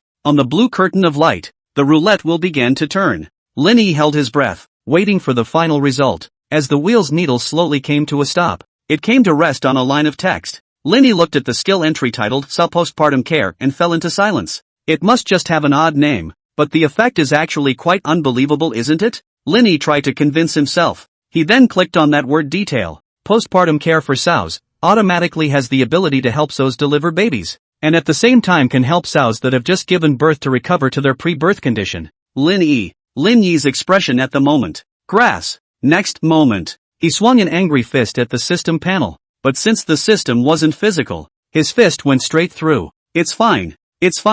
Peace of mind. After taking a deep breath, Linny tried to convince himself once more. Aren't there 2 skill extractions? Maybe the first one was just a smokescreen to purposely mess with my mind, and the second one was actually a super outlier, right? A few moments later, when the dial's needle stopped again, Linny looked at the skill called Boar Karma Egg Expert and fell into a longer silence. What the hell do I want you for? Linny slammed his fist into the system panel again, but this time, the system panel suddenly became solid. Boom! Linny only felt that his fist had touched something hard, and a muffled grunt like an iron plate came from it. Ow dash! He screamed miserably, then clutched his fist and rolled on the ground in pain. What the hell is this? Linny hadn't been expecting this, and as he swung too hard, he caused his fist to nearly break, but when he looked up again, instead, he realized that his punch had inadvertently clicked on the Boar Karma Egg Specialist skill detail. Boar Karma Egg Expert, you have the ability to sterilize boars skillfully, and the boars sterilized by your hand. Within half a year, the amount of meat increased by 100%. After seeing the detailed explanation, Linny finally realized, this skill is in no way a deliberate attempt to screw with yourself. First, it's important to understand what a 100% increase in rising meat volume really is. In Dichu, where productivity was similar to that of most ancient dynasties, the western white-skinned pig had not yet been introduced, and had to rely on the domesticated black mountain pig as a meat pig. And the biggest drawback to this type of meat hog is that it hangs the meat too slowly. But with these 2 skills of Linny, after the postnatal care of the sows, easily reach the pre-production state. Then with good breeding stock, the laying speed can be absolutely opened up to multiply the speed. Boars neutered by his hands again will have a huge increase in hanging meat and will make excellent meat hogs. At that time, the amount of pork obtained by Linny's cultivation would definitely see an unprecedented increase. Meat can work much better than regular grain, whether they were sold in the market or used as military rations. In every aspect, it would bring true well-being to Linny and even to the whole of Chu. But, I'm a son of the Muslims, a family member of Islam, and if I get serious about this, the system, you're screwed. Linny's brows wrinkled in a state of scorn at this. I would never think twice about pork. Have a mouthful of pig's head. Hongluk 666. Have a mouthful of marinated pig's ear. It smells so good. An hour later, when Shinbai walked into Linny's room, he found that the bastard was lying on the table with plates of pork in front of him. What are you doing? Shinbai asked with a frown. Linny smiled mysteriously. I'm choosing my products. Pick a product? Right.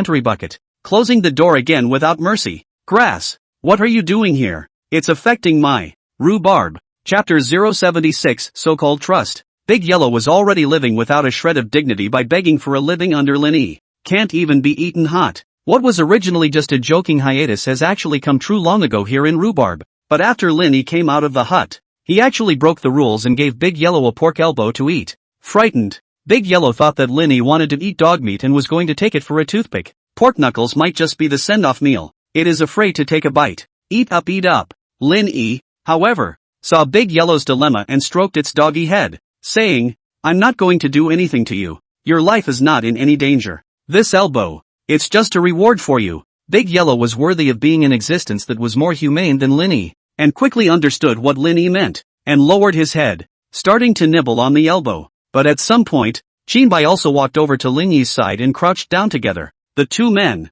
at the same time, sized up Rhubarb with strange gazes, and then unanimously revealed smiles. When the weather's this nice, you should go out for a walk. Suhi was in a very good mood today, and while the weather was also very good, pulling Guo Xiao, he walked to the garden of the princess residence. On occasions where Lin Yi was not present, Guo Xiao was still relatively normal and would maintain a ladylike image. She and Suha had also long since become inseparable bosom friends after these days. Although after the Shangguan drop death, Suhi also depressed for a period of time, and even now will occasionally tears. But Guo Xiao's companionship as well as relief was undoubtedly helping to ease some of her pain for the time being. Thinking of this, Suhi raised her head and looked at Guo Xiao with a slightly touched look. Sure Noah, it's good to have you. It is also my honor to accompany the princess. Guo Xiao nodded. Then, can I trust you? Suo asked timidly again. Princess, you should know that trust is hard to build. We've only known each other for such a short period of time. You'd better not trust me too much. Oh. Guo Xiao shook her head again and replied very sensibly. Suwa couldn't help but agree. Yeah, trust is still hard to build, especially between women. Trust takes more time. But, do you think that those men, will it be easy to trust others? Suwa couldn't help but ask again. This is also divided into people, isn't it? Guo Xin mused. Some men are headstrong and are expected to be easily tricked into trust, but if they are wise men like Mr. Lin and Commander Qin, they are expected to be thoughtful and hard to put their trust in. After she had just finished saying this with adoration in her eyes, a familiar voice came from not far away. Rhubarb, cheer up, I believe in you. You'll learn to ride. Rhubarb, you're going to have to step up your game. Mr. Lin and I are putting our lives in your hands now. Suwa and Guo Xiao twisted their heads in surprise. All that could be seen was a wide open space not far away. A well-built stallion is galloping along, and sitting in the driver's seat, holding the reins, was the rhubarb in Lin Yi's yard. As for the owners of those two voices just now, Lin Yi and Qin Bai, they both sat double behind the rhubarb, both hands empty, neither holding the reins nor clipping the horse's belly. It had been complete to give the manipulation of this horse to rhubarb, but instead of showing any concern, the two men both laughed maniacally. Suwa watched the scene and slowly narrowed her eyes. Are you sure? They are both wise men? Guo Xin's cold sweat ran down his face. She also knew that the horse was notoriously fiery. Handed over to a dog to ride again, the slightest mishap and the two loads sitting in the back would probably just fall on their asses. However, she was still unwilling to admit that Lin Yi and Qin Bai were douchebags and could only reply hesitantly. Perhaps Mr. Lin and Commander Qin have their own considerations for doing so. Having handed over the power of manipulation to Big Yellow, what other considerations could there be? Although Suwa was also unwilling to admit that Mr. Lin had a brain problem, she was still worried about it. That rhubarb is a cockeyed, and it's easy to feel its way around when looking for our family's xiaobai on weekdays? Let it ride a horse? What a wise man Mr. Lin is. Guo Xiao was still arguing with reason. It's not likely that he discovered that actually Big Yellow is a genius at horse riding. The two of them definitely won't fall and get hurt. That's why he's so open about letting Big Yellow ride the horse. Suo couldn't help but nod. When you put it that way, it actually kind of makes sense. But, a few moments later, Lin Yi and Qin Bai's voices came from the side of the clearing one after the other. Asterisk asterisk asterisk asterisk. Rhubarb, which way are you riding? That's the wall. Asterisk asterisk asterisk asterisk. Rhubarb, are you having trouble seeing the road? It's okay, it's okay, it's okay. Steady, steady, steady. Have faith in Rhubarb. Yeah, we must have influenced Rhubarb. Ah, it's over. Asterisk asterisk asterisk asterisk. Boom, clang, clang, clang. It was accompanied by a crackling, clanging sound that rose and fell, as well as two screams. A quarter of an hour later, Lin Yi and Qin Bai were both in wheelchairs. One hurt his left leg and one hurt his right. Suwa and Guo Xiao pushed one by one and walked in the garden. Even though Lin Yi was in a wheelchair, he was still reviewing the whole thing as he angrily cursed at Qin Bai, who was being pushed by Guo Xiao to the side. It must be you douchebag, affecting Rhubarb's operation. Asterisk asterisk asterisk asterisk you. It must have been you who misled Big Yellow. Qin Bai was also not willing to show weakness. Guo Xin couldn't help but narrow his eyes. You two lords, do you think there's a possibility that it's the rhubarb that's the problem? Impossible. Absolutely impossible. Lin Yi and Qin Bai denied in unison. Guo Xiao couldn't help but be surprised as well. Is it hard to believe that rhubarb really has something special to make these two people so trusting? There's nothing special about rhubarb except for its cock eyes. Suwa added. That's probably rhubarb's cockatoo eyes. There's something special about it. Voishin analyzed along. Ha! Lin Yi froze at his words. Does rhubarb have cross eyes? Qin Bai's face changed as well. I can't believe I didn't consider this. Miscalculation. Soho. Gui Xin. Although Guo Xiao had defended Lin Yi in 100 ways, but she understood at the moment. These two douchebags believed in rhubarb. Not at all because there was anything special about it. Rather, the two of them didn't even think about it that much. Simply because of two words. Fun. Lin Yi couldn't help but marvel as he mentioned how he felt when he just rode a horse on a dog. It was so much fun. Yes. Qin Bai nodded back. I think Qin, have been traveling across the sands for many years,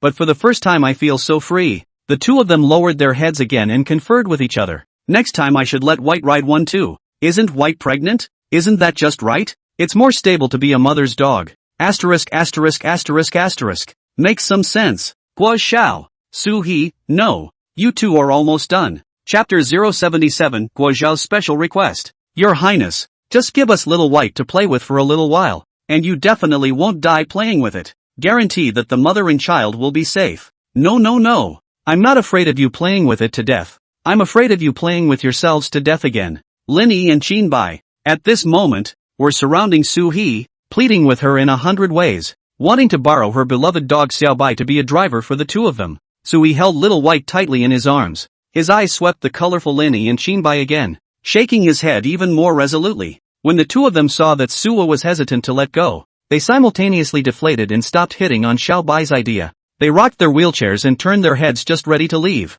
Wait, Guo Xiao suddenly spoke in a grave tone. What's wrong? Linny and Qinbai both froze when they heard this. A twist of the head. Only Guo Xiao was seen with her head lowered, seemingly thinking about something, that good-looking face buried into the shadows. It looks mysterious and ghastly. Both of them got a chill down their backs at the same time. Guo Xiao, what fighting strength. They also would have long since learned. Qinbai, who prided himself on being a first-class expert, didn't even last a single move in Guo Xiao's hands in the first place. Although there was the part of being gullible in it, this woman was born with divine power. If she really moved, Linny and Qinbai might not be able to retreat in one piece. Looking at Guo Xiao's increasingly grave expression, Linny was even more flustered. Is it hard for her to find out? Qinbai froze. Find what? It was discovered that I had asked Skeleton to help me embezzle silver by relying on her status as a minister of the household. Is it necessary to discover such things? But anyone who understands you also knows that you would do so, right? Qinbai was speechless for a while, but still had the patience to answer.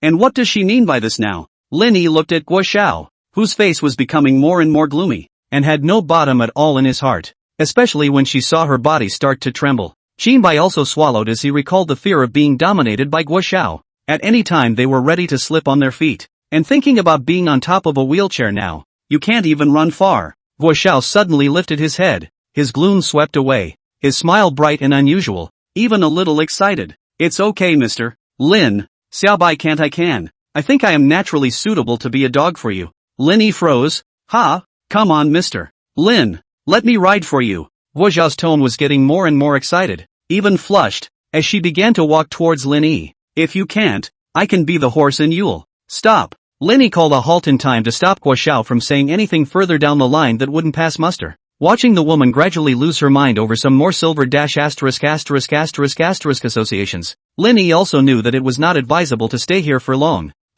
So what? Today's yellow calendar said that the horse's chi is not good for riding the sky. Let's just take Big Yellow and go play something else. Linny and Qinbai quickly said goodbye to Sui, then limped up from their wheelchairs, dragging up Big Yellow, who was playing dead in the corner, and fled towards the garden's main gate. After the party's horseback riding accident, although both Linny and Qinbai had fallen on their legs, but Big Yellow was quick-eyed and fast-legged, and jumped the horse in time to avoid a disaster before the man tumbled over. Although it was not physically injured, its spirit had suffered unprecedented torture. Being a dog for Linny was also the most bitter errand under the sky. Looking at these two men with bellies full of ideas, they came towards themselves with another lewd look on their faces. Rhubarb felt bad at once. It tried to escape, but was still forced away by the two of them, giving one of them a hold on one of the dog's front legs. At this moment, Linny, Qinbai and Big Yellow, Rhubarb, maybe you can play darts. Rhubarb, I believe in you. We'll both top an apple for you to use as a target later.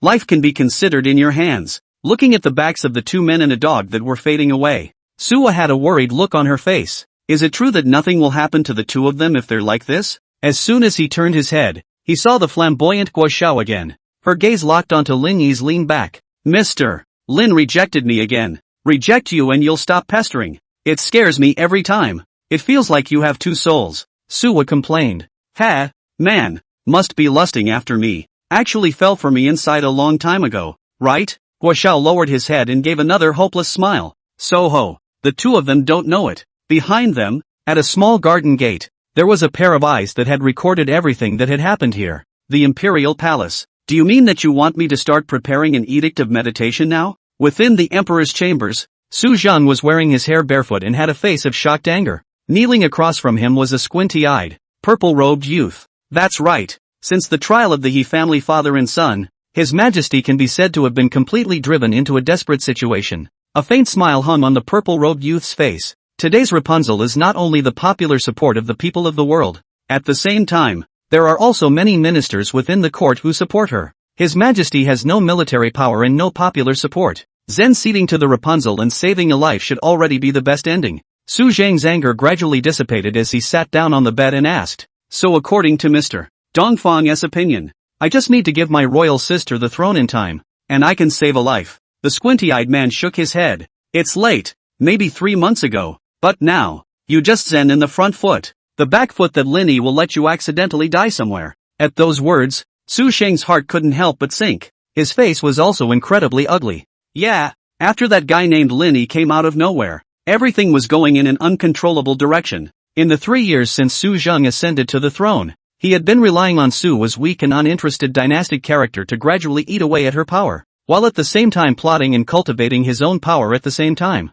But this guy, Lin Yi, came out of nowhere 3 months ago, disrupting all of Su Zheng's plans. It even makes the situation he faces today quite a bit worse than when he first ascended the throne. 3 years of planning can be a lost cause. So, Mr. Dongfeng, then is it true that if I never step aside, Lin Yi won't be able to kill me just yet? Su Zheng asked with an internal struggle. Not, as long as he wants to. Perhaps you will die a violent death in the palace tomorrow. Su Zheng was so shocked that he nearly lost his body and fell on the bed in fear. But, he probably didn't want to get you killed so unexplained. The man known as Mr. East said. The man looks a little epileptic and stupid, but he's actually smarter than anyone. In the matter of the Rapunzel's succession, he will be more cautious than anyone else in doing the same. I guess. He doesn't want to let you so unexplained direct collapse. This will undoubtedly leave a handle on the eldest princess's succession to the grand throne. And what she wants to do, I guess, is to allow the eldest princess to sit on the throne for a most honorable reason. Su Zheng lifted his head, and a light finally appeared in his eyes. So not only will you lose your life, Lin Yi, the guy with the heart, will probably also find a way to make you take the blame and die an incredibly humiliating death as a way to set off the eldest princess. The squinting youth said truthfully. Su Zheng, Chapter 078. With the help of Mr. Dongfeng, I will achieve great things. But, seeing that Su Zheng's face was ashen, the squinting-eyed youth added a turn of phrase. That's really our only chance of winning. What makes it so? Eastern Gen said. Although Lin Yi is farsighted and ruthless, and has his back to the tree of the eldest princess, and his majesty is powerless, incapable and unpopular. All right, stop cursing, Su Zheng interrupted promptly. If he let Dongfang say a few more words, he was afraid that he wouldn't even need Lin Yi to do anything, and Su Zheng would directly end himself. Ahem. Sorry, Your Majesty. Dongfang face was ashamed. It's okay, Su Zheng said rather generously, accidentally telling the truth. This apology of yours might as well not be made. Su Zheng's heart, once again, suffered a heavy blow. But, as far as I can observe, Lin Yi is just too much of a perfectionist in this matter, and that's what gave you a moment to catch your breath. As long as we capitalize on it, it's not impossible to turn defeat into victory. After listening to Dongfang Zhan's analysis, Su Zheng's face showed joy as he stood up from the bed and quickly ran to Dongfang Zhan's front, reaching out to help him up. With Mr. Dongfang's assistance, why would I worry about not being able to take power in hand and revitalize Chu? Dongfang Zhan stood up with Su Zheng's assistance, his eyes still slightly narrowed, and the corners of his mouth curved into a shallow arc. To think that I have been living in seclusion and avoiding the world for so many years is to think that no one in the world needs me to go out. But this Lin Yi, there is some meaning. I assisted His Majesty just to meet him. Good. Su Zheng's heart surged at once. With these words from Mr. Dongfang, I am relieved. One must know that this Dongfang Zhan was a world-famous hermit powerhouse. With this person's assistance, why worry about the great cause? But, this person, Lin Yi, should not be underestimated. Su Zheng's expression was getting more and more agitated. Being able to be an opponent with him is actually a training for us. I'm sure he must also attach great importance to me, racking his brain every day on how to defeat me. Report. Suddenly, a figure dressed in night clothes appeared within the bedchamber. Dongfang Zhan froze. Without any warning, this man in black appeared. Didn't see where he came in at all either. Su Zheng was not surprised after seeing this person. However, yo, little Wei Zi, back. It turns out that this man in black, it is Su Zheng trained experts, specializing in sneaking, tracking, reconnaissance. Back to Your Majesty. The man in black dropped to one knee. As you instructed. The slave scouted the gardens of the princess's residence and saw Her Highness the eldest princess, Lin Shangshu, and others. My minister was more stealthy and didn't show any intention of assassination. That's why the experts around them didn't spot me. Not bad. Su Zheng nodded. Although it is said that the princess residence is filled with experts, unable to assassinate Su Wei or Lin Yi. However, Xiao Weizi's sneaky martial arts skills are one of the best in the whole of Dechu, as long as he doesn't show his killing spirit and doesn't carry out an assassination, and there would be no way to spot him. Tell me, what is Lin Shangshu doing? Is he planning to deal with me? Su Zheng tilted his head and asked with great certainty. It was as if he knew the answer before he asked the question. At this moment, this little emperor had already considered himself Lin Yi's greatest enemy. It seemed to him that Lin Yi must have been worrying from morning to night, planning how to deal with himself.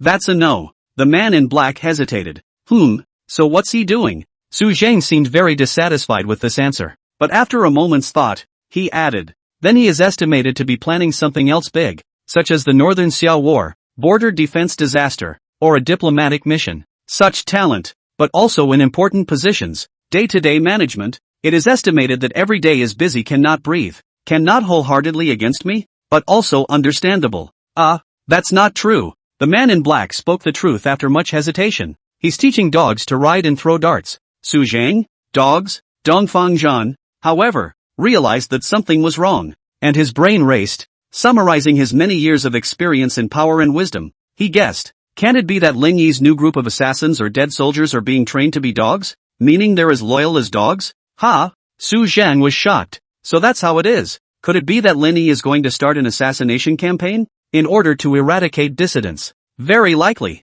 Dongfang Zhan nodded. While the duo over here were feverishly engaged in conspiracy theories, the black-clothed man kneeling on the ground had a bit of emptiness in his tone. Is there a possibility that it was just a regular dog? A dog that would look for to eat in a complimentary bucket? Su Zhang and Dongfang Zhan were stunned at the same time. The bedchamber also fell into dead silence for a moment. I don't know how long it's been. Su Zhang was the first to speak, breaking the silence. So what you're saying is that Lin Yi, a minister of the Ministry of Revenue, the second in command of the princess's house, and a poisonous warrior who makes people scared of him, what he does every day in the princess's residence is not to offer advice and strategize, but to teach a eating dog to ride a horse? And throwing darts, the man in black added. And when the dog rode, he and that Iron Floyd commander would sit behind the dog and hand over control to the dog. When the dog throws darts, they both also head for the apple and make targets for the dog. This dog, is it something special? Dongfang Zhan didn't seem willing to give up his conspiracy theory yet.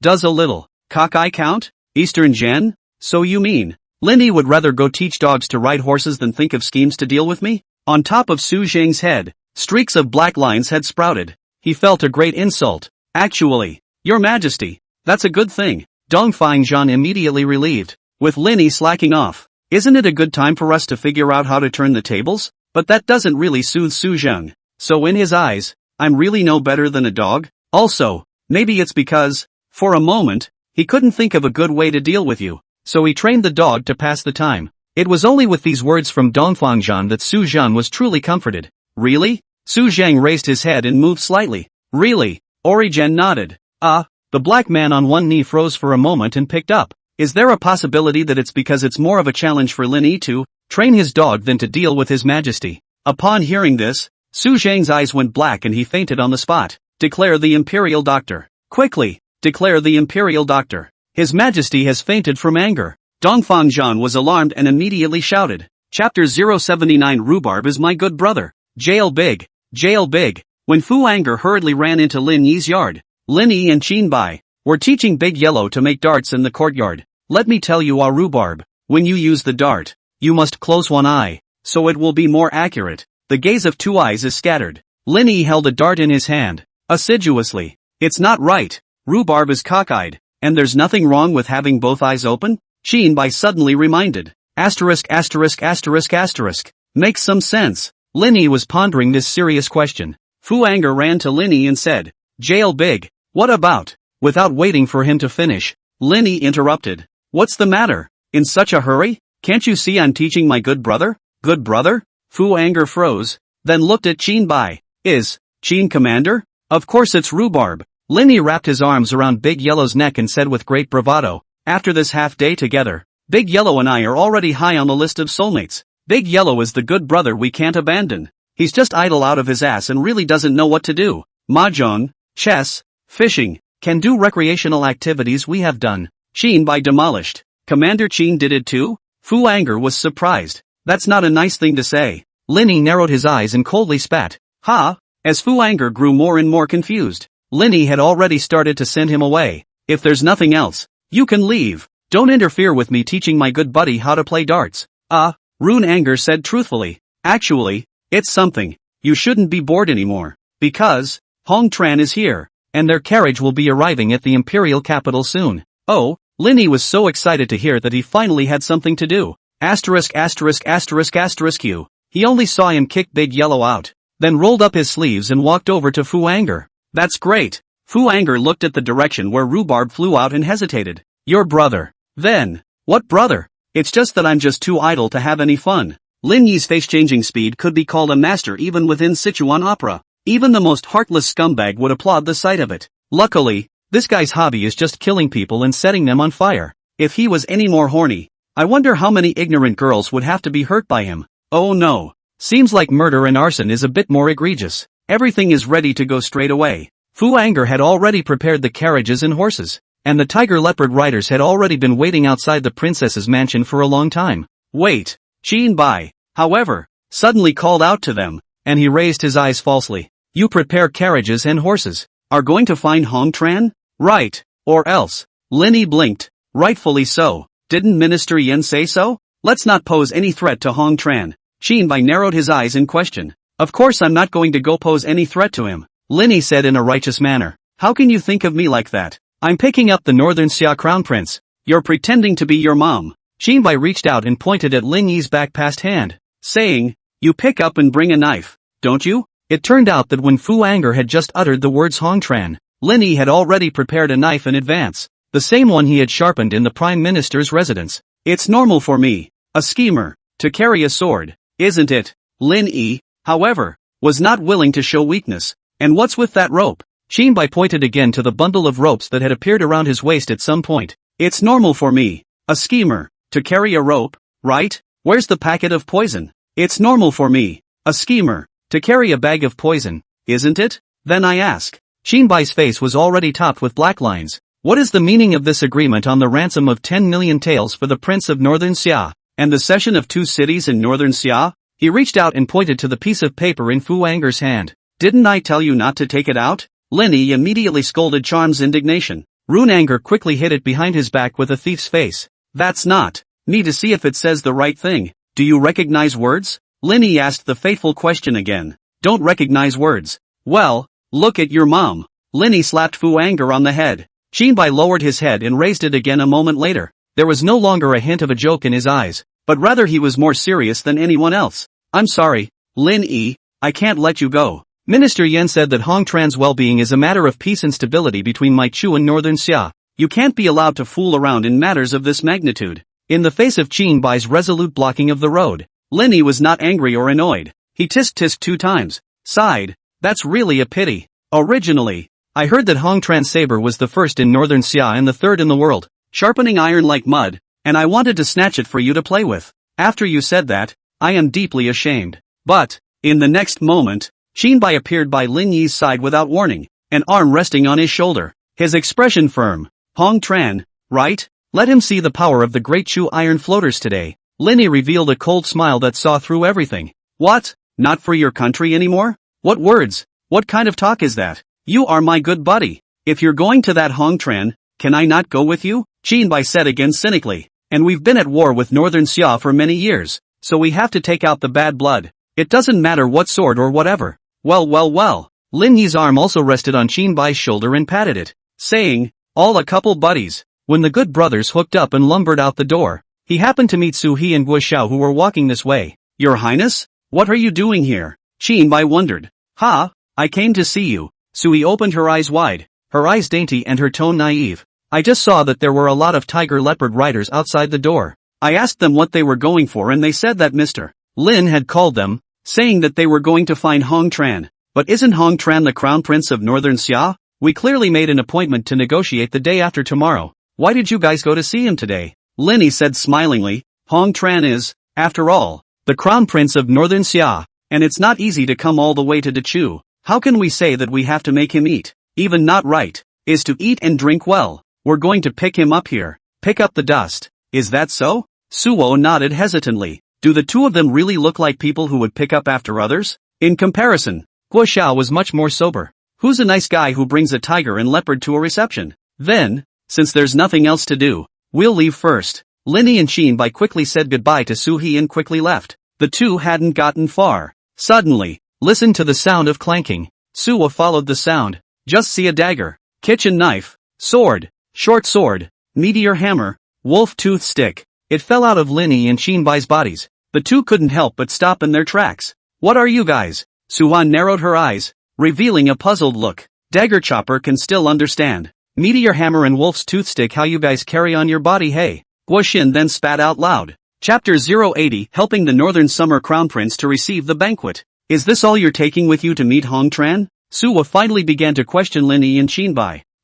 That. Shinbai scratched his head, then said with an unchanged face, the dagger and chopper are not for cutting vegetables for Hong Tran. He hasn't eaten Dichu's food, so we brothers will make him a good meal to try. It makes sense to bring some knives, doesn't it? Linny also continued. Wolf tooth stick and meteor hammer. This is all to see him boat travel. Give him a whack on the back, press massage with. Looking at these two people talking nonsense without a draft and opening their mouths, Guo Xiao was shocked. Daggers and kitchen knives barely make sense. Is this wolfsbane whack on the back really something a human being could say? Even after Linny finished speaking, Shinbai looked at him with eyes full of shock. Not dude. Suwa didn't say anything, but narrowed her eyes, and her expression grew suspicious. Well, I told you the princess wouldn't believe it. Guo Xiao just breathed a sigh of relief. Shinbai's heart had sort of hit rock bottom. How dare this pussy Linny say anything? It's over. So that's how it is. Mr. Lin really has a heart. In the next moment, Suwa was enlightened and her eyes became bright. It's true that Mr. Lin is just thoughtful, and he has to help Hong Tran with his meal. Shinbai, Guo Xiao, how can you tell this is a meal? This is simply torture, okay? But all in all, Suwa had temporarily put aside her suspicions of Linny and Shinbai. The two were also ready to slip away quickly, but they hadn't gotten more than a few steps. Wait, Suwa called out to the duo once again. Linny and Shinbai twisted their heads again with some hesitation. What is it, your highness? Is there anything else you wish to command? Guoxin nodded, thinking, surely the princess found out after all? I knew for sure she wouldn't be naive to that extent. Suwa, however, stepped forward with an ashamed face. I'm not as thoughtful as Mr. Lin, but I can give this to you, and you can use it piece by piece to entertain Hong Tran. Linny frowned as he looked at the bundle of dark yellow cylinders that Suhi had delivered to his hand. What is this? Dynamite. Suwa replied without thinking. Linny, Shinbai, Guoxin, don't take out something so horrible so casually, hey.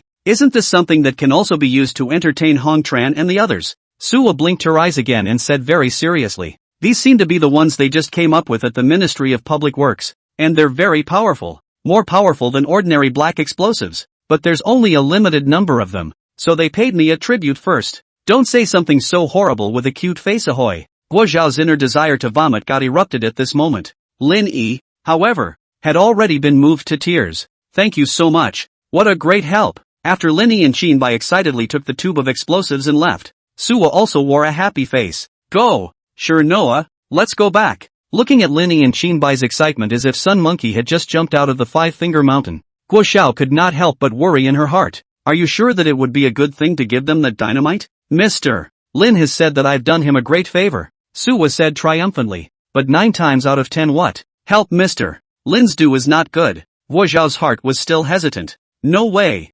Mr. Lin is so kind. Surely he's doing all good things. They took these explosives and at most gave Hong Tran some fish to eat, right? Suwa still had a naive face. The corner of Guo Zhao's mouth twitched. What you said is not too much of a problem. These explosives can, indeed, blow Hong Tran into a dead fish. On the stagecoach road outside the imperial capital, a team of wagons is traveling. In the middle of the centermost wagon, this journey to appreciate the customs of Great Chu is not a vain one. A young man in fancy dress was enjoying himself, looking left and right every now and then at his surroundings. Everything was new to him. He was accompanied by a venerable old man, but he had a sad face. Your Highness the Crown Prince, there is indeed something wrong with you coming to Dachu this time. After all, your status is honorable, and if you go alone, it's hard to guarantee that those people in Dachu won't do anything to you. The young man in Chinese clothes who was called Your Highness the Crown Prince was the Crown Prince Hong Tran of Northern Xia who went to Dachu to negotiate peace this time. But he was not worried about it at all. It won't. I look at the simplicity of the people of this great Chu, and they are located in the Guan, and they are a state of etiquette. Not to mention that our two countries' envoys have been traveling for years and have always been fairly courteous to each other. We're all decent people and won't really lay a hand on me. After Hong Tran finished saying this with a confident face, shoo, an arrow flew in through the window. Unbiased, it shot directly into the left eye of the oldest old man. The arrow pierced through the back of his skull, still carrying some unidentified liquid. Sensei, Hong Tran was shocked. Not good. There's an assassin. Outside were the Northern Xia cavalrymen escorting Hong Tran, and some of them hesitantly warned as well. There are indeed assassins. How many people? Hong Tran asked. From where? At least 3,000 men, coming from all directions, the cavalryman outside the car said. Hong Tran? Between his astonishment, he lifted the curtain. Then he was surprised to see a black mass of cavalry, surrounding him from all sides. Each one wore light armor and wielded sharp blades. The leader was a young man in white with a black hood over his face, making it impossible to see his face. Hong Tran was baffled. Are you the Dechu cavalry? The young man in white shook his head. What Dechu cavalry? We don't know. Ha, we're just bandits. Who's the bandit with thousands of cavalry? Hong Tran was baffled. Is robbery so rich in your Chu? That's for sure. It just has to specialize in robbing rich people like you. The white-clothed youth shrugged his shoulders and said noncommittally. I'll believe the hell out of you. You're the tiger leopard riders, right? The armor's not even off. You think I haven't seen it before? Hong Tran cursed angrily. Chapter 081, they're all assassins. Oh, sorry about that. The white-clothed youth apologized when he saw Hong Tran blurting out the name of the tiger leopard cavalry. Then he turned his head and gave a unified order to the crowd of cavalrymen behind him. Come, now take off all the armor. What's the use of you taking it off now? Hong Tran spat loudly. Forget it. The white-clothed youth waved his hand, then removed the hood from his face, revealing his white handsome face, as well as his trademark fox eyes and slightly upturned corners of his mouth. This person was none other than Linny. The tiger and leopard riders also took off their hoods. Linny arched his hand towards Hong Tran and said, My name is Linny, Minister of the Ministry of Officials of Great Chu. I've come here specially to receive you today. Pick up the dust. Come up and shoot my teacher first. What kind of pickup is this? Hong Tran questioned. The old man who had just shared a carriage with him was in fact Hong Tran's crown prince young master, the teacher who usually taught him. At a ripe old age, he accompanied him to come to Dechu to negotiate peace, only to be shot through the back of the head with an arrow from the eyeball before the car even got off. The body is still cold now, and as a result, the leader across the street said, It's to pick up the slack. Hong Chen cast his angry gaze over, only to see, Lin Yi's eyes were wandering at the moment, and his little thumb was up his nostril, making special little snacks. What are you doing? Hong Tran froze. Ow. I'm sorry. I was reflecting on our faults. Linny said sorry on his lips. The action of picking his nose still didn't end, and his tone was extremely impatient without a single trace of apology. What kind of attitude do you guys have? Hong Tran finally couldn't stand it anymore. Linny finally picked out his booger, whirled around and flicked it in Qin Bai's direction, and then smiled and apologized to Hong Tran again. I'm so sorry. That arrow was meant to shoot you. It ended up accidentally shooting your teacher to death. We'll pay attention next time. Next time. Hong Chan looked stunned. Do you want to hear what you're talking about? Qin Bai, who was beside Linny, was currently riding on a dark red horse, and he seemed to have realized that it wasn't quite right to say so. So he whispered, Isn't that a bad thing for you to say? Makes sense. Linny nodded and immediately changed his words again. I'm kidding. That's who we're going after. In fact, I've already realized that this old Deng is the assassin who's going to assassinate you. We are helping you. He has a knack for opening his mouth so to speak. You say he's an assassin. Then do you know who he is? Hong Tran's anger had reached the extreme. What do I care who he is? Lin Yi frowned, then blurted out. He doesn't have a problem with me calling him an assassin. Where did you get an opinion? Get him to deny one if you can. The eyes of the crowd followed the open door of the wagon to the body of the old denizen inside, whose head had been blown off. Not a single reaction. Look, he's okay with it. Linny spread his hands. It's not. Hong Tran was momentarily speechless, but Linny continued on. Your Highness, the Crown Prince of Daxia. Actually, we found out that not only is this old Deng an assassin, the guards and whatnot in the caravan around you, all of them, are assassins. He waved again. Come on people, help His Highness Hong Tran clean up all these assassins. Hong Tran couldn't believe his ears a little. My guards, you say, are all assassins? Guess. Why they're called escorts? Then I don't know. Linny scratched his head and once again gave orders. Kill the assassin. Yes. The tiger leopard riders responded and then began to charge towards Hong Tran's caravan. What do you want? Want to kill the messenger? Want to start a war between the two countries? Hong Tran immediately became anxious, but his mouth still questioned loudly.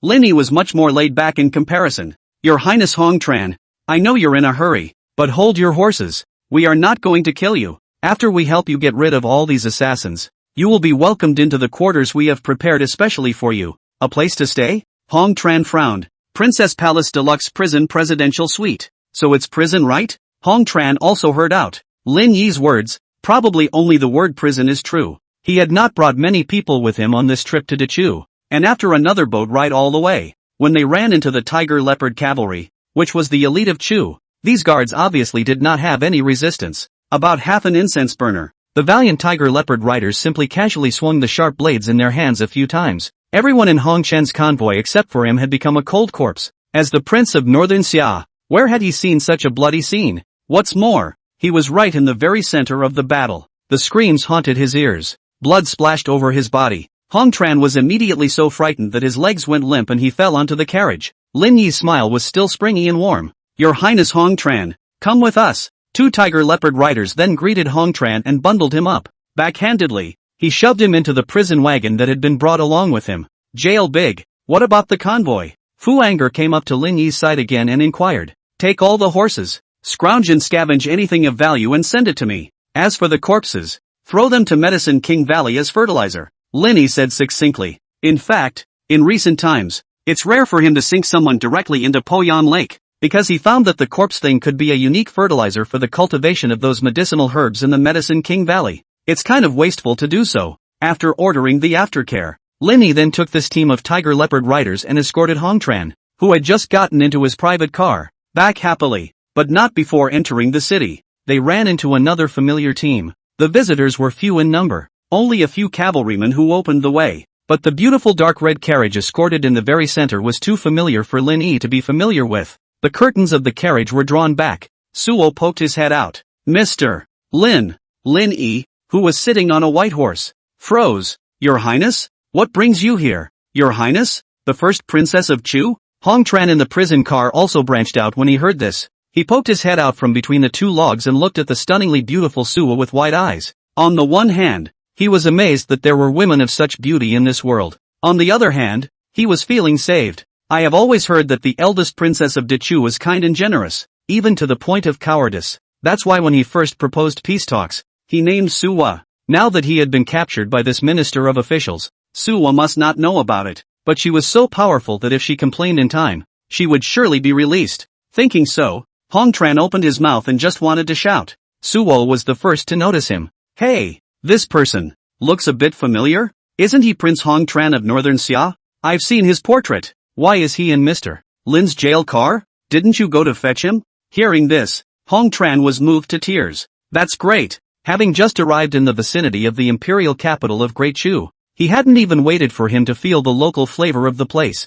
It was just tortured by Lin Yi Qin by these few. This is the time to finally meet a normal person who seems decent and kind. Chapter 082, Yay! I got him. May I ask your highness, why you are here? Lin Yi didn't answer Suo's question in a timely manner and instead inquired about her. Oh, that. I thought about letting you entertain his highness Hong Tran. Isn't that a bit less than polite? So I came too. After He answered Lin Yi's question, he looked at Hong Tran, who was already haggard and unrecognizable in the prison car, and asked again. You haven't said it yet. Why is His Highness Hong Tran like this anymore? Hong Tran burst into tears and put his hand out. Your Highness, Rapunzel.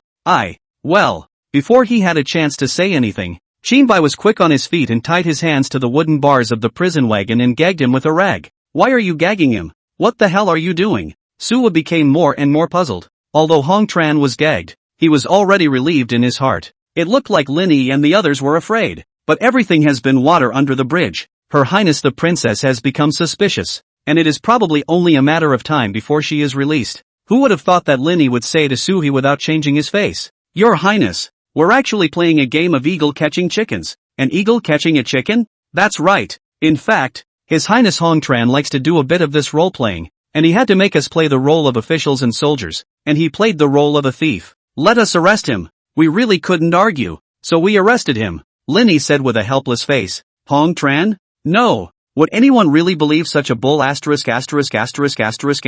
Why don't you guys say that I simply love being locked up in a cell? And His Highness Hong Tran also has a fetish for living in cells. So let's also pack up the Princess Mansion's cell and give it to him to live in, Lin Yi said immediately afterward. Hong Tran's eyelids twitched. Is that really human talk? But when he turned his head, he saw that Suwa was scowling and not saying a word. His heart dropped a little at that. Should be suspicious. I told you, Her Highness could not be that stupid. So it is. Suwa suddenly raised her head, both eyes glowing. I told you it was still Mr. Lin, who thought of it? You should have been allowed to receive the foreign envoys. Hong Tran, no? Looking at Su was naive and somewhat foolish look, a pair of eyes that hadn't been drenched in wisdom. This crown prince from northern Xia, a heart had completely fallen to the bottom. Well, not much more to say, Your Highness. Let's go back first. His Highness Hong Tran can't wait to check into his prison king-sized room. Lin Yi smiled, and then once again led the tiger leopard riders back. When Lin Yi's horse had just passed by Su He, this Princess Highness had been scrutinizing Hong Tran in the middle of the prison car. Although Hong Tran couldn't speak, he shook his head frantically, his eyes overflowing with tears. Wait, Su He called out to Lin Yi once again. What is it, Your Highness? Lin Yi twisted his head back with another smile. Sua's face gradually foxed, and her voice unconsciously lengthened. You, first release His Highness Hong Tran. Hong Tran was on the verge of standing up in excitement.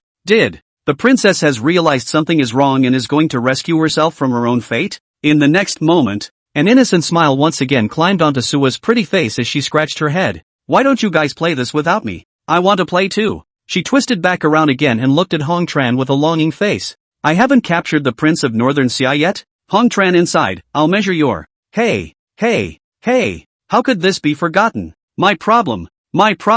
Lin Yi immediately realized the seriousness of the problem. And so, one incense stick of time later, the tiger leopard riders stood in formation in a circle in an open field. Only a few soldiers stood in the very center, next to the prison wagon that held Hong Tran. Lin Yi and Qin Bai stood on one side, and opposite them was Su He. Lin Yi raised his hand. Release. The tiger leopard riders opened the door of the prison wagon, then released Hong Tran, who had his hands bound and gagged. They were sweet enough to help him untie the rope again and take out the rag. Hong Tran stood on top of the open space with a dumbfounded look on his face. Didn't wait for him to react. Sua cheerfully raised her hand again. Catch! The tiger and leopard riders swarmed up again. The first one pounced on Hong Tran, and the rest of them pounced on one after another, like stacking Luohan. Asterisk. Hong Tran was crushed at the bottom, and was blinded by the pressure. Wait! Lin Yi and Qin Bai, after seeing this scene, both their faces changed. It's a known fact that a man has a natural interest in being stacked with other men from childhood. While attending elementary school all the way through high school, we could often see many men sitting in the same chair, between classes. The real reason for this is hard to articulate, because they couldn't tell you exactly why they were sitting on their classmate's lap. It's a nebulous DNA call, a switch that belongs deep in the male genes. Lin Yi and Qin Bai, at the moment, seem to have had this switch flipped as well. The two men dismounted and ran at a fast pace to the spot where a number of men were stacked. I'm coming. Lin Yi laughed maniacally. I don't know why. I just want to join them so badly. Qin Bai's face was marvelous. The two leapt forward. Hong Tran, who was at the bottom of the list, was in for a rude awakening. He felt like he was going to puke from the pressure on his insides. Help! Princess! I'm not playing games with them. Help me! Hong Tran extended his hand in Sua's direction. Sua was pleasantly surprised. I didn't realize that His Highness Hong Tran was also an old actor. This acting skill is on par with the Wang family patriarch. Mr. Lin is amazing. Every time we play this kind of game, we can get someone with such good acting skills. It feels like the real thing. It's not. Hong Tran completely gave up his resistance, and with two black eyes, he fainted on the ground. Yay! Rapunzel! You got him! Lin Yi cheered. Whoa! You got him! Your Highness is amazing. You are the king of this game. The other tiger leopard riders echoed. Amidst a chorus of praise, Sua seemed to be infected as well, and she raised her hands as well. Yay! I got him. Chapter 083 Hong Tran's King Room Experience. Princess Palace. Prison. Mr. Lin. The government guards watching the door, upon seeing the fox-eyed schemer in white enter, clasped their fists and saluted. No need to be polite. Lin Yi waved his hand, then strutted through the long corridor, walked to the cell at the far end. Hong Tran, the Prince of Northern Xia, was sleeping with his clothes on, lying on the big bed in the cell, still snoring. A government guard who had followed Lin Yi and asked Lin Yi when he saw how dead Hong Tran had slept. Mr. Lin, should I wake him up? Lin Yi lifted his head up, indicating that there was no need. His Royal Highness Hong Tran is sleeping soundly. You just woke him up like that. What if people have waking breath? How inappropriate. The government guards lowered their heads and looked ashamed. It was poorly thought out on my part, but wait until he looks up. However, he saw that in Lin Yi's hand, a gong had appeared at some point, as well as a wooden mallet. Didn't wait for the government guards to react. Lin Yi had already stretched his hands into the cell, and then forcefully used the mallet in his left hand to strike the gong in his right hand. Clunk. Violent sounds erupted in a flash. Asterisk asterisk asterisk asterisk. Hong Tran was so scared that he rolled straight off the bed. Look, this is much simpler and more efficient. Lin Yi was still assiduously teaching the government guards beside him.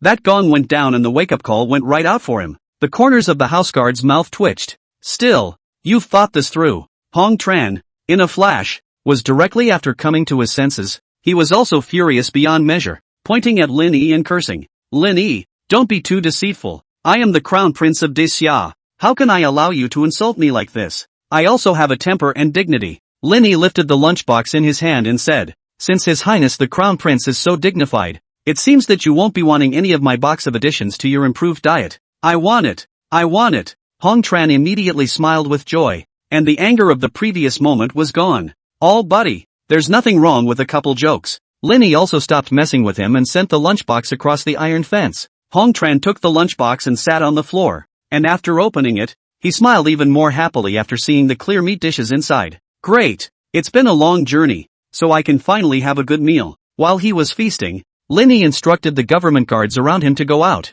not forgetting to urge them again. Clear the place out and make sure no one hears us. Yes, the government guards, after bringing over a chair for Lin Yi, led their brethren and hurriedly went out. All is silent. The large cell was being left with Hong Tran, who was in the cell, and Lin Yi, who was sitting outside the cell. Aren't you afraid I'll poison you? Lin Yi asked as he watched Hong Tran devour his food. If you wanted to kill me, you would have done it already. No need to poison me. Hong Tran said naturally with both cheeks puffed out. Lin Yi nodded, perhaps also feeling that he had some sense. But to his surprise, this cell was in poor condition, dark and damp, and rats and cockroaches for company. Hong Tran was actually able to eat so peacefully and just slept soundly. After all, he wasn't the only one who had lived in this cell. Chen Ming and Dongfang Yu, who had lived here before, had a very difficult time adapting to life here, but both of them were logically inferior to Hong Tran. Hong Chen didn't raise his head, but he noticed Lin Yi's doubt. What's your problem? Just simply wondering if your highness is used to living here. Compared to the great summer Eastern Palace, it is indeed a bit worse, but compared to when I was young, sleeping on the streets in a bridge hole, I don't know how much better it is. At least there is a roof and a quilt. Hong Tran spoke in an optimistic tone. Lin Yi couldn't help but stare. By the looks of it, this Xia crown prince had not grown up without food and clothing. Should have grown up with some bottomless misery. However, the original text that Lin Yi read before he traveled across the world didn't have much to say about this former prince of northern Xia. It was only written that he died at the hands of the male lead, Hong Yao, and it ended very badly. After all, he was the crown prince, and if Hong Yao wanted to take over the throne of northern Xia, he was a hurdle that had to be overcome. Hong Yao was also ruthless in the original book and naturally would not be merciful to his elder brother who was a threat to his throne. But fortunately, Hong Yao was undermined by Lin Yi as soon as he appeared on the scene, and now his head is still hanging in Lin Yi's house as an ornament. It's already dead as a doornail. It seems that your highness, the crown prince, had an unfortunate childhood,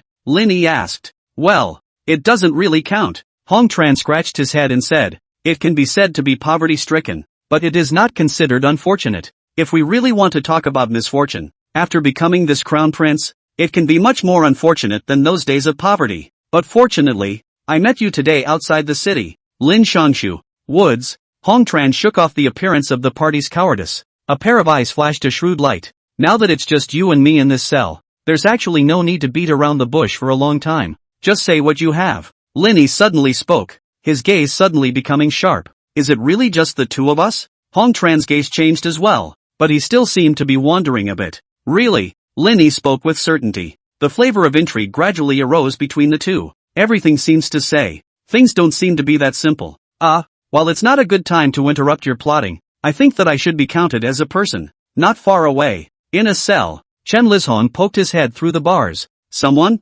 Hong Tran snapped. It was only then that Lin Yi remembered how he had forgotten about this pussy. After keeping Chen Lizhong alive at first, thinking that he would be useful later, he ordered him to be thrown into this prison. Nowadays it's a good idea to forget about him. Looking at Lin Yi and Hong Tran, who had an unkind gaze, Chen Lizhong swallowed. Actually, you guys could have left me alone. Cut the crap. Lin Yi walked forward and handed Chen Lizhong a packet of anesthetic. After Chen Lizhong hesitantly received it, he opened the paper bag and looked at the small white puddle of powder, hesitating to put his mouth on it. Can we get some water? This stuff is too dry to eat dry. Chen Lizhong looked up at Lin Yi again. a few moments of weakness in his tone. Can is can. Surprisingly, Lin Yi agreed very quickly. At the time when Chen Lizhan was all smiles. It's just that we have to replace this anesthetic with a rat poison. Lin Yi's words changed again. Chen Lizhan immediately stopped hesitating, and after grabbing the anesthetic, he directly shoved it into his mouth. Next moment, plop, he then fell to the ground and couldn't sleep any longer. There, Lin Yi clapped his hands and walked back to the chair across from Hong Tran's cell, saying, "It's just the two of us now." Hong Tran slowly broke into a smile. "First of all, I'd like to thank Mr. Lin for really helping me remove that group of assassins around me." Chapter 084 Hong Chen's Past. Actually, it's not quite right to say they're assassins. How about a bunch of executioners? Hong Tran corrected again after a moment of silence, and as he looked gratefully at Lin Yi just narrowed his eyes. What assassin? Hong Tran was stunned. So you, not knowing that those people would turn on me, killed them all? Lin Yi immediately looked offended. What words? What kind of words is that? I actually saw it coming. Just kidding you. Hong Tran spat immediately afterward. You just don't see it, do you? Don't pretend. You kill people purely out of bad taste, don't you? He let out another deep breath and calmed down. Anyway, now, no matter what reason Lin Yi had for killing those people, those guards and teachers who had followed Hong Tran around and had been unfavorable to him had indeed been eliminated. Lin Yi shrugged and told the truth. I do sense something is wrong. As the crown prince of a country, how can you just go to the capital of an enemy country? Even if we go to negotiate peace, it's too much of a risk. After all, it's the heir to the throne. I can figure it out with my ass. You're definitely in some kind of special situation. I just thought, first of all, rob you down, bring to the princess's residence, properly tortured, even not right, forced to ask, also not right. Anyway, it's just a matter of asking how it happened and seeing if there's anything interesting going on behind the scenes. Hong Chen sighed and smiled bitterly. You've got the right intuition. My situation today is indeed poor. I actually don't want to leave Daxia and come to your place, but was forced to do so. As if he could smell a story, Lin Yi reached out and said, tell us about it. What has happened to you? We have plenty of time now. As someone who had lived in the modern era for over 20 years, Lin Yi's every day here was boring. Having a story to listen to was naturally something he didn't want to miss. Next, Hong Tran began to recount his life's past. He had lived in a small city on the southern border of Daxia for as long as he could remember. His last name isn't Hung either. It's Tang. You don't say. You look pretty dang good. Don't interrupt. Lin Yi's interjection interrupted the atmosphere of the story that Hong Tran had just been brewing. After he sternly heckled Lin Yi, then it started to go down again. Because his mother's name is Tang. Wait a minute, what does Dawn mean? Meaning you're perfect for having a baby with a 100,000-year-old soft-boned rabbit. In the end, Hong Tran gave up the idea of exchanging this word with Lin Yi, and the story continued. Tang Tran grew up following his mother around. Never had much of a concept of fatherhood. They lived in a small, dilapidated compound, and the mother supported both mother and son by washing clothes for others. However, her mother was born handsome and suffered from time to time from the molestation and frivolity of the town bullies. So Tang Tran grew up with only one thought in mind. That's practicing to protect your mother. So every morning in that quiet town, all along the stream you can see a young woman raking clothes and washing yarn, and a child holding a wooden sword that keeps swinging. Young women. Young women? Wow. Lin Yi's untimely voice sounded again, which seemed to carry a few moments of excitement. You've had enough. You go on to. Tang Tran practiced martial arts intensely, and although he didn't have a master to teach him, he was still considered to have a small amount of talent. At the age of 13, he was already the highest martial artist in the entire town. The bullies who molested and slighted his mother were also beaten by him. He went to school and studied for a few years with Mr. But it was not counted as a serious study, to ensure that he could recognize words, and also early not to go to the school. At the age of 14, he relied on his martial arts skills and joined the local government office as a constable. Tang Tran's martial arts skills are so strong that he can always catch those prisoners. He was also very good at getting things done, and in a year's time, he had gotten acquainted with the entire government office, up and down. But the post of constable is not too much, just 3 taels of silver per month.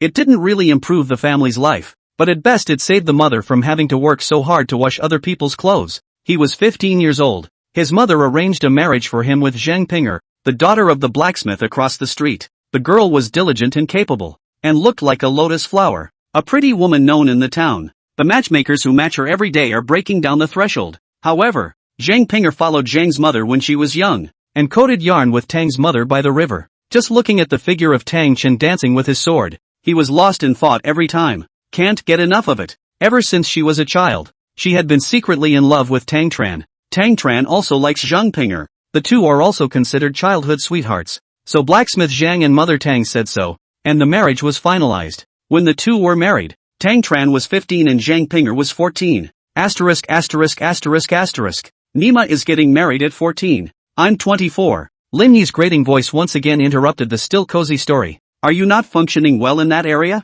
I'll you up. Do you know Lao Ai? I can roll a wheel just like him. Hong Tran ignored Lin Yi's honeyed mouth and continued on. After Zhang Pinger entered the door of the Tang family, the couple was in love and harmony, and treated Tang's mother with filial piety. Tang Tran was in the presence of the constable. Mother Tang, on the other hand, took Zhang Pinger with her to continue to wash and rake yarn. The life was not rich, but it was stable and peaceful. At the age of 17, Tang Tran was promoted to head constable, and his monthly salary came to 10 taels of silver. Mother Tang and Pinger Zhang could also do without the laundry. The two of them set up a tofu stand and sell tofu on the street every day. You don't make as much as doing laundry, but it's a lot easier. And no need to soak your hands in ice water on a cold day. Tang Tran's monthly salary is also enough for the family to live in style. And he's doing better and better at the county courthouse. Lots of hard cases to solve. Hard prisoners to catch. All of them were solved by Tang Tran. His popularity in the county is growing every day. A popular tongue twister has even been passed around. Under the county magistrate, Don Tran is the biggest.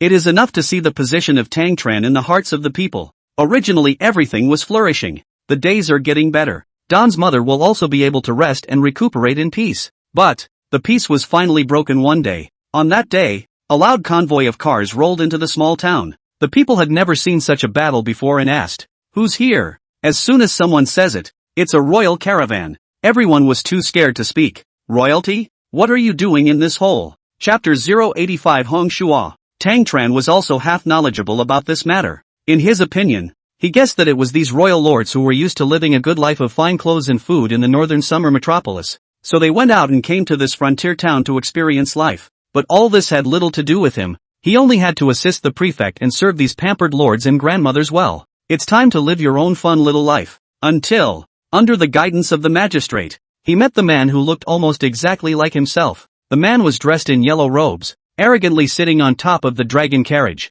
He looked like Don Tran 20 years later, with a beard and a few extra strands of gray hair, especially those eyebrows, which were practically identical to Tang Tran's. Tang Tran was stunned, as if he was looking in a mirror, and for a moment he even forgot to kneel. Tang Tran, what's going on? Kneel down. The county magistrate is usually in the town. That our superior. Never look down. But in front of that man, he actually didn't even dare to raise his head. There was also no way to see the face that was almost identical to Don Transient's. Wait, you said that the man in the dragon robe looks just like you? Lin Yi's surprised voice rang out once again. Yeah, in fact, when it comes down to it, you pretty much have it all figured out, don't you? I got it. All understand. In fact, that man in the parallel world you right? Do you want to hear what you're talking about? We're father and son. Father and son. So that's why your son is so old? I'm only 16. Where did I get a son? That's your son in the parallel world.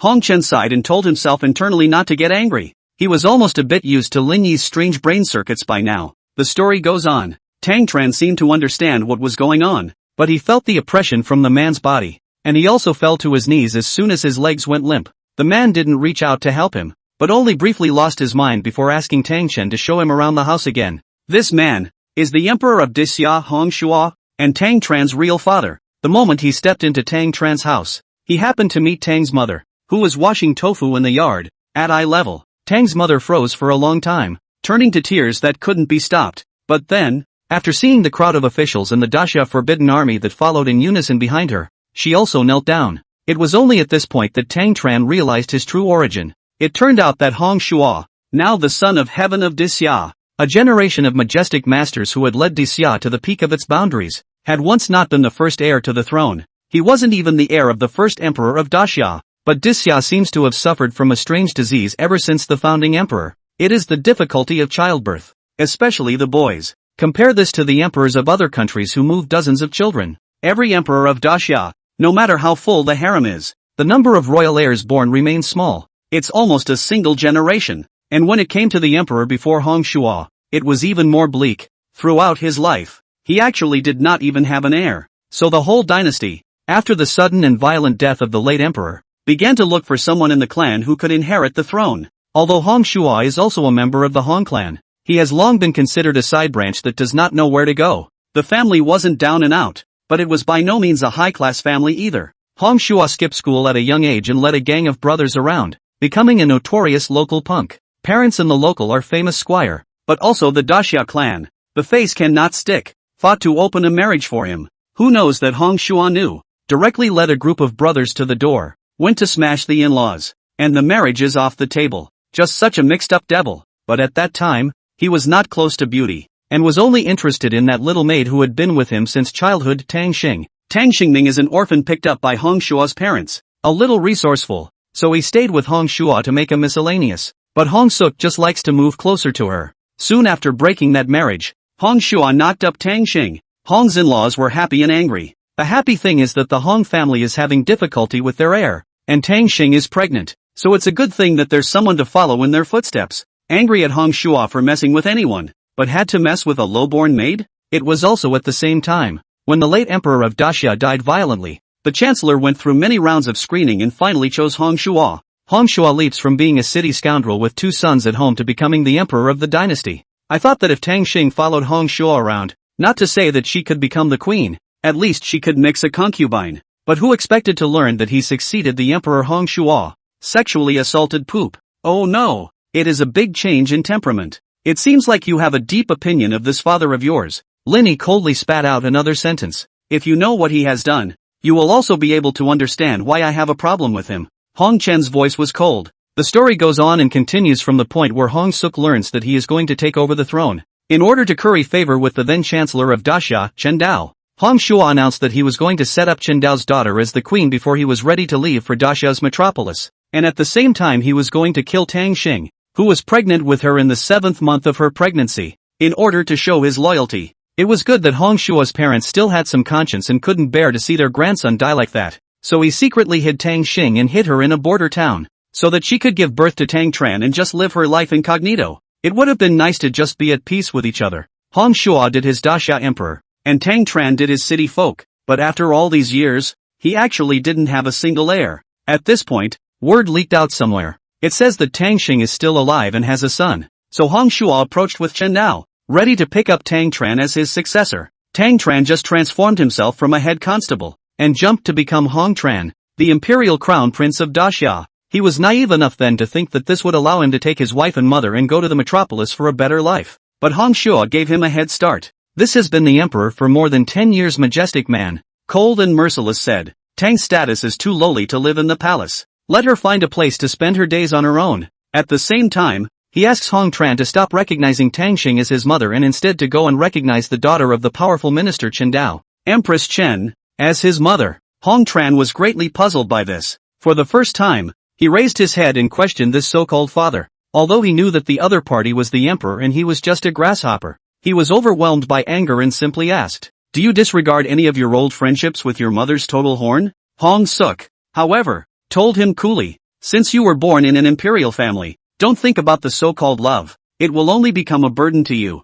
Not only did Hong Shua not take his hairy wife back, he didn't even let Hong Tran take Zheng Pinger with him. Thus, Hong Tran was brought back to the metropolis, while Tang Xing and Zhang Pinger were left in the courtyard of that town. Chapter 086, The False Title of Prince. After Hong Tran arrived in Dadu, he worshipped Empress Chen as his mother. Of course, it was also because before he left, Tang Xing admonished him, "Make sure you don't cause trouble or she and Zhang Pinger will worry about him." In order not to let his wife and mother worry, Hong Tran then began to take the initiative to please Empress Chen. He again demonstrated great ability in handling political affairs. For a while, it had a high level of support within the court, but it wasn't long before Hong Tran felt that he had stabilized himself in the metropolis, so he secretly picked up his wife and mother from the town and took them into the Eastern Palace. Hong Shua was furious when he found out about this, ordered Zhang Pinger and Tang Xing to be imprisoned. Hong Tran was also confined, and the crown prince Xiao Fu was flogged. Hong Tran was very depressed about this, and he didn't understand that even if Hong Shua was thin-skinned and didn't give his mother a name,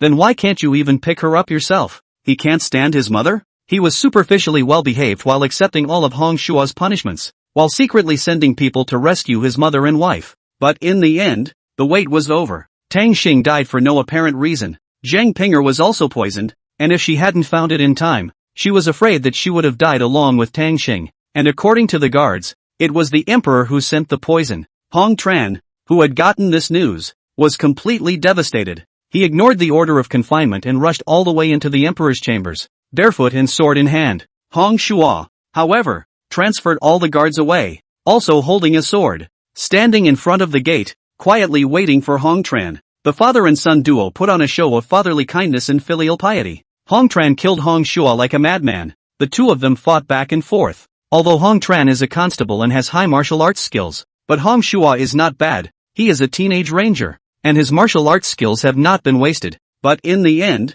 it's the young who are in better shape. Only after Hong Tran stabbed Hong Shua's shoulder did he manage to wake up, eventually dropping his sword and leaving in a hurry. Although Hong Suk did not kill the crown prince afterward, but Hong Tran was still punished, and he was indefinitely grounded in the Eastern Palace. The so-called crown prince is also just a false name, and since then, Hong Shua has had two more sons, one Hong Yao, one Hong Yu. Both are smart and capable. Hong Yu even recognized Empress Chen as his mother early on. Now, Hong Tran's status as the emperor's heir was no longer unique. He faces an even longer period of house arrest. For nearly 20 years, he hadn't even seen Hong Shua once. Wait, you said, you haven't seen your dad in 20 years? You were 16 then? And how old are you now? Linny couldn't help but be surprised. Not 20 years, either. Almost 17 or 18 years. I'm 35 this year. Hong Tran had already finished the box of extra food, wiped his mouth and said truthfully, *********. You're 35?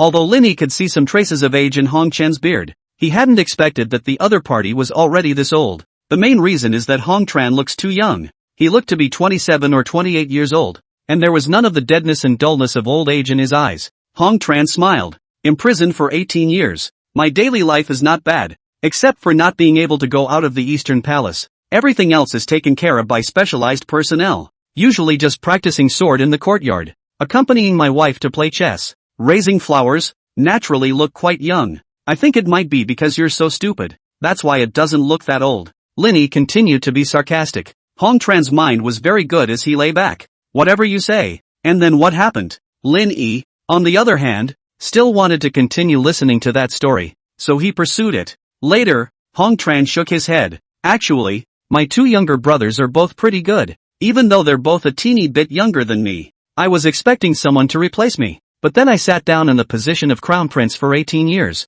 But I'm just a false name, aren't I? I can't even leave the East Palace. What's the difference between that and the Cold Palace? Plus some time ago, that younger brother of mine, Hong Yao, disappeared for no apparent reason, and then some people said that he died in Yurdachu. My cheap father then became very ill and is now dying as well. Hong Yu has the backing of Empress Chen and the support of the powerful Chen Dao. It's already a big deal for him to ascend to the throne. Then when he gets to the top, won't he be the first to get me killed? I can't just sit around and wait to die. So I volunteered to come to your place to negotiate. Lin Yi's heart went straight to the good guys. He also finally knew. Why are there so many extra episodes that I haven't seen before? Sentimentally, this series was the butterfly reaction caused by himself after screwing Hong Yao to death. He swallowed and sympathized. Condolences on your brother's death. Since he died in my Dachu, I will definitely look into this matter and return a clear sky to you. Don't pretend to me. I think 80% of it was you who got him killed. Hong Tran coldly said. Put. Cough cough cough.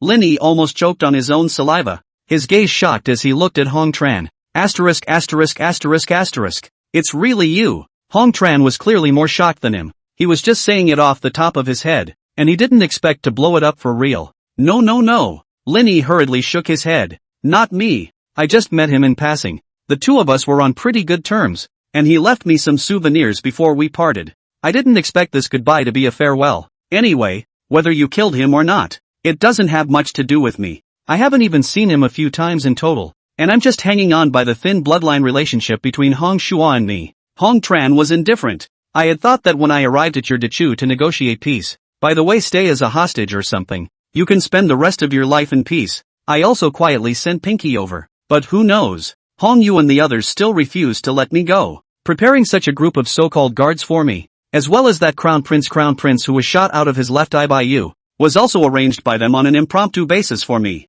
I didn't even know them before I left. If it weren't for the fact that one of them, a soldier with a clear conscience, told me on the way and said that when I got to Daxia, they'd kill me together. Get rid of the only obstacle to Hong Yu's ascension to the throne, and use it to provoke a Chu Xiao war. I'm afraid I'm going to have to be unknown until I die. Lin Yi frowned. That's not right. Wasn't it you Northern Xia who first proposed peace? Why do you want to start a fight again? Chapter 087, A Business to Discuss. One can only say that neither the 100 officials of the imperial court nor the people of Daxia want the war to begin, as it will inevitably result in the destruction of life and death. Hong Tran clasped his hands and held his chin up as he said, but Hong Yu and Empress Chen, it seems, are looking forward to the start of the war, and the biggest variable in that is me. After pondering for a moment, Lin Yi seemed to understand something as he raised his eyes and smiled, because no matter what, you're still the crown prince. That's right. Hong Tran nodded. As long as I remain seated in the position of the crown prince for one day, then Hong Yu's ascension to the throne will not have legitimacy. But even though that father of mine is seriously ill, he still won't agree to abolish me. So Hong Yu can only look for ways from the outside. He can find a way to assassinate me, but this will inevitably lead to criticism. But at this time, I took the initiative to come to Dechu to negotiate peace. If I, the nominal crown prince, die in Dechu, so that Hong Yu can smoothly ascend the throne as the sole imperial heir and go to war in the name of avenging me. If the war with Dechu is won, Hong Yu will be able to prove his heavenly destiny, gather a wave of people's hearts in the process. Lin Yi couldn't help but applaud. That's quite a fight. Then couldn't help but ask. Then, since you know that you're bound to die if you go south to negotiate, why do you still stick around and not look for a chance to vanish back? Even if you were told on the way that they were going to kill you, as long as the time hadn't come, I'm sure those guys wouldn't do it easily. Because I have no foundation in Daxia, even if I top a false name crown prince. In the end, it should be liquidated or liquidated. The most important thing is always strength when you become a king or a bandit. Hong Tran shrugged his shoulders and said truthfully, if Hong Yu was really pushed, he probably couldn't care less and would really slaughter me. Lin Yi nodded. At this time, Hong Yu's situation in northern Xia was very similar to Su He's situation in Dechu. All of them have power in their hands and can be changed to ascend to the throne, but all of them need a proper reason and timing to make their reputation less ugly. But vaguely, Lin Yi always felt that the situation was not quite the same, because Suwa basically already had the power to sweep across the entire Great Chu. In the area south of Jiaduan Pass, it could be said that he was walking horizontally, but things don't seem to be quite the same in northern Xia, which lies north of Jiaduan. That old emperor Hong Shua, lying on his deathbed, sick and dying, did not seem to be an identity that had been completely hollowed out. Moreover, Lin Yi had a premonition that the situation would change in the future when the throne of northern Xia belonged to him. This fast hiccuping emperor, dang, will play a big role. I certainly didn't want to sit around and wait for a variable, so I insisted on going south and throwing my hat in the ring. Hong Chan raised his eyes and stared at Lin Yi. Hooray! I waited for the variable. Of everything to be you. You made the mistake of removing all the guards who were intent on plotting against me, and put me in this incredibly safe cell. Though your starting point is only because of corrupted morals, I at least survive. What do you think it's because of? Lin Yi narrowed his eyes, his tone filled with displeasure. Do you believe that I will send you to the Yellow River to feed the fish now? Ha ha ha ha ha. Instead of being afraid, Hong Tran laughed out loud, and after he finished laughing, his expression became more and more determined. I certainly don't pray that, mister. Lin will help me much. I'd be thankful if a man like you didn't harm me. There's no end to it, is there? Lin Yi shouted angrily. But I have a business here, and I wonder if Mr. Lin would like to talk about it. Hong Tran's words changed. What business? Can it make money? Lin Yi had just stood up angrily, and as soon as he heard that there was money to be made, he immediately sat down again. Hong Tran, on the other hand, replied calmly, this business of mine can bring you more than simple silver. Imperial Palace, Imperial Study Room. What? Lin Yi that killed the Northern Xia Crown Prince? When Su Zheng heard this news, he immediately became furious and kicked over the table in front of him. Is he a bandit? Robbing anyone he sees? That's the envoy who came to make peace. He killed him? What's the point of peace talks then? Your Majesty, calm down. Standing not far away opposite Su Zhang was none other than the Minister of Rights, Xie Jiaxuan. He was also the one who informed Su Zheng of the news. Anger? What do you want me to do with my anger? Talk and talk and talk. Even if we can't reach an agreement, we still have to talk about it? To kill someone without even talking, is this what people do? Su Zhang was still cracking up. Xie Jiaxuan's face was ugly, and he said in a somewhat tangled manner, Your Majesty, if you lose your temper like this, it's inevitable that someone with a heart won't hear it, and then pass it on. If Lin Xingshu finds out, he knows what's wrong? Su Zheng didn't think so, but instead intensified his efforts. I'm an emperor. He's just my subject. What's wrong? I still have to look at his face when I speak and do things? I'm telling you, even if he is standing here now, I should scold him just the same. Do you really think I'm some kind of a soft touch? Why is your majesty angry? A long and teasing male voice rang out from outside the imperial study. Then amidst the shocked gazes of Su Zhang and Xie Jiaxuan, Lin Yi, dressed in white and holding a folding fan, walked in with great strides. Upon seeing Su Zhang, he bowed slightly. Sinful Minister Lin Yi, meet your majesty. Lin Shangshu, why are you in the mood to come to the imperial study today? As soon as Su Zhang saw Lin Yi, all of the anger and bossiness that he had felt just now was gone. Quickly, sit down. It would be bad to tire you. It is hard to imagine that the word flattery can one day appear on an emperor. No need. Lin Yi waved his hand with a sad face. Isn't your majesty going to scold me? Come on. I'm all ears. In an instant, cold sweat ran down Su Zhang's head, and his gaze became evasive and hesitant. Have I ever said that? Xie Jiaxuan reminded. Your majesty, you did say that. You said that you shouldn't be afraid of Lin Shangshu since he is a vassal and you are the emperor. You are not a soft target either. The corners of Su Zhang's mouth twitched. Your uncle Xie Jiaxuan, when you usually deal with official business, I don't see you have such a good memory. If Squire Xie has said so, then the minister will listen. Lin Yi obediently sat down on a side chair, not forgetting to cross his legs. This is not like a minister who admits his mistake. On the contrary, Su Zhang, who stood opposite Lin Yi, looked nervous, living like a child who had made a mistake. He finally spoke after a few moments of contemplation, only to see his eyes glaze over. I am to reprimand you. Xie Jiaxuan froze, then his heart was delighted. Is His Majesty finally getting tough for once? In his anticipation, Su Zhang's voice was raised a few notches, and he proceeded to say down the line, I'm going to reprimand you. Personally lead troops to surround and kill Hong Tran. Xie Jiaxuan's eyes grew whiter and whiter. Is it finally time to shoot the first arrow against the brutal Lin Yi? Su Zhang's words changed. How dangerous it is. You still have to go in person. You'll have to ride a horse, and it's a tiring journey. If you get a cold or something on the way, I'll be worried. Xie Jiaxuan? Chapter 088. If you can't eat it, you can pack it up and take it with you. Thank you, Your Majesty, for your concern. Lin Yi stood up and slightly bowed to Su Zhang. I don't know. Lin Yiqing came to the imperial study. What is the matter? Su Zhang asked again. Oh, I went the wrong way. Thought this was the royal dining room. Lin Yi had a chagrined look on his face before heading out. Before leaving, he didn't forget to twist his head and ask, Oh yes, Your Majesty, where is the imperial cuisine? I'm not too used to the food at the princess residence lately, and I'm thinking of changing my tastes. Su Zhang's eyelids twitched. Let Eunuch Lu take you there. Nah. When Eunuch Lu took small steps and led Lin Yi away, Su Zhang was so angry that he freaked out again. Does he, Lin Yi, think this is his home? He came here for a change of taste? He's simply too deceitful. What did you say, Your Majesty? Lin Yi suddenly poked his head out of the door again and smiled. I haven't left yet. Another smile immediately climbed onto Su Zhang's face. I said, just treat it like your own home. Eat whatever you want. Take it all if you can't. Take it all. After enjoying this highly artistic performance, Xie Jiaxuan also looked dumbfounded. What are you looking at? Only after Lin Yi was completely gone did Su Zhang let out a sigh of relief. Once he turned his head, he saw the surprised expression of Xie Jiaxuan again and couldn't help but question. Nope, nothing. Xie Jiaxuan was only a small minister of rights. Naturally he didn't dare to ride on Su Zhang's neck and like Lin Yi did. So he respectfully said, Your Majesty, you are so versatile. Versatile. Okay.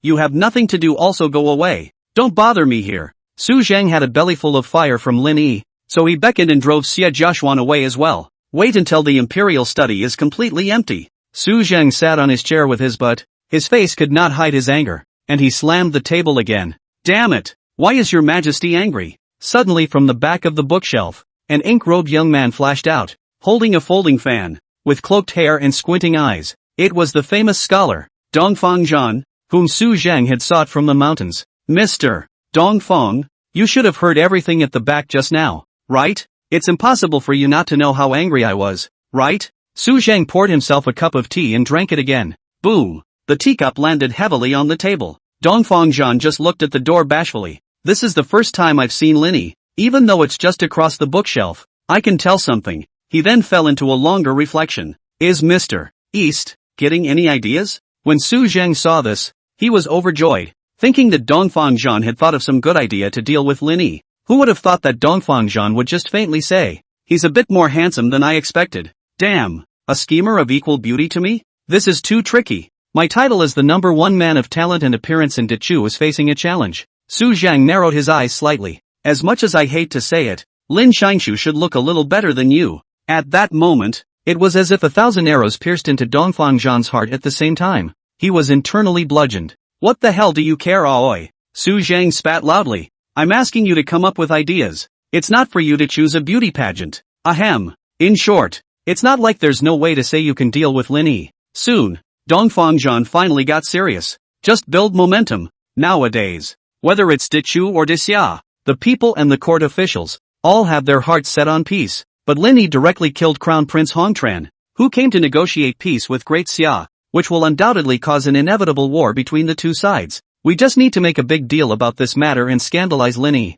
including the image of the eldest princess, in the minds of the people, to make our enemies sink deep into the swamp of public opinion. Good plan. Su Zheng couldn't help but give a thumbs up, but the follow-up operation will require some more detailed preparation. Dongfangzhan looked up at the sky. It's about time, or we'll go and have dinner first. Let's talk while we eat. Su Zheng saw that it was also almost noon, almost time for a meal, and it was readily agreed. These two then left the imperial study and arrived at the imperial dining room. But once he entered the door and saw the empty dining table, Su Zheng was stunned. Where's my rice? All taken by Lin Xingshu. Eunuch Lu was standing guard with a hesitant gaze. He said that you promised him that you could pack it away if you couldn't finish it, and he really took it all? Su Zheng was shocked. On the one hand, he was shocked at the extent of Lin Yi's shamelessness, and on the other hand, he was shocked at his almost perverted execution ability. How did he take it away? The imperial kitchen must have prepared hundreds of dishes, right? And he didn't leave any? Su Zheng still didn't want to believe it. Actually, he is not the only one. Everyone from the princess house came, including the eldest Princess Suha. Eunuch Lu continued. They said that Mr. Lin had brought them here to improve their meals, and everyone ate some. They all loaded away quite a bit before they left. 2. There was a big yellow dog, and it took His Majesty's favorite leg of roast goose. You even brought the dog? Su Zheng was stunned. Just a little bit of food did not leave for me? More than that. Eunuch Lu's face grew urgent. And they took all the pots from the imperial kitchen. Don't even leave a pot for me? Su Zheng was completely fuming, and after looking at the imperial kitchen, which was cleaner than his own face, and hearing the rumbling of his stomach, his roar of rage almost lifted the roof of the room. Lin Yi, you wait for me. Shui, Shui, Shui. Lin Yi, who had already arrived at the princess mansion at this moment, was sitting on the stone table in his small courtyard when he suddenly sneezed 3 times in a row. Who misses me?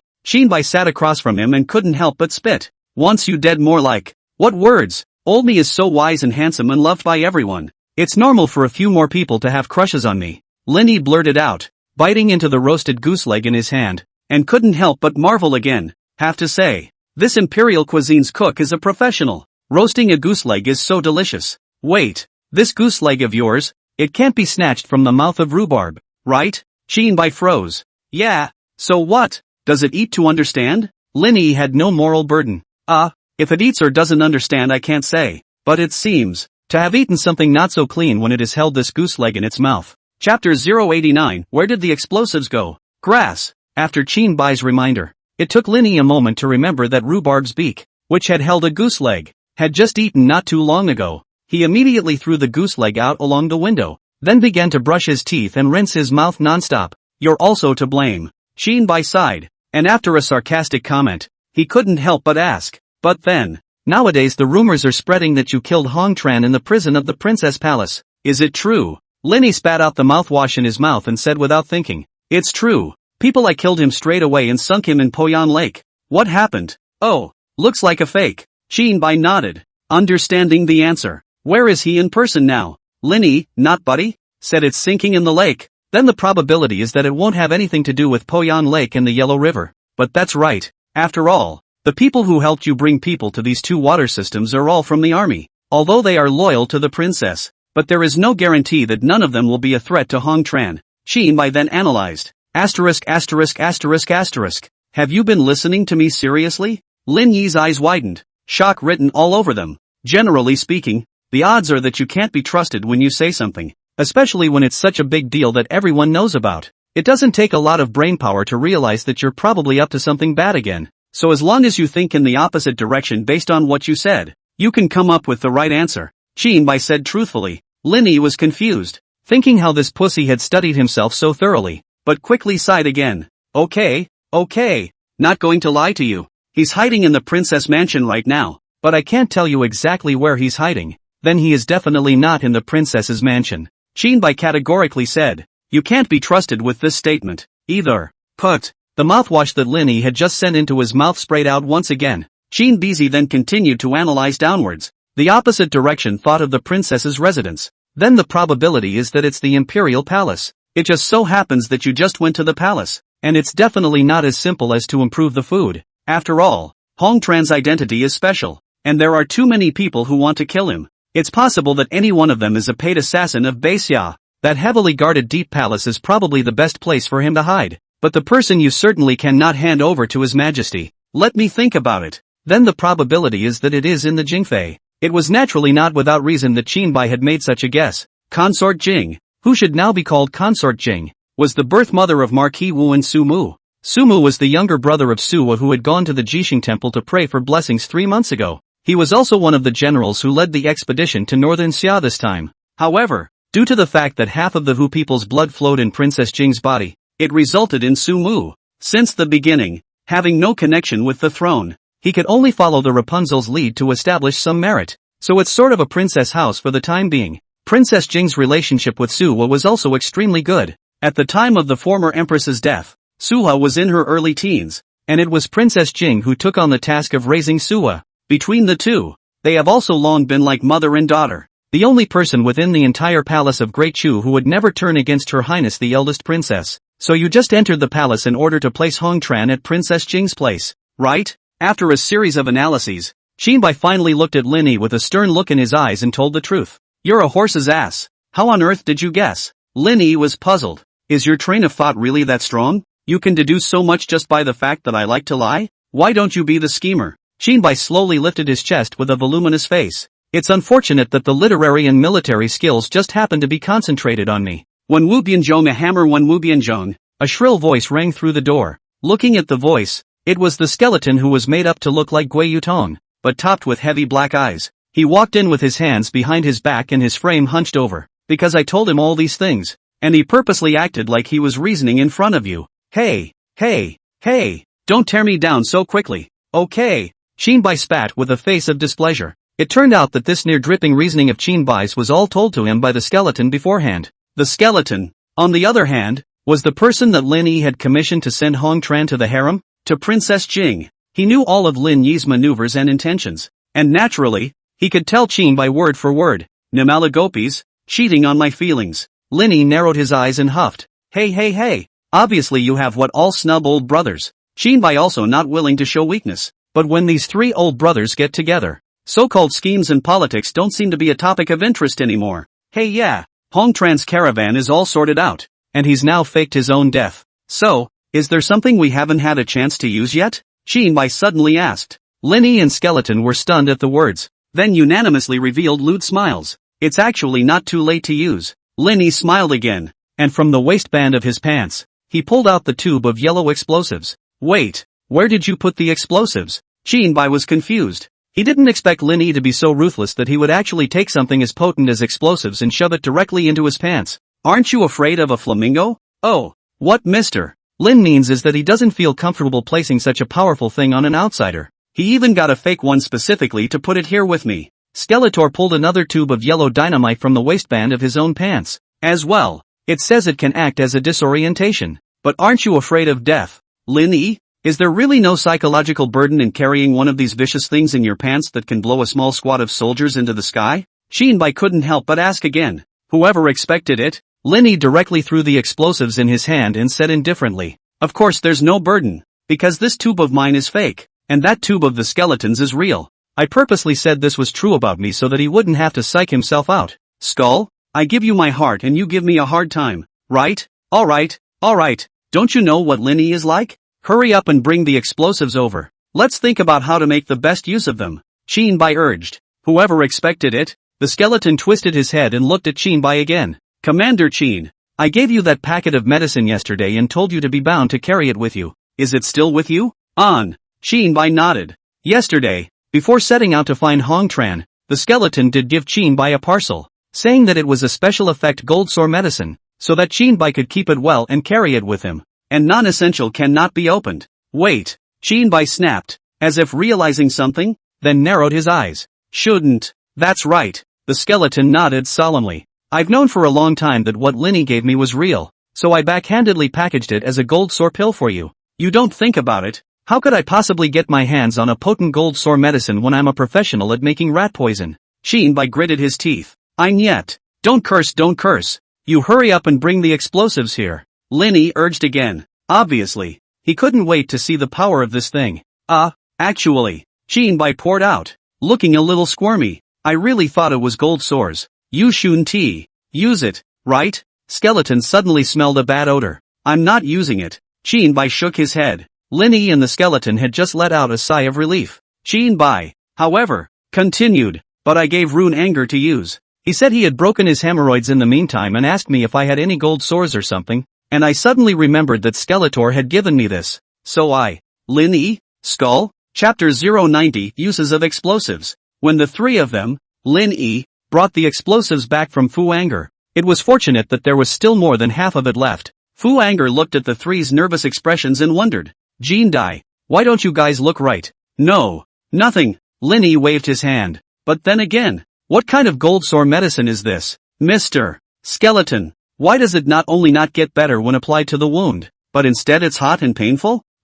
Linny simply reminded after a moment of silence. When you wipe your ass these days, try to do it with as little force as possible, and don't rub out any sparks, otherwise, and then connect with the flammable farts in your intestines. You'll be a human C4. Rune angry? All the way to the end. Of course, Fu Angry also did not understand that the so-called special effects of gold sore's medicine is actually what? Linny, Shinbai and Skeleton, also holding the remaining explosives, ran as fast as they could back to Linny's courtyard. We're really not going to tell Rune Anger what it is? Shinbai was still a bit psychologically overwhelmed. What did you tell him? Linny then frowned. That kid brain axis. You don't tell him, okay? You tell him. No chance he really want to verify. When the flame, even with the fart, a living humanoid gas tank, and then to the princess house blow up. What does gas tank mean? Skeletor, on the other hand, inquired about the unfamiliar term. What kind of gas canister is what kind of talismanic indignation is what kind of gas canister is what kind of gas canister is what kind of gas canister is? Linny was too lazy to explain. He was probably a little more interested in the explosives in his arms. By comparison, the skeleton naturally noticed this and asked again instead. Mr. Lin, you just said that this explosive still has a use. What are you going to do with it? Of course, Linny said with a righteous air. It's time to do something useful. Shinbai and the skeleton were startled at the same time. Murphy, what other big moves is Linny going to make? One incense stick later, with the fuse lit, boom, there was a violent explosion. Rhubarb's dog bowl, blown straight up by dynamite. Wow, the explosive rate is really high. Linny looked at the dog bowl that had been blown up and landed on the ground, his eyes glowing. Shinbai, skeletons, rhubarb, Linny, on the other hand, still had that maniacal look. Looking at the rhubarb that was feeling more and more aggrieved and had even curled up, Linny suddenly froze and his smile faded away. Tears were already welling up in Rhubarb's eyes. Linny remembered that he had picked up Rhubarb from the day he had just crossed over here, and had been a companion for 3 whole months. This old fellow, too, was the guy who had been with him the longest in this world, but one treats it so harshly now. Linny squatted down and stroked Big Yellow's head, saying, I'm sorry old chap, I'll get you a new rice bowl. Afterwards, at Lin Yi's request, the underlings of the princess's residence quickly sent over a brand new rice bowl. Looking at his new rice bowl and his warm-faced master, Rhubarb was also moved to tears. It slowly walked towards Lin Yi, gently rubbing its nose against Lin Yi's shoulder. A warm picture of man and dog living in harmony is slowly spreading here. One incense stick later, boom, there was a violent explosion. Rhubarb's new dog bowl, blown straight up by dynamite. Wow, still the new dog bowl explosion sounds crisper. Linny enjoyed looking at the brand new dog bowl that had been blown out of the hole and landed on the ground once again with a smug look on his face. Rhubarb, it has been utterly helpless. Shinbai, who was not far away, witnessed all of this and only commented lightly. I think that white dog is a little more metro than the yellow one. Wait until Linny is tired of playing, and let the rhubarb go. Rhubarb just stood guard in front of his two still smoking, Exposed dog bowls with big holes in them, silently fuming. Twilight. The night is rising. And that's pretty much the end of the day. Shinbai and Skeleton were almost ready to leave as well. Before leaving, Shinbai walked to Lin Yi's side and suddenly remembered something and said, "Oh yeah, tomorrow we both have to go out to the Mandarin's office to work. You haven't been to the ministry in a long time." "What do you mean I haven't been there for a long time?" Lin Yi said irritably. "Haven't you been there for a long time, too?" In fact, the first thing Lin Yi did after entering the Ministry of Appointments was to promote Shinbai to become the Minister of Appointments. That's right, Shinbai, a military man, directly to the 5th grade official minister of the Ministry of Mandarins. Of course Lin Yi is to be credited, since Shinbai had been mocking Lin Yi for not doing his job at the Ministry of Appointments. Lin Yi then made this decision. When Shinbai became the minister of the Ministry of Justice, he never taunted Lin Yi again, because he realized that he really couldn't do those jobs either. So the two brothers are once again working together, dumping all sorts of baggage, and not doing any work that they could not do anyway. Definitely skip work when you can. Even the brothers came up with the sneaky idea of getting someone to cover their shifts for them. That's right, it's the skeleton. The skeleton was also confused. Within the same day, Lin Yi and Shinbai had come to find themselves. One had himself disguised as a Mandarin. But the ing skeleton is the identity of Gui Yutong and the position of the Minister of the Ministry of Revenue. Skeletons can't do it either. So Lin Yi and Shinbai came up with a new sneaky idea, asking the skeleton to disguise the tiger leopard cavalry soldiers as the two of them and go to work at the Ministry of Appointments. The skeleton slapped his head. Why didn't I think of that? So the next day, when Fu Anger was counting the tiger leopard cavalry, he realized that 3 men were missing. Chapter 091 Never Be Late. In the ensuing period, the 3 tigers and leopards began to go out to work in place of the 3 first officers. It was almost a week before it was finally recognized. Why were they recognized? People might think that it was the tiger leopard riders who, as rough men, could not accomplish the tedious and delicate work of the Ministry of Mandarins and the Ministry of Revenue. But the truth, in fact, is the opposite. It was the officials of the Ministry of Mandarins who realized that their own lord, the minister of the Xingshu, was actually not living a whole life, and willing to work. They thought at first that Lin Yi was out of his mind and had come up with some other method to torture them. As a result, 7 full days passed. Seeing that Lin Yi is more and more energetic, and treats them better and better, they then realized that something was wrong, and eventually, managed to discover that both the Xingshu and the squire were tiger leopard riders in disguise. So this group of officials, knowing that the real Lin Yi does not come out of the work, but also reckless, to continue the once playing cards and cockfighting and other activities. In order to not let this group of men slack off, Lin Yi was forced to set an example and once again dragged Shinbai back to his post at the Ministry of Mandarins, not even forgetting to denounce Skeletor for skipping work to the household side. So the 3 brothers went back to work in misery, but they were as consistent as ever, still skipping work and coming in late and leaving early in all sorts of ways. First things first, Shinbai stretched out his index finger and chopped it off. Tomorrow morning, on time, no one can be late. Grass, Lin Yi said tersely. Joking aside, how can a responsible Sangha member like me be late and leave early so easily? On the contrary, Squire Chin, you should not oversleep. Humph. Joke. Shinbai also had disdain written all over his face. All my life, I, Shinbai, have never known what it means to oversleep. I've spent half my life marching into the army and being born to die, and I sleep at night on alert. That's when I say I'm awake. Good. Let's see who's late. Lin Yi exclaimed. It's a deal. The loser has to dip a note on his official hat that says I can't for 7 days. Shinbai added immediately afterward. So it was that the 2 men, with a great deal of goodwill, fixed this bet for this evening. It was agreed that the work would start on time tomorrow morning and arrive at the Mandarins. The next afternoon, the sun sloped west. Shinbai and Lin Yi, sleepy-eyed, met at the entrance of the princess's residence. Lin Yi and Shinbai. At this moment, Lin Yi and Shinbai, the 2 men laughed awkwardly. When he saw that the other party also looked guilty, he was much more open. I'd say there's actually nothing important for the Ministry of Mandarins to do today. Shinbai was the first to speak. Makes sense. Lin Yi nodded. So the 2 quickly came to an understanding. Go back and sleep some more? Exactly. The 2 had just turned their heads back to the house. Just ran into the skeleton who was yawning and heading out the door. Skeletons. Skeletons at the moment. What a coincidence. Mr. Lin, Chin Commander. Time passed slowly and leisurely, like a wooden wheelchair in Lin Yi's courtyard, slowly rolling those rugged wheels. Another month. The green leaves of twilight summer were yellowed a little at the edges by the cool wind that filtered through them. The hot sun, which was exposed to the sun, was also gradually obscured by dark clouds. It has been raining for half a month in a prolonged, drizzling fashion. It stopped raining in the second half of the month, but the sky clouded up a bit from time to time, putting a bit of a chill in the air. The princess mansion. A young man dressed in white, stepping on the broken leaves on the ground, stepping over the steps in the garden, crossing the courtyard promenade, and walking into the small, clean courtyard on that side. At the entrance of the courtyard, the big yellow dog, which was getting taller and stronger, was lying on its back in front of the sterling silver dog bowl,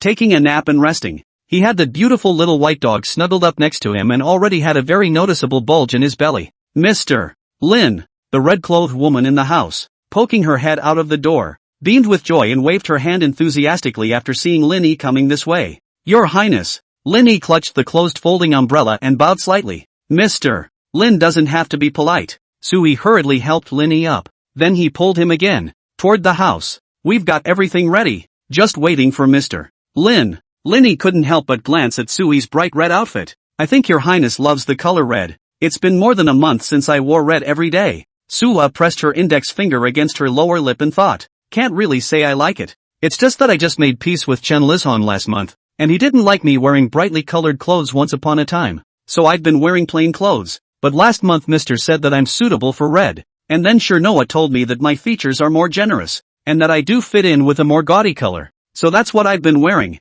Linny smiled. He remembers that he originally said it should be, you are the princess. Chen Lizhong is a commoner. Even if it's a reconciliation, it's still you who has to write him a letter of repudiation. And by the way, announce it to the world. And remember to wear a red dress on the day you write the letter of repudiation, to celebrate the occasion. But somehow, it made Suo hear it as if she herself said she fit the color red. Let her be. It's good that she likes it. Linny had just stepped into the house with his front foot. Just smelled the aroma wafting in. Upon entering, a steaming cauldron was being set on the table in the center. Qin Bai, Skeleton, Guo Xiao, Shangguan Lu, Fu Yin, and Hong Tran were sitting at the table. Suo also ran to a seat and sat down, patting the seat beside him in the process. Sit down, Mr. Lin. Linny didn't rush to do it, but nodded in satisfaction after looking around the room. It seems that everyone is here. Then this major strategy meeting we have today is considered a victory. Hold some kind of strategy meeting. Qin Bai spat with narrowed eyes. It's just a simple potluck dinner, so don't talk about it all day long to keep people in the dark. Sir, this is your sesame sauce. Shangguan Lu timidly sent a small bowl over. Many of you reading this may be wondering, didn't Shangguan Lu fake his death in front of Sua? Why are you now back to eating at the same table with Sua? Didn't Sua realize anything was wrong? This brings me to the point that our Rapunzel's highness, though beautiful, is really stupid. Go back 3 months. Shangguan Lu just faked his death in front of Sua. Linny then sent her to a pure place to retreat and cultivate. After these 3 months of dedicated cultivation, Shangguan Lu's power had risen greatly, and with her unparalleled martial arts talent, she was currently in the ranks of the first-rate masters of Dichu. Linny saw that the time was right and picked her up. Just after entering the princess's residence, he bumped right into Sua, while Shangguan Lu hesitated whether he would be discovered by Sua. Linny brought her directly to Su He and said, just revived the Shangguan girl. Sua froze and asked him how he was resurrected.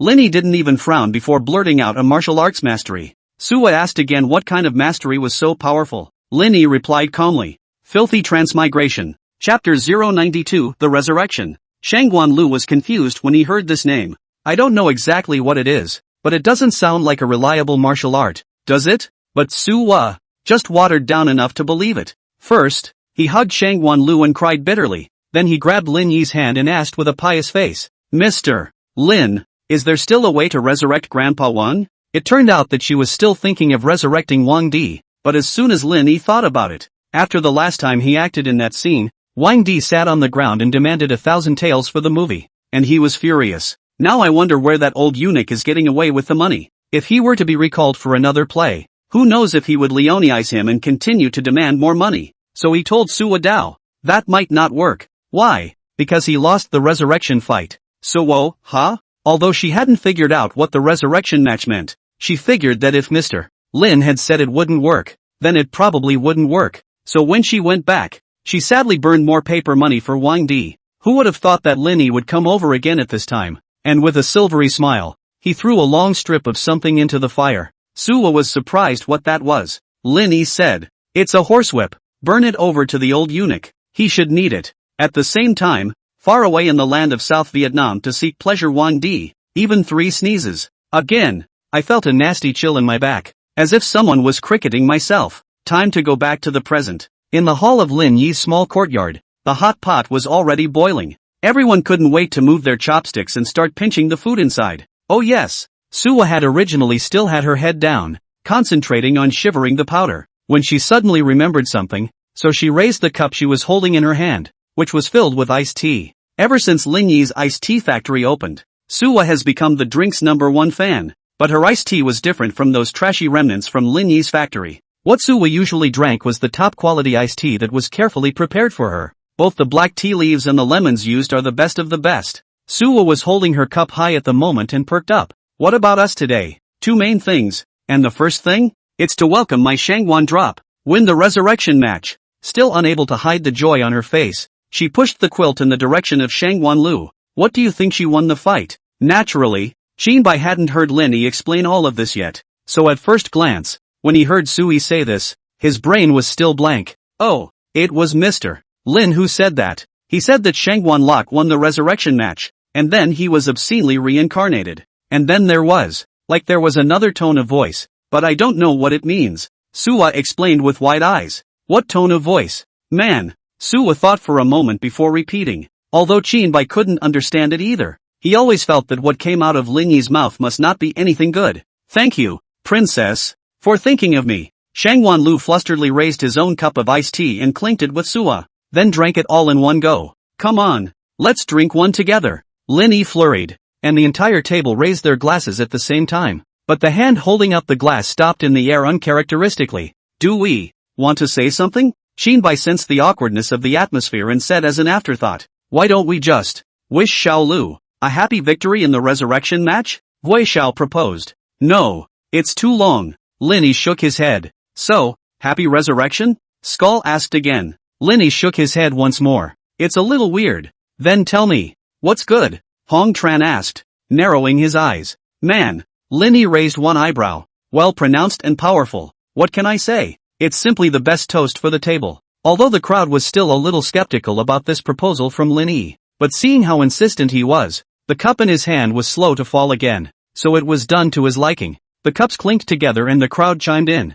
Man, wait until everyone has drained their cups of iced tea. Jinbai turned his head to inquire about Sui again. Right, Your Highness, you just said that there are 2 things today, and welcoming little drop girl back is the first thing. What about the second thing? The second one, it's this hot pot we're eating right now. Suwa smiled mysteriously. Hot pot? Jinbai became more and more surprised. Isn't it just a regular hot pot? It tastes better, but what can be the matter with it? He. Sui slyly glanced at Lin Yi, saw the latter slightly nodded, and also spoke down. Mr. Lin and I, we intend to be in Dachu, to get a chain of hot pot restaurants. Just call it River Bottom. Wait. Jinbai froze, and then cold sweat flowed out from his forehead. This river. It can't be the Yellow River's river, can it? The skeleton's face also changed. Then nothing good can be fished out from under this river. Ha? Suo was puzzled. What's under the Yellow River? Why don't you both look right? Nothing. Lin Yi hastily changed the subject.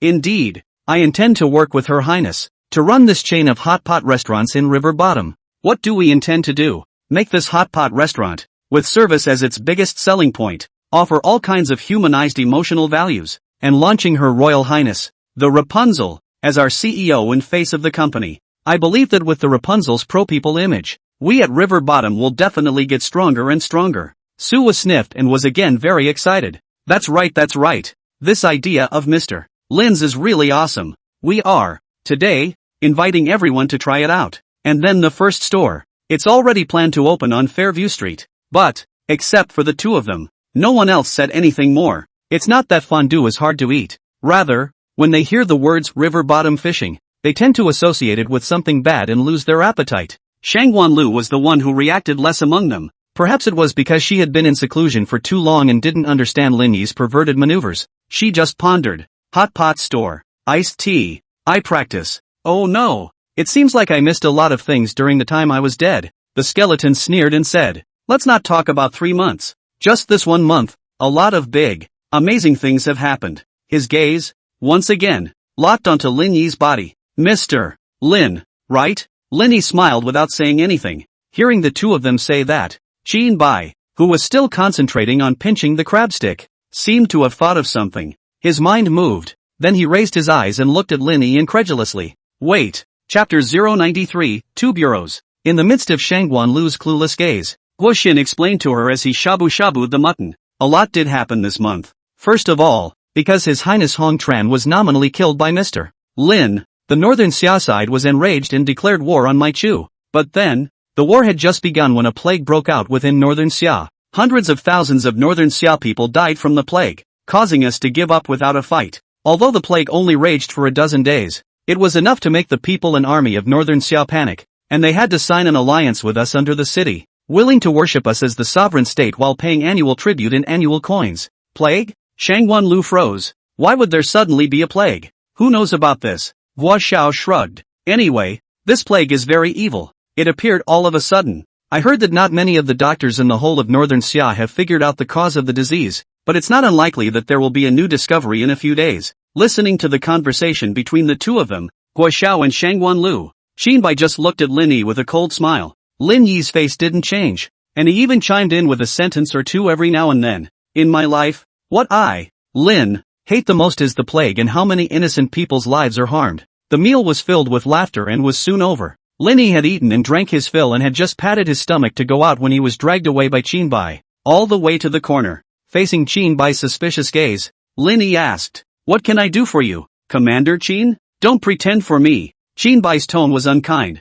"I've already figured out what kind of plotting and scheming you're doing." This Lord Commander, who had already revealed a chesty expression, leapt forward to reveal the entirety of his reasoning. It's not just a matter of unilaterally tearing up the treaty and provoking conflicts between Chu and Xia. Then use the knife to kill people and learn from Chen Lizhong's private sale of government salt. Skeletons with thick black eyes came around the corner of the alley, eloquently. But the truth is that Chen Lizhong's official salt was only sold to the southern part of the Yangtze River. He doesn't have the ability or the guts to sell to northern Xia. The person behind the scenes who really used Goryeo as a springboard to sell Chu salt in northern Xia is actually none other than Mr. Lin. He then pretended to track down Chen Lizhong and framed him in the process, making everyone think it was just an ordinary case of private salt. But actually, remember that cackling egg from Medicine King Valley? That wasn't even some randomly concocted medicine, but a special poison to spread the plague. Mr. Lin threw the medicine into the salt and used it to cause a large plague in northern Xia. At the same time, De Chu's army had also received Mr. Lin's reminder early on, so they pressed on and watched the enemy's movements from afar, and also had the antidote in their hands, so they won the victory without bloodshed. Without waiting for Qin Bai to say anything about this ploy of Lin Yi's, it was already explained by the skeleton in a few words. This seemingly simple operation actually requires a very strong grasp of the big picture, while the use of resources in hand, but also to make the best use of it. The skeleton naturally understood all this, and couldn't help but applaud at the end of the inference. Mr. Lin deserves to be recognized by the late emperor as a poisoner. Even though I've been in the ghost market and black market for many years, I've never seen someone like you before. Qin Bai twisted his head and looked at the skeleton, his gaze becoming intriguing. What can I do for you, Commander Qin? The skeleton froze. The words are all yours. What am I going to say? Qin Bai had an irritated look on his face. It was so hard for him to follow the clues and make everything clear, so he hurriedly dragged Lin Yi, wanting to make sense of all this and put on a big show. Now that the pussy is done being played by the skeleton, what are you playing for yourself? Lin Yi straightened his collar and revealed his trademark bad smile again. Not bad. It seems that you guys have been with me for so long, and you've also gotten a few bits of my wisdom from being close to me, but it's only skin deep. Still needs work. Still need to work on it. Qin Bai and skeleton, however, didn't really agree with this. I didn't see it near Zhu, but I did see it near the ink. Smarts don't really feel like it, but it's definitely getting more and the bottom line is dropping lower and lower. In the face of these two successive spitting, Lin Yi also voided his eyes. Hey, don't be so mean. What are you three doing? The sudden sound of a female voice startled all three brothers. Asterisk.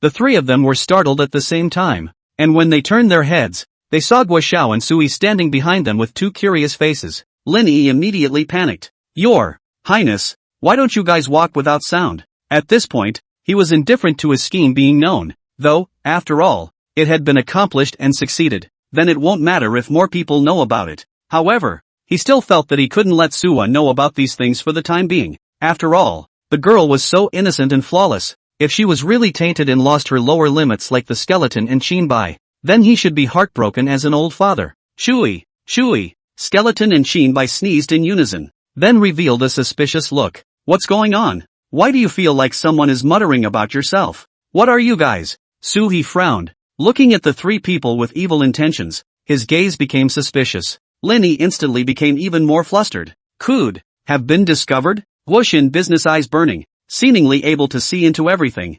Her voice pulled long. Mr. Lin, what are you guys doing here? The three brothers were completely hopeless in the face of her decisiveness, almost calling out the answer. Screwing Long Yang, isn't it? The three of them hadn't reacted when Guo Xiao had just finished speaking and nodded unanimously. Soon, however, it was realized again that something was wrong. Wait, Linny asked as he looked up. Frozen, what did you say? You guys admit it. Guo Xiao's eyes were already brimming with tears, and they were still swirling. I said why you've been avoiding me. So you're really good at this. Her aggravation was at its peak at this moment. Not buddy. Linny already didn't know what expression to use in response to this statement, the corners of his mouth twitching as he just wanted to say something. Look, you call me dude, not sis. You just like guys. Guo Xiao almost cried out. Linny was shocked. What the hell kind of brainwave is that? Suwa also revealed a look of dawning realization. So the three of you, are you in this kind of relationship? But the three of you, aren't you a little too raunchy? Lin Yi, Jin Bai, and Skull, not buddies? They suddenly realized that Her Highness didn't seem so naive at times. I'm only going to do one more chapter today as I'm out fetching, so I'll update normally tomorrow. Chapter 094. Do me a favor. Mr. Lin, can you do me a favor? Linny had just woken up from a nap, and in his haze, he saw Sui's big, flickering eyes. Ah! Linny was startled and sat up directly from the bed. Unevenly, it collided with Sua's head. Ouch! Ow! Sua and Linny covered their heads at the same time and let out a pained cry. What are you doing? Mr. Lin? I was asking what you were doing. Linny said irritably. I'm still awake here. Why did you just come right in? Ah, but it's already past noon. Suha muttered with an aggrieved face. Linny looked up at the window. Indeed, the sun was hanging high above the firmament and was taking on a westward slant. Then how come you came in? Big Yellow didn't remind me. Ah? Usually come people it will grunt twice. Ah? Linny was puzzled again. Rhubarb sleeps even more than you do. He can't even wake up when called. Looking in the direction Suwa pointed, only to see that in the kennel in the courtyard, Big Yellow was really coiled up in it, sleeping soundly, and snoring slightly. That lazy dog. Linny was instantly furious. Other people's dogs are watchful and loyal. He is a dog that is lazy, and he eats and eats. Usually in their own yard. In addition to eating is sleeping. After waking up to go to the princess yard to find small white play. Who's a good dog that sleeps through the middle of the day? But the reality is, last night Linny dragged Big Yellow to play darts until the early hours of the morning. Ever since he had followed Linny, Big Yellow had slept later and later. Being a dog is also getting more and more doggy. He now rules all the dogs in the princess's mansion with his darts, and has become the true king of dogs. And those dogs that didn't listen to him were sent to the back garden where the fake lake was, to dig a bath for Bai. Oops. Forget about Rhubarb for now. Suwa sat on her but on Linny's bed, looking a little anxious. What is it? Do we have to say that? Linny tugged at the quilt, trying to cover his naked upper body. In fact, more than just the upper half of his body is naked, so he is now a bit panicked. Ha? Did you hide Commander Chin and the skeleton under the quilt? Suha asked. Linny? Ever since Suwa misunderstood the relationship between the three of them a few days ago, just keep being suspicious and bring a mouthful of the two of them to everything in front of Linny. This Her Highness, the Rapunzel, seems to have a burning spirit of a corrupt woman within her. Alright, just get to the point. Linny really couldn't stand the awkwardness of the moment, so he urged Suhi. Oh yeah, Suki's coming back. Why don't you go pick him up later? Suwa finally got straight to the point. Sumu? Linny didn't remember who this person was for a moment before asking suspiciously after a few moments. Marquis Wuan? Yeah, my younger brother. The one who led the troops to fight in northern Xia. Suwa nodded like garlic. He came back early. I figured he's been busy for so long, so I had to find someone to give him a little pick-me-up anyhow. Linny frowned. Just call the Tiger Leopard Cavalry or the government guards to go. Why do I have to go? Suwa immediately spoke again in a serious tone. You don't know, Mr. Lin. This brother of mine, he's good at everything, but he's just too suspicious. Ever since he was a child, he's always been suspicious. Aunt Jing was also worried about him, but it just couldn't be changed. And he was also afraid that someone would turn against him. So he came back from the army and didn't say anything to anyone except a few generals and the Lord Commander. All by himself. He traveled fast, and before he reached the royal capital, he sent me another letter. Linny remembered that it was indeed mentioned in the original article. Suwa's brother, Marquis Wuan Sumu, is considered one of the few major characters who genuinely wants the best for her. People are also decent and kind. The only flaw is too suspicious, and it's been paranoid to the point of being a bit of a psychopath. In ancient times when information was not really developed, even if the tiger leopard riders were to receive Sumu, he could not trust them. Mr. Lin, Sumu has met you and heard of your great name, so if you go and pick him up, he will certainly not have any suspicions. Suwa continued with great sincerity again. Then why don't you go get it? He should be most at ease if you go in person, right? Linny asked the most crucial question again. That. Suwa immediately became hesitant as she scratched her head and said, so what? I have very important business to attend to. The right thing? Linny was immediately relieved. Not bad. Not bad. Did this naive Rapunzel Highness is really willing to take the trouble to do the right thing? The children are teachable. The children are teachable. It was also at this moment that Shangwan Lu's voice suddenly came from outside. Your Highness, have you finished? Lu Lanner has already arrived and the carriage is ready. So let's set off straight to the bottom of the river to fish.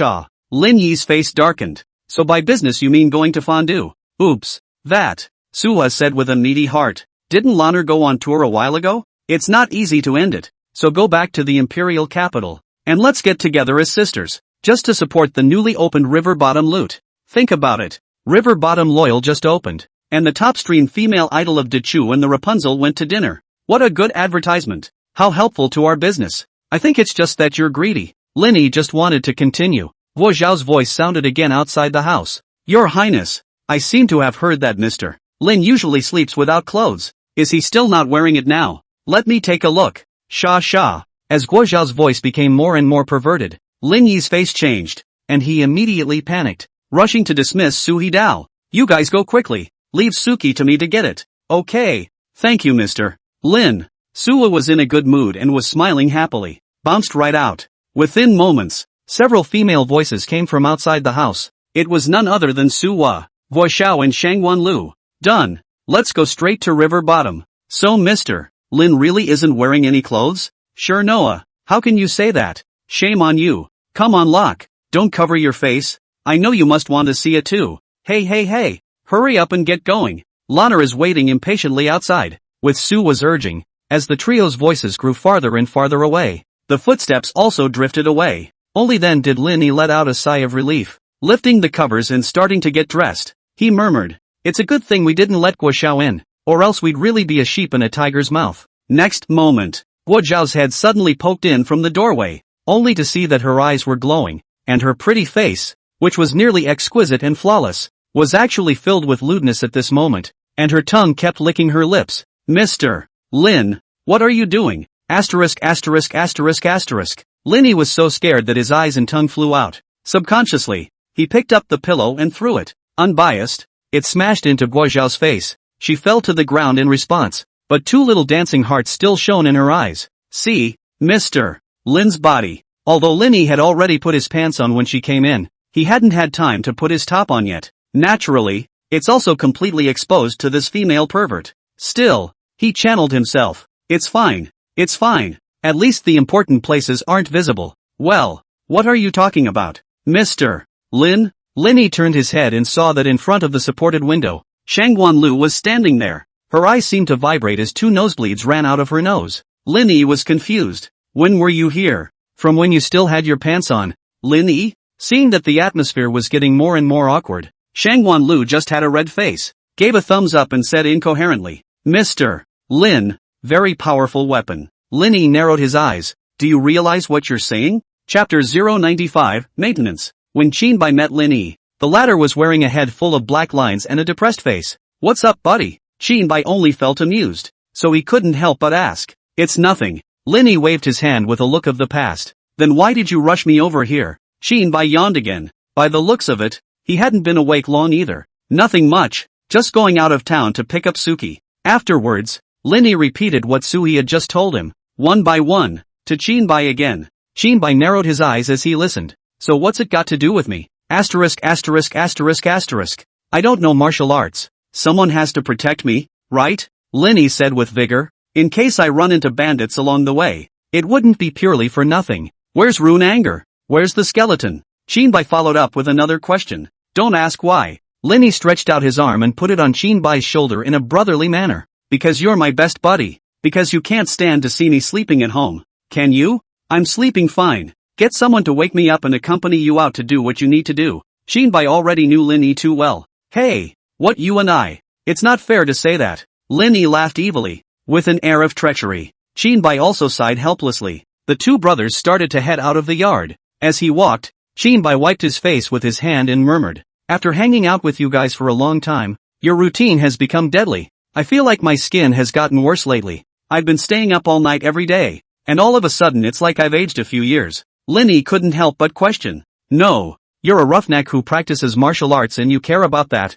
Looks are worth caring about anywhere. My Great Chu Imperial Examination. To admit talents, character and appearance are also among the scoring criteria. Shinbai vigorously said. Fair enough. Linny nodded in agreement. Suddenly, he remembered something else and said with a raised eyebrow. Hey, I have an idea. Suha usually cares about her appearance. Officials from all over the world, foreign emissaries, will pay tribute to her with some skin care products and such. Why don't we go to her dressing room in her courtyard and look around? See if there's anything that can help us rejuvenate our skin? Shinbai shook his head firmly. That won't do.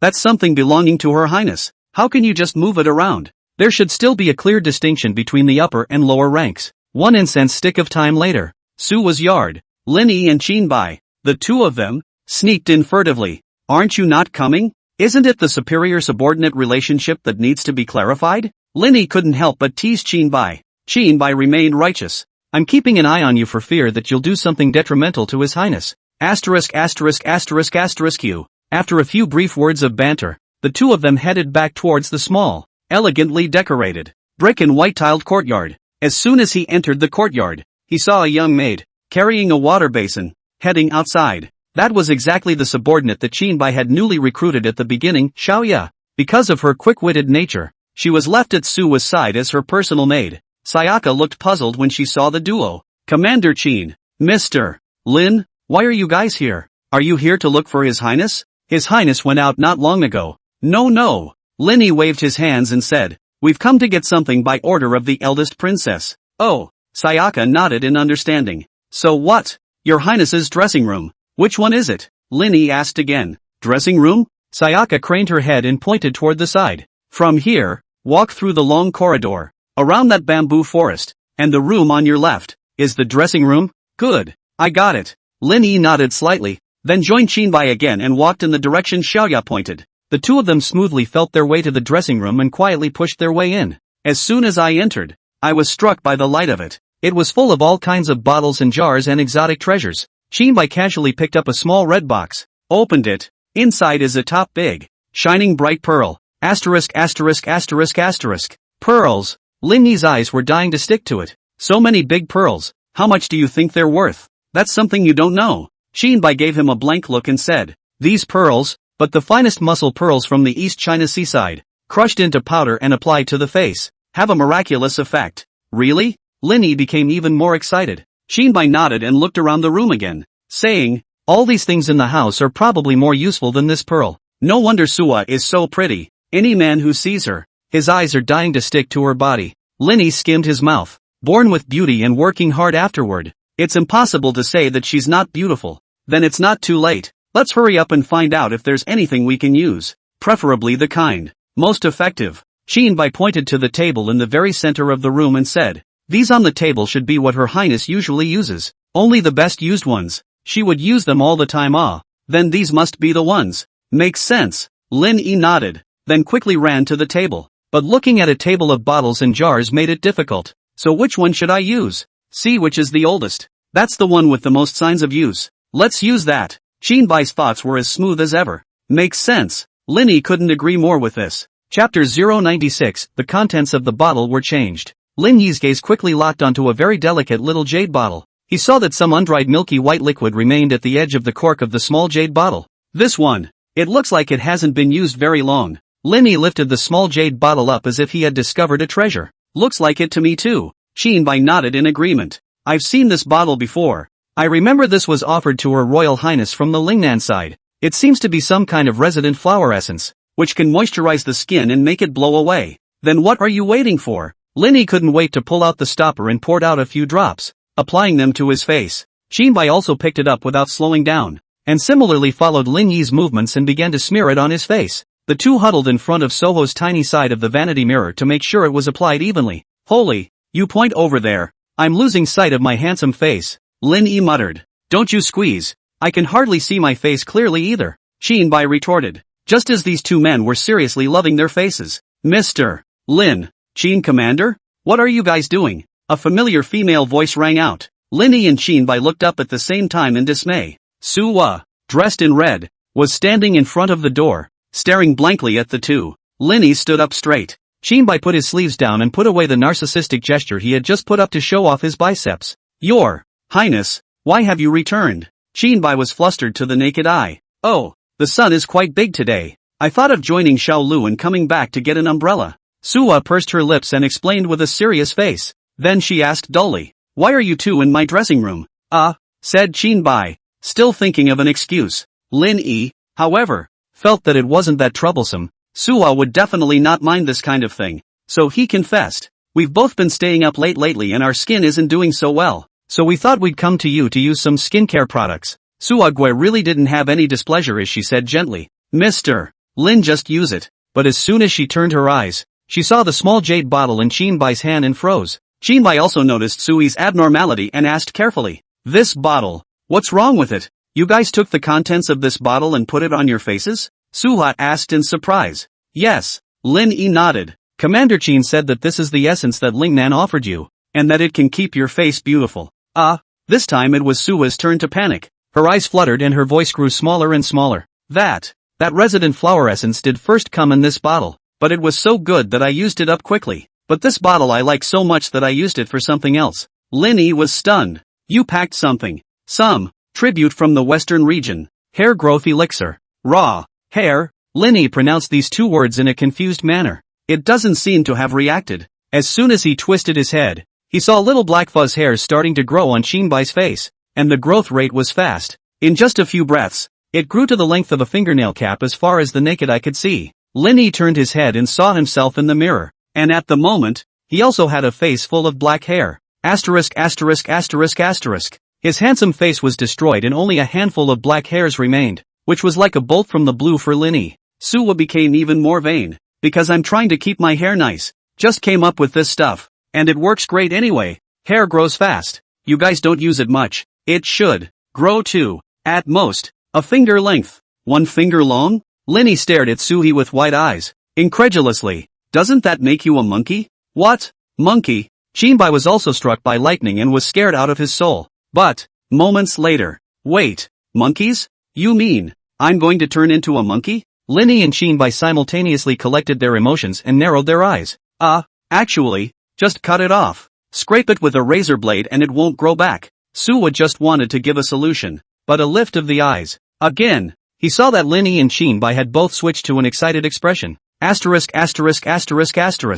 can you shave it off then? How handsome is this? Shinbai once again showed off his majestic biceps. If I'm allowed to grow a face of monkey hair, I'd be willing to go out and pick up a naturally formed baguette branch. Lin Yi was also excited. Why are you still even eating? Shinbai said irritably. You know, as an orthodox Chinese civilization, the attraction of growing into the appearance of a humanoid monkey is self-evident to all males. In this overhead book world, there is no journey to the west, though. But it is, after all, structured on top of the Chinese civilization, and naturally there are countless handsome and powerful monkey figures of gods and demons. For example, the class of Waziki and Lift Father. So naturally, Shinbai could hardly refuse this face of monkey hair. Suwa was in a state of amazement. Seeing Lin Yi and Shinbai, they had already simultaneously puffed out their chests and headed for the door. At this moment, they are already the masters of their own world. In their fantasies, they are about to embark on a journey into the unknown, to adventure, to explore, and to face their destiny head-on.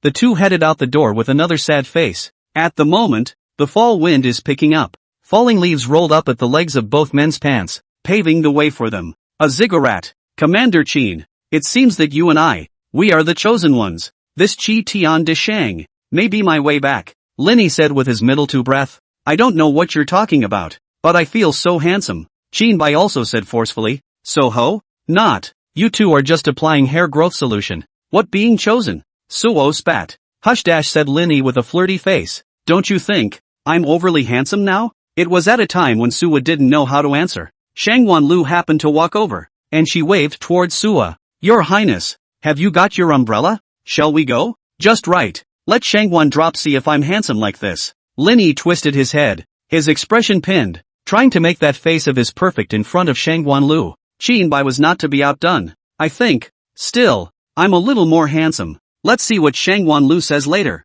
Linny frowned. Okay. Chinbai's face stared. Apparently, the desire to win or lose between the two men was unfolding again in a bizarre way at this moment. Just as they were showing off their handsome images, Shangwan Lu walked over and stopped in front of Suwa. As expected, the first thing that caught her eye was two guys with hair all over their faces, and he didn't recognize that it was Linny and Chinbai. Shangwan dropped frown after surveying the area for a moment. Your Highness, where did you find these two savages? What's with all the grass on your face? Linny and Chinbai. It wasn't until this moment that they realized. Ideal and reality. There is always a huge gap. Below is a comparison chart. Chinbai Lin Yi's fantasy self. The real-life duo. Chapter 097, Receiving Suki. Actually, these two savages with grass on their faces are Mr. Lin and Commander Chin. Suwa stifled her laughter while explaining to Shangwan Lu. Suwa. At this time, Suwa. Only then did Shangwan Lu realize that he seemed to have unintentionally hurt the two of them, and he hurriedly turned his head,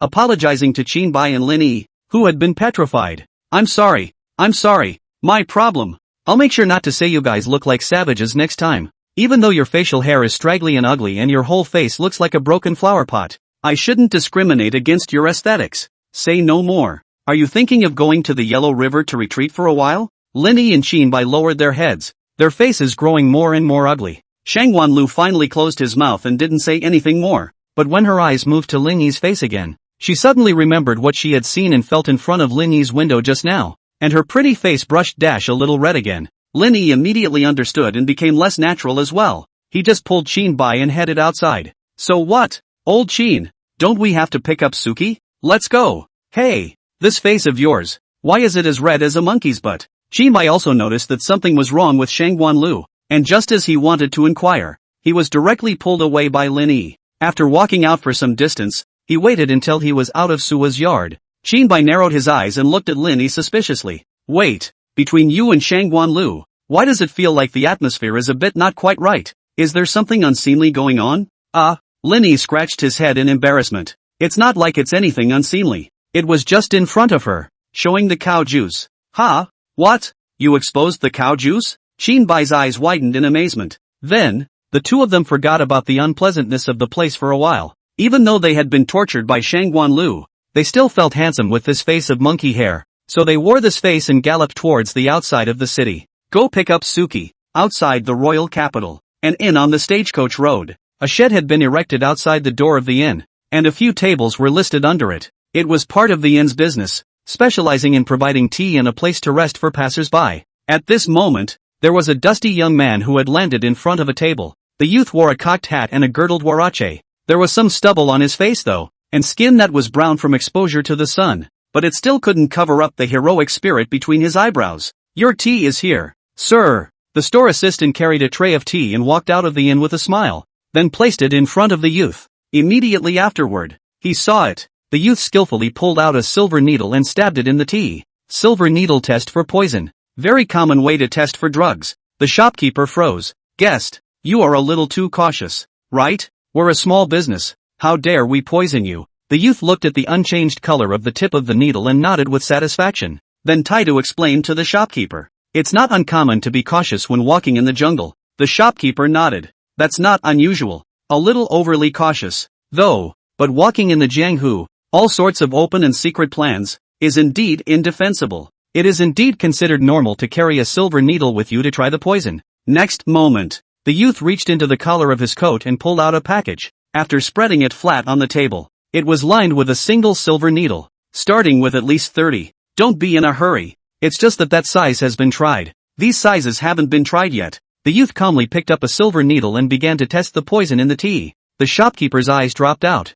This is normal, my ass. Who's a good guy who takes dozens of silver needles to test for poison over a cup of tea? Don't be so cautious as to be this cautious, right? Are you drinking tea or silver water here? Author's note, this is about real silver water, so readers don't get the wrong idea. In shui here is a note in English to facilitate understanding. However, the author does not understand English and can only use pinyin instead. Wait until the youth had finished testing the poison one silver needle at a time. The tea had gotten cold, and the shopkeeper was feeling a bit mentally weak. Still forcing himself together, he said, enjoy your meal, guest. I'll leave you alone. Just turned my head and prepared to leave. Wait. The youth's eyes snapped sharp. The shopkeeper's footsteps, too, couldn't help but stop, and he asked patiently again, what is it you want again, sir? Suddenly, the youth's figure stalled. In a flash of lightning, he reached the shopkeeper's side, and with his index and middle fingers together, he made a point towards his neck. The shopkeeper was immobilized in an instant,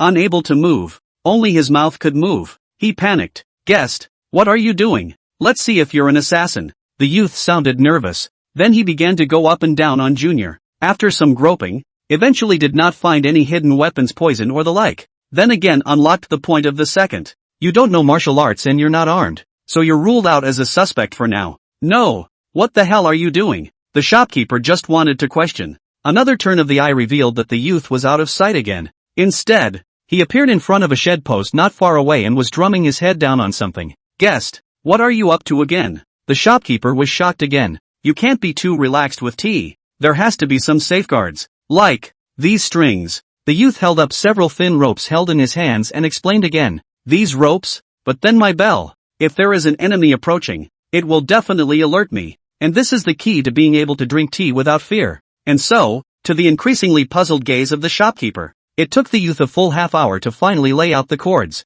There. He clapped his hands and sat back down at the table, lamenting, finally, I can drink tea in peace. Then he picked up his teacup and brought it to his mouth. A look up and a drink. Flop. The teacup was snapped on the table. Okay. Drink up. The action is fluid and fluid. No more than 3 breaths. He then picked up his sword and headed outside. So you messed around for half an hour before and after, and drank tea for just a bit. This is really as far as it goes, hey. The shopkeeper spat loudly. Can't you drink it by the way while you're setting up the organ? Chapter 098 Mr. Lin must have an extraordinary temperament. The youth didn't say anything more, but instead took another full half hour to put away the organs he had just set up. He then brought the white horse tied to the front of the pillar, and mounted it with a long stride, leaving behind a handsome back. The shopkeeper was the only one left in the wind. It was half a moment before he turned back to the store, and gave a very pertinent appraisal of the youth. Sick. The youth, who was running wildly on his horse, naturally did not hear these 2 words.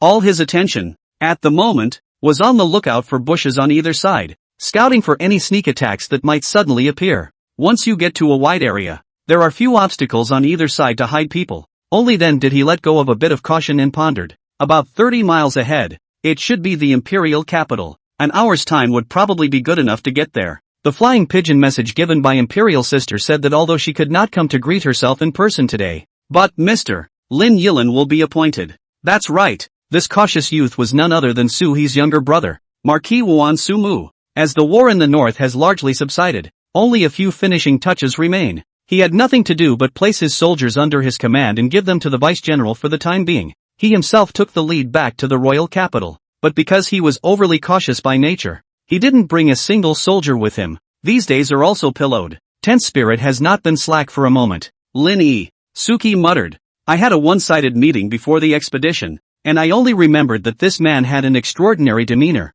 and his looks were also considered to be of great talent. Recently, I also heard some interesting things about him, so I think he must have a famous style. It's going to be an eye-opener after we meet him later. Inside of him, there was actually some anticipation at the moment, wanting to catch a glimpse of this white-clothed poisonous warrior who had stirred up a furious storm in the imperial capital. However, the next moment, he saw that 2 horses were also galloping over not far away. There was 1 person on each horse, 1 black and 1 white. Of course, the most conspicuous, naturally, were those 2 wild monkey-like faces. Hello Marquis Wuan. Lin Yi waved his hand enthusiastically towards Su Mu. The 2 horses galloped in opposite directions, so it didn't take long for them to hit each other. Suki had originally frowned, wondering what these 2 were. After hearing the other person call his name, and after approaching and getting a closer look at the face, so scared that he almost went into cardiac arrest on the spot, Lin Yi was still enthusiastic. Marquis Wuan. We are Changong. It's not finished yet.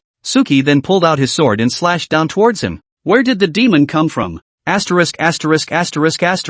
Luckily, Lin Yi dodged in time. Only a sword shadow crossed in front of him, and a row of hair on his face was cut off on the spot. Asterisk. I'm Lin Yi. Lin Yi immediately explained. Are we having some kind of misunderstanding? You fart. Mr. Lin is so elegant and elegant. How can he look like a lewd man like you? Suki crusade. Lin Yi just wanted to go on to explain. Suki second slash followed. Lin Yi knew he didn't know martial arts. He could dodge the first knife and the second knife. But if he continued like this, sooner or later he would be hacked to death by that super Hun psychopath on the opposite side. He then gave Qinbai a look. Let's knock him out first. Explain when he's more honest. Qinbai understood it by heart, only to see his eyes suddenly widen as he reached out and pointed behind Sumu. Marquis Wuan, what do you see there? Suki froze and twisted her head to look. What is it? But behind them was empty. Deception. He had just reacted when Qinbai's flying kick had already reached his face, ducked and was kicked right off the horse. Fortunately, Sumu used his small arm to resist part of the impact in time, and after landing, he merely stumbled 2 steps, but also managed to stand still. Qinbai also jumped off his horse and clenched his fists. Marquis Wuan, since you won't listen to our explanation, don't blame me for being rude. You thief. Not only do you look strange, your martial arts skills are not bad either. It's just right that I'm practicing today. From that kick, Sumu felt Qinbai's profound internal force. He was vaguely, and somewhat, excited. It was a great fortune to be able to spar with such an expert. Qinbai, however, stopped his attack again and once again opened his eyes roundly, pointing behind Sumu. Marquis Wuan, what do you see there? Suki sneered. Do you think I'll fall for a trick that fooled me once and I'll fall for it a second time? He didn't look back. Very confident. But, you. Boom. A thick and heavy wooden stick smashed heavily on the back of Sumu's head from behind. His eyes rolled back in his head and he fell straight to the ground. Lin Yi put down his wooden stick, clapped his hands, and cursed. Yes. What a lot of pussy talk. Qinbai froze and kindly reminded. I think that kind of swearing, as much as possible, can be avoided. Sumu's mother is the Jingtai Fei. Saying so, isn't it a bit disrespectful? Oh, Princess Qing. Lin Yi was happy. I forgot if you didn't say it. I've seen her. Qinbai nodded. It's good to know. I see that this dowager princess is also in style. Qinbai? No, this guy's really going to turn a swear word into a statement, isn't he? Don't forget, people are the wife of the late emperor, who had given birth to a child. It's also Su was adoptive mother. Qinbai reminded again. Oh, like it better. Qinbai, not. Alright, let's talk about those things back. Let's just take this guy back first. Lin Yi stopped being stinky and instead greeted Qinbai, first sending the fainting Sumu back to the imperial capital. After all, the mission they received was only to pick up Suki back. As for what state it was picked up in, it wasn't made clear beforehand. That's all up to Lin Yi. So Suki was tied up like a pig and placed on Qinbai's horse. The two of them once again lumbered back to the city. Like two bandits. Just after a successful robbery, Sumu also looked like a forcibly robbed folk girl, in front of Qinbai's body, which kept shaking violently as the horse sped on. Another run of almost 10 miles or so. Wait! Lin Yi suddenly called out to stop Qinbai. What's wrong? Qinbai asked with a frown. Find a place to stop. Lin Yi's face was grave. When Qinbai saw that Lin Yi's face didn't look right, he immediately tensed up. He began to look around. Wary. Was there an ambush? No. Lin Yi shook his head. I want to take a piss. Qinbai narrowed his eyes. That's your third dip this afternoon. Are you having a bit of a problem with that? In fart. Lin Yi said wryly. I'm drinking too much water. The two men said no more. Lin Yi couldn't seem to hold it in anymore. He dismounted his horse and ran all the way to a bush, took off his pants and started to release. Qinbai also dismounted and found a place to think about sitting down and resting for a while. But right now, Suki, on horseback, suddenly stirred. Chapter 099. I also have a great skill. Before either Lin Yi or Qinbai could react, Sumu, whose hands and feet were bound, suddenly stormed up, and the whole person plopped straight down on the horse's back in a bizarre movement. With a hook of his toes, he pushed up against the horse's buttocks, causing it to howl and begin to run wildly in a forward direction. Ha ha ha ha ha, you outlaws, can't catch me. Lin Yi didn't even tie his pants and ran out with his pants up. Qinbai also stood up. The two of them looked at Sumu's back and fell into doubt at the same time. He hooked the horse's ass with his toes, but he was able to make the horse run. but his hands were also tied. So what to control the reins? How to make the horse stop? Shinbai asked. Same question, Linny said. Obviously, these two guys weren't worried about Sumu's safety at the moment. Instead, he wondered how Suki was supposed to ride a horse when he was tied up like a caterpillar. It's like a person driving a car where only the gas pedal is working and the brakes are being taken right off. At this time, Sumu in the eyes of Lin Ichinbai. But, Suki, who had just sailed away not much farther, seemed to have heard their conversation, and he laughed aloud. Don't underestimate me. I have a trick up my sleeve. He jerked his head up, opened his big mouth, and bit down on the reins, starting to maneuver the reins with my mouth. Asterisk asterisk asterisk asterisk. Isn't that better than rhubarb riding a horse? Linny and Shinbai were shocked at the same time, but not for more than a few breaths. It was only to see that Marquis Wuan, who was in possession of a great skill, because he did not have his legs clamped on the horse's body to immobilize himself. Suddenly his body slipped and he fell off the horse, but he still had a death grip on the reins. So Linny and Shinbai, again, saw the fertilized, even not right. It is a frightened horse galloping all the way. The stubborn Suki, on the other hand, was dragged all the way by the horse. It even ground a bright flame on the ground. Linny and Shinbai couldn't help but tighten their crotches when they thought of Sumu, who was on the ground at this moment. This fire that Suki rubbed out on the ground, that was the real thing, a gunshot trajectory, in every sense of the word. Warrior, this takes the high end of the game. Without fail, the two men paid their sincerest respects to Suki and little Suki. Alright, we'd better ride along and see, Shinbai offered. Don't really die. It's not good to tell His Highness. Wait, Linny again suddenly called a halt with a stony face. What's wrong? Shinbai was suspicious. Take another piss. Linny turned around and walked towards the bushes again. Shinbai. 1 hour later. Imperial capital. Delizi. Li Ding and Zhang Chang, two young junior secretaries of the Delizi. I have just learned that a person of honorable status has come to the Delizi, and it looks like he is in a hurry. Not daring to be the least bit slow, they trotted all the way to the pantry where the honored one was. As soon as he entered the door, he saw Sumu, who was covered in a mess and had a haggard face, sitting in front of the table in the center of the room. Li Ding and Zhang Cheng hurried over and sat across from Sumu. Li Ding said respectfully, Marquis Wuan, greetings to you. How can we help you? Zhang Cheng also took out a pen and paper and began to record the dossier. Suting looked stunned and out of breath. You must not be afraid of what I am going to say. Li Ding ran his hand over his chest with a determined look. We are judges. We will not be afraid. Suki pursed her lips and swallowed again. I was just kidnapped by apes. Li Ding and Zhang Chang, their faces stared and their bodies leaned back at the same time. Li Ding asked again, which one is the original god? Suki frowned. Not which one. The half-ape, half-human ape. In the meantime, Linny and Shinbai, too, rode slowly and leisurely back to the imperial capital. But since the two originally had only 2 horses, at that time, Suki's horse, because it didn't listen to them too well, was left on the side of the road unattended. Another one was ridden away by Suki just now. So at this moment, the two were sitting on the same horse in a somewhat indescribably strange position. Linny thought to himself, this embarrassing scene, don't let Suhi and Guoxiao and the girls see it again.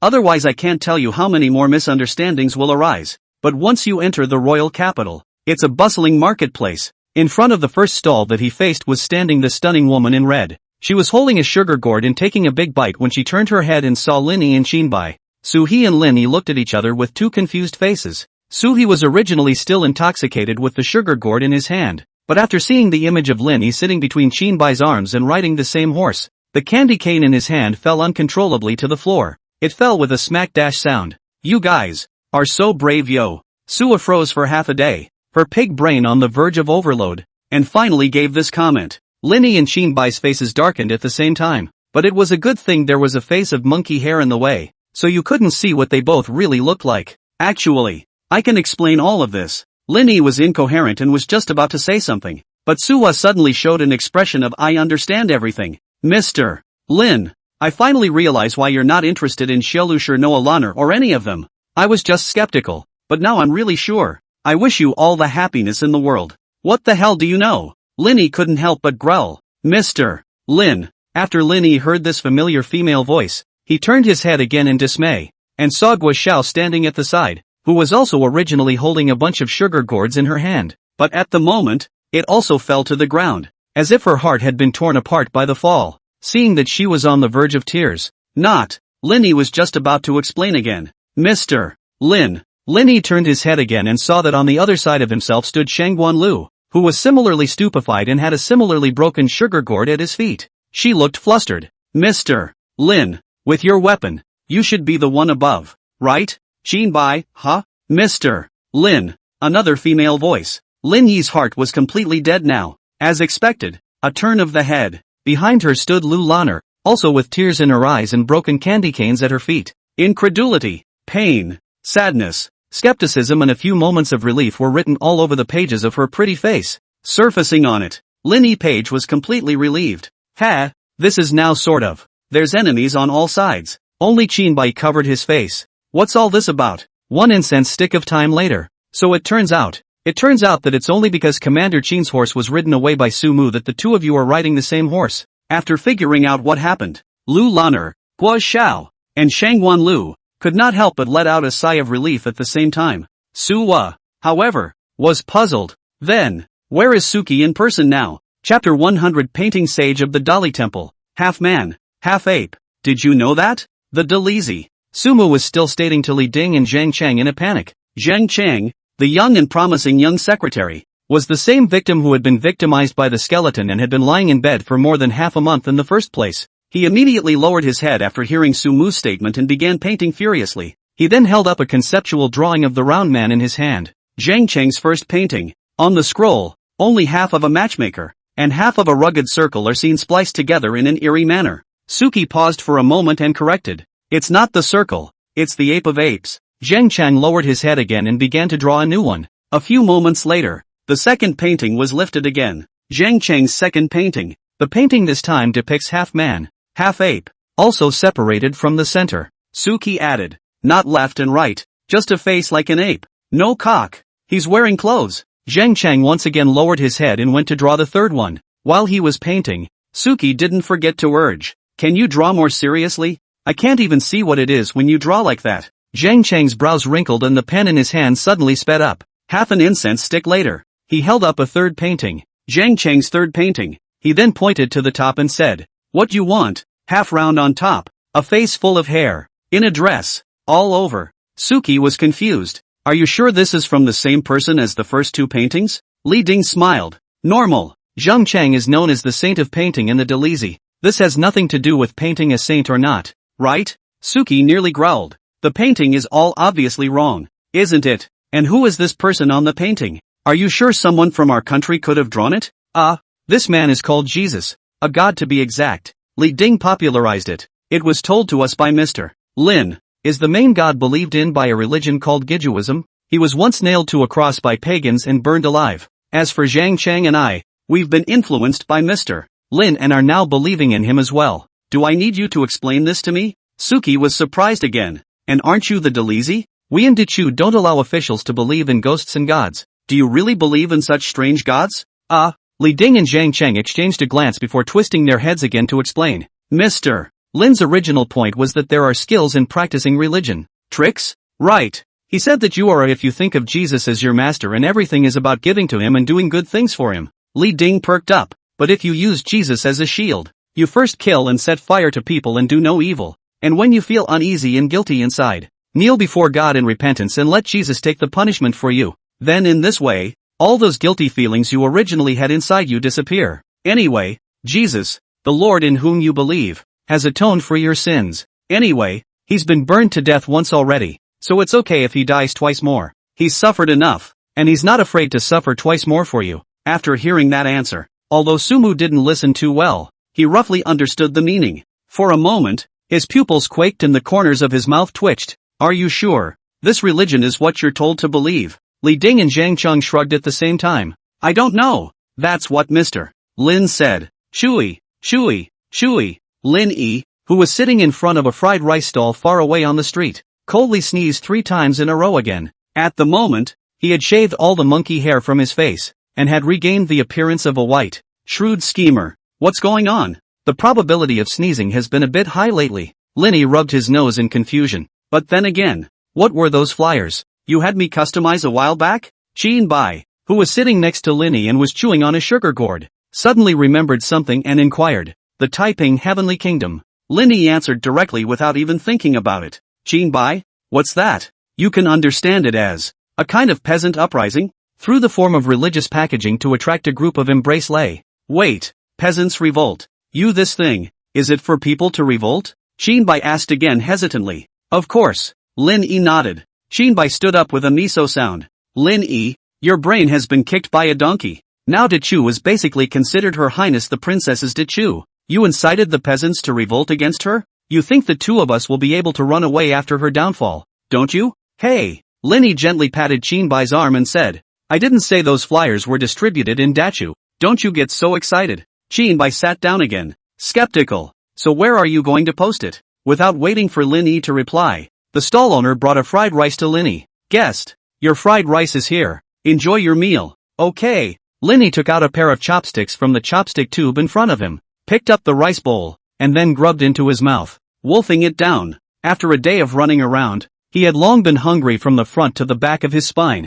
The most critical, Lin Yi is still a dry and thin body, commonly known as a thin dog, without enough meat reserves. So now both eyes are white and I'm starting to show symptoms of hypoglycemia. It took a breath to polish off half a bowl of rice to get over it. When he looked up again, he realized that Shinbai's gaze was still dead on him. What's wrong? Why this look? Lin Yi asked with a smile. You haven't said anything yet. Those flyers of yours, where are you going to drop them? After briefly learning about the so-called Taiping Heavenly Kingdom, Shinbai paid attention to the leaflets with crosses and all kinds of strange slogans. Nothing. Isn't northern summer recently plagued with plague? Coupled with the grain failure, the people are now living beyond their means. I heard that the people have begun to eat their children easily, Lin Yi said lightly as he picked up his meal. Let's send this batch of flyers over to, and then have Hong Tran go back and bring the antidote Fort Clucking's Chickendand with him. Disguise him as a saint so he can quickly gather followers for an uprising. Although Hong Yu and Empress Chen are holding the dynasty of Northern Xia, but Hong Tran is still alive.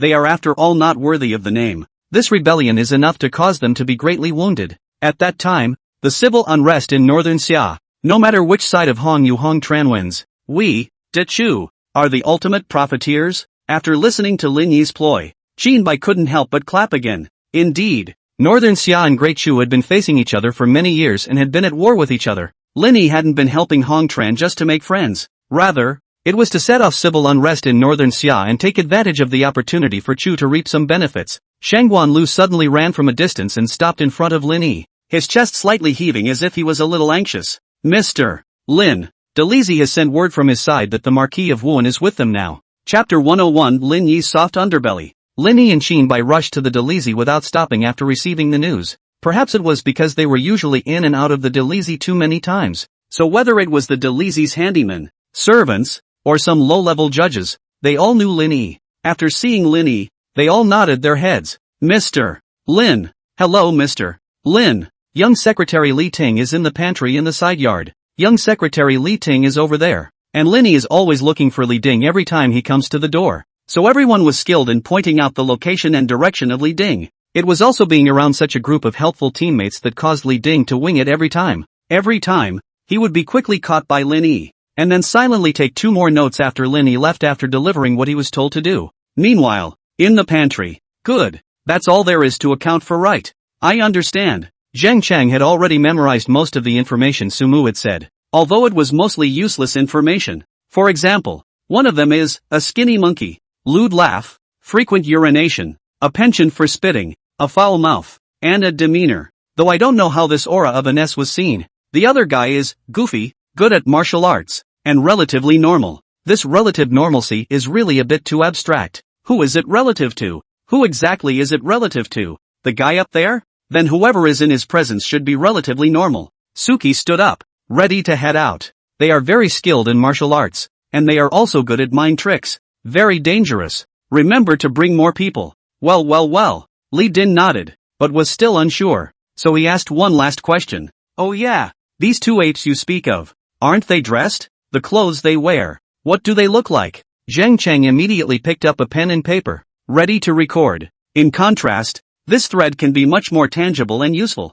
Suki then began to reminisce. The thinner one seems to be wearing a white dress, a very wide robe, with a piece of goat's jade around his waist, and his hair is always draped, and it's long, almost to his waist. The big goofy guy, he's just dressed all in black with a purple sash, relatively much shorter hair, but tied back smartly. Just then, insistence. The door behind him was suddenly pushed open. A slightly lethargic voice rang out. Is it two such pieces, white and black, that the Marquis of Wuan saw? Sumu frowned and twisted his head, just in time to see the two youths behind him, wearing clothes that were generally the same as what he had just recounted. Yes, yes, yes, it's two pieces like that, exactly the same. Suki was very excited. Is your Delizy so powerful? I just said it out loud, and you guys actually found the exact same two pieces of clothing for people with still similar figures to wear for me to judge. Your case handling ability can be Li Ding froze and kindly reminded. First of all, what about the fact that we don't have this process,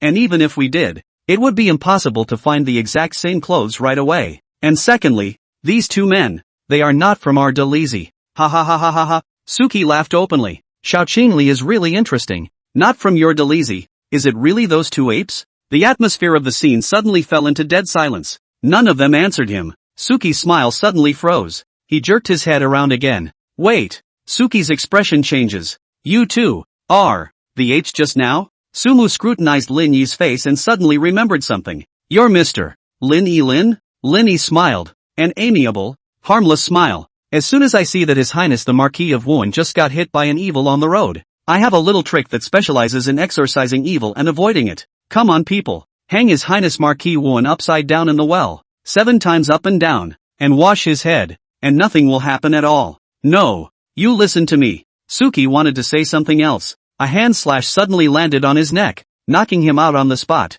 It was the Shangwan drop. At some point, she snuck into the pantry through the window and suppressed her breath without anyone noticing. A timely strike and a move. Qinbai was also very skillful, carrying Suki and heading towards the well in the courtyard. Lin Yi, on the other hand, looked at Shangwan Lu and sked. Not bad little drop. 3 months in seclusion and you've already progressed to this level. How can Sumu be considered a second-rate expert? But you actually took him down in one go. Shangwan Lu scratched his head in some embarrassment. It's just that his attention was distracted by you. That's why it went so well. Pick it up again. Lin Yi nodded encouragingly, then swept a smiling glance at Li Ding and Zhang Chang. Both of them shivered in fear and immediately nodded their heads with a smile. Long time no see Mr. Lin. It's been a long time since I've seen Lin Shangshu. You guys are busy. I'll go check on Commander Qin's side. Lin Yi took a step and was about to walk towards the courtyard. I'm with you. Shangwan drop suddenly followed with a quick step. Lin Yi also slowed his pace a bit, waiting until Shangwan Lu could advance alongside him. From the pantry, it's a short walk to the front of the well. The two just walked slowly and leisurely, chatting every now and then. Little drop, how old are you now to come? Lin Yi suddenly asked. In 3 months, it will be the 18th birthday. It's not small either. Lin Yi nodded. A lot of people have families at your age, too, don't they? Shangwan drop let out a bitter laugh. What is the family for before the great revenge is avenged? What she said about hatred is naturally the entire Shangwan family, as well as the slaughter of the Kongdong sect. Even though she had entered the princess's residence, she had been tracking down the truth of the matter for the past few months. Besides, Mr. Lin is not in a hurry. What am I in a hurry for? Cough cough cough. Lin Yi almost choked to death on those words. Fair enough. Lin Yi was already 24 years old,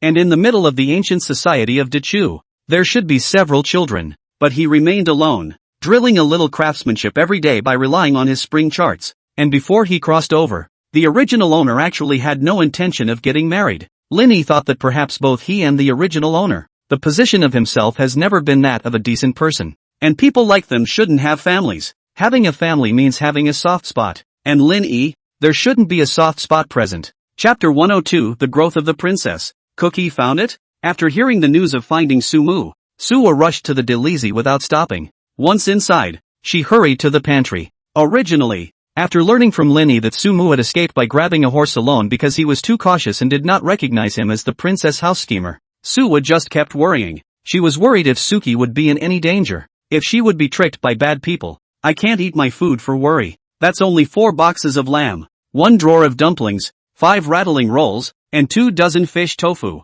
Both cheeks were still puffed out as he trotted around the Deligy, seemingly chewing on something like a dessert. Cookie, where's Cookie? Suwa stopped panting in the yard in front of the pantry. At this time, Qinbai had just fished Suki out of the well. Sumu had just been knocked out by Shangwan Lu and had been filled with a large amount of water. Now it had long lost consciousness and was bulging a belly with water spitting outwards from its mouth. He seems to have had too much water and passed out. Qinbai scratched his face and hesitantly explained to Suhi. At the same time, Li Ding, Zheng Chang, and Lin Yi, had just walked over from the pantry. As soon as they saw this scene, their faces also changed. So I heard that Su He and Marquis Wan Su Mu have a good relationship, and just like this, they directly abused Su Mu in front of Su He. Su is likely to get mad on the spot, right? Just as they broke out in a cold sweat, Su He directly bypassed Qin Bai and Su Mu, who was spitting water at the well, and walked over to Zhang Chang. My good brother, it's only been a few months since I've seen you, and my sister can hardly recognize you.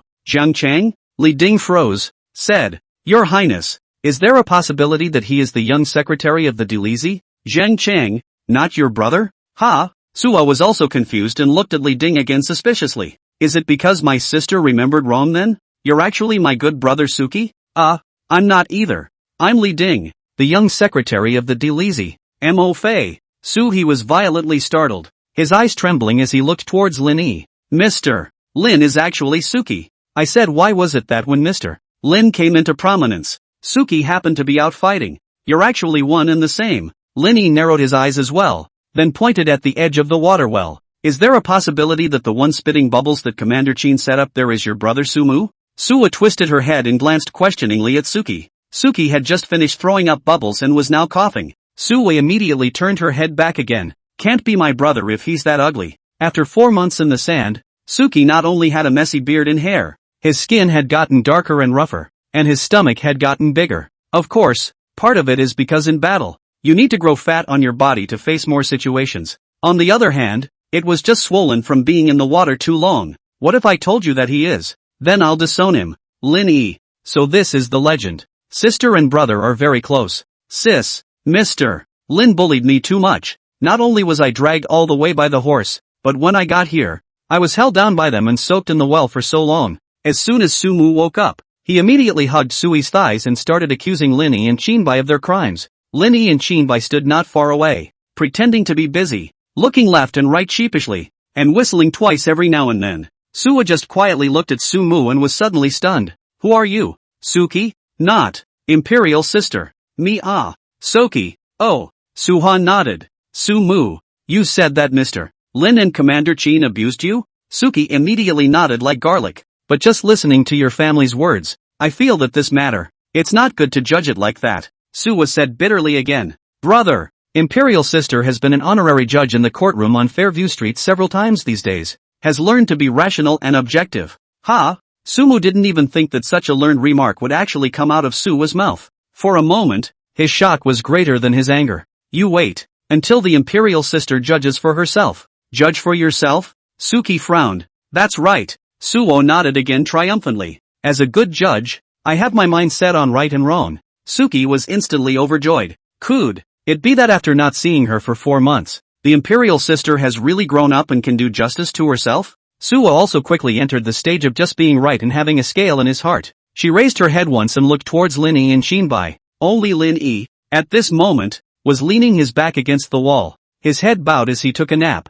His white clothes were like a waterfall, and his long hair was loose but not unkempt. The sunlight at sunset poured down on him, illuminating his cold white skin in a glowing light, his long lashes resting on his lower eyelids in a seductive way. The so-called stranger like Jade, Duke of the World, could not be more appropriate in describing him, I'm afraid. Qin Bai, on the other hand, was tall, with healthy wheat yellow skin, a face that was angular, and thick eyebrows, and a righteousness. The clothes he wore weren't too tight, but they were able to outline some muscular forms just right. Suwa swallowed hard and ducked her head again. Seeing Suki, who was hugging his leg, was fat, ugly and black, she instantly blushed. I saw it at a glance. Sumu, you deliberately planted Mr. Lin and Commander Qin. Your intentions are malicious. Stay there. 2 days in jail. Suki, it's really fast and accurate to look at faces in judge cases. No. Injustice. How did I plant that? What kind of case-breaking law are you using? Is it really reasonable?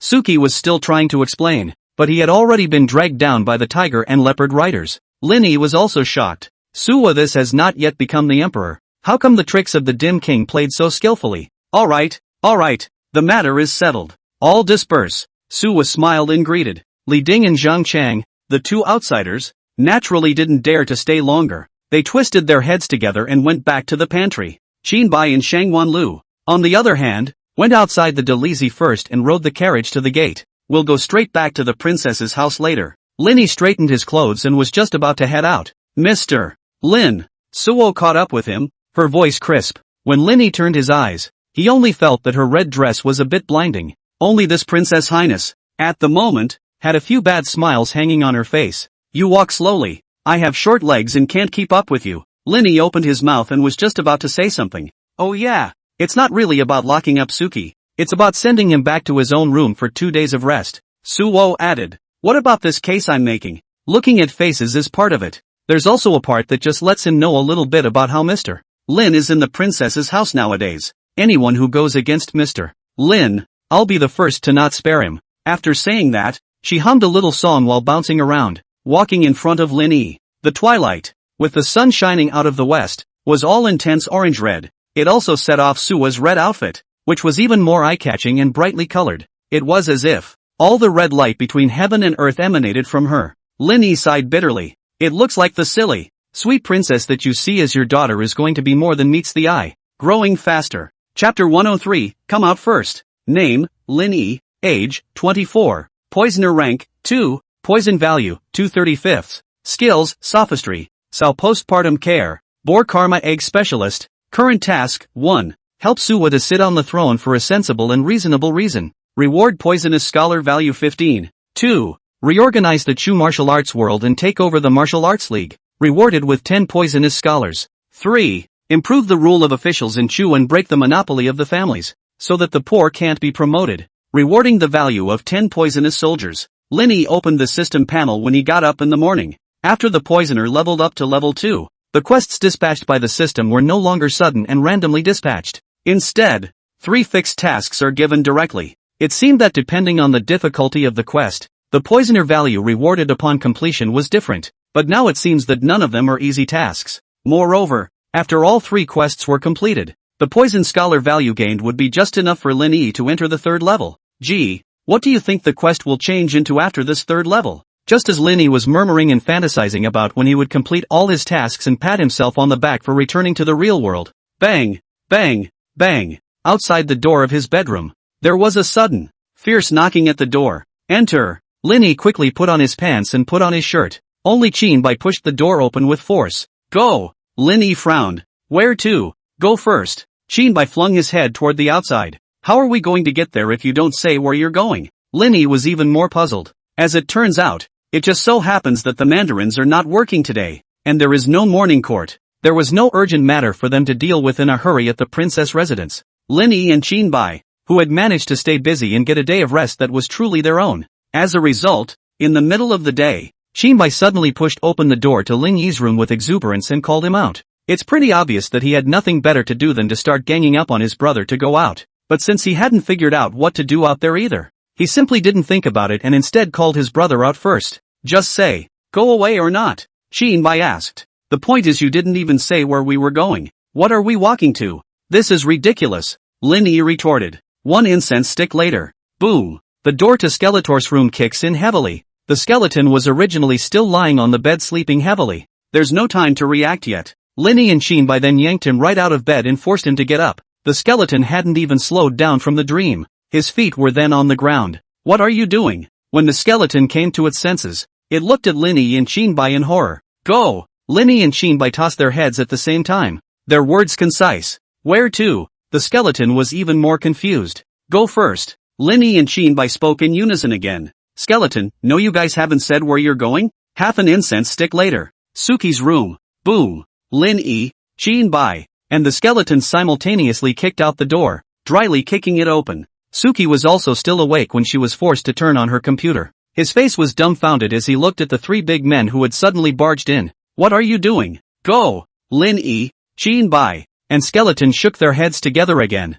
and were succinct. Where to? What for? Suki said in fear. Go first. The 3 uninvited guests shouted in unison again. Suki's eyes widened. I'm a royal son and a primus captain, so I'm in charge of everything day to day. You guys don't even say where you're going, and I'm just going to follow you out? Wouldn't that be too disgraceful? Afternoon. The bustling streets, hawkers, cart drivers, and prostitutes come and go to make up this stream of people, and the nooks and crannies of the road. For loitering youths were crouching in a row, each with a few confused looks on their faces. So what the hell are we doing out here? Anyway? Suki, to this day, didn't know exactly what he had come out for. Now more than half a month had passed since his return to the capital. During this time, he had sort of gotten acquainted with Lin Yi and the others. And ever since a certain long talk with Lin Yi, he was surprised to realize that he and Lin Yi were actually so much in tune with each other. A year ago, when Sumu was leading the troops to break through the western region Lu country, he pitched and killed 30,000 enemy soldiers and civilians,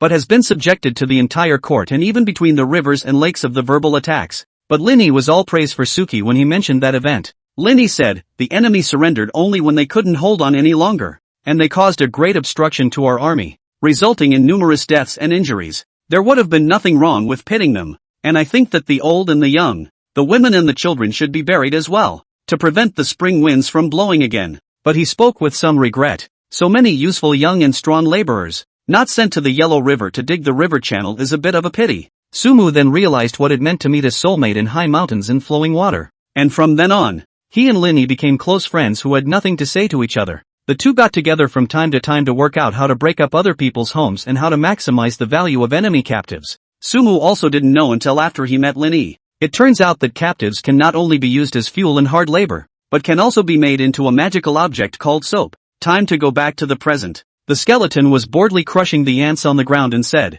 just get used to it. Compared to Su was Shangwan Lu and the other sisters. Every time they went out to play they had a specific purpose. For example, hot pot restaurants, rouge stores, shopping streets. For them, play is the main thing. For these men, coming out seems to be the most important thing compared to playing. You had to get out first, get together, and as far as what to do, it was never planned ahead of time. So almost every time I come out to play, this current dilemma develops. Suddenly, a beautiful young girl in a sarong passed in front of the four. Whoops, the four of them simultaneously had two glowing eyes and watched the young girl leave all the way. Hooligans! The young girl blushed, let out a cry, covered her face and ran away. Wait, it was Chinbai who was the first to realize that something was wrong. Let's just get together and do nothing. What's the difference between us and hooligans? There's no difference. We're just hooligans, Lin Yi admitted with a smile. Sure enough, sincerity is a sure thing. Chinbai was once again silenced by the. Several people bowed their heads at the same time,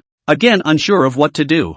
I don't know how much longer. Lin Yi's face suddenly lit up as he lifted his head and held up a finger. Hey, I have an idea. The fan group is open, so anyone interested can add it. In the future, we can exchange ideas in there, and maybe it will influence the author's subsequent writing as well. Chapter 104, How to Create a Sect. Founding a Sect? Chinbai, Skeleton, and Sumu, after hearing this proposal from Lin Yi, were unanimously surprised out loud. Of course, isn't it worth a try? Lin Yi said with a fluttering brow. I'm good at administration. Old Qin and Xiaosu are pretty good at martial arts. And you, Skeleton, are good at all sorts of evil ways? So let's get a few of our brothers together. Won't this make a whole sect? Nowadays, our princess's house can be considered as a handful in the political and business world. However, it has not yet ventured into the affairs of the rivers and lakes. Chinbai mused. What you say is not unreasonable, but founding a sect is not that simple. It needs territory, money, a large number of disciples. Where can we find these? That's easy. Lin Yi patted his chest and stood up, proudly saying, leave it to me. I have a way of getting this stuff. Chinbai, you can't just rob someone ready-made. Lin Yi hesitated for a moment and squatted down again. I don't have any more then. Suki stood up again, confidently. Never mind, I've got it covered. Chinbai, you can't scourge innocent people. Suki crouched down again. That's gone. Chinbai, wait. The skeleton suddenly thought of something and warned. Now the first problem to be solved is where the sect places, right? Chinbai nodded. Yes, for a large sect, there must be elders and disciples. Your place definitely has to be big enough. It's like Wudong anime, all of which are built alongside mountains. If I remember correctly, wasn't the Medicine King Valley also a sect before? Skull recalled. Yes, so. Sumu agreed. I remember that the Medicine King Valley is not a small sect, and many of the things in it are complete. A moment later, he gave another puzzled look. But I don't know what's going on lately. The rumors in the Jianghu say that the Medicine King Valley has disbanded. The original valley master and elders have all been expelled. Disciples have gone to work as workers for a black-hearted merchant. Chinbai and the skeleton, in unison, looked towards Lin Yi, and the answer seemed to have been revealed in their eyes. Cold sweat ran down Lin Yi's face as he stammered. Is it? That's quite a shame indeed. Don't pretend. Chinbai said succinctly. Don't you have any idea how they disbanded? When Sumu heard this, He sort of understood something, and he stared at Linny with wide, unbelievable eyes. Mr. Lin, is it hard to believe that the black-hearted businessman is talking about you? Blackmail. Blackmail. Linny said righteously, I'm the most conscientious person. Those disciples are the ones who work 4 hours a day, pay $8 a day, and take double holidays every week. Bai narrowed his eyes. When they talk about being black-hearted, isn't it true that you robbed hundreds of thousands of pounds of medicinal herbs from people from the Peking Valley, and then in turn extorted millions of taels of silver from them? Linny didn't speak anymore, but the cold sweat on his face had already betrayed his inner panic. All right, get down to business. Bai sighed and said no more. Instead, he reminded the skeleton to move on. After all, Linny has done too many things. Occasionally take out 1 or 2 pieces to flirt with a few lines still. If you hold on to it, keep breaking up with him, I guess breaking up to tomorrow. Also cannot say how many things he actually did. The skeleton shrugged and said, it's very simple. There are so many ready-made facilities over at the Medicine King Valley, and the territory is big enough. So for our new sect, it wouldn't be better to just get it there. At those words, the remaining 3 nodded in agreement. He was right. With the facilities over at Peking Valley, if one wanted to set up a new sect, it was basically a matter of changing the sign and just opening up. Dude 4 is kind of a lot of action. After they briefly reached a consensus, they rushed non-stop to the Peking Valley outside the city, all the way through the steaming, ever larger iced tea factory. After hearing the loud and tidy hello Mr. Lin welcome from the huge number of workers, eventually the carriage stopped at the entrance to Medicine King Valley. Suki had just taken a nap in the car and was still groggy when she got off, but as soon as he saw the light of the place, he immediately sobered up. The iced tea workers, dressed to the nines, and the massive, if not a little gigantic, iced tea factory, stood not far away. Every tree was neatly trimmed in what should have been the middle of nowhere. There was even a huge statue of Linny situated in front of the factory's main gate. The stone statue of the fox-eyed schemer was raising one arm and waving into the distance. Suki, who had come to this place for the first time, was so shocked that his mouth could not close, and he looked around while lamenting. Ouch! Where did this come from for me? Is this still the country? Okay, I'll have time to show you enough later. Come in first. Linny greeted Sumu and told him to enter the Medicine King Valley first. Bai and Skeleton, on the other hand, had already gone in early. Inside the Medicine King Valley, it was roughly unchanged. It's just a field of medicine. Interspersed among them are a number of wooden houses. Halfway up the hill at the far end of the valley was a large hall that was still kind of wide. This great hall was also the main building of this sect. The sect's council hall. The valley masters and elders' residences were all in here by definition. But wait until a few people had crossed this huge valley, climbed hundreds of stone steps, and walked into this large hall. Only then did I see that it was empty. It's not right. Bai frowned. Even if the former valley master and the elders have been driven away, where did all that furniture in here go? How come there's nothing here? Linny scratched his head and said with a heartfelt expression, that what? These furniture are old objects. A glance at the big open door. Quite valuable. I think about it, all sold it. Now all have supported the motherland's Yellow River cause.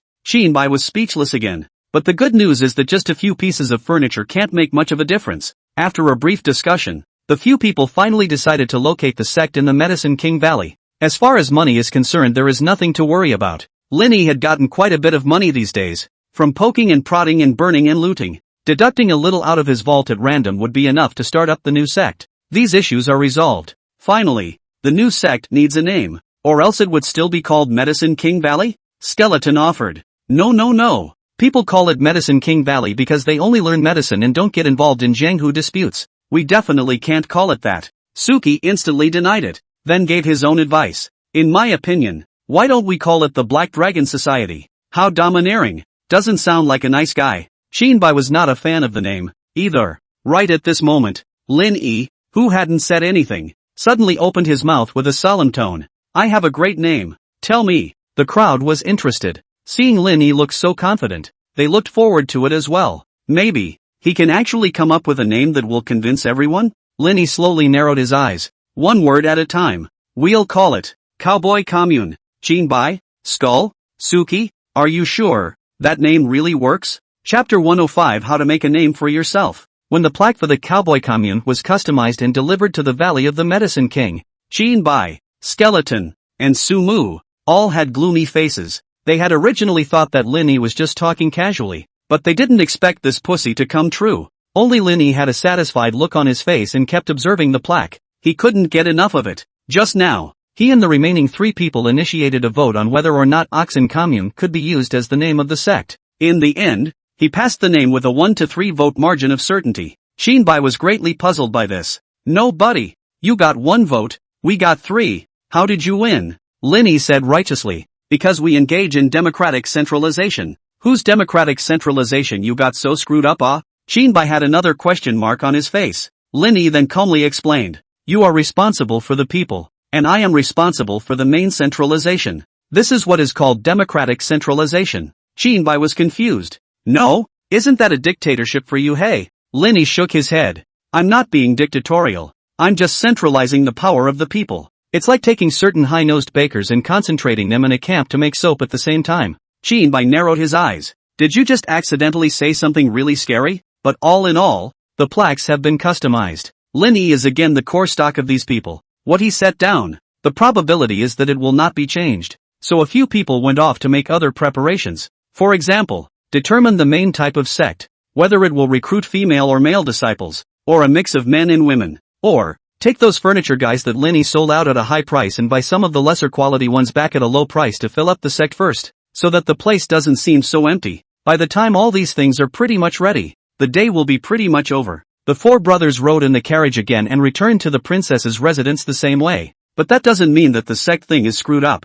Instead, they have a lot of important things left to deal with. This is not, you see. Early the next morning, Shinbai just kicked open the door to Lin Yi's room in a fury, forced him to open the door, and then eagerly asked, "How do we recruit disciples?" Lin Yi rubbed his eyes and yawned, saying, "What's your hurry with this?" Shinbai's eyes were covered in blood. Obviously, as a very responsible person, Shinbai but does his best when he gets on top of what he's doing. He didn't leave everything behind when he got back to his place yesterday. Instead, the momentum started to build up for the cowboy commune. The most important thing that all major sects need to recruit disciples is fame. Shinbai began to analyze Lin Yi. "But our sect, it's obvious that we don't have a reputation. How should this make those talented disciples choose us?" Lin Yi laughed, then lifted the covers and began to put on his clothes. "I've had my way with this for a long time." He then asked Shinbai rhetorically, "Do you know what sects rely on when they want to make a name for themselves?" Shinbai thought for a moment and replied, "Masters." "That's right," Lin Yi nodded. "Aren't you just a first-class expert? Not to mention, that among us, there is such a heavenly genius as Shangguan Lu, whose martial arts attainments have long surpassed yours." Shinbai was in trouble again at the moment. "But, masters also need to make a name for themselves. I have been in the army for many years and have no reputation per se." Shangguan Lu is also unknown, although her martial arts skills are very high, but she has been deeply hidden under your wings and practiced hard, so I guess not many people recognize her as an expert. How easy that was. Lin Yi shrugged. "Make an appointment for her to fight a few famous experts one-on-one. As long as she wins the fight, her fame won't naturally come up." "You've already made an appointment?" Shinbai froze. About it." Lin Yi nodded and answered truthfully. "The letters sent to them yesterday afternoon. The ones closer to the royal capital have all replied. The ones farther away probably haven't received it yet." As he spoke, he grabbed a tea cake and hot water and brewed the tea. "The ones who wrote back promised?" Shinbai asked again tentatively. Lin Yi nodded.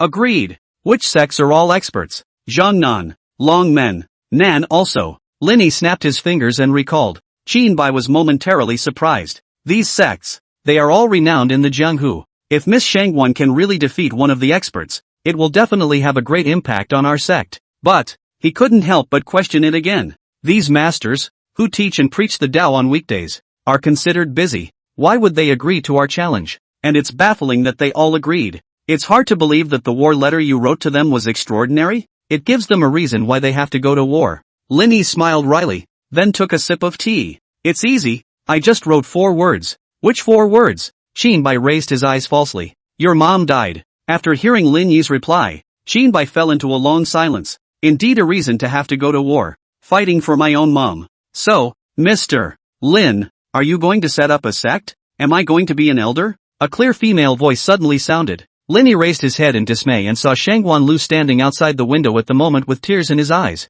It seemed like she had been standing here for a long time, listening to everything Lin Yi and Shinbai had talked about, and hear what they mean.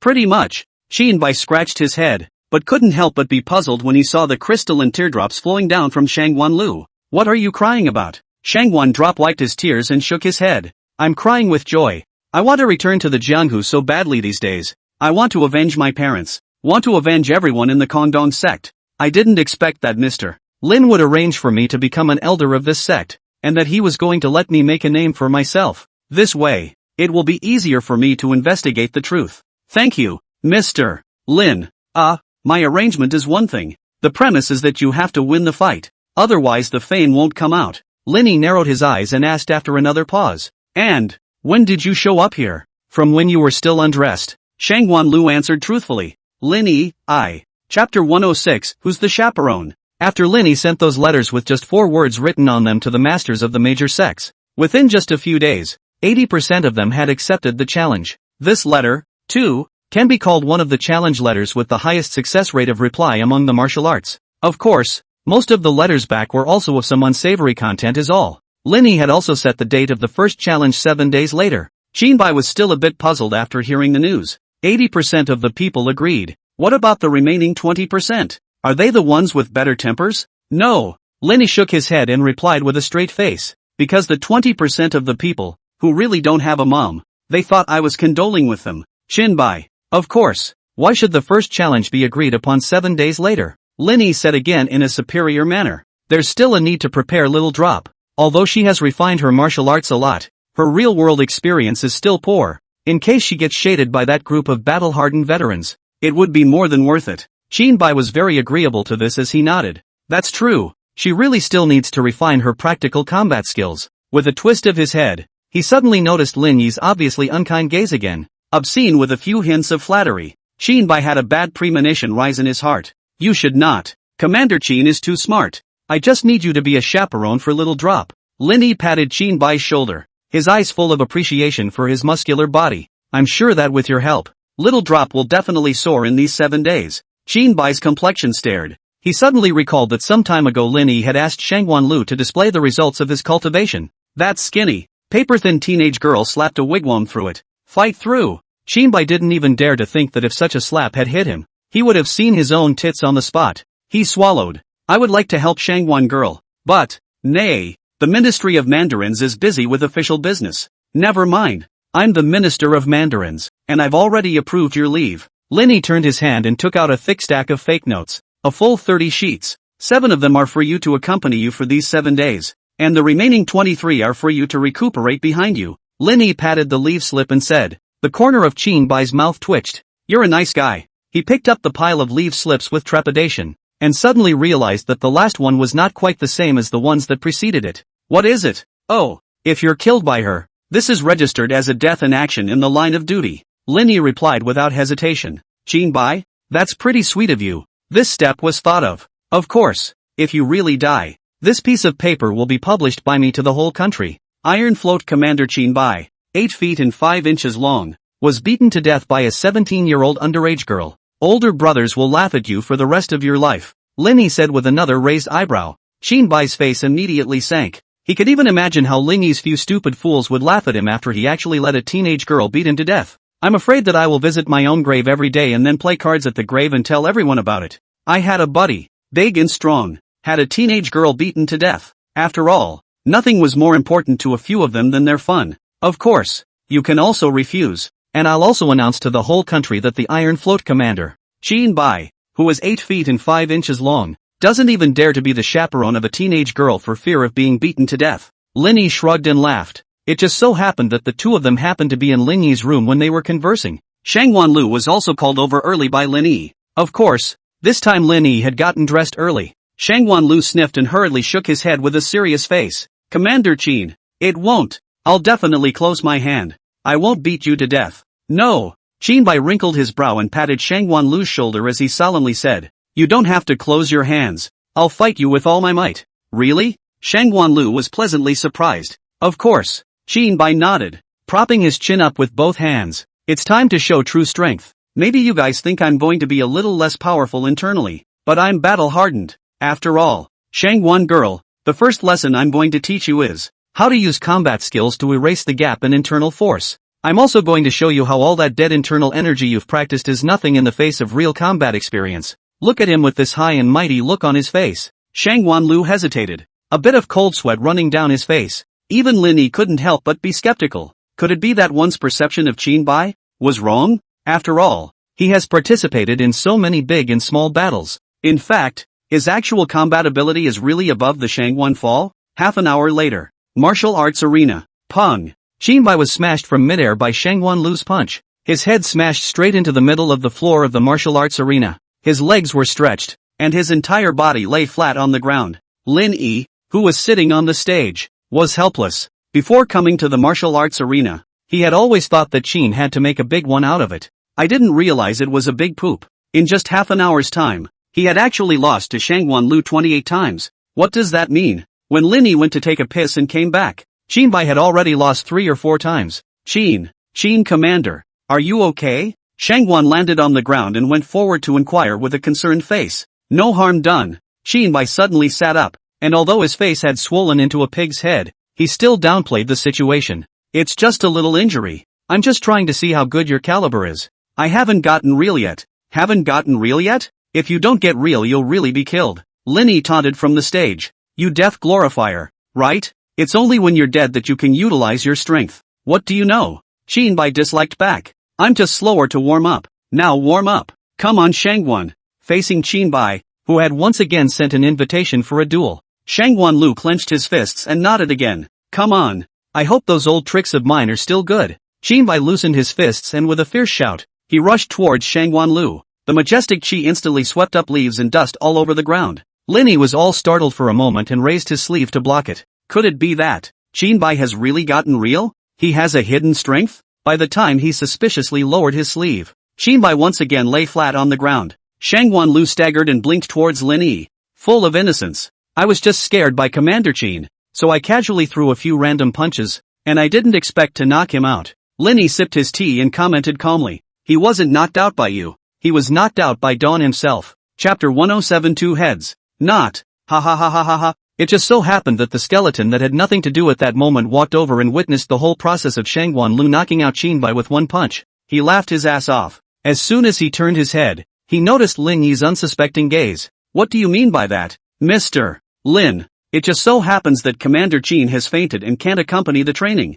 I remember that your martial arts are not bad either, right? Why don't you come? Lin Yi proposed. Okay, what's wrong with that? The skeleton patted his chest and agreed without hesitation. It's just that Shangwan girl is not very old and is a woman, so if I can't keep my hands off her later, don't say that I'm bullying her is all. Shangwan Lu nodded her head, like a frightened deer. Pathetic, don't worry Mr. Skull, I will do my best. I won't say anything more even if I lose to you. Ha ha ha ha. The skeleton laughed more and more wildly, shaking his head as he walked onto the stage. Little sister, don't you be afraid. Brother's hand is very light. The corner of Shangwan Lu's mouth, too, hooked up an imperceptible arc. Don't worry brother, I have light hands too. One incense stick later. Bang! As the martial arts arena was once again smashed out into a large pit, the skeleton also lay beside Qinbai with a swollen nose. Losing consciousness, Lin Yi fanned the dust in front of him and looked up at the sky. Skeleton, you're not good at this either. Commander Qin at least lasted for half an hour.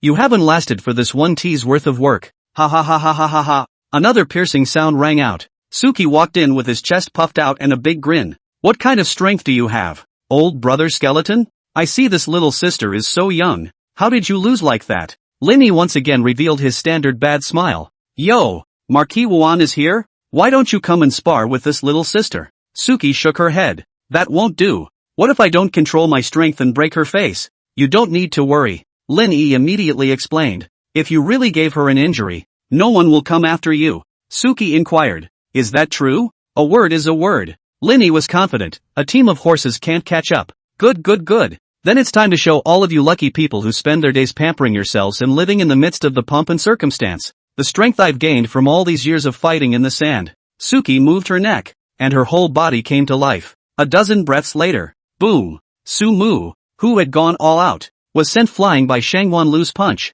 and ended up smashing into the wall, embedding himself directly into it, forming a large pit in the shape of a person. A new record has been set. Lin Yi nodded his head in praise. The guy who lasted less time than the skeleton showed up. With this confident 3 experts, all of them lost their ability to resist. And their opponent, that little sister Shangwan Lu, who looked like she had no hands, didn't even break a few drops of sweat. How does it feel? Lin Yi ran to Shangwan Lu and inquired. Shangguan Lu scratched his head and finally gave a decent answer. They all work pretty hard, so basically it doesn't help you much? Lin Yi inquired, narrowing his eyes. But he could actually see that these three goods together, no one could last more than 10 rounds in Shangguan Lu's hands. A real chaperone should come and go. That's not going to help. It's like playing a game in your previous life. You can't practice to become a pro even if you play 10,000 human machines, because there is so little that the human machine can bring to the table to help with human game technology. Thinking of this, Lin Yi sighed helplessly again, his gaze sweeping over the three goods that had been beaten unconscious. He couldn't help but curse in his heart, you three human machines. After Qin Bai, Skeleton, and Sumu woke up, they then got together again and began to conspire. With you guys practicing with each other like this, even if we reach the monkey's age, we won't be able to make Shangguan Lu make any significant growth, Lin Yi said with a helpless face. Skeleton and Suki, at the moment, were both doubting life. The two of them had dealt with Shangguan Lu too little, and it wasn't like Qin Bai, who had realized the true strength of this strange power girl face to face. At this time, when he rashly exchanged blows and was beaten into a grandson, he must have already been beaten to the point where his Tao was shattered. Now that's something. My little sister shattered my martial arts dreams with one punch. Qin Bai was still considered to be the calmer one, and he bowed his head and thought for a moment before replying. The progress of Shangguan drop is just too fast now. With the caliber of a few of us, it's hard to keep up with the intensity of her training. We all have our own jobs, and we don't delve enough in the martial arts. I think the kind of person who could really train with her would have to be the kind of person who, for decades, has been studying a particular mastery and has plenty of time on their hands. Lin Yi said with displeasure. You think I don't know? But the problem now is, where are we going to find this? Someone who has been studying martial arts for decades and still has enough time? Just after saying these words, Lin Yi and Qin Bai couldn't help but froze at the same time. A suitable candidate appeared in their minds at the same time. The two men looked at each other in all directions and then spoke at the same time. Hong Tran. That's right. The martial arts attainments of this person, Hong Tran, were actually extremely high. After all, he was trapped in the Deep Palace for several years, and what he did every day was to cut the western window with his wife, and also to smell the chicken and dance, and to study the sword. He holds the top 3 ranked swords in the world, the Candle Dragon. At the same time, he was a member of the Northern Xiao royal family and possessed an excellent talent for martial arts.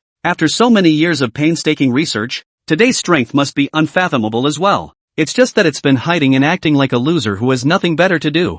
Lin Yi and Qin Bai once unintentionally bumped into Hong Tran practicing his sword. Just by raising his hand and starting his sword, he was able to break the flow of water. The world says that the drawback is that the water flows even more, and the person who can break the flow with one sword, his sword chi attainment is naturally out of this world, Lin Yi had once guessed. In fact, if he had not mistakenly killed all those guards who were preparing to make a move against Hong Tran that day, with his own strength, he could also kill them all back. This also explains why Hong Tran insisted on traveling to Dechu even though he knew that his younger brother Hong Yu was going to make a move against him on the way to the mission. It wasn't that he had faith in Dechu and was banking on the fact that someone from Dechu would send troops to bail him out. Rather, he was confident in his swordsmanship. But to his surprise, Lin Yi appeared at this time. So he went along with playing the trash. Lin Yi smiled again after running through all of this. Hong Tran is kind of letting you shine for us one last time before you become Hong Xiuquan. Chapter 108, Accidental Fall. When Lin Yi identified Hong Tran as the best candidate to accompany him, Qin Bai, Skeleton and Su Mu then couldn't wait to go and drag Hong Tran over. There was no other reason. The three of them, no matter what, were not willing to go through the motions with Shangguan drop even once more. The 4 of them arrived at Hong Tran's residence in a great hurry. At first Hong Tran was still being held in the princess prison, but after waiting until he could temporarily treat him as half of his own people, Lin Yi instructed his subordinates to arrange a courtyard for Hong Tran in the princess's residence, right in the nooks and crannies, secluded. It also allowed Hong Tran, an old geek who hadn't left the house in over 10 years, to live a fairly comfortable life. Lin Yi and Qin Bai, in a fit of pique, walked to Hong Tran's courtyard. Yo, what brings you two here? Hong Tran was sitting under a tree in the courtyard, cooling off and making tea.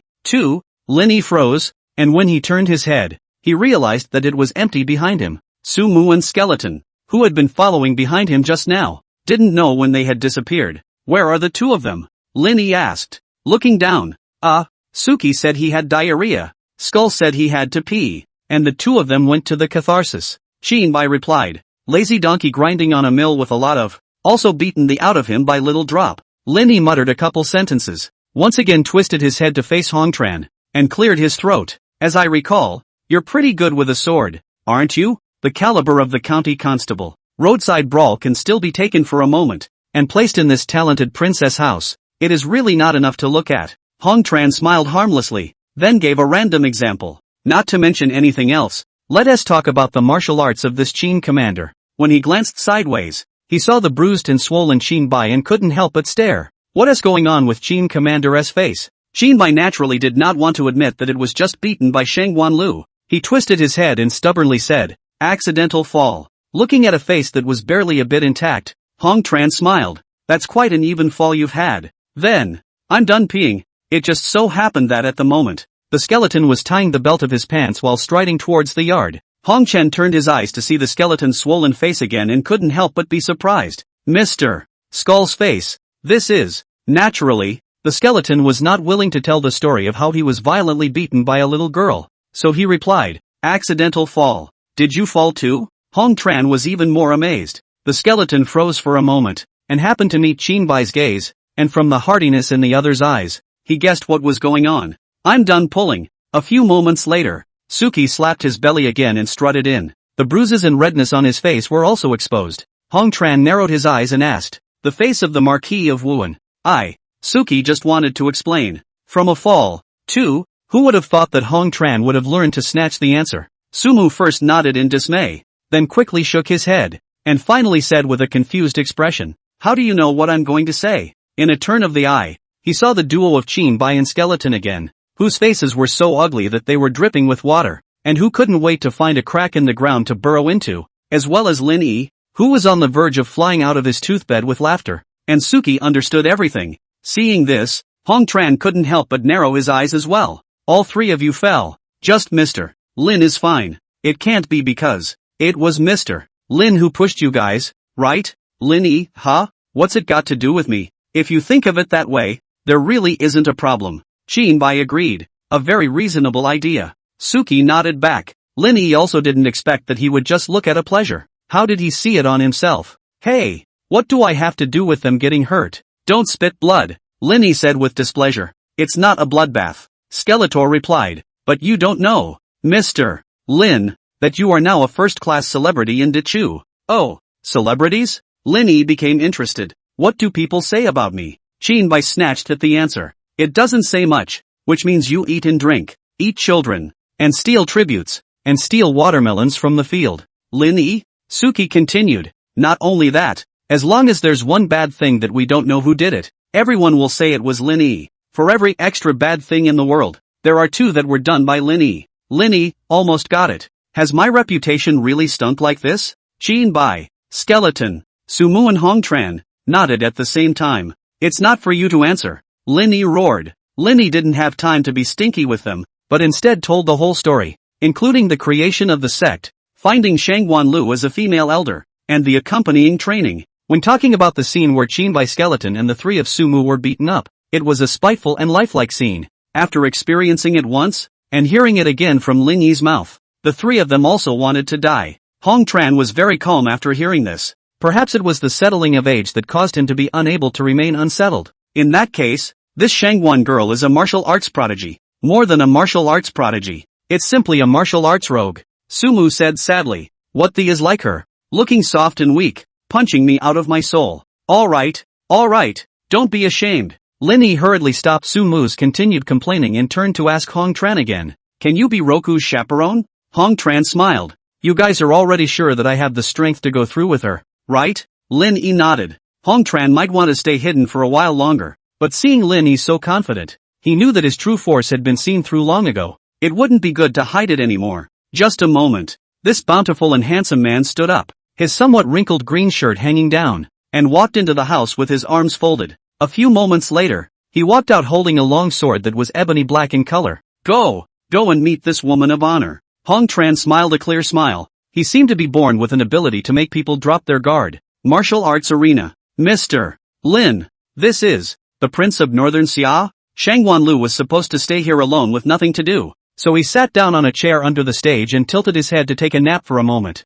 Suddenly hearing footsteps, he hurriedly stood up and saw Lin Yi and Hong Tran walking over side by side. That's right. Lin Yi pointed at Hong Tran and said to Shang Wanlu, Hong Tran still has some ideas in martial arts, so he'll be your companion for the first time in these few days. Although Shangguan Lu had some doubts, he still bowed respectfully. Hello Mr. Hong. No need to be polite. Hong Tran still didn't have any frame, and he opened his mouth and went straight to the point. Shangguan girl, whether there is a weapon that makes it easy to use? Chapter 109, Finding a Handy Weapon. No. Shangguan Lu shook his head and lowered his eyes to look at the circle of white cloth tape wrapped around his palm. I've always been a two-fisted fighter. Never practiced any weapons. Good then. Then the first thing you need to do is to find a weapon that is handy to use. Hong Chen seems to have entered the state of strict teacher in an instant. The warmth and lightness of the previous moment has disappeared, replaced by the tone of the unquestionable. Shangguan Lu was also a stubborn girl. She had firm eyes. I don't need a weapon. 2 fists are enough. Good then. Let's go through a couple moves. Hong Tran wasn't angry either, but took the initiative to propose. Exactly. Shangguan Lu seemed to be unconvinced by Hong Tran's teaching. Lin Yi was also very perceptive, and after seeing the two men gradually draw their swords, he scattered his legs and ran. He didn't want to be involved in a contest of this caliber. First, he ran to sit in front of the chair, but when he saw that Shangguan Lu and Hong Tran were not far away from him, the two of them just changed their eyes, and a majestic wave of qi was lifted up. Lin Yi was also almost swept away on the spot. He immediately decided to find a safer place to stay. He took aim at the huge stone at the gate of the martial arts arena and ran quickly over to it, just ducking behind it. Then he was surprised. Qin Bai, Skeleton and Su Mu had already been waiting inside for a long time. The awkward smiles that all three of them gave at the same time. Yo, Mr. Lin, what a coincidence. Su Mu scratched his head. When did you guys hide here? Lin Yi narrowed his eyes and asked. When I first saw Shangguan drop, I locked eyes with her, and the three of us immediately hid in. The skeleton's face was very ugly. Nowadays, for the three of them, the mere mention of Shangguan Lu would cause physical discomfort on the spot. In modern terms, it's being hit with PTSD, traumatic stress syndrome. There's going to be a fight. Qin Bai reminded. Several people immediately sprawled out in a line, lying on the edge of the boulder and peeking outward, watching the movement over the martial arts field. Originally, Hong Tran and Shangguan Lu had pulled away from each other for a distance. One held a sword, the other clenched a fist. Shangguan Lu was the first to be unable to hold back, and with a furious cry, her body transformed into a flying shadow, and she rushed towards Hong Chen. So fast. The 4 people behind the stone were all shocked. They didn't even see clearly which leg Shangguan Lu took first. In another turn, she had actually arrived in front of Hong Tran. Mind you, there were at least 10 paces between the two of them. 10 steps in one moment. What kind of lightweight attainment is this? The moment Shangguan Lot burst into Hong Tran's face, she threw another violent punch. Bang! Hong Tran again did not know when he had already drawn his sword from the scabbard and crossed it in front of him. Shangguan Lot punched on it, and their internal forces collided and exploded in a split second. The resulting aftermath stirred throughout the martial arts arena. The 4 guys hiding behind the rock didn't even react before their hair was raised and their 4 mouths were neatly filled with wind, their cheeks swaying with the hurricane. Asterisk asterisk asterisk asterisk. Qin Bai, Skeleton and Su Mu, at this moment, were considered to have completely broken their defenses. They had expected to lose so easily at the hands of Shangguan Lu then. It's because Shangguan Lu went all out and took them very seriously. But looking at it now, she actually didn't even use her full strength at that time, and the 3 of them are still being beaten like grandchildren. Great frustration swept deeply through each of them. Lin Yi, on the other hand, relieved them. It's okay buddies, don't see how Little Fall is so much better than you guys right now. After waiting a year or 2, it will be easier for her to beat you guys. Qin Bai,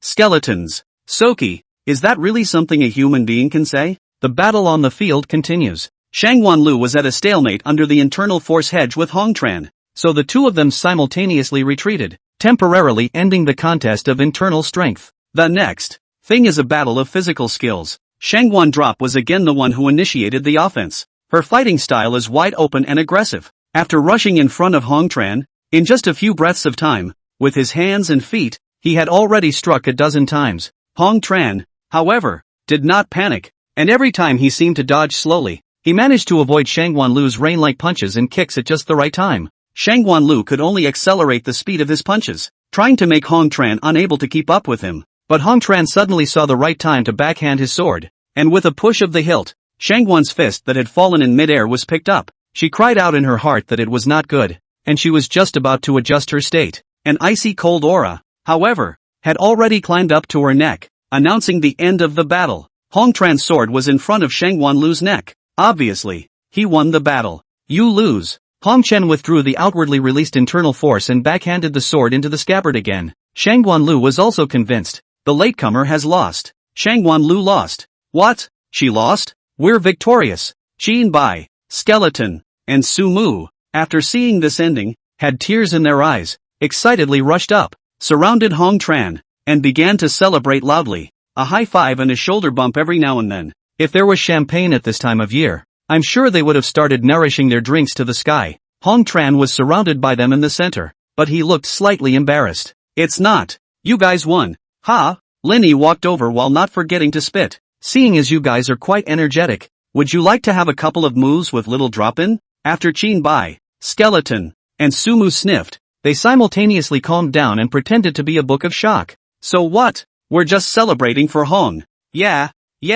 We've been old friends with old Hong for 30 years. That's right. Linny couldn't help but sigh when he looked at these few wallflowers. It's also a make or break situation. Of course, while a couple of them were playing around with the whole job, Hong Tran instructed Shang Guanlu very seriously. In fact, the first time we crossed the line, you can also feel that the two of us have about the same amount of internal force, but when it's time to unload your inner strength and engage in a physical sparring match, you'll be too broken. This is also your biggest problem, because your talent is too high. Your internal power has progressed too quickly, resulting in the fact that you have not been able to work out a physical art that matches your current internal power. As the saying goes, an inch of strength is an inch of strength, and you'll also have a higher tolerance for error if you have a weapon that's in your hands. Shang Guanlu nodded his head earnestly, with an appearance of listening with an open mind. I see. Chapter 110 Pre-War Relaxation, above. In the following days, Shang Guanlu had been practicing martial arts with Hong Tran. She was also trying to find a weapon that suited her, and after many rounds of screening,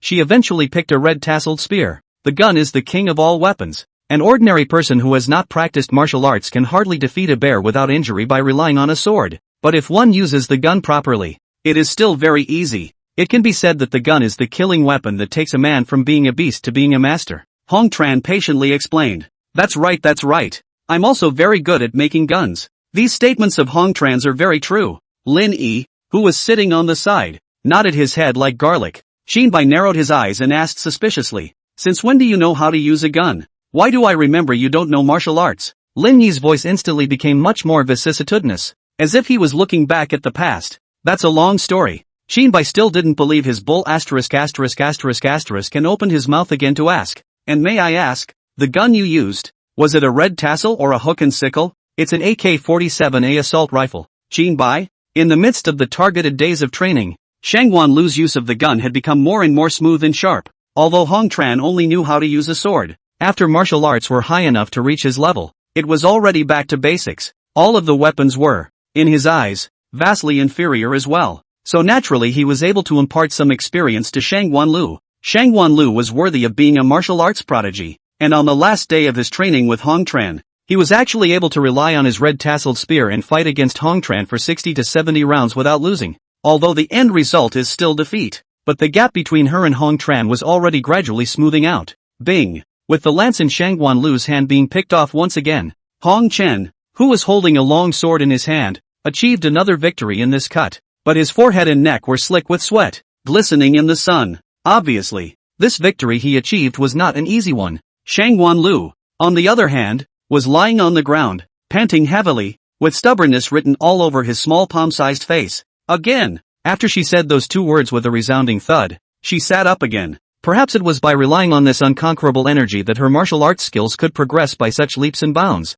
Hong Tran, however, shook his head. One bite doesn't make a fat man. No matter how many times you fight me again today, you won't win. You have to face your first duel tomorrow, so it's better to rest and relax. Shang Guanlu pondered for a long time and finally agreed with Hong Tran's words. Good. She was just about to stand up with her hands on the ground when she looked up and suddenly saw the youth, dressed in white like snow, standing in front of her. Linny extended his hand towards Shang Guanlu, smiling amiably. Hard work. Rest well today. Make a name for our Nyozi commune tomorrow. Shang Guanlu froze. Then her pretty face climbed a few points of determination. Yes. She then took Linny's hand and let him pull himself up. Qin Bai Skeleton and Su Mu, too, nodded their heads in unison. Yeah.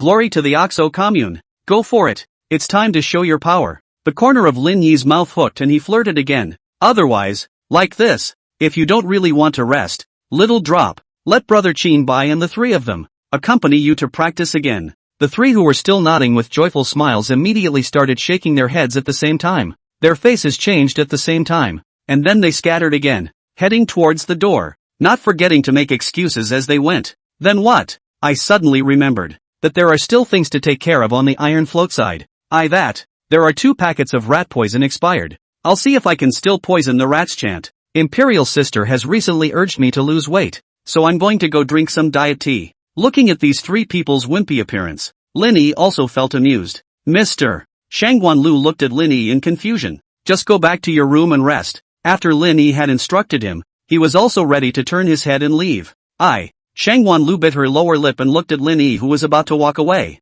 and once again spoke anxiously. I don't want to go back to rest. So what are you going to do? Lin Yi stopped and turned around to ask. Anyway, I don't want to be alone. Shangguan Lu clenched the corner of his coat, sweat already overflowing from his palm. Come to think of it, she first experienced the slaughter of her entire family and had to live on the streets incognito. The Kongdong sect, which took her in, was also exterminated. Later, they were captured by the ghost market and sold as merchandise. I'm sure all of this has left indelible damage in her mind. All she had to do was close her eyes and she could see the blood-stained faces, crying out to her for help. Tomorrow was the day of the tournament, and she knew, too, what her fate would be. Whether or not they make a name for themselves in the future and gain the ability to get revenge, it all depends on this day. So inside, she was already getting jittery. At this moment, Shangguan Lu is the most vulnerable time, whether it is a little more fearful or a little more nervous. She certainly also does not want to stay alone. Lin Yi's tone was indifferent. Then since you don't want to go back and rest on your own, you can go to my place and rest. Shangguan Lu raised his head violently, incredulity written all over his eyes. Is it really okay? What's not to like about that? Anyway, my yard is quite big. One more of you isn't much, Lin Yi said indifferently. Shangguan Lu had thought that request he had just made would be reprimanded by Lin Yi as being unreasonable. Unexpectedly, Lin Yi not only didn't think she had a problem, but also offered to be able to accompany her. She looked touched. Mr. Lin, thank you. You're welcome. Lin Yi waved his hand atmospherically. Then a lewd smile appeared on his face again. Hey, actually, if it's just the 2 of us, we can play some tense and exciting games. Swimming games? Shangguan Lu suddenly stared with wide eyes, incredulous. Just the 2 of us? Or else? Lin Yi frowned and mused again. It's not that more people can't actually have fun. It's just that I'm more conservative and I'm not comfortable with so many people watching. Shangguan Lu's face brushed red. She also stammered.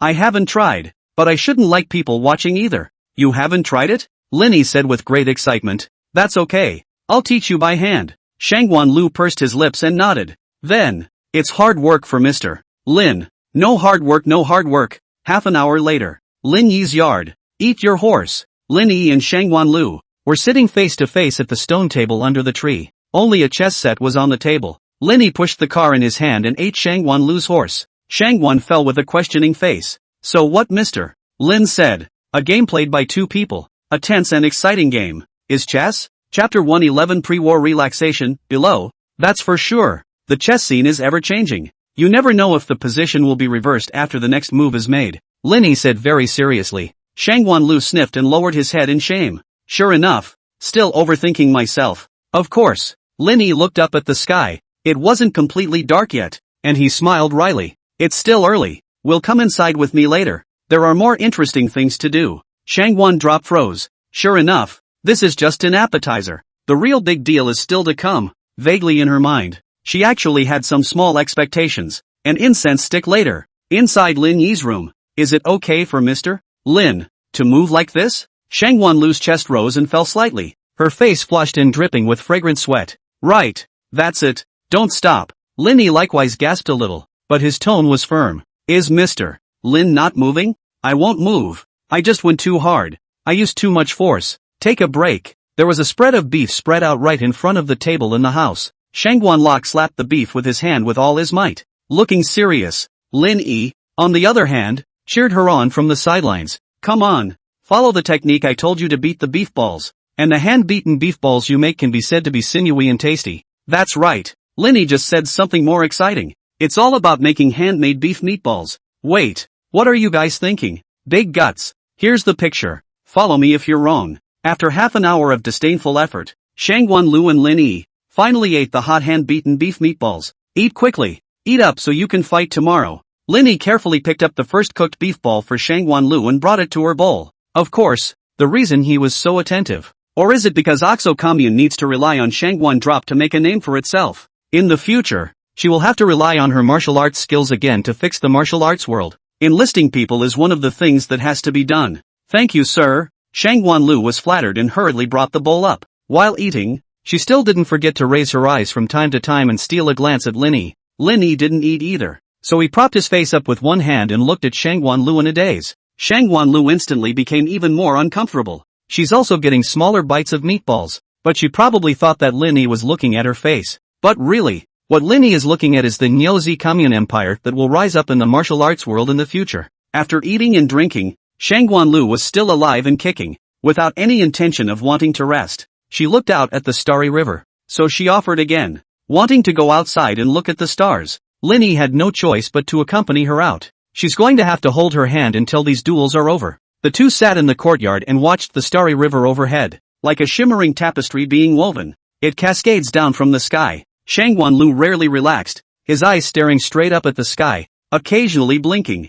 Lin Yi, on the other hand, wrapped himself into a ball with the quilt and kept yawning. Now early has reached the late fall. The royal capital of Chuan is located in the Guangzhou land. The temperature difference between day and night is big. The night sky is cool. Lin Yi was not a martial arts practitioner like Shangguan Lu, and his inner strength could dispel the cold for her. Even wrapped in a thick layer of covers, he was still shivering a little. Shangguan Lu noticed Lin Yi's discomfort and asked carefully, "Shall I give you your coat?" "Ha! Joke." Lin Yi was instantly offended. "I'm a 7-foot man. How can I want the clothes of a little girl like you?" He puffed out his chest, trying to show off his androgyny. A cold wind suddenly blew through. Shui, shui, ah chio. Lin Yi sneezed 3 times in a row, snot coming out of his nose. A few moments later, he dutifully draped another layer of Shangguan Drop's coat over the covers. After taking off his outerwear, Shangguan Lu was only wearing a sleeveless tight lining, revealing 2 snow-white, slender but sturdy arms with very obvious muscle lines. The proud curves of her upper body were also on display.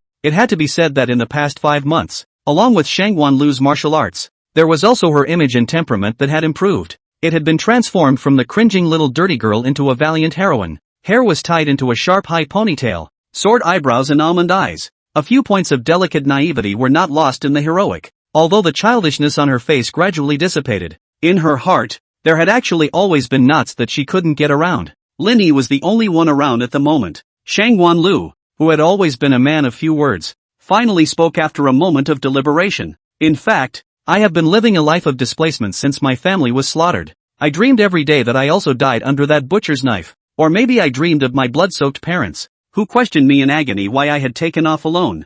They rushed at me, dragging me toward the pool of blood, toward an endless purgatory. I live every day as if it were my last, and I live every day with the anxiety that I will die at any moment. I lost almost all my preferences, all the things I wanted to do. All I have left in life is to live, and to take revenge." As she said this, tears had begun to well up in her eyes, and after a few moments, she stubbornly raised her head again. "But I love looking at the stars. Every time I look at the stars, I can calm down for a short while and tell myself, I'm alive and I can still feel good." She finally spoke the words that had been pent up and sealed inside her, and only felt relieved. However, she never heard Lin Yi's reply, which in turn made her a little apprehensive. She was afraid that Lin Yi would say she was pretentious. Well, say how there are so many pussy things, and who have a grudge against whom to kill, have the time to be sentimental. Why not go to practice more kung fu? But just then, light snoring, from the side. Shangguan Lu turned his head and saw that Lin Yi had already fallen asleep against the back of the chair, and his saliva was still flowing out.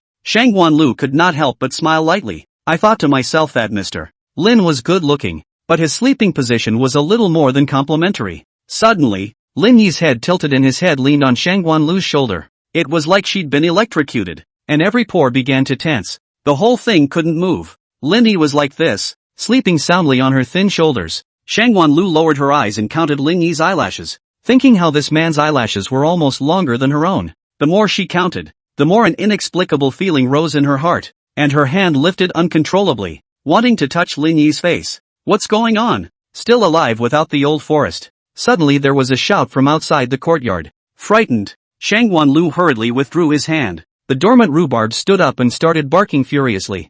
Rhubarb. You heartless. Look carefully. It's me. Shinbai cursed and walked in. Chapter 112, Can't remember names. What's wrong? Linny rubbed his eyes, having woken up, and his head left Shangwan Lu's shoulder. So what? I just came over to see if you were doing something good by calling the Shangwan girl into your yard. Shinbai clasped both arms to his chest and said with vigor. Ever since he saw Linny and Shangwan Lu returning to his courtyard, Shinbai was furious. He thought to himself that he and Linny were at least considered to be the two outstanding bachelors of the princess residence. Now if Linny really took the lead in getting off the hook, it would be worse than killing him. Brothers are like that. I'm afraid you'll have a bad time. And I'm afraid you'll have too good a time. And it wasn't just him. Skeleton and Suki, who had the same idea. That's right, Skeletor and Suki, also naked. Suki, after all, was young, just 18 years old, and many years in the military, and had not yet been able to get married. Skeleton's age is still a mystery. He claims that he has been wandering for many years,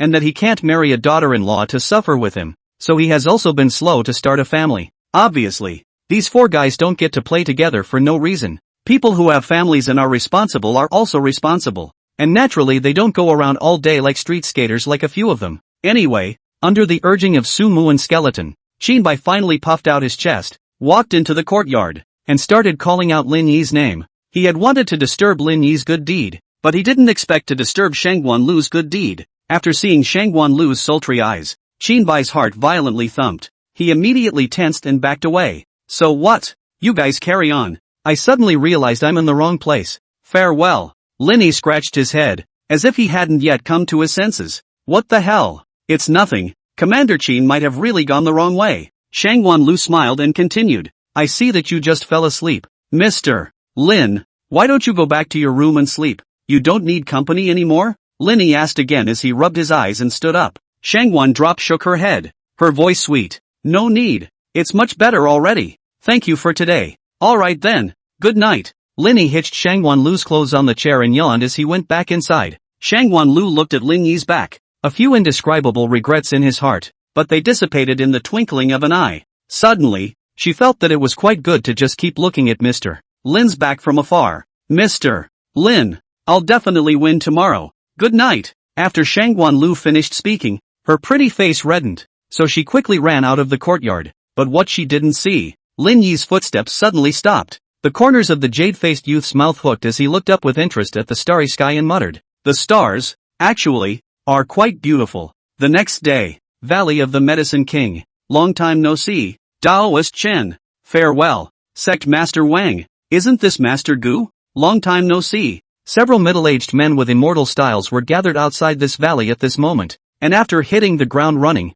they complimented and flattered each other. They were the three experts from the famous sects who had been invited to the Pill King Valley for a duel this time. Behind them, they also all brought along a number of disciples who were dressed similarly to each of them. Who are these old den guys? In front of the iced tea factory, Lin Yi was getting high on melon seeds while gazing out at the Jianghu people in the distance who were obviously from three different waves of forces. Shinbai was still considered to have a better understanding of the affairs of the Jianghu, so he identified himself to Lin Yi. That old Taoist in green clothes, named Shen Rujia, is good with a Taoist sword, and is the most respected person in the final South Taoist sect. At the very least, he is a first-class expert in the world. The Xian Roge man, called Wang Jing, is the master of the Dragon Gate sect, and legend has it that his twin swords are in the top 3 of the Great Chu. The last one, slightly younger, is called Gui Sen. He's the Southeast sect's Jinshan elder, and the strongest person in their sect, and the Southeast sect's world-famous Southie hammering technique has been practiced by him up to the 9th gravity.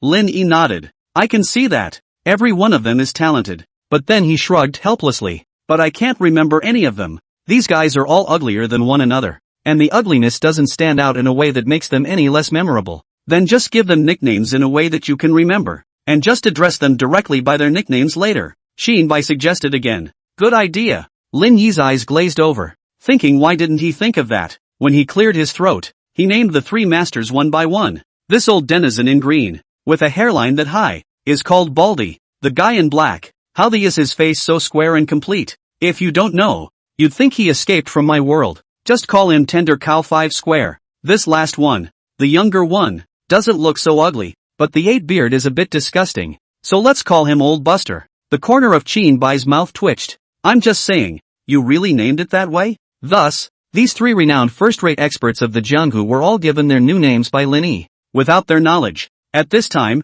these three people also came together to talk about this mysterious cow commune. Chen Ruhorn narrowed his eyes and inquired, "You two are also here to take part in the challenge initiated by this cowboy commune?" "Yes," Wang Jing confessed. "The challenge written by that guy is really too infuriating. If I don't come to beat him up, I don't feel good in my heart." Gu Yixin was also indignant. That's right. We have to get out of this." It was then that Chen Rujiao realized that it seemed that these two experts, too, had received the same challenge as himself, written in those 4 words that make you look at them and get red warm. Thinking about it, he couldn't help but wonder what this Oxo commune was all about. I believe the two of you are also aware that some time ago, the Pill King Valley, which is known as the #1 medical arts sect, was suddenly disbanded. And this Nyozi commune took the place of Pill King Valley and established a sect in this place. Chen Rujiao turned around again and looked at the magnificent iced tea factory not far away, his eyes like a torch. And this building, it's definitely not something an ordinary person could build. Yes, Gu Yixin couldn't help but be curious as well. I'm also kind of interested in seeing how handy this person behind the bullseye commune is. Just as a few people were lamenting, Lin Yi led Qin Bai and Shangguan Lu, strutting over. "Yo, a few people. You're here? Why don't you come inside?" Looking at this youth with white clothes like snow and a face like a jade, Chen Rujiao froze. He probably didn't expect that the owner of the Nyozi commune was actually so young. "You are your father," Lin Yi returned in a salty manner. As soon as these words came out, the final soft disciples behind Chen Rujiao raised their eyebrows and drew their swords on Lin Yi. The atmosphere was instantly saber-rattling. After all, Chen Rujiao was a highly respected final master. It was natural for this group of disciples to be unable to tolerate such a bold and outright taking advantage of the situation. Lin Yi, however, said smilingly, "It's just a joke, don't take it so seriously." After saying that, he raised his eyebrows towards Chen Rujiao. "You tell me, right? Baloney. Chen Ruhorn, what do you call me?" Chapter 113, You Don't Have to Compete.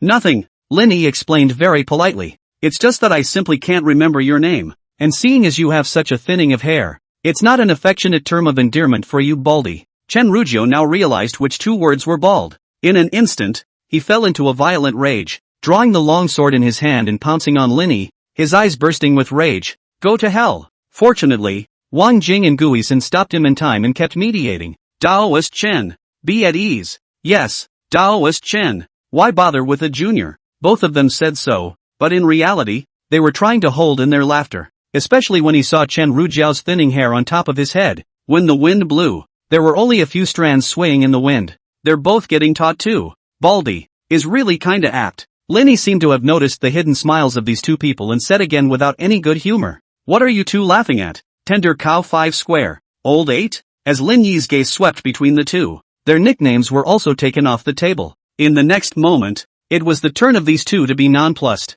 "What did you say, asshole? You already have a way to die." Both of them offered their weapons at the same time. The dual swords and meteor hammers madly rushed towards Lin Yi. The calm Chen Rujiao, on the other hand, in turn, stopped these two. "Sect Master Wang, Master Gu, you say, what are you guys bothering with a junior? Be at ease." Despite saying so, the corners of his mouth were pressing together. "Tender Cow 5 Square, Old 8. This is ing hilarious too." In short, after experiencing this wave of trash talk baptized by Lin Yi in advance, these 3 raging expert challengers ended up following Lin Yi into the Pill King Valley. At this moment, a huge ring had been erected in the middle of the Pill King Valley. Apparently, it was prepared specifically for today. The challenge is simple. According to the rules of the Jianghu, we, the Oxen Commune, have initiated the challenge, and it is only right that we should send one of us to fight your challenger in turn. Since you have come with 3 challengers, we should also send 3 of you in a wheel battle.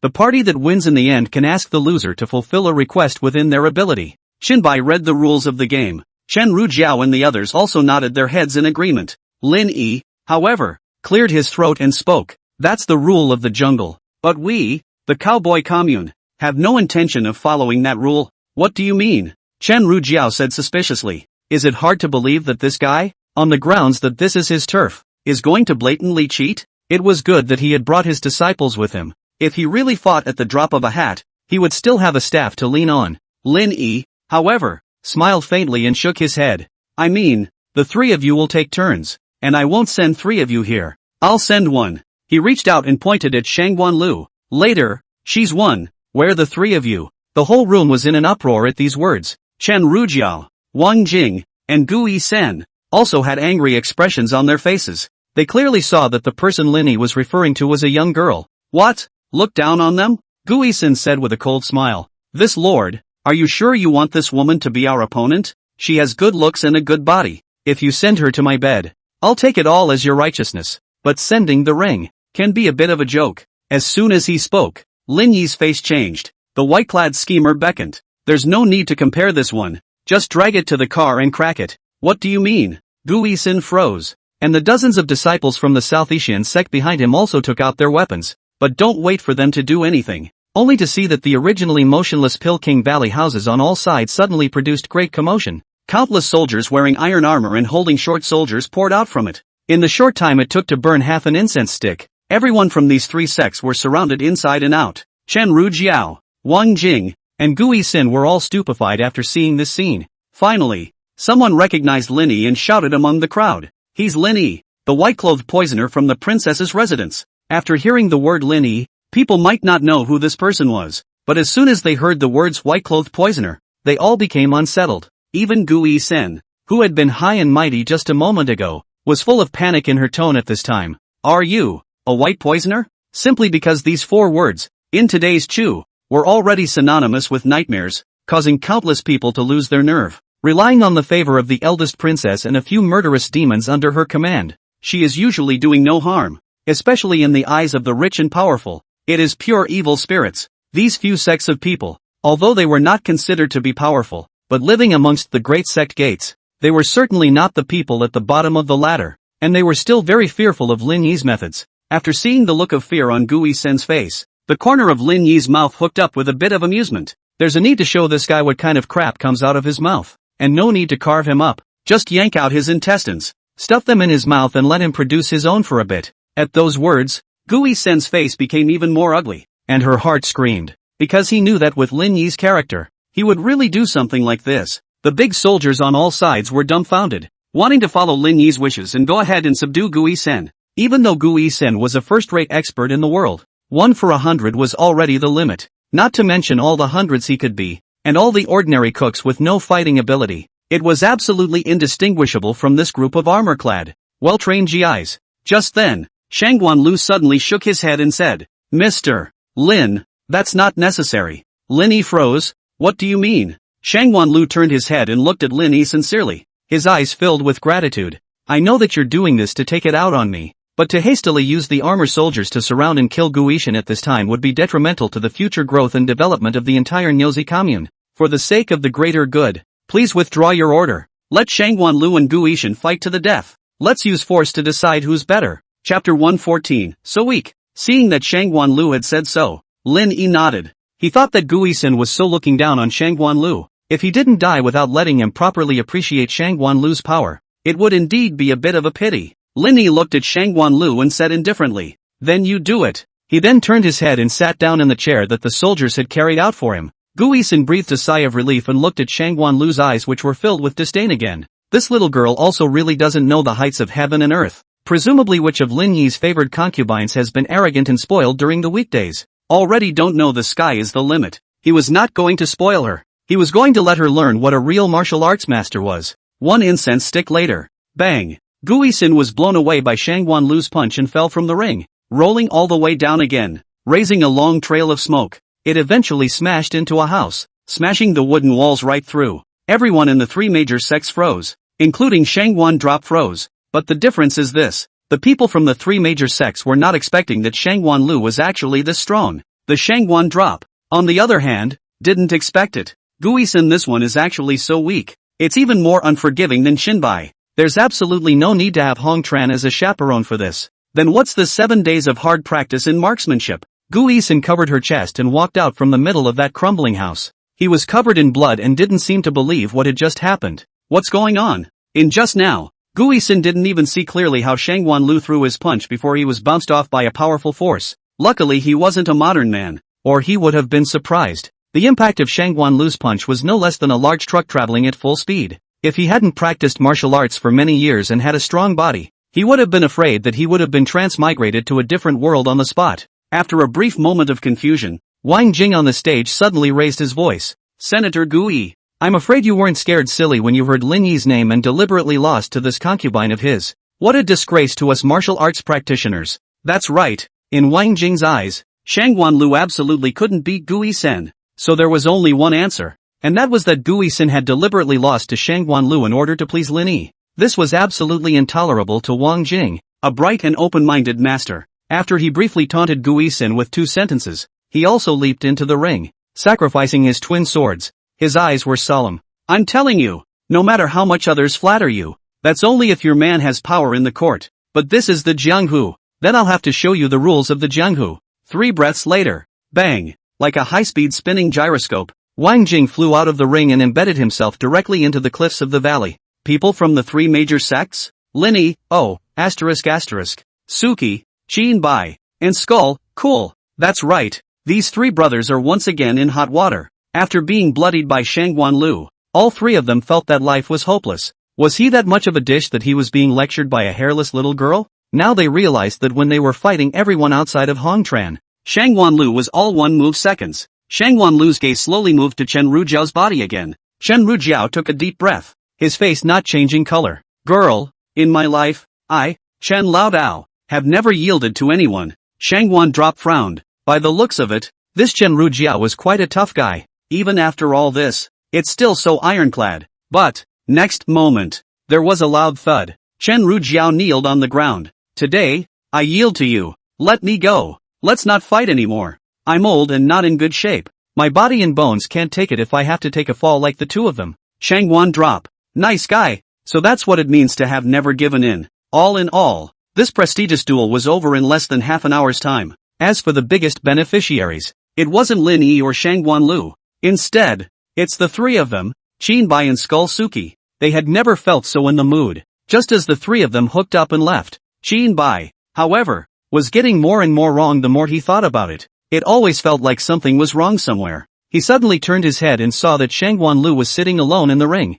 Across from her, the chair that originally belonged to Lin Yi was empty. Qin Bai ran over in a panic and asked Shangguan Luodao, "Where's Lin Yi?" Shangguan drop blinked. He said there was a little matter of a simple solution. It then pointed to the sect lobby in the distance. Qin Bai's eyes retrieved another round among the crowd. At this moment, the disciples of the 3 major sects were still gathered here and had no intention of leaving immediately. It was found that it was not only Lin Yi, Chen Rujiao, Wang Jing, and Gui Sen, who had lost earlier, were all gone at this moment as well. His face changed. Immediately, he ran towards the sect lobby. Seeing this, Skeleton and Suki followed suit. Qin Bai, where are you going? What are you doing? By the time the 3 of them panted and ran to the sect lobby, seeing the inside of an empty house, Lin Yi was getting together with those 3 martial arts masters. Lin Yi sat, all 3 stood, and with fawning written all over their faces. Lin Yi held a teacup in his hand as he blew on the hot air. Well acted. When the new martial alliance is formed,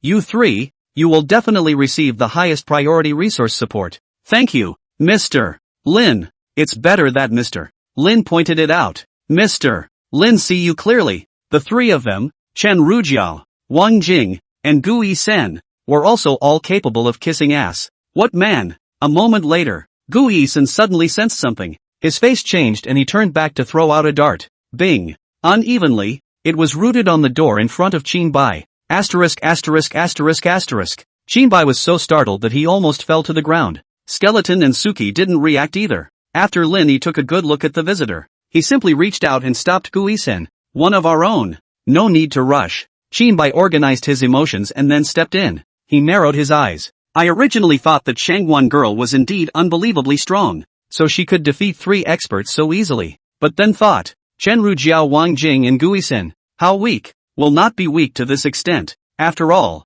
I am a first-class master of the lower limit. The 3 of them are definitely stronger than me, and it's only logical that the time they lasted in Miss Shangguan's hands should also be longer than me. Now look, it turns out that you guys had planned this long ago to put on such a show, so that the 3 of them would deliberately lose to Shangguan Lu. It was only after these words that Su Mu and the skeleton reacted. Suki, who probably didn't understand Lin Yi's tone, was puzzled. That's not right. Miss Shangguan is very strong. Why did you have to put on this show? Qin Bija replied. The strongest martial artist in the world can hardly deal with 100 people. Even if Miss Shangguan is very strong, She simply can't penetrate 3 supreme experts in one go. But how did she wear the 3 of us as soon as she did? Skull wondered. And who is the problem? Chinbai asked again rhetorically. The skeleton was speechless. Chapter 115, Ways to Rule the Jianghu. Shangwan drop is indeed very strong. But Chen Rujiao's 3 people are not trash either. Really fight. With her ability, at most narrowly win 2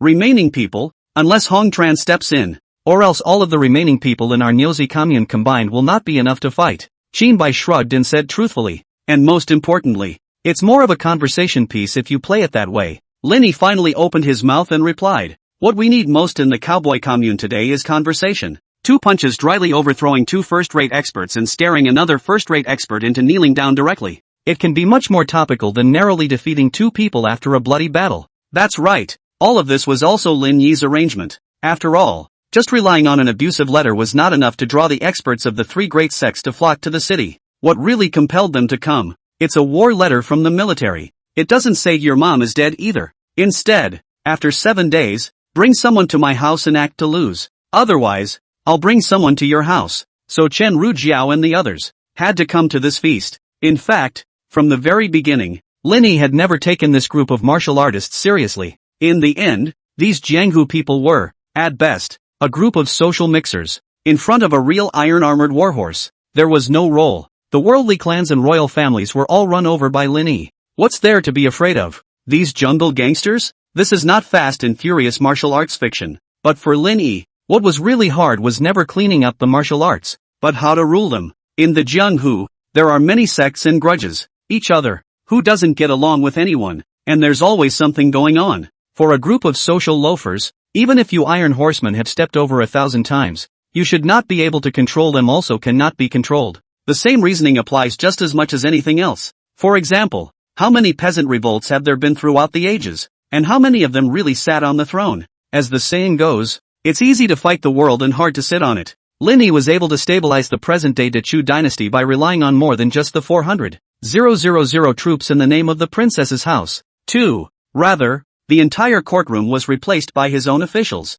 Lin Yi, Qin Bai, and Skeleton. 3 people alone accounted for 2 of the 6 parts. Not to mention the stern-faced sternness. As a veteran of 2 dynasties, he was a supporter of Su Hua, and his disciples and friends were all over the court. But Lin Yi was also clear. The jungle is not the same as the temple. What the temple needs is to master the art of power and balance all parties. But the rivers and lakes, it just depends on who is stronger. So all he did was to make Shangwan drop the stronger one. After she easily defeated the trio of Chen Rujiao today, tomorrow, news about her will spread through the streets of Dachu. This is also Lin Yi's god-making program. Linny sipped his tea and faintly said, the jungle is like that. A retarded zone ruled by hero narratives. You beat them up by your iron armor. And they won't serve you because they think you're bullying the few with the many. Will think you're bullying the ones in cloth in your iron armor. But if a 17-year-old girl violently beats up 3 masters they know with a crushing force, then she will become a person worshipped by the entire Jianghu. Qin Bai, Su Mu and Skeleton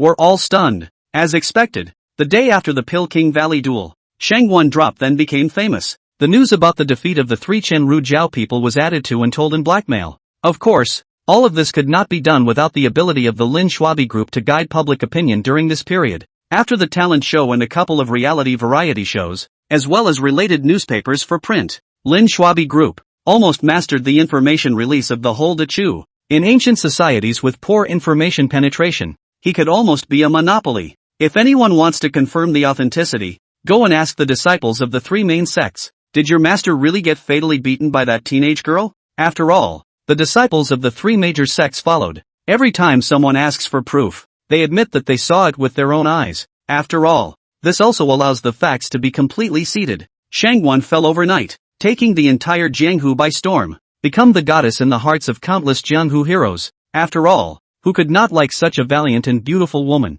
who was still strong and had a good heart? The reputation of the Oxo commune, along with the Shangwan drop, expanded. Linny also started enrollment promotion in the same trend. Many young people with dreams of Jianghu and martial arts in their hearts and minds came to the interview. The interviewers, Qin Bai and Skeletor, after a few days of picking and choosing. In the end, 2 weeks after the Pilking Valley duel, the first class of new students in the Cowboy Commune has officially started. Commencement. More than 100 energetic young people, both male and female, wearing dark green short shirts, were currently standing in the middle of the Pilking Valley. They all eyed ahead, looking closely at the high platform at the very front. The principal, Lin Yi, walked up to the high platform. He, who had eaten the voice-enhancing pill, cleared his throat and swept his gaze across the crowd on stage. Welcome to the Oxo Commune. I'm your principal, Lin Yi. Yes, the students on stage applauded. Lin Yi waved his hand. I know everyone is excited to see me, but don't get excited yet, and don't worship me so much. We're all the same here. Of course, the truth actually is, when this group of students were being interviewed, the interviewer's first question was to take Lin Yi's portrait and ask, is this man handsome? If the student says handsome, then only then can you move on. So, in order to get a handful of enrollment spots in the Oxo Commune, and to get the chance to meet Shangguan Locke, those students could only pretend to admire Lin Yi very much. But really, they just want to see their own Shangguan goddess. Of course, that didn't stop Lin Yi from going on. We, the Oxen Commune, are different from other Jianghu sects. We have to be the best at what we do. That's why we're implementing full militarized management. Let's have a uniform haircut. Uniforms. Students are forbidden to fall in love. No carrying things not related to practicing kung fu. There are 4 classes in the morning, 4 classes in the afternoon, 3 evening study periods, and 1 recess in the morning and 1 in the afternoon. Student on stage? Chapter 116, Nyuk Diploma. Lin Yi's gaze swept over the stunned faces on the stage. His expression as normal. I'm going to ask you all a few more questions and see which of you can answer them. He cleared his throat and took the pie. May I ask all of you, what is the ultimate purpose of coming to the Cowboy Commune? At those words, the scholars on the stage were dumbfounded. They raised their hands and tried to spit it out. Lin Yi randomly picked a relatively tall square-faced teenager. The teenager had an excited look on his face. Continuously break through yourself, improve your martial arts skills, and ultimately become the strongest person who crowns the martial arts world. Lin Yi shook his head. No. He then picked out a gallant woman who held her chest out and spoke with a voice. It's for the sake of the Cowboy Commune. For our clan to become a stronger power. For us to have a greater voice amongst the martial arts. Lin Yi shook his head once again. It's still not right. The freshman on the stage saw this and looked puzzled. And no one answered anymore. It wasn't until this moment that Lin Yi finally opened his mouth and said, you have come here to learn. For nothing else. It's for the country. Freshmen? Under their even more dumbfounded gaze, Lin Yi continued. All of you on the stage are scholars from all over the country of Great Chu. You are now born in a time of peace and prosperity. So you have the opportunity to learn martial arts here and roam the martial arts world. Who gave you all this? It's the state. Today's Great Chu, though, is flourishing under the wise and great Minister of Appointments. Wait, a student suddenly interrupted, raising his hand in confusion. Why the Minister of Labor? Not His Majesty, the Princess or the Prime Minister? And, who is the Minister of Appointments? It's me, Lin Yi said calmly. That's okay. The student withdrew his hand. Lin Yi's speech went on again. So everything you do, whether you are studying or practicing martial arts, should be done to give back to the community, give back to the country. With such an impassioned speech from him, the scholars on the stage, however, were dumbfounded. Apparently, they don't eat it too well. Some even started whispering, isn't that just pure pie in the sky? The hell I believe him. If it wasn't for the sake of enrolling in school to meet Goddess Shangguan, who would listen to his pussyfooting around? Just as there was a chorus of voices from the stage, Lin Yi's words changed. So, I hereby commit myself. All students graduating from the Nyozi Commune will receive a diploma customized by us personally, proving that you graduated from the full-time Nyozi Commune, which we will call Nuko graduation, and that degree will be officially recognized by the court of Dechu. And with this diploma, a senior student graduating from Oxford can enter any army in Dechu directly, with the lowest position a centurion. This statement was made. The scholars on the stage were first stunned. The atmosphere fell into dead silence at that moment. A few moments later, it was a mountain of cheers. Mr. Lin, I love you. Principal Lin will henceforth be the only person I admire in this world. Mr. Lin, take my knee.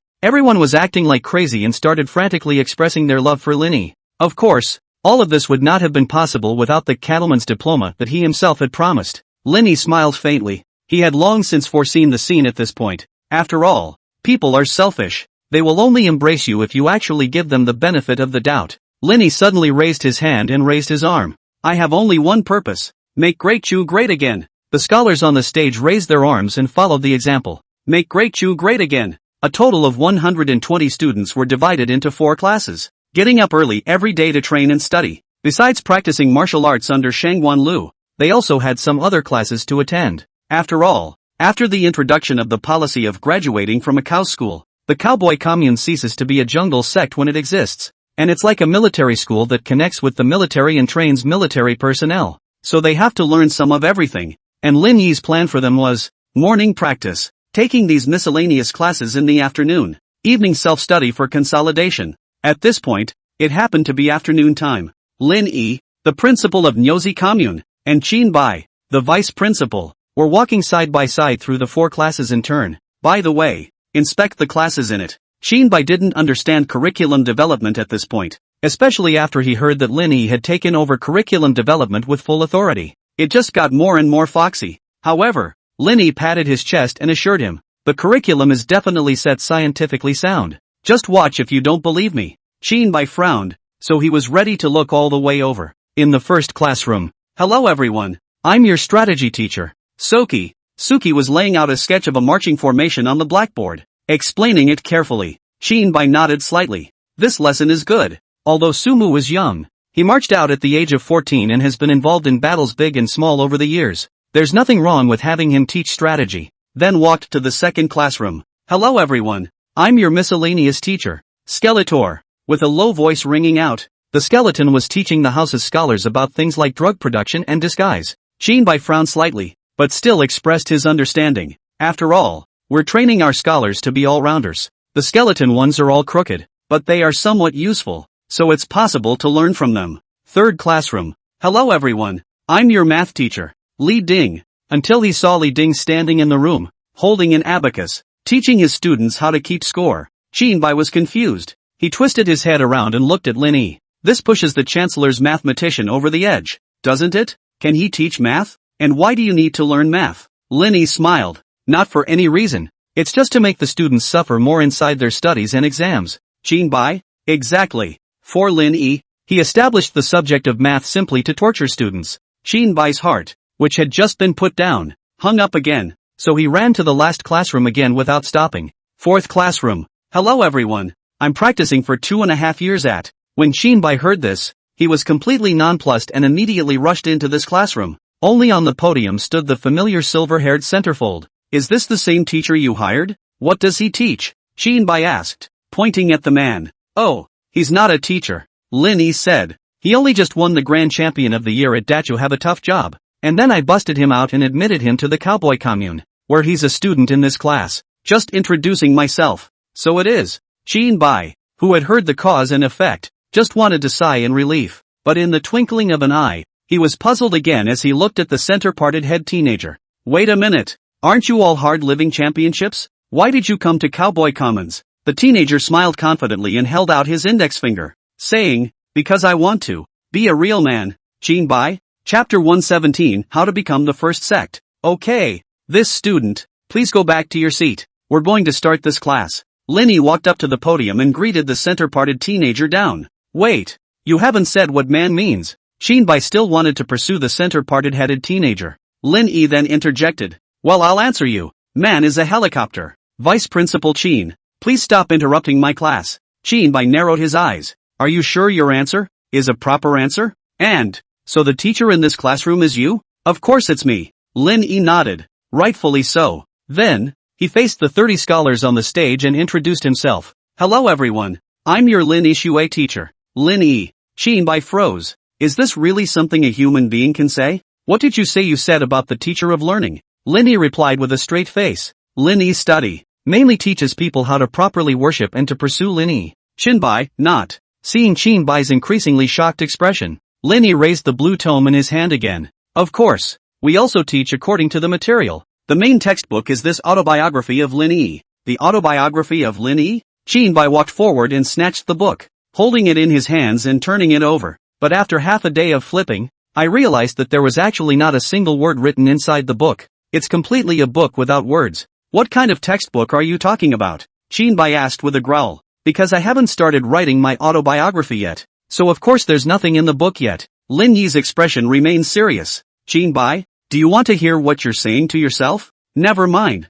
We can write it now. Afterwards, Lin Yi took the book in Qin Bai's hand and casually copied the brush on the side. He was seen skillfully turning the first page. The penny drops and the wind and rain fall. It ended up crooked on the first page. Asterisk asterisk asterisk asterisk. I'm so handsome. Jinbai voided his eyes. It's almost enough. Any more writing would be kind of gross. Lin Yi, however, replied fervently. No way. Love writing books. Can't stop it. He turned his head once more, looked at the students on the stage, and settled down, saying, of course, I certainly can't just sell myself short here. But of course I still have to teach you guys some real talent. After all, Lin Yi learned this class to pass on my life's work. Hearing this, Jinbai finally let go again, thinking that Lin Yi hadn't reached that level of abstraction, still intent to teach some real talent. And so, amidst the expectant gazes of everyone on stage, Lin Yi opened his mouth. Of course, before imparting knowledge, it's better to ask everyone a question. The students were polite.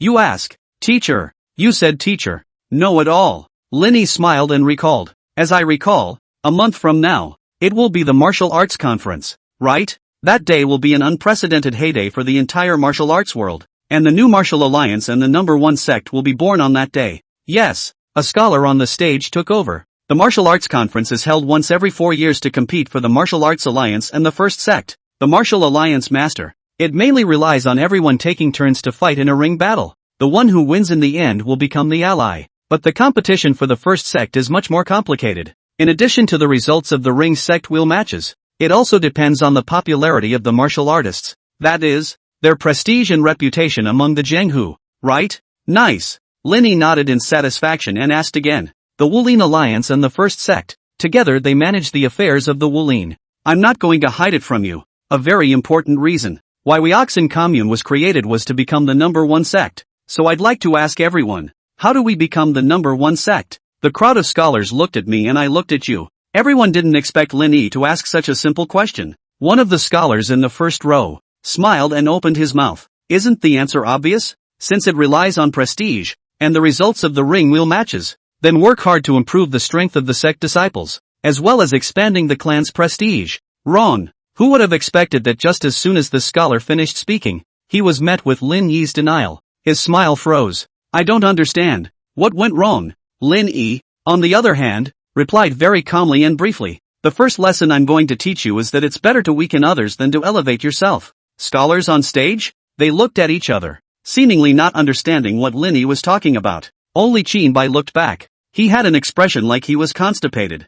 Bad. Thought Lin Yi would teach his students real talent. But I can't believe I forgot what all this guy's real talents are. It's very simple. In the next few months, as long as you guys do what I say, the probability of us becoming the number one sect will be greatly increased. As Lin Yi's smile became more and more lewd in silver tie, the students under the stage, all of a sudden, had a bad feeling rising in their hearts as well. Songshan Shaolin sect, being the oldest and most renowned Shaolin school in the world, not only did they do a very good job of passing on their martial arts, but they also knew very well how to live with the people. For example, every once in a while, in front of the gates of MT, they sell fasting rice made on the mountain. These fasting meals are not sold at a low price, and are mainly sold to those who come to Shaolin Temple to worship the temple or to tourists. It's not immune to being an income. After all, the Jianghu sect, there is no formal channels of income, can only find ways to make more money path. This is not. Today at noon, in front of the Shaolin Temple gate, it is again early to support the fasting food stalls.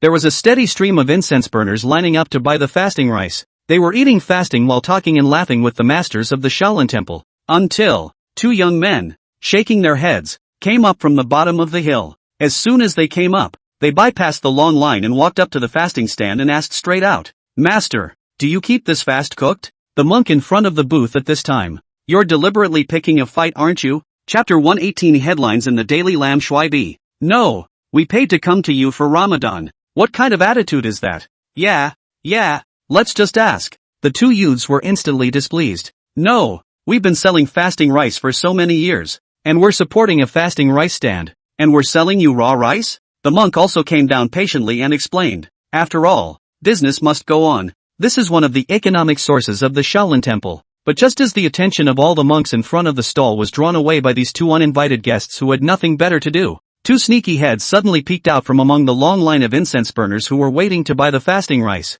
After making sure no one was looking, they quickly sprinkled a handful of white powder in their hands into the buckets of fasting rice in the stall. Again, he quickly retracted his body and acted as if nothing had happened. The two troublemakers, seeing that their accomplices had gotten their hands on them, stopped being aggressive. Alright then, since Master has said so.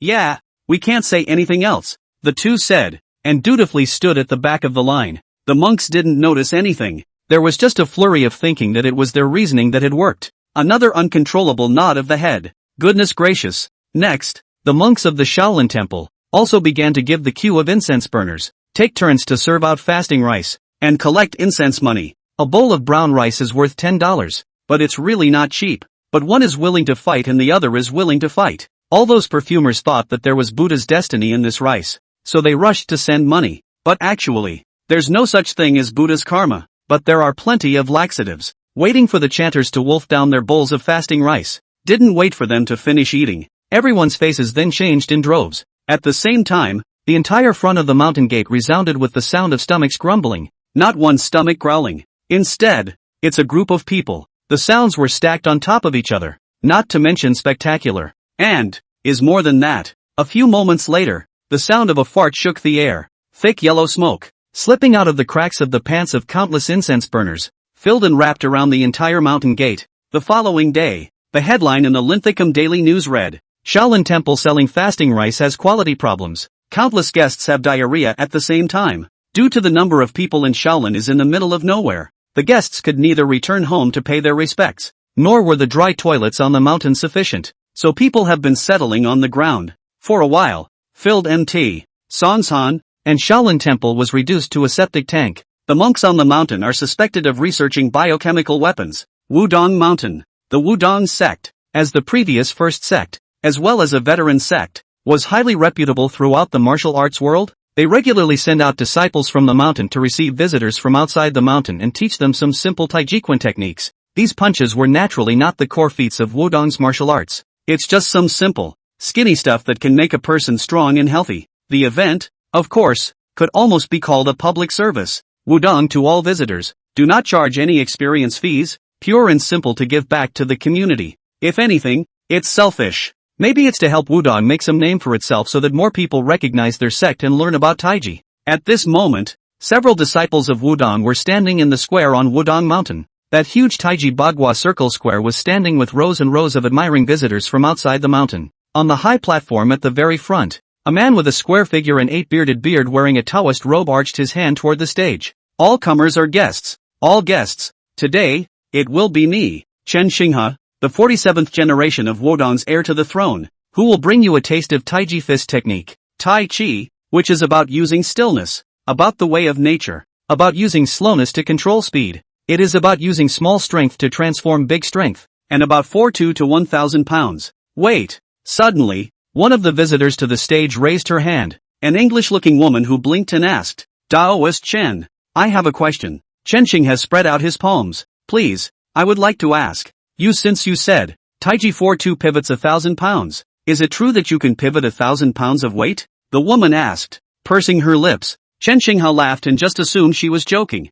I'd like to dial it up and try it. Just where did I find this 1,000-pound weight? That's good. The woman smiled brightly, then clapped her hands together. A few moments later, a few large, burly men covered in horizontal meat slowly walked up from outside the mountain gate not far away. One of them was holding a long iron bar. The rest of the men hand a few large pieces of iron with a round hole in the center. Chen Xinghe narrowed his eyes. This is. The woman first signaled the burly men to put their things down, and then proceeded to reply in a harmless manner. Back to the Taoist master. This thing is called a barbell. As the name suggests, an iron bar is supported, and pieces of iron of different weights are loaded on it as required. These pieces of iron I have brought are just properly 960 pounds. Just 40 pounds of iron bar. When you put the iron pieces in place, it's a perfect jackhammer. Since you said 4 or 2 pounds, then we'll see how you dial it. Now there are 3 choices for you: bench press, hard pull, and weighted deep squat. If you rattle this 1,000 pound barbell in any way,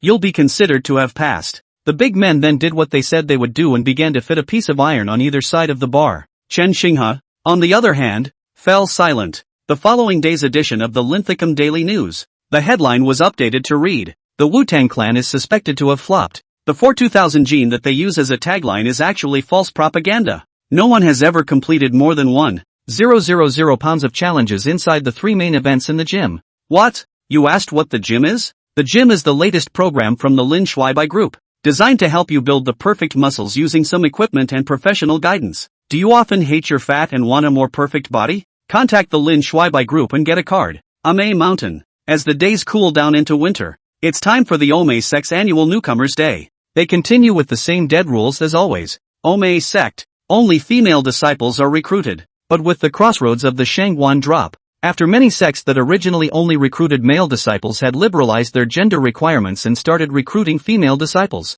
they also sensed the crisis and became more proactive and vocal in their publicity and nativity. In order to show its importance, Ome Sect sent out the third and fourth sisters under the seat of the master and mistress to be in charge of recruiting new students. They tested the roots and bones of those who came to enroll and conducted interviews to see if these newcomers possessed the character traits to practice martial arts. Chapter 119, Principal Lin's accompanying assignment. Third and fourth senior sisters. Two powerful women with clean faces but cool temperaments. By this time it had been a full day of interviews and all were a little tired. The fourth senior sister had begun to yawn. Senior sister, you say there are a few good seedlings today? Third senior sister paused and replied with a straight face. Not many, actually. After all, there are few among women who are willing to practice martial arts in the first place, and most of them are bound by the rules of propriety and discipline. If it's still like it was originally, except for us who are female disciples only, there are only a few sects where men and women are not limited. We can actually still find good seedlings. But now, as the fame of that Shangguan goddess grows bigger and bigger,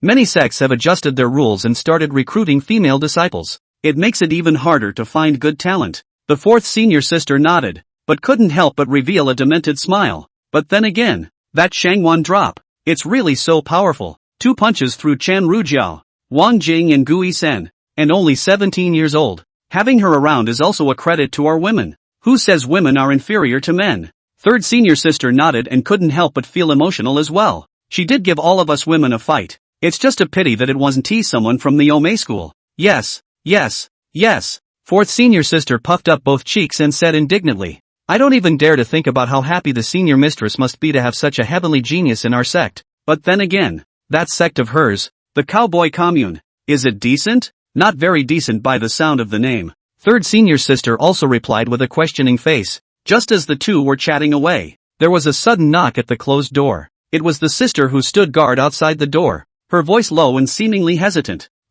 Two senior sisters. There's a newcomer coming for an interview. The two senior sisters didn't hear anything wrong. Third senior sister said gently, Oh, let her in. The two were then shocked to see a figure at least 9 feet long, not too far from horizontal and vertical, and so large that it looked like a small mountain, was projected on the window pane in front of the door. The fourth senior sister swallowed, turned her head to look at the third senior sister, and asked, Isn't this newcomer a little overpowered for his size? Although the third senior sister was also sweating cold sweat, she still smiled and said, After all, we are a martial arts sect. It's not a beauty pageant. Who says women can't be broad and fat? We only look at the bones. We only look at the bones. The two consecutive just look at the roots and bones still revealed her weakness. As the door was pushed open, the two were amazed. That small mountain of a newcomer, who was dressed in women's clothing but had a beard. He, sat on her but on the chair in front of the two senior sisters. The two only felt the earth shake.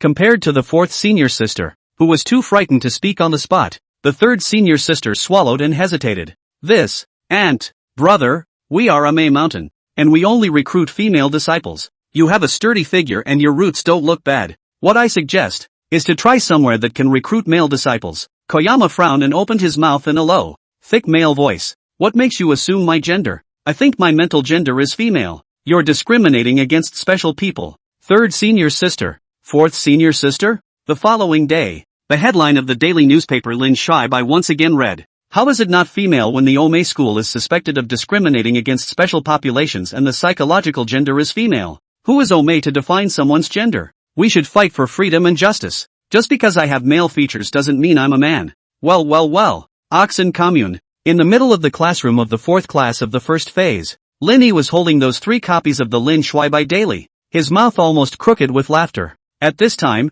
Shaolin, Wudong, and Ame, the 3 famous sects with a long history, were also all strong contenders for the #1 sect at this year's Martial Arts Congress. At this point both are wrapped up in public opinion and are left to fend for themselves, especially with the rendering of the Lin Shuaibai Daily, the most influential media outlet in all of Chu. All 3 of these centuries-old families have a late bloomer. Linny put down the newspaper in his hands and smiled to the students on the stage. That's what your teachers taught you. It's better to elevate yourself than to pull down your peers. Anyway, this goes down. Their reputation goes down. And by contrast, ours goes up. And the faces on the stage, listening intently, were old acquaintances. For example, the 4 men in the first row were the same 4 who had cooperated with the disturbance and drugged in front of the Shaolin Mountain Gate. They were all a little pale at the moment. After all, in order to clear their bodies of suspicion, they had resolutely eaten fasting rice even then. But due to the powerful laxative Lin Yi had taken to them, it was a bit too powerful. It led to a flurry of activity.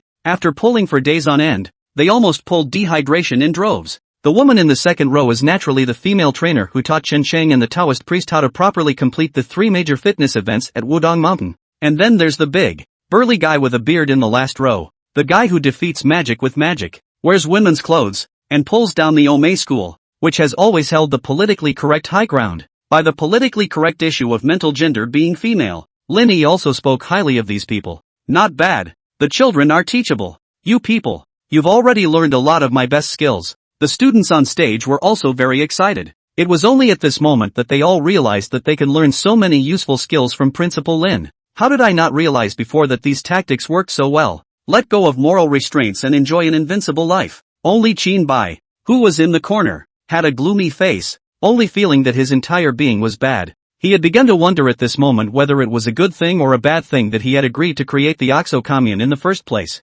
After all, under the words and teachings of Lin Yi, the principal, this group of students, not to mention being misguided, are afraid of going straight to the devil. Lin Yi noticed Qin Bai, who hadn't said a word, and asked smilingly, Vice Principal Qin, what do you think? How are the hands-on skills of these new students of ours? Qin Bai froze, then replied, I just have a feeling that the classroom, right now, kind of looks like a place in the legendary underworld. Which, road. Lin Yi. Qin Bai only felt that the classroom today was like a group of people in a meeting. A big is raising a bunch of little s. The thought made him repent in his mind again, saying so, and a little bit sorry for the real, because to use to describe Lin Yi, are a little bit insulting. Chapter 120, 1,000 miles of farewell to the king. On the outskirts of the imperial capital, on the Ba Bridge. By now it was winter and the ground was full of dead leaves. The river under the bridge is also gradually drying up, and the only turbid water that remains is faintly showing signs of freezing. Lin Yi stepped down from the carriage, and as soon as he opened his mouth, he let out a white puff of air, so he tightened the fur coat on his body again. Shang Wanlu rolled down from the horse in front of him and handed Lin Yi the warm water bag in his arms. Sir, it's cold. You'd better keep warm. Lin Yi took the warm water bag and cupped it in his hands, and then whispered to Shang Wanlu, Little drop, you're now known as the female god of war in the Jianghu, so you actually don't have to be around me like this all the time. Shang Wanlu scratched his head. In fact, I didn't intend to be around you. It's just that today you send off Mr.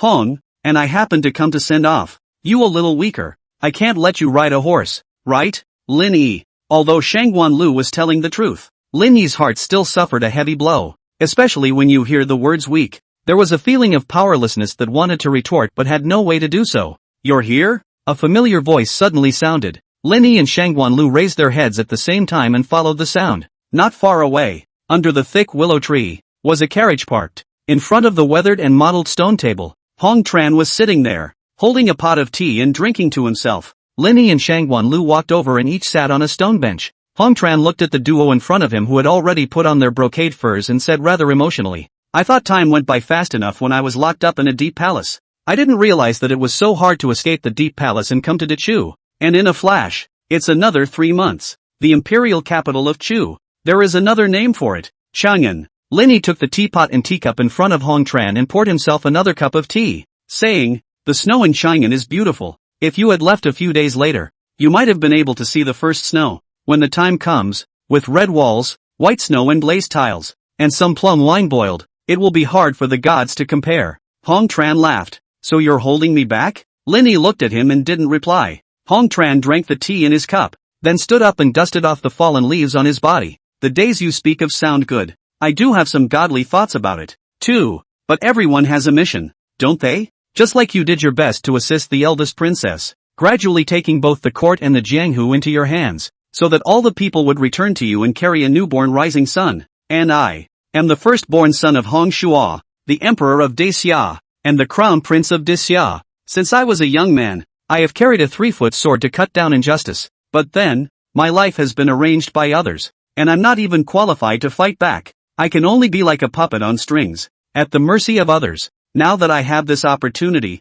then I have to go back, to fight, to carry my sword into the metropolis, to stand in front of that man and tell him that everything he's done is wrong. His life is all wrong. Afterwards, Hong Tran made another deep bow towards Lin Yi, this time in Dichu. Much thanks to the care. My wife and son are still in Dichu territory. I still hope that Mr. Lin and Miss Shangwan will help take care of them. Shangwan Drop immediately nodded his head. Don't worry, Mr. Hong, you taught me martial arts. I will naturally help you take care of your wife and children. Hong Tran nodded and turned around to walk onto the carriage again. Let's give you another ride, Lin Yi proposed. It's not necessary. Hong Tran's firm voice came from the car. When you send a gentleman 1,000 miles away, there's always a goodbye. It's cold today. You two go back earlier. Don't rush the night road again and make any mistakes. Also, Lin Yi blew on the tea in his cup, but in fact, the tea had long since stopped being hot. Witnessing Hong Tran's carriage sail away, it gradually disappeared at the end of the stagecoach road.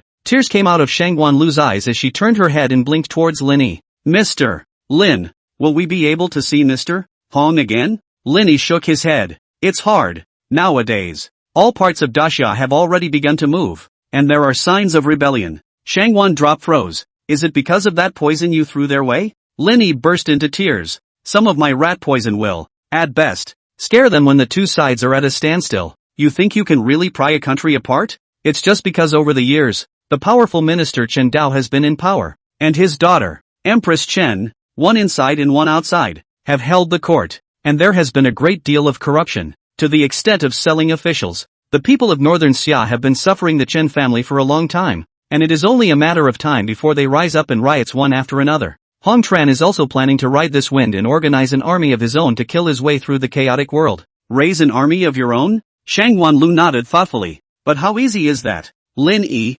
however, shrugged. In a chaotic world, human life is like a pig or dog. Even the leader of the insurrectionary army, the crown prince of Daxia, also has the possibility of losing his army and dying at any time. That's why he left his wife and children here, so that even if he dies, he'll have a place to lay his head. And what if he lives? Shangwan Lu could not help but ask again. In case he lives and kills his way into the Daxia palace, to become the new emperor, then won't his wife and children become hostages when they are here with us? Lin Yi smiled. Perhaps, from the beginning, he never thought he would survive. Why? Shangwan Drop was even more puzzled. Lin Yi smiled mysteriously, but there was a bit of sadness in that smile. I'm not really sure now, but soon we'll know the answer. Shangwan Lok also heard out why Hong Tran's trip was a certain death. Lin Yi knew it in his heart, but now is not the time to tell. Since Mr. Lin wouldn't talk about it, she didn't ask any more questions, just accepting within herself that Mr. Hong's trip was bound to be a lost cause. She couldn't help but be despondent.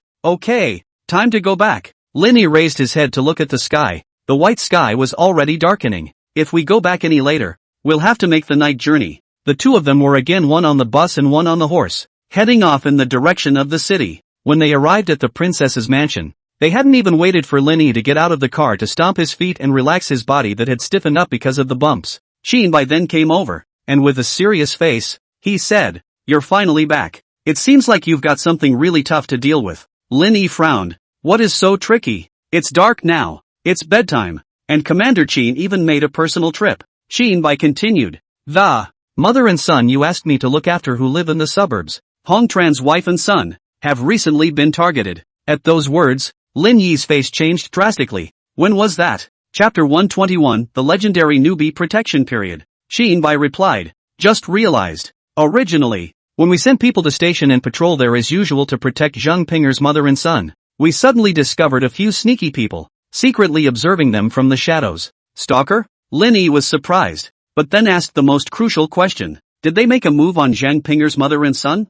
Bai shook his head. That's not true. They should just be scouts scouting for news. It's a good thing that the few brothers I sent to protect Zheng Pinger were all pretty good, and they quietly concealed their breath. It didn't let the scouts discover their existence either. Lin Yi had already been a little sleepy, especially on this cold day, and didn't want to stay outside much at all, only wanting to rush into his warm blanket. But now, he had snapped out of it. With big strides, he headed out the door, retightening the straps on his coat. No way. The matter should not be delayed. I must hurry over and see. After all, he had just promised Hong Tran today that he would help him take care of his wife and son. Now Hong Tran is not even out of Shaanxi. If something happens to Zhang Pinger, where will Lin Yi put his old face? I'm coming with you. Shang Wanlu also followed quickly after a moment of being stunned. You don't have to. You can go back and rest first. Lin Yi, however, sent her away. Shang Wanlu, however, rarely listened to Lin Yi's words, but said firmly, with Mr. Hong Gong,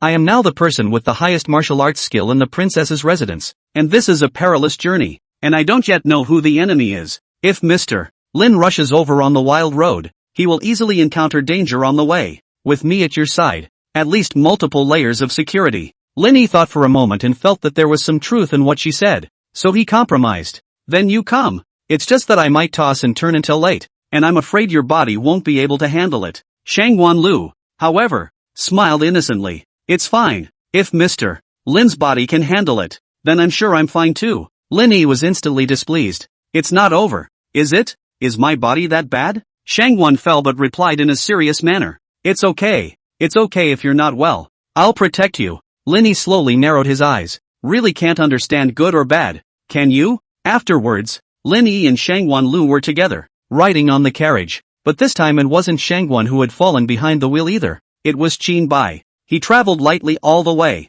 taking Lin Yi and Shang Wanlu, leaving the imperial capital, passing through the layers of forests, and eventually arriving at the secluded little courtyard. Lin Yi got out of the car and stopped in front of a tree outside the courtyard, quietly looking at the courtyard. In that modest courtyard, 2 lanterns were currently lit, providing a faint light. A woman dressed in cloth, with her hair tied with a cloth band, was walking through the courtyard, feeding the chickens in their cages, and later putting away the clothes that had been drying during the day. The woman looked to be in her 30s, with some wrinkles already on her face and her skin not as hydrated as a young girl's, but from between her eyebrows, it was still clear that she was definitely a beauty when she was young. Mother! A child, half his age, suddenly ran out of the house, gathered around the woman, and began to fidget. Tang He, what hour is it already? Still not sleeping? I'll beat your ass. The woman frowned and fainted. The child called Tang He seemed to know that his mother was gentle and would never spare a beating, and was emboldened to say so. Ha! I know mother wouldn't want to hit me. Mother, what are you doing? Zhang Pinger put away her anger and turned the corner of her mouth to raise a smile. I'm feeding the chicks. If I don't feed the chicks, how will our here eat eggs every day? Donan sat his butt down in front of the chicken coop and said, I don't want eggs. I miss Daddy. Dad said he'd come to reunite with us after he sent us here. Zhang Pinger gently tapped Tang He's forehead with her finger and said, didn't your father come to Dachu to reunite with us? It's not like you haven't seen him before. Where is it considered a reunion? Tang He, however, argued with reason. We've been in Dachu for 3 months, and father hasn't been here more than 10 times. Yesterday he came, just sat down, had dinner with us, and left again. Why is he so busy? Zhang Pinger smiled. That's because, when you were living in the palace, you were bored with your father every day, and now that you're violently seeing less of him, of course you're uncomfortable, but he has his own things to do as well. Surely he can't stay with you forever. Our family here is also going to grow up, and when you grow up, you're going to be a man on your own. Definitely can't stick to your father all the time. Seeing that he couldn't say no, Tang He immediately quit and started rolling all over the floor. I won't do it. I don't want to grow up.